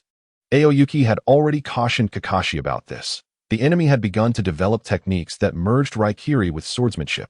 Originally, White Fang's swordsmanship was renowned for its speed, and when combined with Kakashi's even swifter Raikiri, Aoyuki found himself eagerly anticipating how far Kakashi could advance in the future. Yet, amidst their duel, Aoyuki's ears perked up. He turned to glance at the courtyard wall, where 3 members of the Umbu had appeared around his residence. "Actually, the front door is unlocked. You could have entered through it," Aoyuki remarked, nearly causing the Umbu members to stumble backward in surprise. After a brief pause, they awkwardly stated, Aoyuki, Hatake Kakashi, you are to proceed to the Hokage's office immediately." Aoyuki and Kakashi exchanged glances, both comprehending the implications. "Understood, we shall go at once." The 3 Umbu escorted the duo to the Hokage's office, with the leading captain entering first before departing. Hokage-sama, they have arrived. The Hokage turned to the Umbu member, who subtly shook his head. Sarutobi Hiruzen let out a sigh of relief. Their little gestures had not escaped Aoyuki's keen observation. He understood precisely what Hiruzen implied with Danzo's incident. This individual had evidently suspected the two of them right away. Upon reflection, it was almost ironic. Had it not been for Aoyuki's emergence, Kakashi would likely never have contemplated seeking vengeance against them. However, whether or not Kakashi had such thoughts was irrelevant. The crux of the matter was that both the third Hokage and Danzo felt uneasy in the presence of Kakashi. They believed that should their actions be exposed, it could very well provoke Kakashi's retribution. Thus, upon encountering Kakashi, Danzo had resorted to self-destruction. Following Danzo's crisis, Hiruzen instinctively sought to investigate Kakashi. Aoyuki, Kakashi, you have arrived. I now assign you an urgent mission. Aoyuki initially presumed that the third Hokage would task them with investigating Danzo's affairs. To his surprise, the mission was to stabilize the situation within Root. After a moment of contemplation, Aoyuki speculated that Danzo might have had some contingency plan in place. Upon his demise, Root would undoubtedly become aware of it. Therefore, once the third Hokage confirmed Danzo's death, his primary concern was naturally the stability of Root. It was well known that over the years, Danzo had clandestinely appropriated countless resources to bolster Root, aside from illegal experiments involving the cells of Hashirama. Root also maintained its own training facilities. Children sourced from orphanages or the Land of Fire underwent rigorous training there, with the survivors becoming members of Root. However, those without talent typically ended up as cannon fodder and test subjects. Root possessed its own research department, responsible for notorious techniques like the tongue banishment technique, engaging in various human experiments and secret technique development that surpassed even the Umbu's pursuits. Furthermore, Root encompassed members from various prominent clans, including the Hyuga, Inuzuka, and Yamanaka. Although Danzo had not been entirely negligent in his duties, his later obsession with the Hokage position led him to neglect his responsibilities. Such an extensive array of resources had been under Danzo's sole control. However, with his demise, the critical loss of his two assistants, Yamanaka F and Narashikaku, left Root leaderless to prevent unrest. The third Hokage promptly dispatched Umbu teams to maintain order. Yet, due to Danzo's affairs, a multitude of Umbu squads were preoccupied with investigations. Recognizing the need for two high-level combatants to stabilize the situation at Root, the Hokage immediately dispatched two individuals to take command. By the time Aoyuki and Kakashi arrived at Root, signs of chaos were already emerging. Danzo had proven adept at brainwashing, and although Root's methods were ruthless, many of his loyal followers remained. The unrest stemmed from a faction of diehard supporters who believed that Danzo's death was the result of Konoha's higher-ups' machinations. This narrative gained traction within Root, inciting a number of individuals to stir restlessly. However, once Aoyuki and Kakashi entered the fray, all agitation ceased. Both were well-known figures within Root. Kakashi was a seasoned elite genin with years of fame, while Aoyuki, having faced the Raikage in combat, was recognized as Konoha's top-tier expert who had decisively defeated the Raikage. Though the members of Root were fanatical, they were not foolish. The presence of Aoyuki and Kakashi wielded sufficient authority to quell any dissent. Upon encountering the two of them, the turmoil within the Root organization was swiftly quelled. Chingya retrieved the mission scroll from the third Hokage. For reasons unbeknownst to him, it felt akin to unsealing a sacred edict. Moreover, in terms of authority, the words of the Hokage indeed bore striking resemblance to a divine decree within the village. After the demise of his old ally, Chingya initially assumed that the third would appoint someone to take charge of Root. However, the reality was that the third's first course of action was to disband Root entirely, merging all of its powers and resources into the Umbu. Consequently, the Hokage's authority under the third soared to its zenith. Of course, the amalgamation of two departments was no simple feat over the years. Root had accumulated an abundance of unspeakable secrets. Chingya and Kakashi could serve as deterrents in this matter. Yet, when it came to reclaiming various resources, the true power lay with Narashikaku. This illustrates that within Konoha, Sarutobi Hiruzen's utmost trust still rested with the Inoshikacho trio. As Shikaku, his strategist, handled this situation with remarkable finesse. He was taken aback upon entering Root's clandestine laboratories, discovering two individuals who ought not to be there. Chingya and Kakashi appeared unfazed, meticulously packing and sealing some of the laboratory's precious instruments and experimental data. Upon noticing Shikaku, they greeted him casually. Shikaku stood in silence for a moment, resolute in his memory that he was the one responsible for this operation, and that neither Uchiha Chingya nor Hatake Kakashi were involved. Yet, the two had preemptively taken positions where they ought not to be. Causing a throbbing headache for Shikaku, he dismissed his assistants and stepped into the laboratory. "Could you two not be a tad more discreet?" Shikaku remarked, his expression one of resignation, though his tone lacked genuine surprise. "How discreet do you expect it to be? Akin to the clandestine experiments conducted by Root itself," Chingya retorted. Tossing a stack of documents in front of Shikaku, a mere glance through the papers revealed to Shikaku that they contained illicit human experimentation data, with the subjects being children from Konoha's orphanage. "You are the ones who killed Danzo," he stated, his voice tinged with certainty despite it being framed as a question. In that moment, Shikaku was convinced that these two individuals were indeed responsible for Danzo's demise. No, perhaps it was not limited to just these two. His intelligence indicated that over 30 elite members of Root had vanished alongside Danzo. Yet, none of them had managed to transmit a whisper of information. Silently perishing less than 100 miles north of Konoha, Shikaku was among the few in Konoha who understood Danzo well. He was aware of the multitude of cards Danzo held close to his chest in the shadows. Thus, the fact that Chingya and Kakashi could silence Danzo and his entourage without a trace hinted at the immense power they wielded. Shikaku dared not contemplate the depths of their strength. Over the years, he had kept a watchful eye on Kakashi, yet the latter had managed to elude him entirely. No, the core of this enigma lay not with Kakashi, but with Uchiha Chingya. Shikaku regarded Chingya with a complex gaze. This rising civilian ninja was far more formidable than he had anticipated. Why dwell on the trivial matter of who killed Danzo? Should not Lord Shikaku's concern be how to explain the dark secrets of Root to the public? The existence of these human experiments and the records of collaboration with Orochimaru, a rogue ninja of S rank, warranted a significant amount of contemplation from Lord Shikaku. Shikaku yearned to express that his purpose here was to prevent this information from surfacing. As long as proper concealment was maintained, the outside populace would remain oblivious to the events transpiring within. Yet, that was no longer feasible. Shikaku, being an astute individual, had already discerned Chingye and Kakashi's intentions. They were waiting for him to make an offer, or rather, to negotiate their allegiance. The fleeting thought of summoning the Umbu to detain the two crossed his mind, but it was quickly dismissed. Regardless of their hidden strengths, in terms of direct combat prowess, both were among Konoha's elite Chunin. Chingye had defeated the Raikage, albeit perhaps through some trickery. Yet he was undeniably a top-tier master capable of evenly matching the Raikage for a brief period. To quietly apprehend these two working in tandem, even the Hokage himself would likely lack absolute confidence. With a sigh, Shikaku spoke, albeit with a hint of resignation. "What is it that you desire?" The laboratory established by Chingye had been rebuilt. Now grander, more comprehensive, and more opulent than before, undoubtedly thanks to the late Danzo's sponsorship, that in Shikaku's presence, Chingye and Kakashi cleared out an entire laboratory belonging to Danzo. Shikaku spent a considerable amount of time modifying documents, effectively erasing this laboratory from official records. Once the reconstruction was complete, Chingye immediately commenced research on the Sharingan. The transplantation of the Sharingan was straightforward, yet Chingye sought to delve deeper into the nature of this power. After all, he intended to implant it within himself. Caution was paramount. The state of Shishui's Mangeki Sharingan was remarkably sound, indicating that Danzo had indeed cherished this particular eye.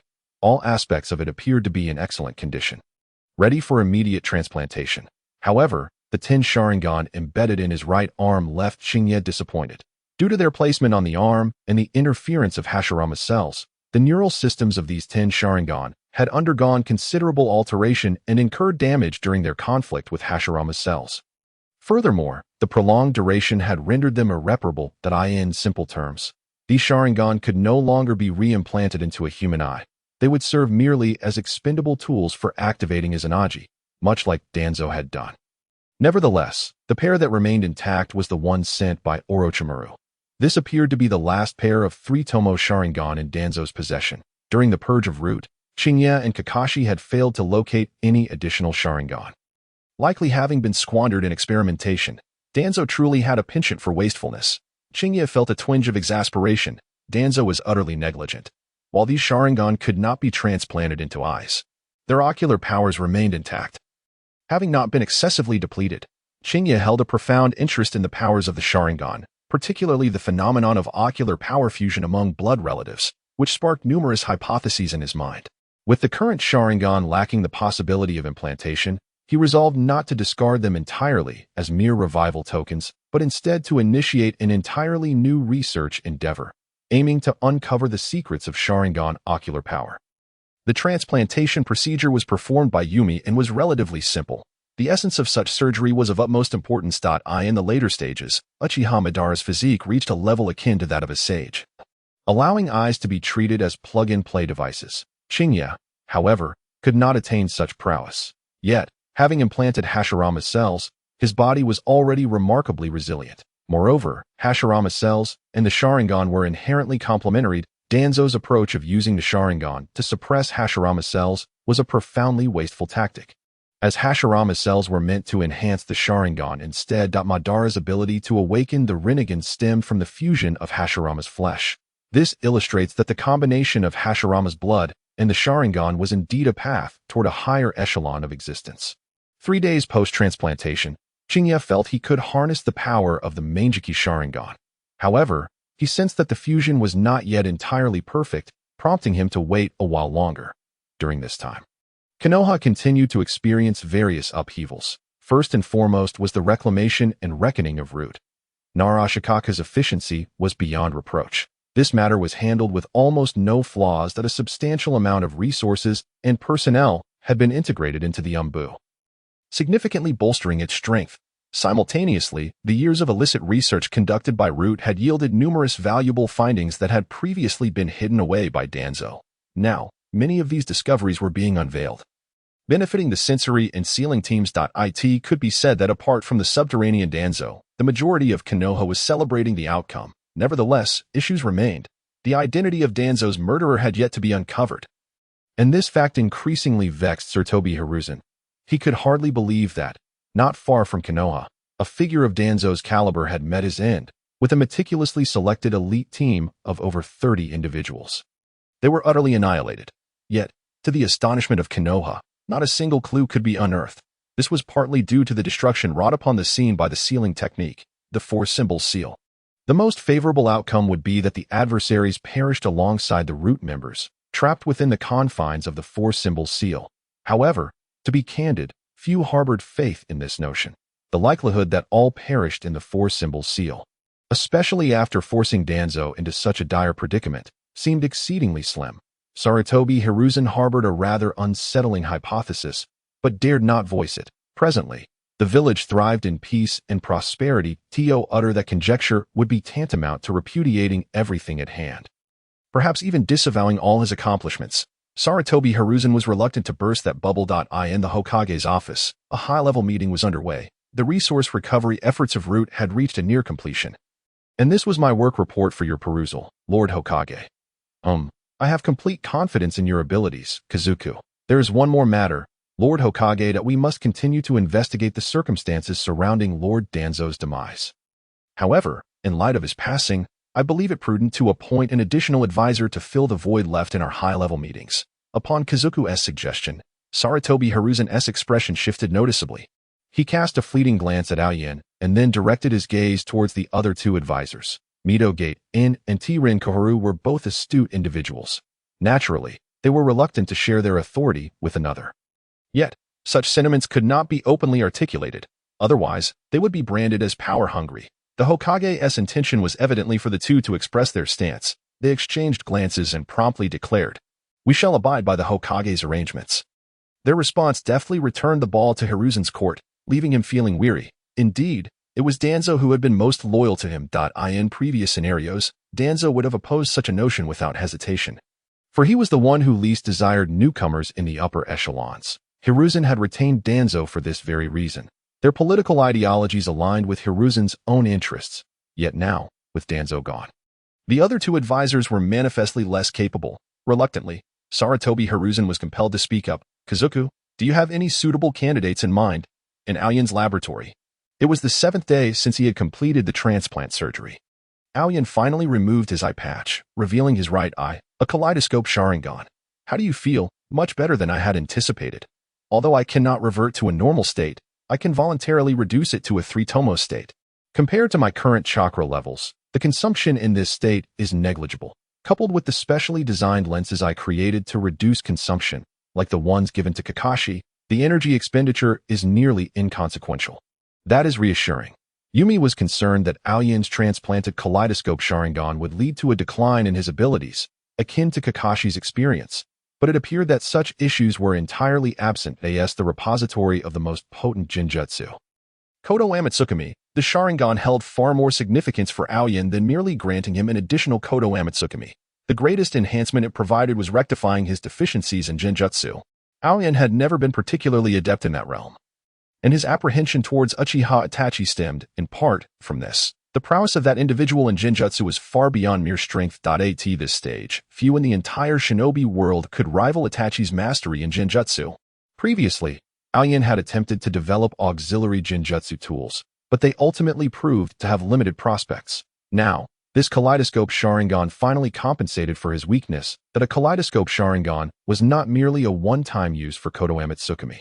It was a genuine artifact in terms of conventional Jinjutsu and Jinjutsu rebounding capabilities. Furthermore, since Shursui had never employed it, the ocular power of the Sharingan was remarkably abundant. Following the fusion, Aoyen was eager to conduct a personal test.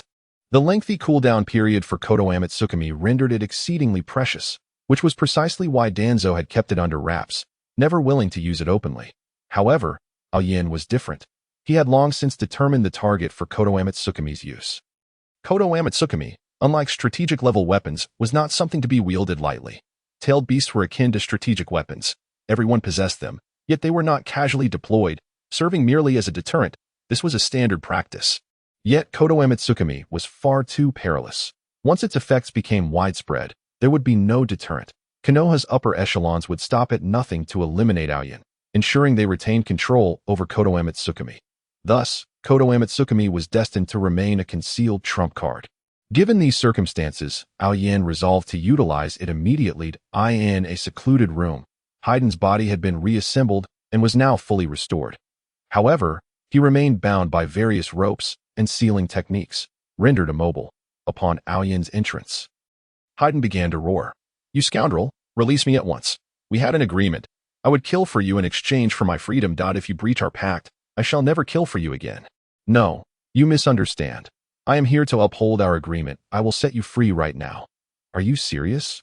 Aoyin remained silent, opting instead to demonstrate his intent through action. He severed the ropes binding Haiden and dispelled all sealing techniques upon him. Even returning his 3-month scythe, feeling the resurgence of his long-lost power, Haiden wasted no time in reverting to his true nature. "You fool, you actually dared to release Haiden. Watch me." His words were met with Aoyin's right eye gleaming with an eerie crimson light, invoking Konoha Tsukumi. Minutes later, in the laboratory, Aoyin and Haiden sat face to face, engaged in conversation. "Tell me about this evil god." To be honest, I am not entirely sure what the evil god is or where it resides. I was raised by the cult of the evil god from a young age. Ever since I can remember, I have been able to sense its presence. However, it's merely a sensation. The cult cannot truly communicate with the evil god. Only I can perceive its existence and the fluctuations in its emotions. It revels in slaughter. To be precise, it delights in death and fear. That I enjoy torturing my victims before killing them, and that excites the evil god. Is your power derived from this? Indeed, that I am not absolutely immortal. That if I do not kill and offer sacrifices for an extended period, my immortality wanes. If I were to be completely confined, I would gradually starve to death. However, as long as I can continuously perform sacrificial rituals, there is virtually no way to kill me. What if I incinerate you with fire techniques? That should be feasible." Aoyin nodded, unconvinced that the evil god could attain such a level. "Your chakra is potent, yet you seem to refrain from utilizing it. Why is that?" Due to the evil god's blessings, my physical form is extraordinarily robust and essentially immortal. Thus, I have not pursued the study of ninjutsu or the like." Aoyin immediately understood. It was simply a matter of laziness. However, those were the past circumstances. Moving forward, Haiden could no longer afford to languish in idleness. "Very well, let us discuss your future arrangements." In the Hokage's office. After approximately a week of deliberation, Nara Kazuku's proposal was ultimately approved. Hatake Kakashi was appointed the new Hokage advisor. According to Kazuku, Kakashi's identity was the most fitting for the role. If one were to solely consider status, Hyuga Hazashi or Akimichi Torif, as clan heads, would appear far more qualified to serve as advisors. However, Kazuku understood that Sarutobi Hiruzen would not acquiesce to such a notion. These prominent clans already possessed ample resources within the village. Should they be allowed to directly partake in the highest levels of decision-making in Konoha, it could pose a threat to the Hokage's position. Yet, Sarutobi Hiruzen was also averse to selecting a purely civilian ninja for the role. The reason being that the Sarutobi clan itself was among Konoha's prominent families. Indeed, Sarutobi Hiruzen hailed from a prestigious clan, which made him wary of other influential families. However, should a civilian ninja rise to prominence, it would present an even graver issue for him. Such a scenario would further undermine the interests of the ninja clans. Moreover, at this juncture, the most representative figure among civilian ninjas was Aoyin. Sarutobi Hiruzen harbored reservations regarding Aoyin. Although he seemed devoid of ambition, his strength and influence were undeniably formidable. Once he ascends to power, the repercussions of Sarutobi's actions are beyond imagination. These words were not articulated verbatim by Rikuju, but the others grasped his intent. The choice for this new advisor must be someone who straddles the line between the clans of shinobi and the commoners. Thus, Kakashi emerged as the ideal candidate. The famous Hatake clan, once renowned due to White Fang, now only had Kakashi as its last heir, following the death of White Fang.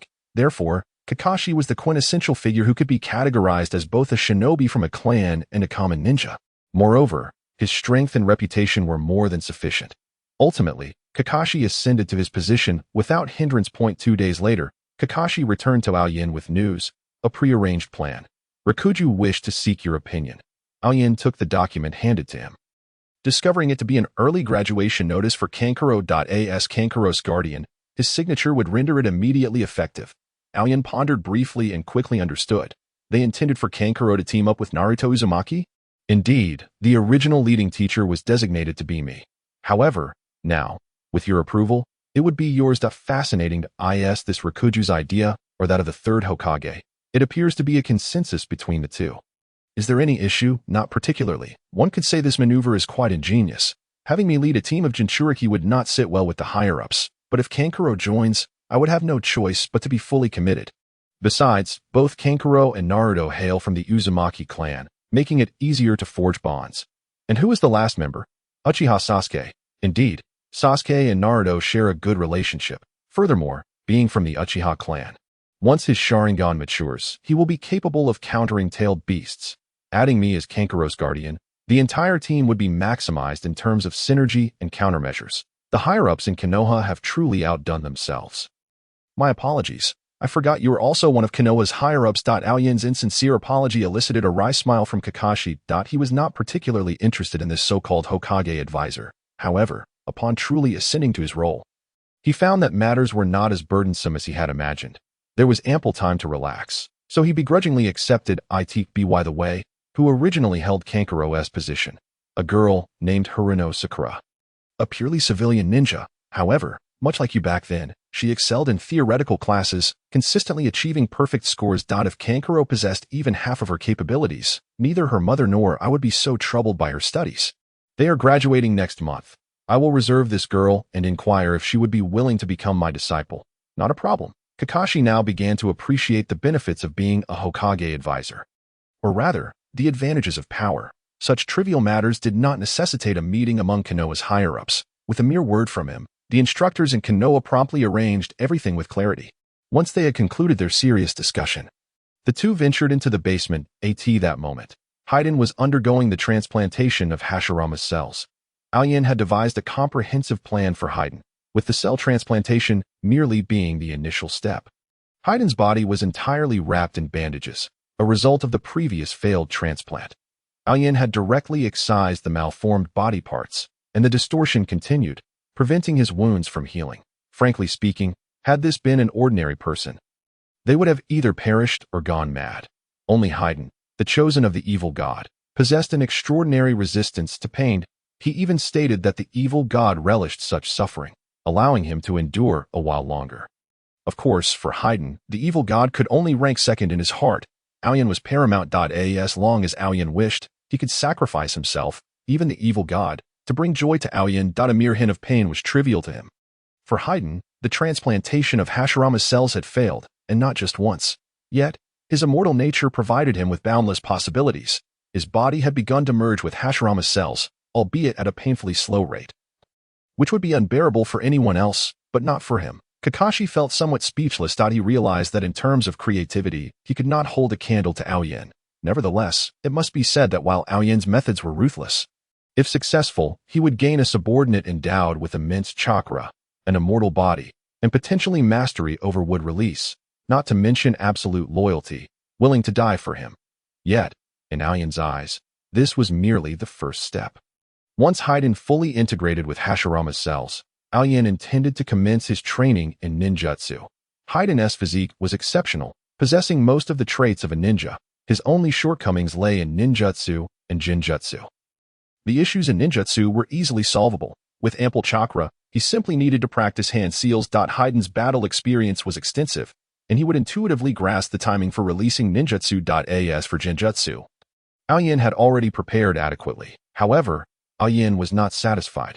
He had another idea awaiting Haiden's execution. That was to delve into the realm of taijutsu, specifically the 8 gates. Imagine an immortal being training in tea. However, when it comes to in-depth research, it is evident that this does not align with the artistic style of the patterns. The inquiries regarding the Sharingan are questions that Aoyan wishes to clarify. Nevertheless, he possesses only a single kaleidoscope, rendering some experiments temporarily unfeasible. Consequently, he has dedicated more of his efforts to the artificial synthesis of ocular powers. It is, however, apparent that this is not a straightforward subject. Aoyan anticipates that achieving results in the short term will prove to be quite challenging. Thus, he continues to train and adapt to his Flying Thunder God technique while patiently delving deeper into his research. It was only after Kakashi delivered the arrangements regarding Shanfeng that Aoyan realized the graduation season was approaching. This signifies that Naruto, Sasuke, and the renowned Konoha 12 will soon depart from the school and embark on their ninja careers. As the narrative officially unfolds, Aoyan finds himself devoid of any particularly profound feelings. Perhaps he has already acclimated to this world. Moreover, while the overarching plot seems unchanged, many aspects have already transformed beyond recognition. Aoyan no longer places blind faith in the storyline he once knew. Instead, he is in the process of crafting an entirely new narrative. After consulting with Yumi, the two reached a consensus to support Shanfeng's early graduation. Shanfeng wholeheartedly endorsed this decision, for her formidable innate abilities, combined with Aoyan's guidance, had enabled her to surpass her peers in strength. Aside from lacking substantial experience in life or death situations, she could easily participate in the Chunin exams without issue. Remaining in school felt like a torment to her. Upon hearing the news of her early graduation, she was so exhilarated that she struggled to sleep for several days. Aoyan's research into the analysis of Sharingan ocular powers has not been particularly smooth. If this task were so simple, the Uchiha clan would not have found themselves in their current predicament. However, the progress of Haiden's integration with Hashirama's cells has been commendable, initially facing complete rejection. Haiden has persevered through sheer tenacity, owing to his immortal nature, gradually transitioning to partial rejection. It is only now that genuine integration has begun. Were it anyone else, they would have perished at least 30 times by now. Yet this fellow remains as lively as ever. One can only attribute this to the absurdity of his immortality. Once the merging commences, subsequent issues become less significant, albeit requiring a longer duration. Aoyan estimates that Haiden will need approximately another month to achieve complete integration. This fusion of Hashirama's cells lacks any technical enhancements, relying solely on his immortal body to endure the process. Aoyan is exceedingly curious to see how Haiden will transform post-integration. For now, however, there is little he can do, merely leaving a shadow clone to periodically provide him with nutrients. And the rest is simply a matter of waiting. Concurrently, with Shanfeng's early graduation on the horizon, Aoyan is hastening to conduct practical tests with her. In these exercises, Aoyan becomes increasingly ruthless, often leaving Shanfeng battered and bruised. Much to Yumi's dismay, who can only retaliate on Shanfeng's behalf at night, that Aoyan's physique has undergone remarkable enhancements.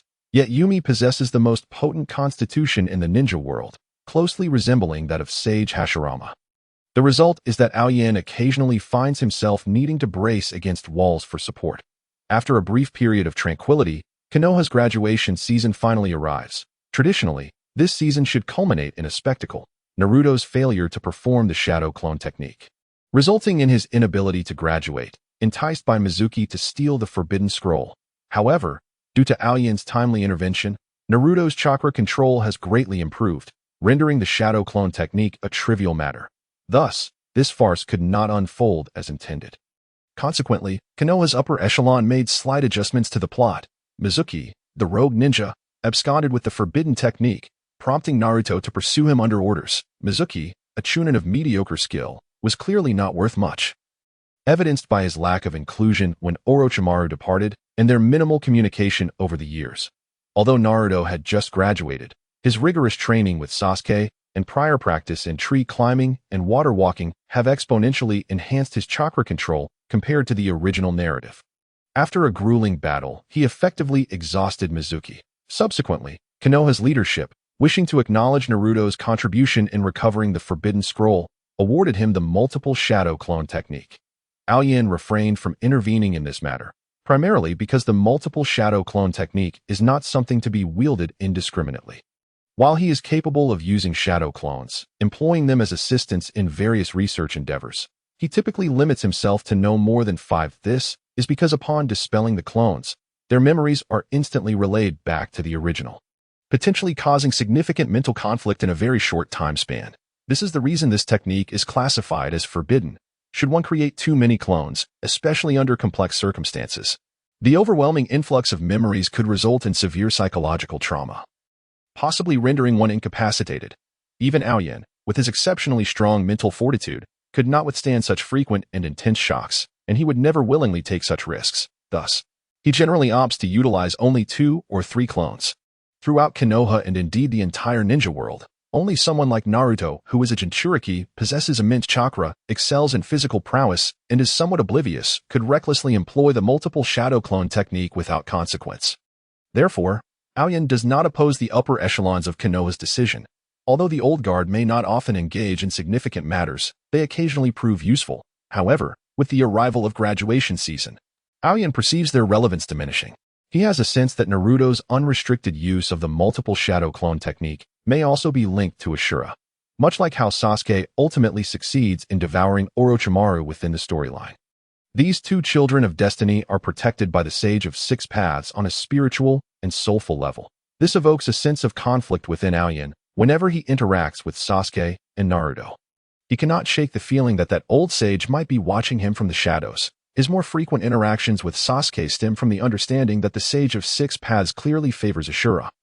While Sasuke, as Indra, seems to play a somewhat expendable role, after graduation, the newly minted ninja students face the prospect of team assignments. Frankly, Aoyan perceives them as nothing more than a group of children.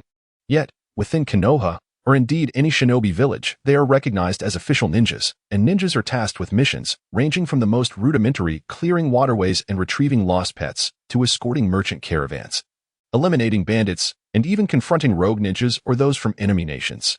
Death and slaughter will become a regular part of their lives. In the classroom, the graduates await their team leader to arrive and organize them. Soon, Karin and Asuma enter, leading their respective subordinates away. Ultimately, only 4 individuals remain in the classroom. The early graduate Shanfeng, Naruto Uzumaki, Sasuke Uchiha, and Sakura Haruno. A shared glance among the 4 reveals their confusion, as the regulations clearly stipulate a grouping of 3. What does it mean that they are left with 4? Is someone to be eliminated? As noon approaches, Aoyan leisurely arrives, having simply woken up late that morning. Shanfeng is already aware that Aoyan will be her team leader, while Sasuke, being Aoyan's semi-disciple, is quite familiar with him. Naruto also recognizes Aoyan. Yet due to Konoha's restrictions, their previous interactions were limited. Though contact was previously forbidden, Aoyan now directly assumes the role of Naruto's team leader. He reflects once more on the advantages of having connections above. Kakashi and Iruka operate in tandem, one in the light and one in the shadows, facilitating the passage of simple proposals without arousing suspicion among Konoha's F3. "Oh, it's you, Brother Aoyan. I must say, you've been rather negligent, arriving over 2 hours late." The group of youngsters chides him in unison, causing Aoyan to feel a twinge of irritation, especially with Shanfeng causing further mischief. He wishes to retort that his tardiness is thanks to her mother, but given the youthfulness of those present, he ultimately refrains. "You lot, follow me." According to tradition, the leading Chunin is expected to assign a trial mission to their 3 new subordinates. Akin to Kakashi's Bell test, designed to assess their combat capabilities, information-gathering skills, and the bonds between them. However, Aoyan has no time for such games with them. Directly assigns Sasuke and the others a task to clear the river, sending the children away one by one. At this moment, only Haruno, Sakura, and Aoba remain on site. Sakura has come to realize that she is the one who has been eliminated. However, it seems she has not been completely cast aside. She knows Aoba, or rather, it is rare for anyone in Konoha, especially among the common ninja, to not recognize him. Aoba hails from a humble background and has honed his swordsmanship to an impressive degree. He has fought against the Raikage twice and emerged unscathed, making him an idol among the civilian ninjas of Konoha. Yet, Aoba is typically modest, and few share a close bond with him. Sakura, however, cannot fathom why he has chosen to remain with her. "Sakura, according to my records, you achieved full marks in most theoretical exams during your time at the Ninja Academy?"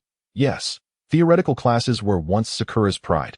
However, after engaging with Sasuke and Naruto, she became acutely aware of the vast disparity in combat prowess between herself and them. Sakura once harbored dreams of becoming a powerful ninja like Tsunade, but the gap between her and Sasuke and Naruto seemed insurmountable. Her theoretical achievements seemed trivial in the face of real combat. "Have you practiced tree climbing and water walking?" "Yes. These techniques were taught to her by Sasuke and Naruto. She performed reasonably well, but her limitations in chakra and physical ability left her distant from the extraordinary capabilities of the two." Aoba extended his right hand, gathering a sphere of chakra. With his skillful control, the chakra slowly morphed into the shape of a small bird. While this display appeared impressive, it was merely a superficial trick. Lacking the potency of techniques like the Rasengan involves a concentrated and rotating compression of chakra, resulting in significant damage, whereas Aoba's technique was merely a basic formation, requiring only precise control without the destructive power. Can you give it a try? Sakura began to understand the intent of this legendary shinobi. She focused her mind and attempted to execute the operation. Unfortunately, no matter how hard she tried, she could not complete the final step of making the bird flap its wings. Soon, she was left panting from exhaustion. That's enough. You did quite well. In truth, Aoba's requirement was merely to achieve a simple transformation of the chakra sphere, which Sakura had accomplished with surprising skill. Managing to form a bird despite the complexity of the transformation, the final step of animating the bird was a genuine advanced operation, distinctly more challenging than the initial transformation. Sakura, I now ask you, would you like to become my disciple? But, Lord Aoba, may I ask why it is me? I am not exceptional, especially compared to Sasuke or Naruto. Even the advanced graduate, Karin, surpasses me. They are different, at least from us. Sakura was puzzled as to why such a prominent figure as Aoba would categorize them together. Did you not notice? Those three are exceptional.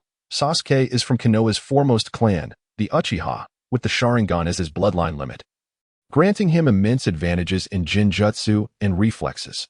Naruto and Karin, both from the Uzumaki clan, possess an unparalleled reserve of chakra, vitality, and physical prowess that far exceeds the ordinary. Do you understand my point?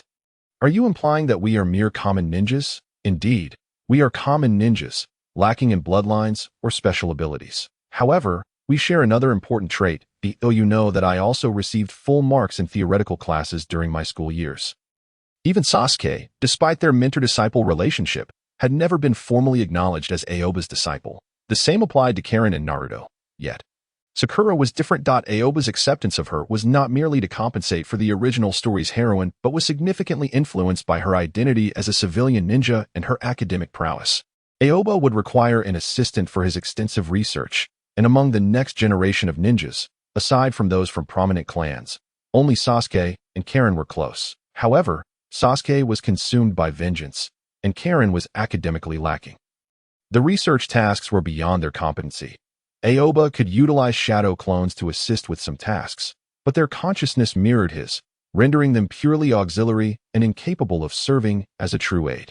Although Yume was powerful, she had never received formal education.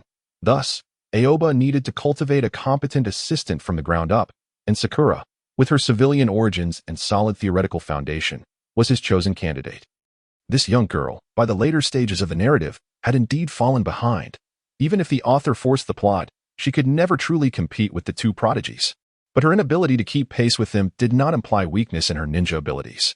In the original story, the brilliance of Sasuke and Naruto overshadowed her, as their narratives were so compelling that most overlooked the fact that, without their advantages, Sakura was indeed a true genius among geniuses. Consider Naruto's growth trajectory. From the moment of graduation, Konoha's higher-ups had tailored a series of shadow clone techniques for him. Subsequently, Jiraiya personally mentored him, and he possessed the Nine-Tails sealed within him, supplemented by remnants of his parents' spirits in his mental realm for further assurance. Later on, even the Sage of Six Paths intervened to enhance his abilities. Aside from his signature technique, Naruto's talents in the ninja arts were not comparable to Sakura's. Aoba recognized the unique qualities of this girl. Thus, in this lifetime, he planned to offer her a different path. The role of a team leader was often quite mundane, as freshly graduated Chunin could only undertake D-rank missions. These tasks ranged from clearing rivers to picking up litter in the woods, and occasionally helping elderly women with their gardening. The most absurd part was that Aoba was also theoretically required to partake in these activities. It was utterly ridiculous. Aoba decisively opted to take a break, letting the children handle the labor while he returned home to conduct his experiments. He practiced the Flying Thunder God technique daily. Although he had made progress, the results were still limited. While it was possible to train to mitigate certain adverse physical responses, it would require considerable time and countless repetitions. In truth, Aoba had already mastered the Flying Thunder God technique with impressive precision, capable of executing close-range, accurate, consecutive teleportations. Unfortunately, each teleportation left him dizzy and nauseous. In actual combat, it would likely lead to a swift demise. Thus, for now, the technique could only be employed for travel or last-minute escapes. Moreover, with the acquisition of the Sharingan, Aoba prioritized his research on it above all else. He discovered a promising phenomenon. His Manjiki Sharingan was gradually recovering its ocular power. The recovery was slow and could not compare to Obito, who carelessly activated his Manjiki at will. This was likely due to Aoba not being of Uchiha blood. However, the Hashirama cells were indeed effective, allowing his Manjiki's power to slowly regain its strength. Based on this recovery rate, Aoba estimated that in about 2 years, the cooldown for the Konoha Tsukimi would be complete. 2 years is an unfathomably long time for any ocular technique. Yet for Konoha Tsukimi, Aoba was quite satisfied. This was exponentially better than the anticipated cooldown of 10 years. Many of Aoba's plans could be adjusted accordingly. This realization also led Aoba to understand that the Sharingan harbored countless secrets yet to be unraveled. The analysis of the ocular power of the Sharingan was now at the highest priority for him.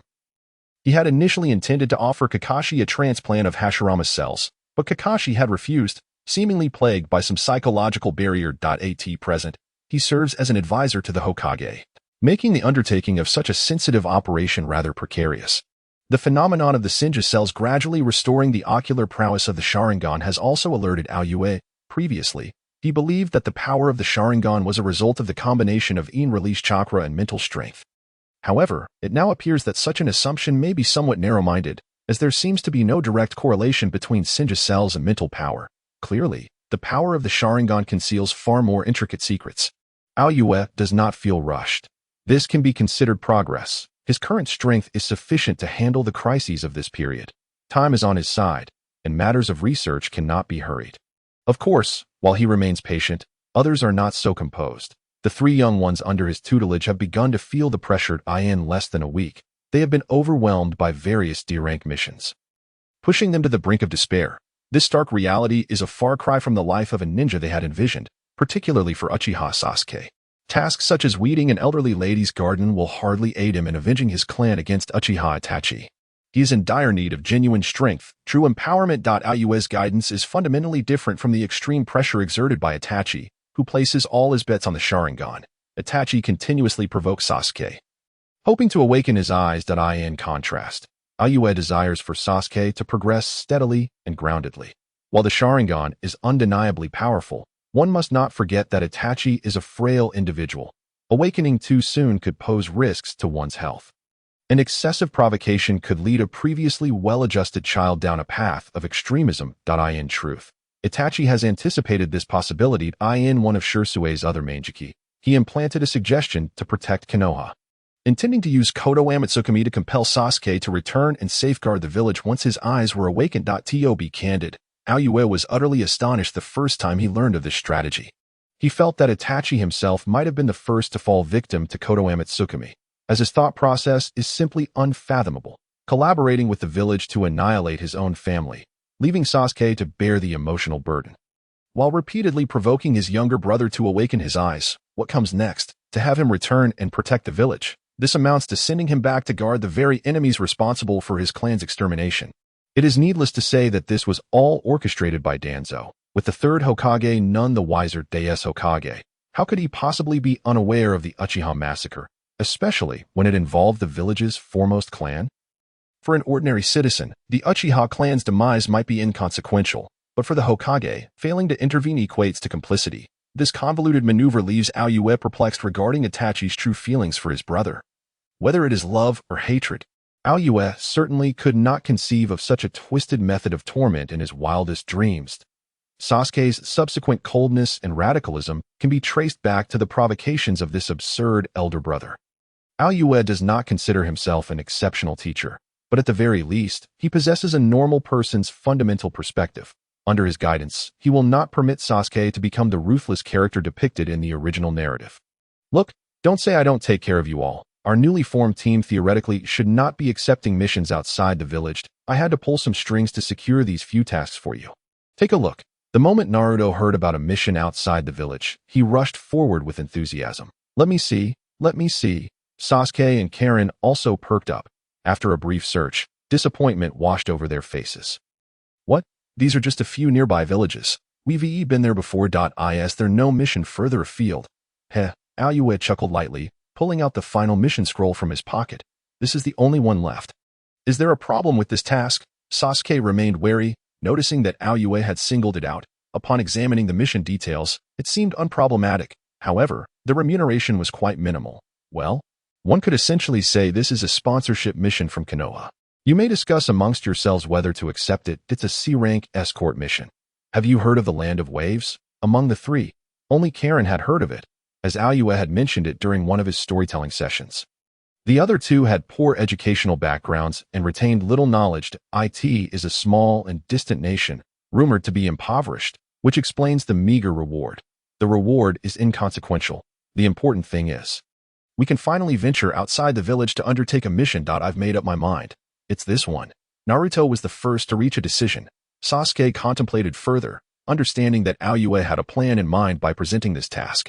He concurred. As for Karin, her mother had long instructed her to simply follow Aoba's lead while outside.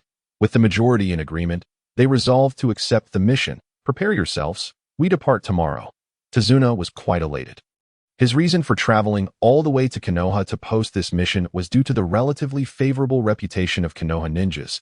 If he were to employ moral coercion, it would likely yield the best results. However, even so, he approached with a sense of tentative hope. To his surprise, he succeeded in enlisting a team of ninjas reputed to be exceptionally skilled. The following day, Tazuna met the team, only to feel a twinge of disappointment upon realizing that only one of them resembled a formidable ninja, while the other three were merely children. What? I thought I was promised a powerful team. Why are there only a few kids? The old man had his quirks, but Aoba chose not to dwell on it. It was not yet time to deal with him. However, Naruto, feeling underestimated, could hardly contain himself and nearly delivered a lesson to the old man. It's fine to teach him a lesson, but I must caution you. This old fellow is just an ordinary man over 50. A single punch could very well end his life. So, when you strike, do temper your strength. Causing a death in the village could lead to significant trouble. Naruto, Tazuna, actually, you all still appear quite capable. I must have misjudged. Ha ha ha. Thus commenced the mutated version of Team 7's inaugural C-rank mission. Yet, scarcely had they stepped beyond the borders of Konoha when they fell into an ambush. The Ghost Brothers, a pair of ninjas, possessed skills merely on par with Chunin, their combined efforts reaching only that level. Yet, that was the extent of their prowess. Aoba's acute sense of wind had already detected their presence lurking in the shadows. Additionally, Karin was even more attuned to the situation than he. There are enemies, she reported. What? Where? Naruto queried, brandishing his kunai to shield Tazuna. Sasuke positioned himself protectively behind Tazuna. It must be noted that Naruto's ninja capabilities are largely a product of the author's narrative advantages. Based on recent events, had Naruto faced the Ghost Brothers alone, Tazuna would have met his demise countless times over. However, Naruto does possess certain merits. His practical learning ability is far superior to what one might expect.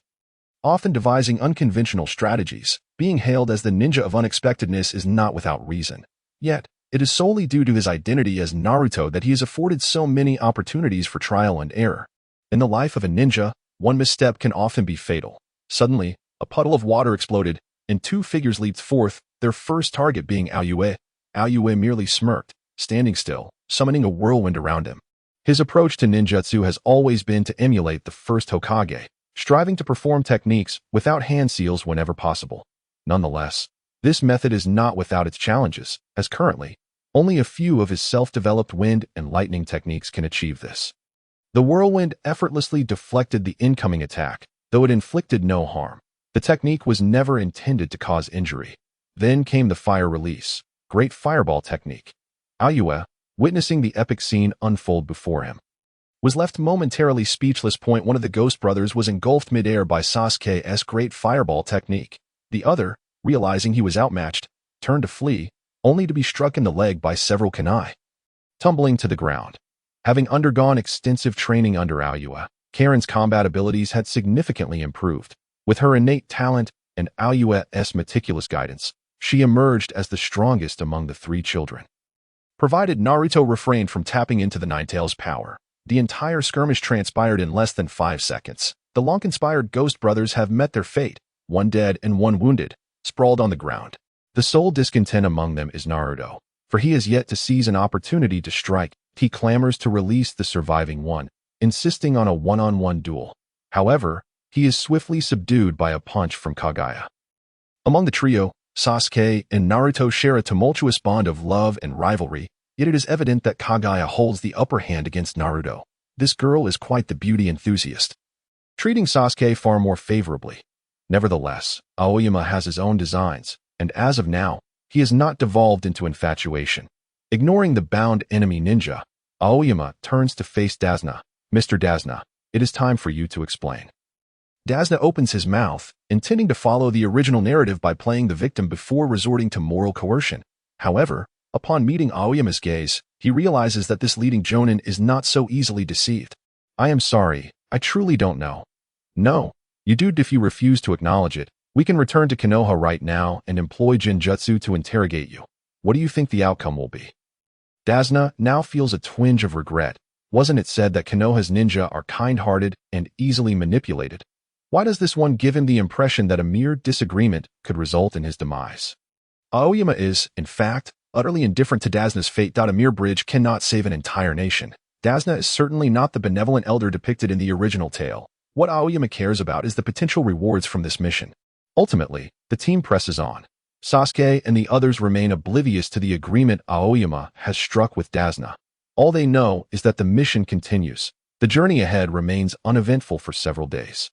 Yet Aoyama understands that the appearance of the Ghost Brothers signifies that Zabuza has, as in the original plot, set his sights on him. Presently, Aoyama shows no fear of Zabuza. However, he finds this exceedingly traditional ninja quite intriguing. Aside from wielding the executioner's blade, Zabuza's style does not align with that of a typical ninja. Observing his moves within the narrative, Zabuza begins with the hidden mist technique, followed by a series of water clones to mislead his opponent. Many in Aoyama's past life claimed that Kisame was a straightforward individual, but Aoyama perceives Zabuza in much the same light. Both embody the essence of traditional ninjas as they pass through a grove of trees. Kagaya's expression suddenly shifts to one of alarm. Aoyama-sensei, there's. Before she can finish, a whistling sound cuts through the air above. Get down, Aoyama shouts, using the body flicker technique to advance and catch the incoming executioner's blade with one hand. The immense force propels him back several meters, yet he ultimately secures the weapon firmly in his grasp. In the distance, Zabuza observes with silence. With a casual motion, Aoyama plants the executioner's blade before him and looks up at the imposing figure perched upon a tree branch. Zabuza is exceptionally tall and robust, his massive sword slung across his back, making him appear more akin to a samurai than a ninja. Such powerful chakra emanates from him, a stark contrast to the previous two adversaries. Kagaya's eye keenly assesses Zabuza's formidable strength, far surpassing that of the earlier ineffectual foes. 7th Squad, prepare for combat. All right, just watch me, Aoyama declares as Naruto, eager to prove himself, charges forward without hesitation. Idiot, Sasuke curses under his breath before reluctantly following. His extensive combat experience allowing him to recognize Zabuza's threat level. Only Naruto, the headstrong fool, rushes in without a second thought. Multiple shadow clones. Naruto unleashes his signature jutsu, momentarily startling Zabuza. This kid has a lot of chakra? However, it soon becomes evident that Naruto's taijutsu, while commendable among his peers, is utterly insufficient against a master like Zabuza. Even without the executioner's blade, Zabuza dispatches Naruto's shadow clones with ease. Sasuke, aiming from the side, launches 6 shuriken, but Zabuza deftly evades, only to discover that the shuriken are entwined with fine wire. This is Uchiha's throwing technique. It has been quite some time in the past. The Uchiha clan faced off against the Mist Village with their renowned throwing skills.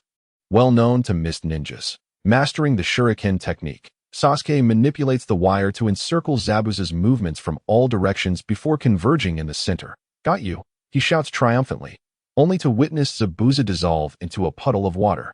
Water clone. No, Mr. Dazna. Zabuza, now wielding a kunai, appears directly before Dazna. Mission accomplished. He shows no interest in tangling with Naruto or Sasuke, instead bypassing them to execute Dazna. Earth release, decapitation technique. A hand suddenly emerges from the ground, grasping Zabuza's leg and dragging him down. Kagaya's timely intervention is impeccable, yet Aoyama shakes his head in mild disappointment. Though Zabuza is indeed a traditional jutsu user, his casting speed far exceeds that of the 3 children. In the instant before Kagaya captures him, Zabuza has already utilized the water clone to evade. Interesting. This team led by the leaf scale blade is formidable indeed. It appears I must take this seriously. Hidden mist technique. A thick fog rapidly envelopes the area, concealing Zabuza's form. Damn, we can't see him. Come out and face us. Naruto continues his brash taunts, but Kagaya can no longer tolerate it. You two fools. As long as we protect Mr. Dazna, he will undoubtedly reveal himself. Get back here. The hidden mist technique is no ordinary fog. Typical wind release techniques cannot dispel it. Thus, Kagaya's tactical choice is theoretically sound. However, their teamwork is woefully inadequate, and their understanding of Zabuza's strength is profoundly lacking. The three quickly form a defensive formation, shielding Dazna in the center. Yet ninja are capable of unleashing jutsu, especially when four of them cluster together. Water release, great waterfall technique. Contrary to expectations, Zabuza does not engage in stealthy assassination within the mist. Observing the four crowded together, he unleashes an area of effect attack, engulfing them all. Earth release, earth flow wall. Kagaya expends chakra frantically, raising a wall of earth to absorb the brunt of the waterfall's force. Still, the torrent completely overwhelms them. The trio manages to tread water, dragging Dazna along as they struggle to maintain their footing. At this point, Aoyama realizes the three have lost. In the chaos of the attack, Zabuza has slipped beneath the water, positioning himself beneath them. Kagaya, focused entirely on sustaining the earth flow wall, is unable to use her Kagaya's eye to perceive their loss of initiative.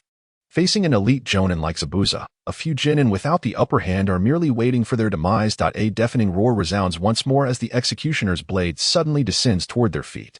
The trio gasps, finally noticing that Zabuza has silently approached. With a resounding crash, the water erupts as Zabuza bursts forth, yet he cannot inflict harm upon the four, as the executioner's blade has already sailed toward his face. With a clang, Zabuza barely manages to deflect the blade, but in the next moment, Aoyama has appeared before him so fast. Zabuza thinks in a fleeting moment, but he is far too late to react. With his right hand, Aoyama pushes forward, pressing against Zabuza's chest. A sphere of compressed air detonates in his hand. With a resounding boom, Zabuza feels as if he has been struck by a colossal hammer to his chest. He coughs up blood, propelled several dozen meters away, crashing heavily into a tree. Cough, cough. After that single blow, Zabuza clutches his chest, barely able to stand. The disparity is staggering. Truly, this is a master who can stand toe-to-toe with the Raikage. It seems this individual is no less formidable than the legendary Konoha White Fang of yore. Yet he laments the futility of his efforts over the years, achieving nothing in the end. Zabuza feels a pang of melancholy. He is a deeply traditional ninja, having once sought to save the Mist Village through assassination. For years, he has borne the title of Rogue Ninja, accumulating strength with the hope of one day returning to Mist. Yet now, it seems all will culminate today. Secret technique. 1,000 killing water surged in the sky. Countless droplets of water transformed into delicate ice shards, enveloping the form of Chinya. A whirlwind rose beside him, sending all the ice shards flying to that moment. Zabuza conjured an ice wall behind him. Magic mirror ice crystal. From the smooth, mirror-like surface of the ice wall, a hand reached out, dragging Zabuza into its depths.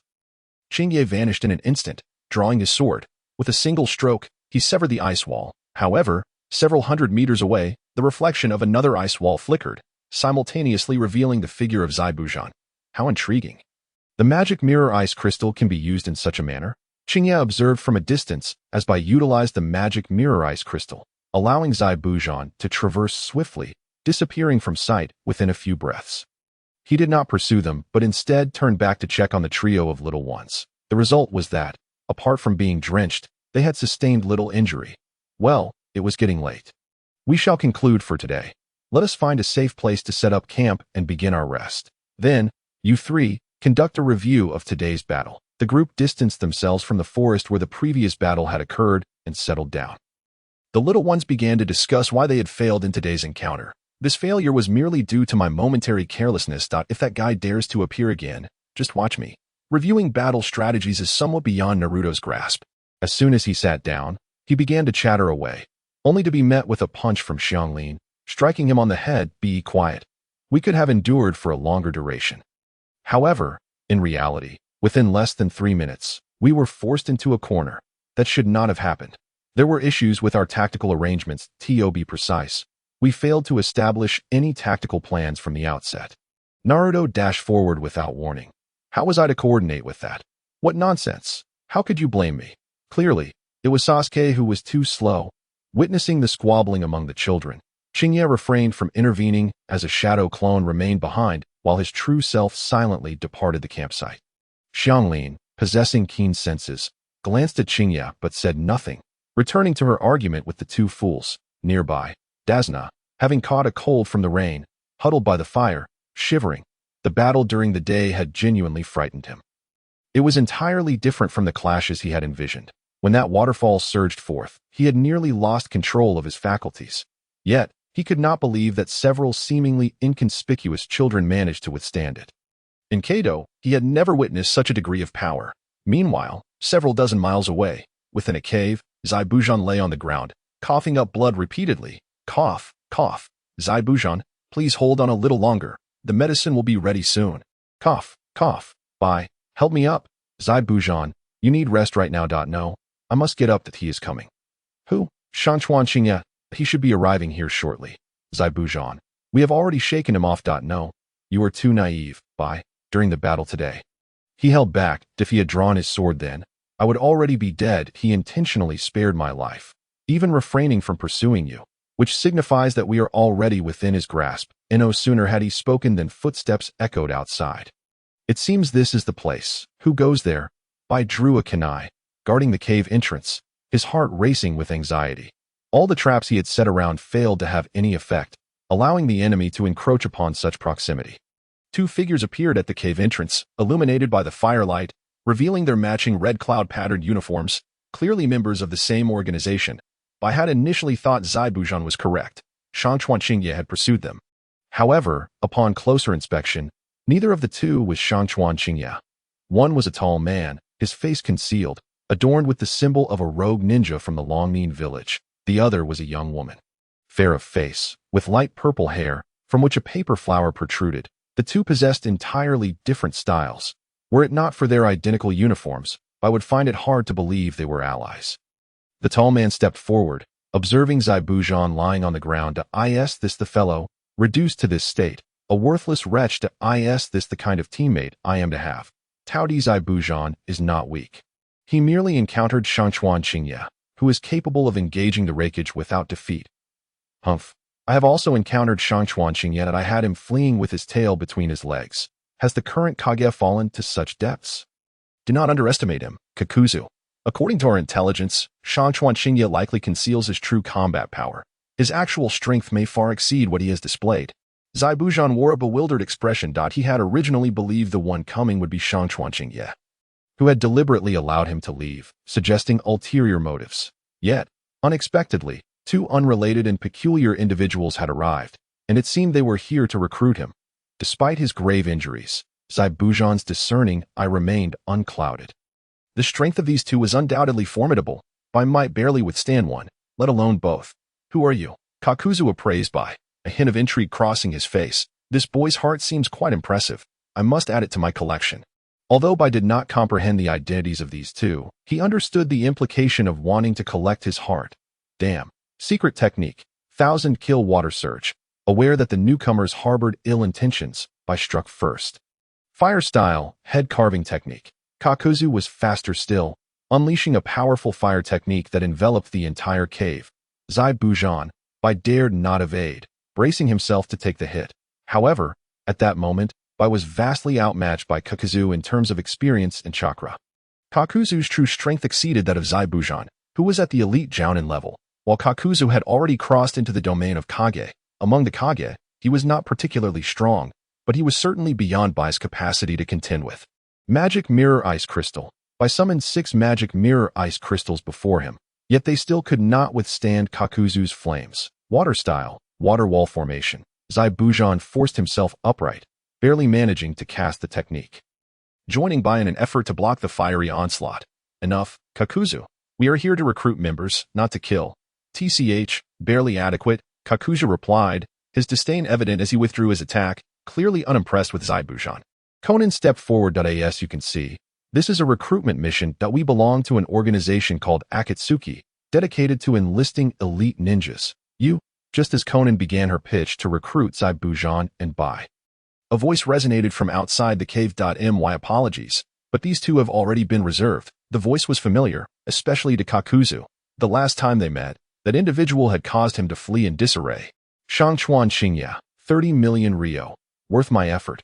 Upon seeing Qingya, Kakuzu immediately recalled the bounty placed upon him, which had reached 30 million RYO at AT that moment. Zabuza and Bai inside the cave were utterly bewildered. They could not fathom why two rogue ninjas had suddenly become so sought after, attracting the attention of two powerful factions simultaneously in their minds. Shangchuan Qingya represented Konoha, while the organization known as Akatsuki before them was equally enigmatic in strength. Zabuza sensed that even if he were uninjured, he might not be able to defeat the ninja who had just used fire techniques, let alone contend with the woman who stood beside him. Moreover, observing the apparent hierarchy between them, it seemed the woman held a superior position to the man. Zabuza, who had always been proud, was now forced to admit that he could not afford to offend either side. Qingya's attention was primarily focused on Conan. In truth, among the trio, it was likely Conan who bore the most tragic fate. Yahiko, an idealist, had perished due to the machinations of great nations. Subsequently, Nagato succumbed to darkness, distorting and obsessively inheriting Yahiko's will. Only Conan remained, the silent contributor among the trio. In Aoba's perspective, Nagato, as the antagonist, was remarkably crafted, a deluded idealist who, following the death of his dear friend and the betrayal of his allies, lost faith in the world and aspired to reshape its order. Although somewhat juvenile, his ideology possessed a semblance of rationality. Conan, as the unnoticed shadow of the trio, silently supported her friend's ambitions from behind the scenes. In Aoba's eyes, Conan was the very soul of their group. Without her, Nagato might have spiraled into chaos long ago. Moreover, throughout the narrative, Conan maintained until her demise that Nagato's Rinnegan was a manifestation of her own awakening, believing him to be destined to alter the world, which imbued this otherwise understated character with a touch of tragedy. In Aoba's early encounters with Naruto, he was captivated by the myriad of wondrous jutsu and vibrant battles. However, as he matured, revisiting the series revealed numerous dissonances. Throughout Naruto, characters such as Minato Namikaze, Kushina Uzumaki, Shisui Uchiha, Jiraiya, Conan, and Neji, innocent souls devoid of fault, met tragic ends, while the deranged Uchiha Itachi, Obito Uchiha, and Orochimaru were inexplicably rehabilitated by the author. This incongruity left Aoba deeply unsettled. Upon entering this world, many of his actions were motivated by a desire to amend these tragedies. As Aoba's mind wandered, Kakuzu perceived his distraction and seethed with fury. Fire style, head hardening, void slash. In facing Kakuzu, Aoba was far from negligent. Drawing the Kusanagi, he unleashed a void slash that cleaved through Kakuzu's formidable fire technique. Kakuzu deftly evaded the wind blade, his expression turning grave. Many had witnessed Aoba's signature ninjutsu, yet Kakuzu distinctly sensed that this strike was on an entirely different level compared to those he had previously encountered. Both in speed and power, it had ascended several tiers. Just as Conan's intel suggested, Aoba had concealed his true strength. Though Kakuzu appeared self-assured, he was, in truth, a cautious strategist. Otherwise, he would not have flung a shuriken from 800 miles away and fled. Suddenly, his body contorted, and two viscous, black sludge-like forms emerged, transforming into humanoid monstrosities, Kakuzu's signature doppelgangers. Each clone represented a different elemental attribute, capable of autonomously deploying jutsu in battle. Kakuzu's early reputation for instilling fear in Aoba stemmed from this very technique. Upon their emergence, one clone wielded fire style, while the other commanded lightning style, immediately unleashing a barrage of elemental assaults. Fire style, Great Fireball, Wind style, Great Breakthrough. Kakuzu's original form and the fire clone simultaneously formed hand seals to execute a vast combination jutsu. Aware of Aoba's prowess, Kakuzu opted for extensive area of effect techniques, seeking to suppress Aoba's advantages to the fullest extent. Amidst the raging flames, Aoba's voice resonated, Sage Art, Water style, Great Waterfall technique. Kakuzu's hybrid magic, both in range and destructive capacity, astounded Zabuza and Haku. Even Zabuza needed to exert himself fully to withstand such an onslaught, and he was aware that another clone had yet to reveal its power. However, Aoba's response was unequivocally overwhelming. With the enhancement of Sage Art, Aoba's water style, combined with his chakra manipulation, obliterated the entire forest in a torrent of ferocious water. Kakuzu's combined ninjutsu fared as poorly as a torch submerged in a river, struggling momentarily before succumbing to silence. Lightning style, False Darkness. The other lightning clone hastily intervened, trying to turn the tide. Yet, Kakuzu's pride in his chakra and large-scale ninjutsu was utterly submerged beneath Aoba's full force. Bolstered by sage chakra, suddenly, a fluttering sound filled the air as hundreds of paper sheets transformed into paper airplane-like shurikens, hurtling toward Aoba. Though Conan had limited screen time, her narrative involvement included a decisive victory against Sasori, showcasing her formidable strength. Furthermore, she possessed a significant advantage over most ninjas, her ability to fly. Dance of the Shikigami. More shurikens rained down. Aoba summoned a vortex that deflected the paper projectiles. After exchanging blows for 2 rounds, Kakuzu finally found a moment to breathe, having escaped the Great Waterfall technique. However, his fire clone had been utterly annihilated by the prior assault. Under ordinary circumstances, he could have withstood a typical water style. But the sage-enhanced attack had obliterated the fire clone in one fell swoop. Now, Kakuzu truly dared not underestimate Aoba. With one of his 5 lives lost, he began to contemplate retreat. Yet, upon witnessing Conan's involvement, he recognized her formidable prowess and ultimately resolved to ally with her. Aoba's void/severed Conan's form, which promptly exploded into a flurry of paper, countless sheets scattered, and Aoba sensed impending danger. The air around him compressed and detonated. As the paper was ejected, those white sheets transformed into a multitude of explosive tags, the secret art of the paper master. In the narrative, to eliminate Abido. Conan once disguised 600 billion explosive tags as the sea surrounding the land of rain. A rather audacious feat. In the midst of the explosion, Aoba's figure flickered, reappearing before Zabuza and Haku. He had vanished using a space-time ninjutsu. Experienced, Kakuzu quickly deduced Aoba's maneuver. Conan descended slowly, refraining from immediate commentary. Moments ago, she had recalled her launched paper airplanes and was astonished to discover a message inscribed on one of the sheets. Few words, yet laden with meaning. A wave of shock coursed through Conan, extinguishing her desire to recruit further assistance. Let us depart. Meanwhile, several dozen miles away, Aoba, along with Zabuza and Haku, materialized at the site of their earlier battle. Aoba casually retrieved a vial of potion, holding it aloft. Now we may converse. Half an hour later, Aoba departed, leaving Zabuza and Haku deep in thought. Among the group, aside from Karin, no one was aware that Aoba had ventured out the previous night. The remainder of their journey proceeded remarkably smoothly. Zabuza did not reappear, and they encountered several bandits along the way, swiftly dispatched by the trio. Approximately half a month later, they successfully arrived in the Land of Waves. Well, Mr. Dasna, as per our contract, our escort duty has been fulfilled. We part ways here. Dasna opened his mouth, yet found himself at a loss for words. According to the contract, it was indeed so. He had merely hired ninjas to escort him back to the Land of Waves, which did not include ensuring the completion of his bridge. In truth, Dasna had initially believed that he could sufficiently impress these Konoha ninjas along the way, persuading them to continue providing free protection for the Land of Waves. Yet, each time he attempted to steer the conversation in that direction, Aoba's indifferent gaze deterred him from continuing. That Janine was on an entirely different level compared to those 3 naive children. Dasna even felt that if he dared to say much more, that individual might very well bury him somewhere along the path. Meanwhile, in the Land of Waves, inside Kato's residence, Kato gazed in terror at the suddenly deranged ninja. At that moment, his home was nearly devoid of life. The ninjas and samurai he had hired at great expense had proven utterly powerless against the rogue mist ninja. You don't keep your promises. How could a ninja harm their employer? Do you not understand what a rogue ninja is? Zabuza's words rendered Kato speechless. He had indeed investigated this ninja's background, discovering that their actions were deemed profoundly subversive compared to traditional ninjas. It seemed he had set his expectations too high. Don't kill me. I have money. I can pay you anything, right now. Mr. Kato, you may have misunderstood my intentions. I am not here to kill you. On the contrary, I have come to apply for a new position. From this day forth, I shall be your guardian, your sole protector. What say you? Kato stood there, utterly dumbfounded. As a merchant, he naturally understood the implications of such a statement. The most unfortunate aspect was that his pride and financial power was utterly futile in this moment. No problem. I shall offer you the highest salary. Excellent. Simultaneously, I believe Mr. Kato's business strategies are flawed. Why must he obstruct the construction of a bridge by the Land of Waves? The mission of the Land of Waves, as Aoyama found himself somewhat helplessly critiquing while reading the original work.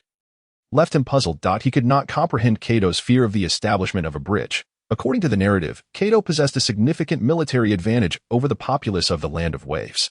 Therefore, what purpose did it serve to impede the bridge's construction? Were Aoyama in Kato's position, he would await the inhabitants of the Land of Waves to erect the bridge, then seize it. Blockading a bridge is far less advantageous than obstructing maritime routes. Moreover, allowing the people of the Land of Waves more trading options is akin to fattening one's own pig. What is the point of merely siphoning off the meager resources of those impoverished souls? The goal is to fatten them up before the slaughter. Soon, the people of the Land of Waves discovered that Kato's men no longer interfered with the bridge's construction. The project's progress accelerated dramatically. However, the crowdfunding for the bridge soon faced financial shortages. After all, it was merely the lower-class citizens pooling their resources, which could not sustain the endeavor. At this juncture, Kato reemerged. Yet this time, he did not appear as a violent saboteur, but as a collaborator with the Land of Waves. Indeed, Kato had undergone a transformation. Although it was merely nominal, he had effectively cleansed his reputation. The citizens of the Land of Waves were alarmed to discover that Kato had, unbeknownst to them, reached an agreement with their feudal lord. He had officially become an investor in the Grand Bridge project. This left the populace of the Land of Waves in a state of confusion. They were unsure whether to accept or reject his involvement. Acceptance felt impossible due to Kato's prior actions, yet rejecting him was equally unfeasible. The day after the official announcement, Kato poured substantial funds into the project, providing more equipment, higher wages, and better benefits. This left the already destitute citizens of the Land of Waves in a state of utter disarray. Before long, the first worker to join Kato's construction company appeared, followed by the second and third. In just a few days, the once crowd-funded workforce had transformed into employees of Kato's construction firm. In response, Des felt an overwhelming rage and subsequently joined as an engineer. There was no choice. His family faced starvation. If he did not earn money, his grandson would surely perish. The Land of Waves was a small nation. Yet even small nations possess some resources. Presently, Kato had control over all maritime and land transport within the country. Although he had invested considerable sums, it was foreseeable that he would recoup this investment manifold in the near future. Kato felt he had unlocked the door to a new world. The only issue was that he was merely a puppet in the hands of certain powers. Back in Konoha, Aoyama legitimately began his vacation while simultaneously expanding his laboratory. With the financial backing of the Kato Group, Aoyama could finally unleash his full potential. He purchased an array of advanced instruments in bulk, tripling the size of his laboratory. In tandem, Sakura's training commenced in earnest. One must recognize that Tsunade is Konoha's finest medical ninja, possessing unparalleled combat skills. The combination of medical ninjutsu and sealing techniques yields a power that rivals any form of ninjutsu. The reason few pursue this path is that it demands a unique set of talents, exceptional chakra control, and formidable theoretical learning abilities. Medical ninjutsu requires precise chakra manipulation, while sealing techniques necessitate a wealth of complex theoretical knowledge. You, however, are one of the rare few in Konoha who possess both attributes. The scope of sealing techniques is vast. Elemental sealing, Bagua sealing, and curse sealing are among the standard forms. Meanwhile, the more esoteric techniques, such as the diamond lock and the corpse demon sealing, also fall under the umbrella of sealing arts. Likewise, techniques like caged bird and tongue root elimination are various offshoots derived from sealing techniques.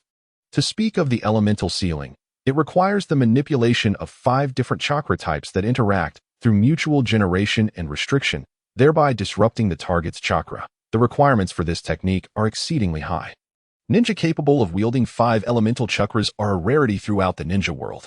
The subsequent Bagua sealing is even more advanced, with most individuals unable to grasp the theory at all. And these considerations pertain solely to the chakra aspect. Techniques such as caged bird and tongue root elimination, while requiring lower chakra levels, delve into the intricate relationship between chakra and the physical body, demanding an even greater degree of complexity. As for Tsunade's sealing and 100 healings technique, they have evolved into a unique style that stands apart. Haruno Sakura, remember this. We are commoner ninjas, lacking secret techniques or bloodline limits. For ninjas like us to achieve success, we must exert far greater effort. Mastering either medical ninjutsu or sealing techniques is already immensely challenging, yet I insist you pursue both simultaneously. You may not understand now, but one day you will. Before the lesson had concluded, Aoyama suddenly turned to gaze out the window. He left a shadow clone to continue the instruction while he vanished from the laboratory. In the woods outside the village, Aoyama encountered Orochimaru once more. Long time no see, Aoyama-kun. You exude an increasingly unique aura. I've made some progress in my training lately. He, truly remarkable. Aoyama-kun. You are the most extraordinary ninja I have ever encountered. At times, I genuinely wish to engage in a deeper dialogue with you to uncover the mysteries behind your astonishing intelligence. Yes, that's so. I have no objections. Aoyama's response caused Orochimaru's eyes to narrow slightly. He regretted not having done everything in his power to retain Aoyama during their initial transaction. However, at that time, Aoyama had actively sought the trade, suggesting he possessed some means of escape. In subsequent dealings, Aoyama had initially displayed a strong wariness towards him. Yet since the last encounter, Aoyama's attitude had shifted significantly. Aoyama had ceased to regard his threats with concern. Orochimaru was eager to discern Aoyama's hidden cards. Yet he ultimately refrained from making a move, as that was not the purpose of his visit. Might I inquire about your perspective on Konoha and the third Hokage? Orochimaru's question immediately made Aoyama aware of his intentions. This individual was preparing to initiate the Konoha collapse plan. However, he was cautious of Aoyama and sought to gauge his stance. How shall I put it? My view of Konoha can be succinctly expressed as golden exterior, rotten interior. Ha! What a splendid phrase. Golden exterior, rotten interior. Aoyama-kun, your words hardly resemble those of a Konoha ninja. Is that so? Your actions, Orochimaru-sama, hardly align with those expected of a Hokage disciple. Ha! Quite right. Aoyama-kun. In that case, I have a plan that I believe will pique your interest.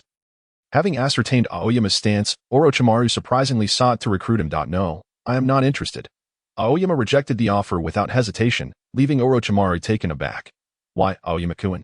Do you not wish to alter this decay in Konoha? No, the decay of Konoha bears no relation to my aspirations. Orochimaru-sama, I can surmise your intentions. What I wish to convey is that you are free to pursue your goals, as long as they do not interfere with me. Although this sentiment left Orochimaru feeling somewhat belittled. He was not one to be swayed by emotions. Very well, Aoyama-kun, with your attitude, I am reassured. I believe we shall meet again soon. Orochimaru cast a deep glance at Aoyama before vanishing in an instant.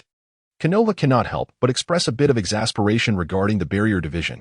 After all these years, there has been little to no progress. Orochimaru comes and goes with ease, while they fail to gather any intelligence from his movements. It is indeed rather absurd.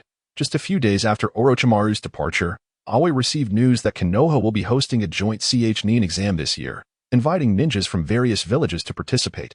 Additionally, prominent daimyo and nobles will be invited to observe the event. The joint Chunin exam serves as a platform to showcase one's capabilities.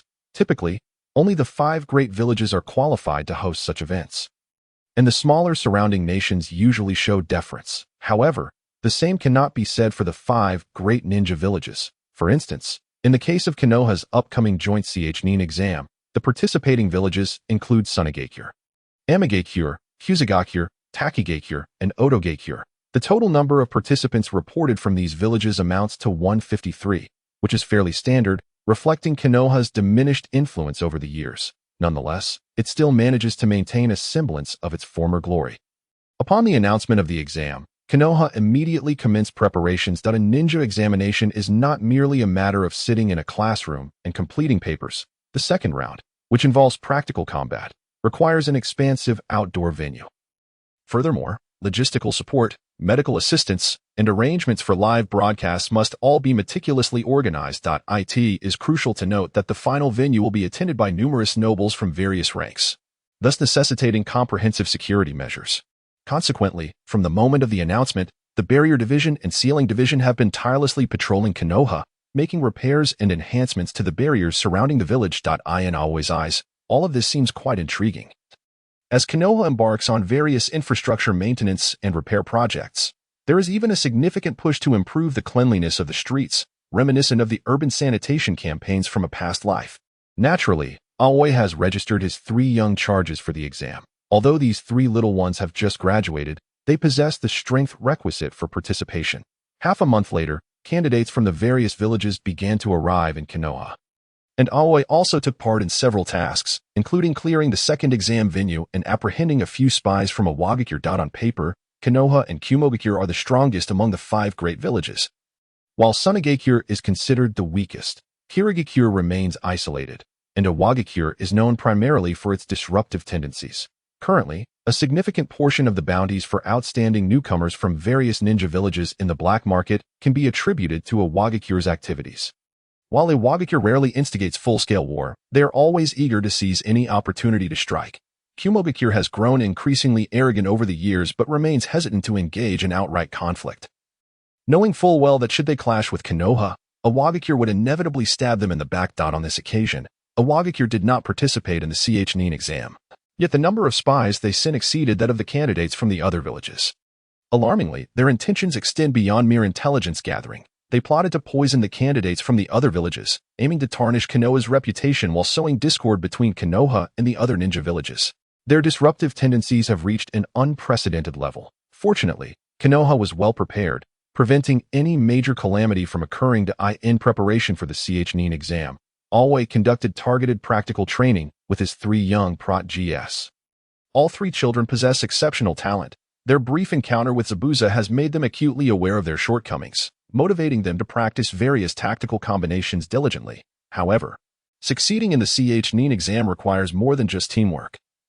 During the 3rd stage, which involves one-on-one combat, having a trump card is essential for achieving sufficient results. Among the trio, Naruto's advantage lies in his seemingly limitless chakra and impressive physical stamina. After returning from the mission in the Land of Waves, Aoba began teaching him the Sharingan, but the technique's complexity presents a considerable challenge. While Naruto is not yet adept at using it in battle, his physical skills have seen tremendous improvement under Aoba's guidance, leading him to develop his own unique style. Naruto is quite different from others. He struggles to grow solely through rigorous training. He is a combat-oriented ninja, which is why Aoba previously criticized his seemingly unfair advantages.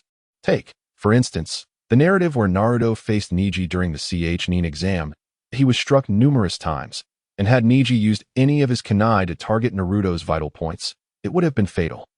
In the original story, this aspect is exceedingly illogical. Every opponent who engages Naruto resorts to punches or kicks, and no matter how many times they hit him, they never utilize weapons to strike at his critical areas, leaving one at a loss for words. Reality is not a manga, and Aoba would never take such risks. During their training sessions, he has decisively bested Naruto on countless occasions. In the original narrative, Naruto trains by having his shadow clones engage in combat, which is the most suitable training method for his particular skills. After enduring rigorous training each day, Naruto's combat abilities have significantly surpassed those depicted in the original story. Aoba does not favor the trope of an underdog triumphing in a dire situation, but if possible, he prefers every battle to be a decisive victory, minimizing any potential variables. In contrast, Sasuke's fighting style is markedly different from Naruto's. He is more aggressive and strikes harder. Aoba tailored Sasuke's training to enhance his swordsmanship. While he may not master Aoba's wind-style ninjutsu, he has shown considerable proficiency in the manipulation of lightning chakra. When applied to his sword techniques, it manifests as a weakened version of Raikiri or Raijin's blade. However, both techniques necessitate an extreme compression of high-energy lightning, which Sasuke can perform but not yet with full mastery, leaving some gaps in practical application. As for Karin, her situation is quite special. Due to her relationship with Yumi, Aoba treats her as if she were his own. Her attributes are earth and water, and her talents are somewhat akin to Naruto's, possessing a staggering amount of chakra. Thus, Aoba has customized her development path to focus on ninjutsu akin to a map cannon ninja. Her specialized training involves the rapid release of these 2 elemental ninjutsu while experimenting with combined offensive and defensive techniques. Additionally, she has begun to gain initial control over the Uzumaki clan's Kenji sealing technique, which serves as her ultimate trump card. Sakura, however, did not form a team and therefore did not register for the Chunin exam. She has just completed her preliminary theoretical studies and is still far from being combat ready. For Sakura, this Chunin exam is both perilous and a waste of time. Advancement for a ninja is not solely contingent on passing an examination. As long as her strength increases, Aoba has myriad ways to facilitate her promotion. In fact, Sakura has long harbored a question in her mind. Despite both being commoner ninjas, her teacher Aoba possesses resources and equipment of remarkable value that far exceed the limits of ordinary ninjas. It seems that her teacher harbors some grand secret. Aoba is well aware of Sakura's curiosity. However, he refrains from addressing it directly. Some matters are better left for her to discover on her own.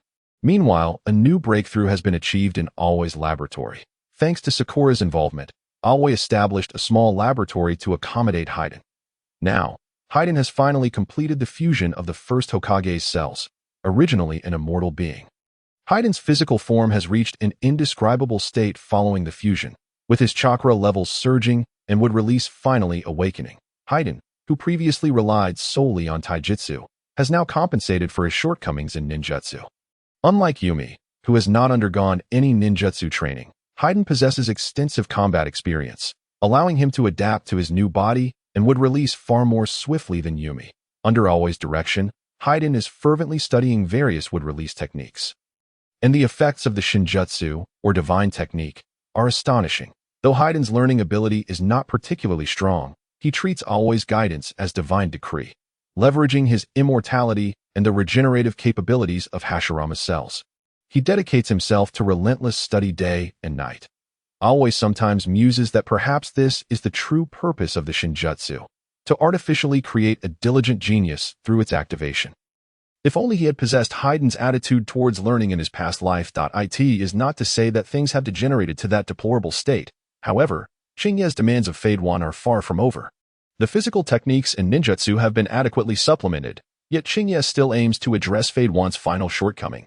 Jinjutsu.as for how to compensate for this deficiency, Chinye has long been prepared. The singularly intact Sharingan he possesses is designated for Fade One.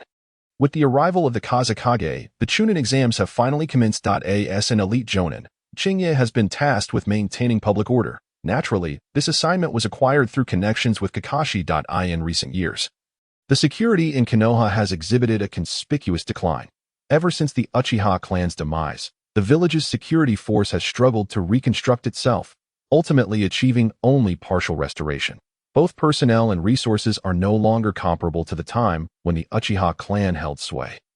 Frankly speaking, for a village with a population of several tens of thousands, the issue of public security is paramount. Moreover, in this world, the existence of ninjas, an inherently unpredictable element, renders the significance of the security force all the more critical.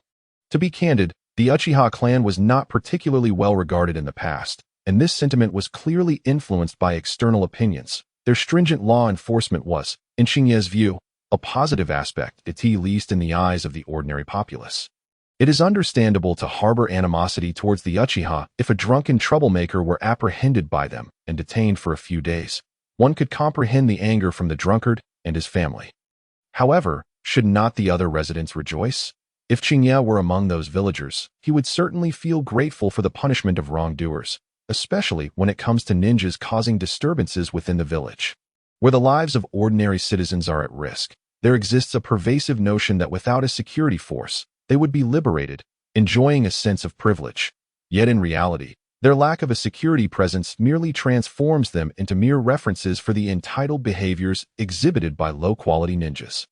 To this, Chinye can only lament the terrifying consequences of ignorance. The villagers of Konoha largely lack independent critical thinking. This is, of course, linked to the policies of the village's upper echelons, renowned for their brainwashing abilities. Currently, the security concerns in Konoha have begun to manifest prominently. Not to mention, the educational curriculum is primarily centered around the will of fire, training children who will one day become killers and arsonists. Devoid of any moral education. Within the vast ninja community, individuals of low caliber are rampant. Previously, the Uchiha security force dominated ordinary ninjas in terms of combat prowess, effectively intimidating those of lesser quality. However, the current security force lacks such imposing power, leading to a significant increase in brawls within the village. Most critically, whenever conflicts arise involving Chunin or higher, the security force often finds itself incapable of resolution. In light of this, Konoha intends to conduct a thorough security sweep in preparation for the Chunin selection exams, essentially a crackdown to showcase their best side to foreign visitors. Chinye accepted this task primarily because it allows him to remain within the village, avoiding the need for extensive travel. Given his current strength, a single shadow clone suffices to resolve most issues, enabling him to leisurely pursue his own interests. By the time the exams officially commenced, Chinye's efforts had already yielded tangible results. His enforcement was comparably stringent to that of the Uchiha clan, yet surprisingly, his reputation had not sunk to the same depths. The root cause lies in his preemptive elimination of Danzo. With Danzo's demise, Hiruzen Sarutobi became preoccupied with assuming control over the remnants of Danzo's root. The ensuing Chunin exams have kept the old man exceedingly busy. Meanwhile, Kakashi, a trusted ally, now serves as an advisor to the Hokage, allowing Chinya to escape the malevolent propaganda that plagued the Uchiha. While some ninjas previously dealt with have expressed their discontent towards Chinya, among many of the villagers, his reputation has soared. The first round of the Chunin selection exams unfolded without any surprises. Chinya attended the venue briefly, observing Yakushi Kabuto ostentatiously displaying his prowess amidst a throng of genin. Exuding a significant psychological advantage, a mischievous smile perpetually adorned his lips as he promoted his data card to Naruto and others. However, upon noticing Chinya at the entrance, he was immediately rendered speechless that Kabuto's combat prowess far exceeds what he presents as a medical ninja. His techniques lack the comprehensive brilliance of traditional elemental ninjutsu, yet his combat capability is undeniably formidable, at least on par with an elite jonin. Hence, during his tenure as a spy within Konoha, he often felt emboldened, as few could see through or contain him. Nonetheless, he is not entirely fearless. His last encounter with Chinya, while collaborating with Orochimaru, ended in utter defeat. The unsealed wood release technique wielded by Chinya left him utterly bewildered as a medical ninja. Kabuto possesses the ability to rapidly heal, yet when impaled by branches, he believed he still had a chance. To his dismay, he soon discovered that the wood release not only struck him but also siphoned his chakra, leaving him breathless and on the brink of death in Chinya's courtyard. Ultimately, Orochimaru had to expend a considerable effort to save his life. Kabuto had never before experienced such helplessness, fostering a deep-seated unease towards Chinya and Yum. Fortunately, Chinya and Orochimaru had an agreement not to interfere with each other's plans, allowing him to simply issue a few brief instructions to the trio before returning to his work on Fade Wan's enhancements. The transplantation of the Sharingan is not particularly difficult, especially when performed on an immortal body, making the process even simpler. Yum effortlessly completed the procedure that Fade Wan's Sharingan consists of 3 tomo. While it does not instantly transform him into a Jinjutsu master, the inherent enhancement and rebound capabilities of the 3 tomo Sharingan are sufficient for him to manage most Jinjutsu. Moreover, Fade Wan possesses an abundance of chakra, rendering the consumption of the 3 tomo negligible. Now, the forthcoming task for Fade Wan is to fully acclimatize to his new body and eyes. In due time, he will be ready to venture forth, and Chinya hopes he will not reveal any vulnerabilities. Chinya has long since devised a plan for Fade Wan's future, awaiting merely the opportune moment. With his research on Fade Wan reaching this juncture, it can be considered a temporary conclusion. Future plans will resume only after Chinya's reverse analysis of the Sharingan yields results. Regrettably, progress on this research has been frustratingly slow, leading Chinya to realize that his fixation on this issue is somewhat of a misallocation of time. Thus, he has preemptively elevated another topic of study. The cells of the first Hokage constitute one of the most significant assets in this world, their narrative prominence undeniable. Nevertheless, Chinya feels that numerous characteristics of these cells remain yet to be fully explored. The most notable trait is their extraordinary ability to proliferate, coupled with their chakra-conserving nature, which has sparked a novel idea in Chinya's mind that in this world, biological weaponry exists, with white Zetsu serving as a quintessential example. Additionally, the flesh of the Jinchuriki can also be classified under this category, as it possesses life. Chinya's hypothesis is whether the cells of the first Hokage could be fashioned into such living weapons. When not integrated into a human body or provided with sufficient nutrients, the cells can maintain their vitality without rampant proliferation. Chinya thus deduces that the proliferation of these cells should be controllable. By regulating chakra infusion, nutrient supply, and employing sealing techniques, it should be possible to artificially determine the proliferation process and even the morphology of the cells. Another characteristic of the first Hokage's cells is their capacity to accommodate vast amounts of chakra. The combination of these two traits forms the foundation of Chinya's initial concept. Could he potentially create a specialized chakra battery? This subject has not even been broached by the root. As previously stated, the stability of this world is fleeting, and various technological challenges are still far from being adequately addressed. The concept of living biological weaponry has been narrowly confined to its application on human bodies. However, Chinya intends to harness the formidable life force and proliferative capabilities of the first Hokage's cells, fully extricating them from human integration in due time. He may be able to utilize the flesh of the first Hokage to forge a weapon akin to an artillery piece. Directly launched the chakra compression sphere. Even further, by combining various established jutsu, one can directly unleash an array of fully formed ninjutsu. These imaginative concepts can be considered an advanced version. The foundation of all this lies in Aoyan's ongoing project involving living chakra batteries. So engrossed in his research, Aoyan was oblivious to the fact that the first examination had already concluded. What a shame. I had hoped to treat us to a barbecue, but that guy didn't even show up. Naruto lamented helplessly. Although with Aoyan's assistance, his financial situation had improved significantly compared to the original storyline, it was still far from enough to indulge in a barbecue feast. However, Kagaya had already guessed the reason for Aoyan's absence. Likely lost in his peculiar experiments. Yet, there was no opportunity to confront Aoyan at the moment, as the second round of the examination was about to commence. This time, it was an entirely different concept from the previous matches. This round would involve bloodshed. The three young ones had all witnessed blood before, having eliminated numerous bandits during the mission in the Land of Waves. However, facing off against peer ninjas in a life-or-death struggle was a first for them. Apologies, I was held up by some matters that moment. Aoyan hurriedly arrived while expressing his regrets. How disappointing. All the other instructors have arrived.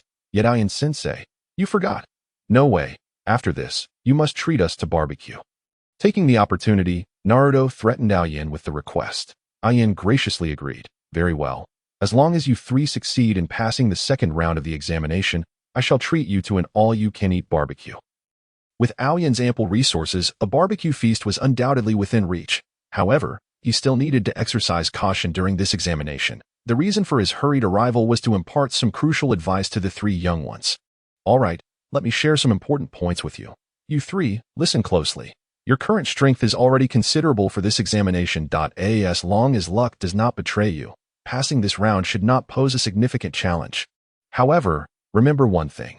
The objective of this examination is to swiftly gather 2 types of scrolls and reach the designated location. It is not about engaging in unrestricted combat. Keep that in mind. You are not the strongest among all the candidates. You see that Sunagake team over there. If you encounter them, do not engage in a prolonged battle. Aoyan was genuinely concerned that due to the butterfly effect, the three might cross paths with Gaara's group. It is worth noting that the current trio is exponentially stronger than the 7th squad in the original narrative. Should they confront Gaara's group, it might escalate into a fierce conflict at that point. If Shikaku were to manifest prematurely, it would spell disaster. The examination venue is not far from Konoha. If Shikaku were to whimsically unleash a tailed beast bomb upon the village, all of Aoyan's efforts over the years would be rendered futile. Furthermore, those grass ninjas. Aoyan observed a group of grass ninjas from a distance. Kagaya had long since noticed them and was openly harboring her animosity. Aoyan initially intended to advise the trio to steer clear of the grass ninjas, as in the original storyline. Orochimaru had replaced one of them and infiltrated their ranks. However, after some contemplation, he ultimately abandoned that idea. Orochimaru had made a pact with him not to harm Kagaya, but his obsession with Sasuke was virtually impossible to relinquish. Aoyan had once considered intervening to prevent Orochimaru from targeting Sasuke but decided against it, as he had conceived a different plan. Aoyan's sage arts were one of his greatest trump cards, offering comprehensive enhancement without significant limitations, far superior to other sage techniques depicted in the narrative. However, this ability had a peculiar limitation. It could not be passed on to others. In other words, Aoyan could not impart this sage technique to anyone else. Orochimaru's curse seal, on the other hand, was an exceedingly complex technique that involved the utilization of natural energy. While Orochimaru himself could not cultivate sage arts, Jago was a mutant resulting from the corruption of natural energy. Utilizing this characteristic, he developed the curse seal, which essentially served as a degraded version of sage arts. Upon using it, Sasuke would experience physical mutations, a clear manifestation of sage traits. Aoyan was quite intrigued by this phenomenon. Moreover, Sasuke was no ordinary individual. He was the reincarnation of Indra, which implied that Orochimaru could never hope to devour him. After all, the Sage of Six Paths was undoubtedly watching from a distance. In the laboratory, Aoyan was observing a spherical mass of flesh. This was a cluster of Hashirama cells, currently undergoing rapid proliferation after being infused with nutrient solution. However, the surrounding sealing techniques constrained this proliferation, binding the flesh into a fist-sized sphere. After approximately 5 minutes of writhing, the Hashirama cells ultimately ceased their movement, stabilizing into a fleshy orb. Moreover, this orb exhibited signs of life, representing a form of unconscious organism. Excellent. The form of the Hashirama cells has stabilized. Now, let us begin infusing chakra and ascertain how much chakra this mass of flesh can actually accommodate. Yumi immediately commenced the operation that as the ninja closest to Hashirama's sage body. Her chakra was most compatible with the Hashirama cells. However, Aoyan had been overly concerned, for the Hashirama cells displayed remarkable adaptability, capable of directly absorbing chakra of various attributes. Approximately 2 minutes later, Yumi halted her infusion. She had reached the limit. Well done. How much chakra did you infuse? About 1/50th? As the ninja closest to a sage body, Yumi's 1/50th of chakra was indeed formidable, that it could easily rival the chakra of more than 5 Kakashi from the original storyline. This amount of chakra was already substantial. Most elite jonin would not possess such a reserve. However, Aoyan remained unsatisfied. He sought to compress it further, testing the limits of this substance. The Chunin examination venue. 3 grass ninjas were desperately fleeing. Behind them, Kaguya was leisurely pursuing them. Damn it, what is wrong with that Konoha ninja? Why won't he stop chasing us? We already surrendered our scrolls. Do you think that girl ninja's face looks somewhat familiar? Familiar? This is our first time in Konoha. How could it be familiar?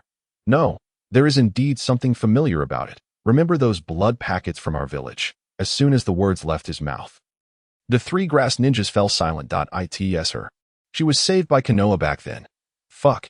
We need to file a complaint with Konoha about this matter. Shut up, you idiot. Can't you see? We have no chance to complain because we're about to die. They were indeed facing imminent death. It is crucial to note that during the first phase of the examination, Kaguya had already taken notice of the grass ninjas. She had changed significantly, and those grass ninjas did not recognize her. However, Kaguya knew precisely who they were. The grass ninjas that came included more than half of those who had bitten her mother, or even herself. In her early years, Kaguya struggled to survive in fear, devoid of the concept of revenge, as she could not fully comprehend it at that time. However, after years of meticulous guidance from Aoyan, Kaguya had developed a well-rounded worldview akin to that of a normal person. Revenge is one of the few truly justifiable acts in the human realm.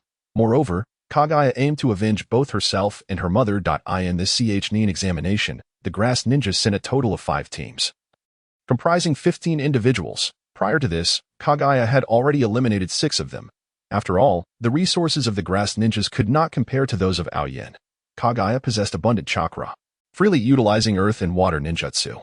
Coupled with her relentless training with Aoyan, both her combat prowess and experience overwhelmingly surpassed her opponents. The grass ninjas stood no chance against her. The only issue arose when she encountered a few grass ninjas.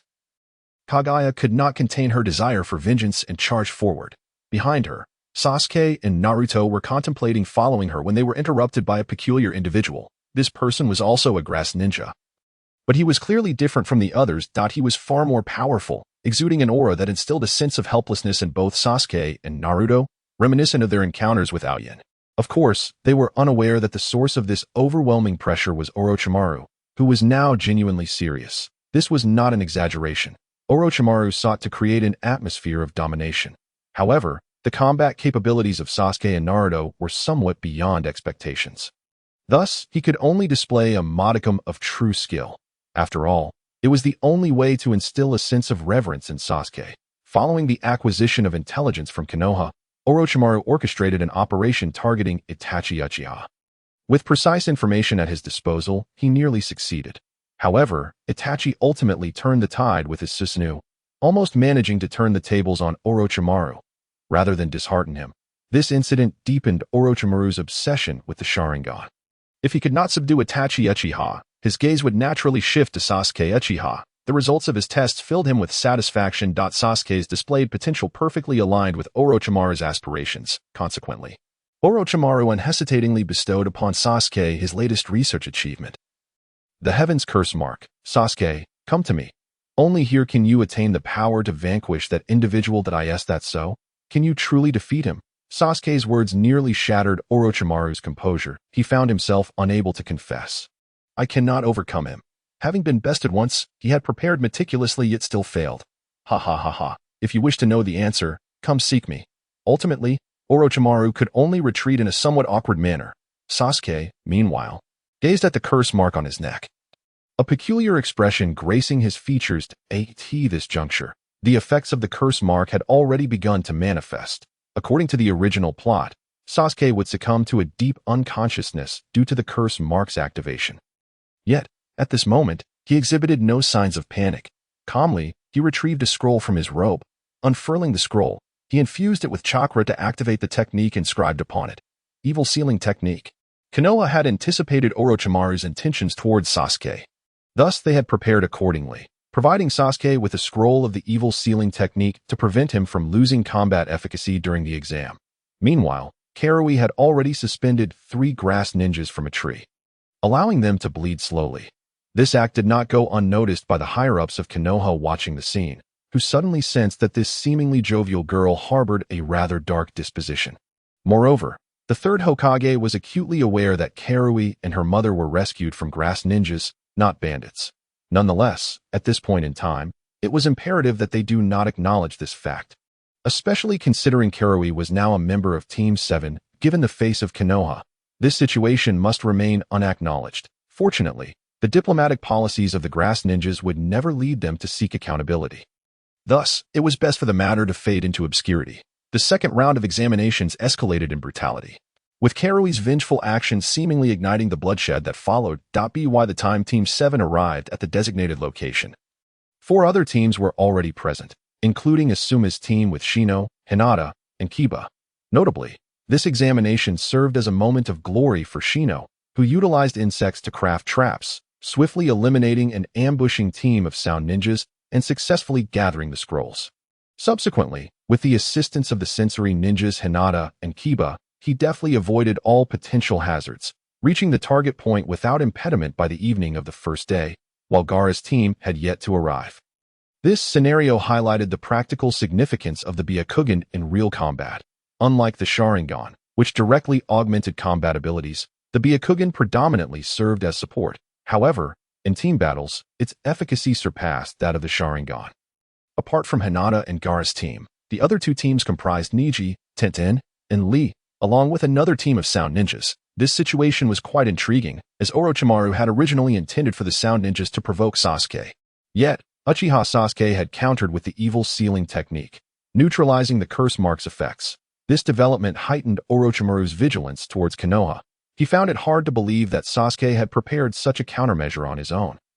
The Evil Sealing Technique was no ordinary sealing jutsu. Inscribing it onto a scroll required an exceptionally high level of sealing artistry. Sasuke could not have accomplished this unless Konoha had preemptively equipped him. Interesting, Orochimaru was not surprised that Konoha was aware of his intentions, as he had grown accustomed to Konoha's knack for gathering intelligence. What truly piqued his interest was Konoha's apparent confidence in allowing Sasuke to face him, merely providing a scroll for insurance. Did they possess such confidence in Sasuke, or even in themselves? Orochimaru was well aware of the curse mark's formidable nature. It was a product of immature sage techniques, and to call it the culmination of his research over the years would not be an exaggeration. He could not believe that Konoha could easily unravel it. Indeed, Konoha was not overly concerned with Orochimaru's movements, as he was preoccupied with extreme testing of the second version of the chakra battery, continuing to infuse chakra. Approximately a minute later, the sealing technique surrounding the flesh ball completely collapsed. The flesh itself began to proliferate uncontrollably. A fire jutsu from Konoha reduced it to ashes. Now, let us record the data. After compressing chakra and combining it with sealing techniques, the maximum capacity is approximately 1/3 of yours, correct? Indeed. Excellent. That should suffice. Do not underestimate the 1/3 of Yumi's chakra. It is comparable to Hashirama's sage body. Throughout the battles of Senja Hashirama, when has he ever lacked chakra? Konoha even felt as though Yumi had attained the prowess of a martial arts master in a novel, with chakra flowing endlessly, almost inexhaustibly. Even if Yumi could not rival Senja Hashirama, her 1/3 was at least equivalent to over 10 cards of chakra, sufficient for most situations. Now, let us move to the second step. Shaping this entity. Konoha could not allow a person to carry a mere flesh ball around. Leaving aside the oddity of the appearance, the flesh ball was not very convenient either. It measured roughly the size of a child's fist, requiring close proximity for use. While not large, it would be uncomfortable to carry closely, and its size was somewhat conspicuous. Do you have any other ideas? Many, but each comes with its own complications. The best option would be to fashion it into a garment style, allowing it to be worn directly. This would eliminate the issue of conspicuousness. However, such a large area would be prone to attacks during combat, and if injured, the battery could go out of control. Yes, precisely. The risk is too great. We need to improve the sealing technique of the binding battery to make it more stable. At the very least, it should not explode upon contact. In truth, the flesh did not truly explode. Rather, it would proliferate rapidly, potentially engulfing the user in the process. This risk was indeed considerable. Once outside the laboratory, it would be nearly unusable in combat. Therefore, further enhancements were necessary for the next version. However, Konoha was not disheartened. He had come to realize the formidable nature of sealing techniques in this world, and no wonder the various ninja villages harbored such disdain for the Uzumaki clan. The deeper one delved into sealing techniques, the more one comprehended the extraordinary power they wielded. While the 5 great ninja villages had yet to master elemental jutsu, the Uzumaki clan had already begun experimenting with the concept of death. This progress was certainly beyond the standard. Nonetheless, the simultaneous attacks from multiple ninja villages was indeed suspicious. Konoha had sensed it previously, but had chosen not to investigate further. One reason was the lack of time. The other was a vague intuition that some dangerous information might be concealed behind it.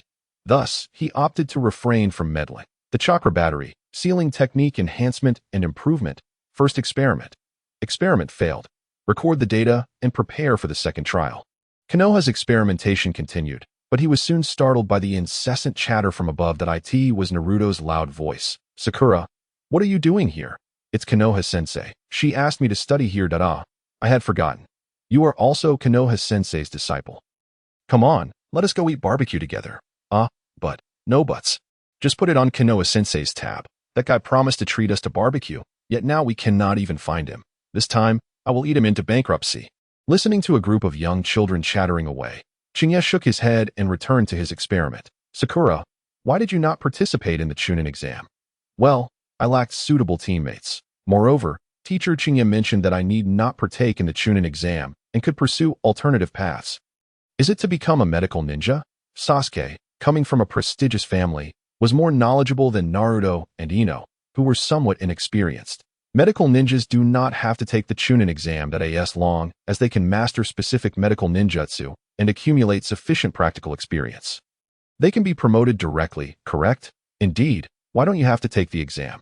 Naruto felt a surge of unfairness. Fool, medical ninjas are meant to save lives. Ninjas are meant to take lives. Hence, our assessment focuses on combat, while Sakura and her peers are evaluated on saving lives. This statement came from Ino. Although somewhat biased, it incisively addressed the crux of the issue, and no matter how one might try to disguise it. Being a ninja is undeniably a profession centered around killing. Just moments ago, a group of children, averaging under 14 years of age, had just endured a brutal massacre in the forest, serving as the best testament to this truth. The 4 children sat together, oblivious to their surroundings as they feasted. At that moment, 2 other teams arrived, one led by Asuma with Shikamaru's group, and the other led by Karinai with Hinata's group. Hey, Chuji, Shikamaru. Over here, Naruto called out loudly. Fortunately, Shikamaru and his companions were already accustomed to Naruto's exuberant style and paid little heed to it. If they were to be concerned about such matters daily, they would have long since been exasperated by Naruto's antics. The group gathered around a shared table. Where is your guiding teacher? Asuma casually inquired. Who knows? Teacher Shinya seems to be preoccupied lately. He promised to join us for barbecue. Yet we can't even find him, Sakura replied. In truth, Sakura had a suspicion about this up until now. Shinya had yet to allow her into his laboratory. However, Haruno Sakura had been studying at Shinya's residence daily. She had long noticed that Shinya's home likely contained an expansive underground chamber, perhaps even a secret laboratory. While she had not entered, her teacher had not concealed this from her either. Thus, Sakura was aware that one day she would gain entry. However, the others were oblivious, and she recognized that this was not something to be casually divulged, so she restrained her urge to express it. Meanwhile, Ino squeezed past Naruto to sit beside Sasuke. According to past experience, Sakura would typically have maneuvered to sit on the other side of Sasuke. However, curiously, this time she remained still, seemingly deep in thought. What are you thinking about, Sakura? You seem a bit distracted. Oh, it's nothing. Just pondering how to perform the healing palm technique on 2 different wounds simultaneously with both hands while ensuring maximum chakra efficiency in the process the entire table fell into an abrupt silence. Sakura continued to elaborate, unaware of the atmosphere. I can execute 2 healing palms simultaneously. However, if the wounds differ, I would need to channel varying amounts of chakra through each hand. The healing palm technique demands precise control over chakra, which presents quite a challenge, much more so than drawing a circle with one hand and a square with the other. The table remained enveloped in silence. It was only then that Sakura recognized the peculiar tension in the air. I apologize, I shouldn't have mentioned that. Let us focus on eating instead. Sakura, is this your assignment from Chinya? Kurenai cautiously inquired after a moment of hesitation. Yes, the teacher has very high expectations regarding chakra control. It took me quite a while to master the ability to perform 2 healing palms simultaneously. After that, he introduced this new topic, which I still find challenging and require more practice. Kurenai fell silent for a moment. She shared a certain camaraderie with Chinya and Kakashi. She was aware that Chinya had taken Sakura as his disciple, if I recall correctly. You've only been his student for a little over 2 months, right? Is achieving this within such a time frame considered lengthy? Kurenai's question echoed the curiosity of everyone present.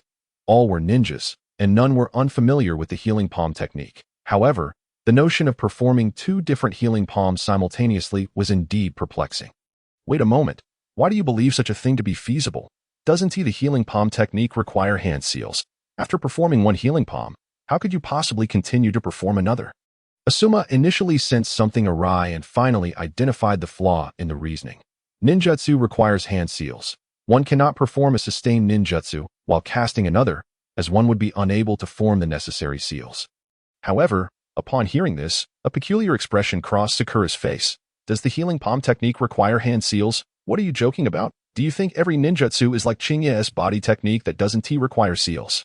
The healing palm technique demands extreme precision and chakra control and involves transforming yang attribute chakra. How could it possibly?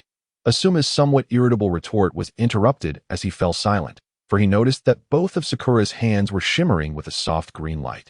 What is this? Shikamaru, who had been silent until now, perked up at the young scion of the Nara clan. Although he appeared lazy, his insight was undoubtedly exceptional. The healing palm technique may not be particularly remarkable, with more than half of the medical ninjas in hospitals capable of performing it. However, executing 2 different healing palms simultaneously was indeed quite absurd. Asuma's earlier question, doesn't ninjutsu require hand seals? Struck a chord with him, but Sakura's counter, asserting that the healing palm technique required no such seals, truly captivated the attention of all present.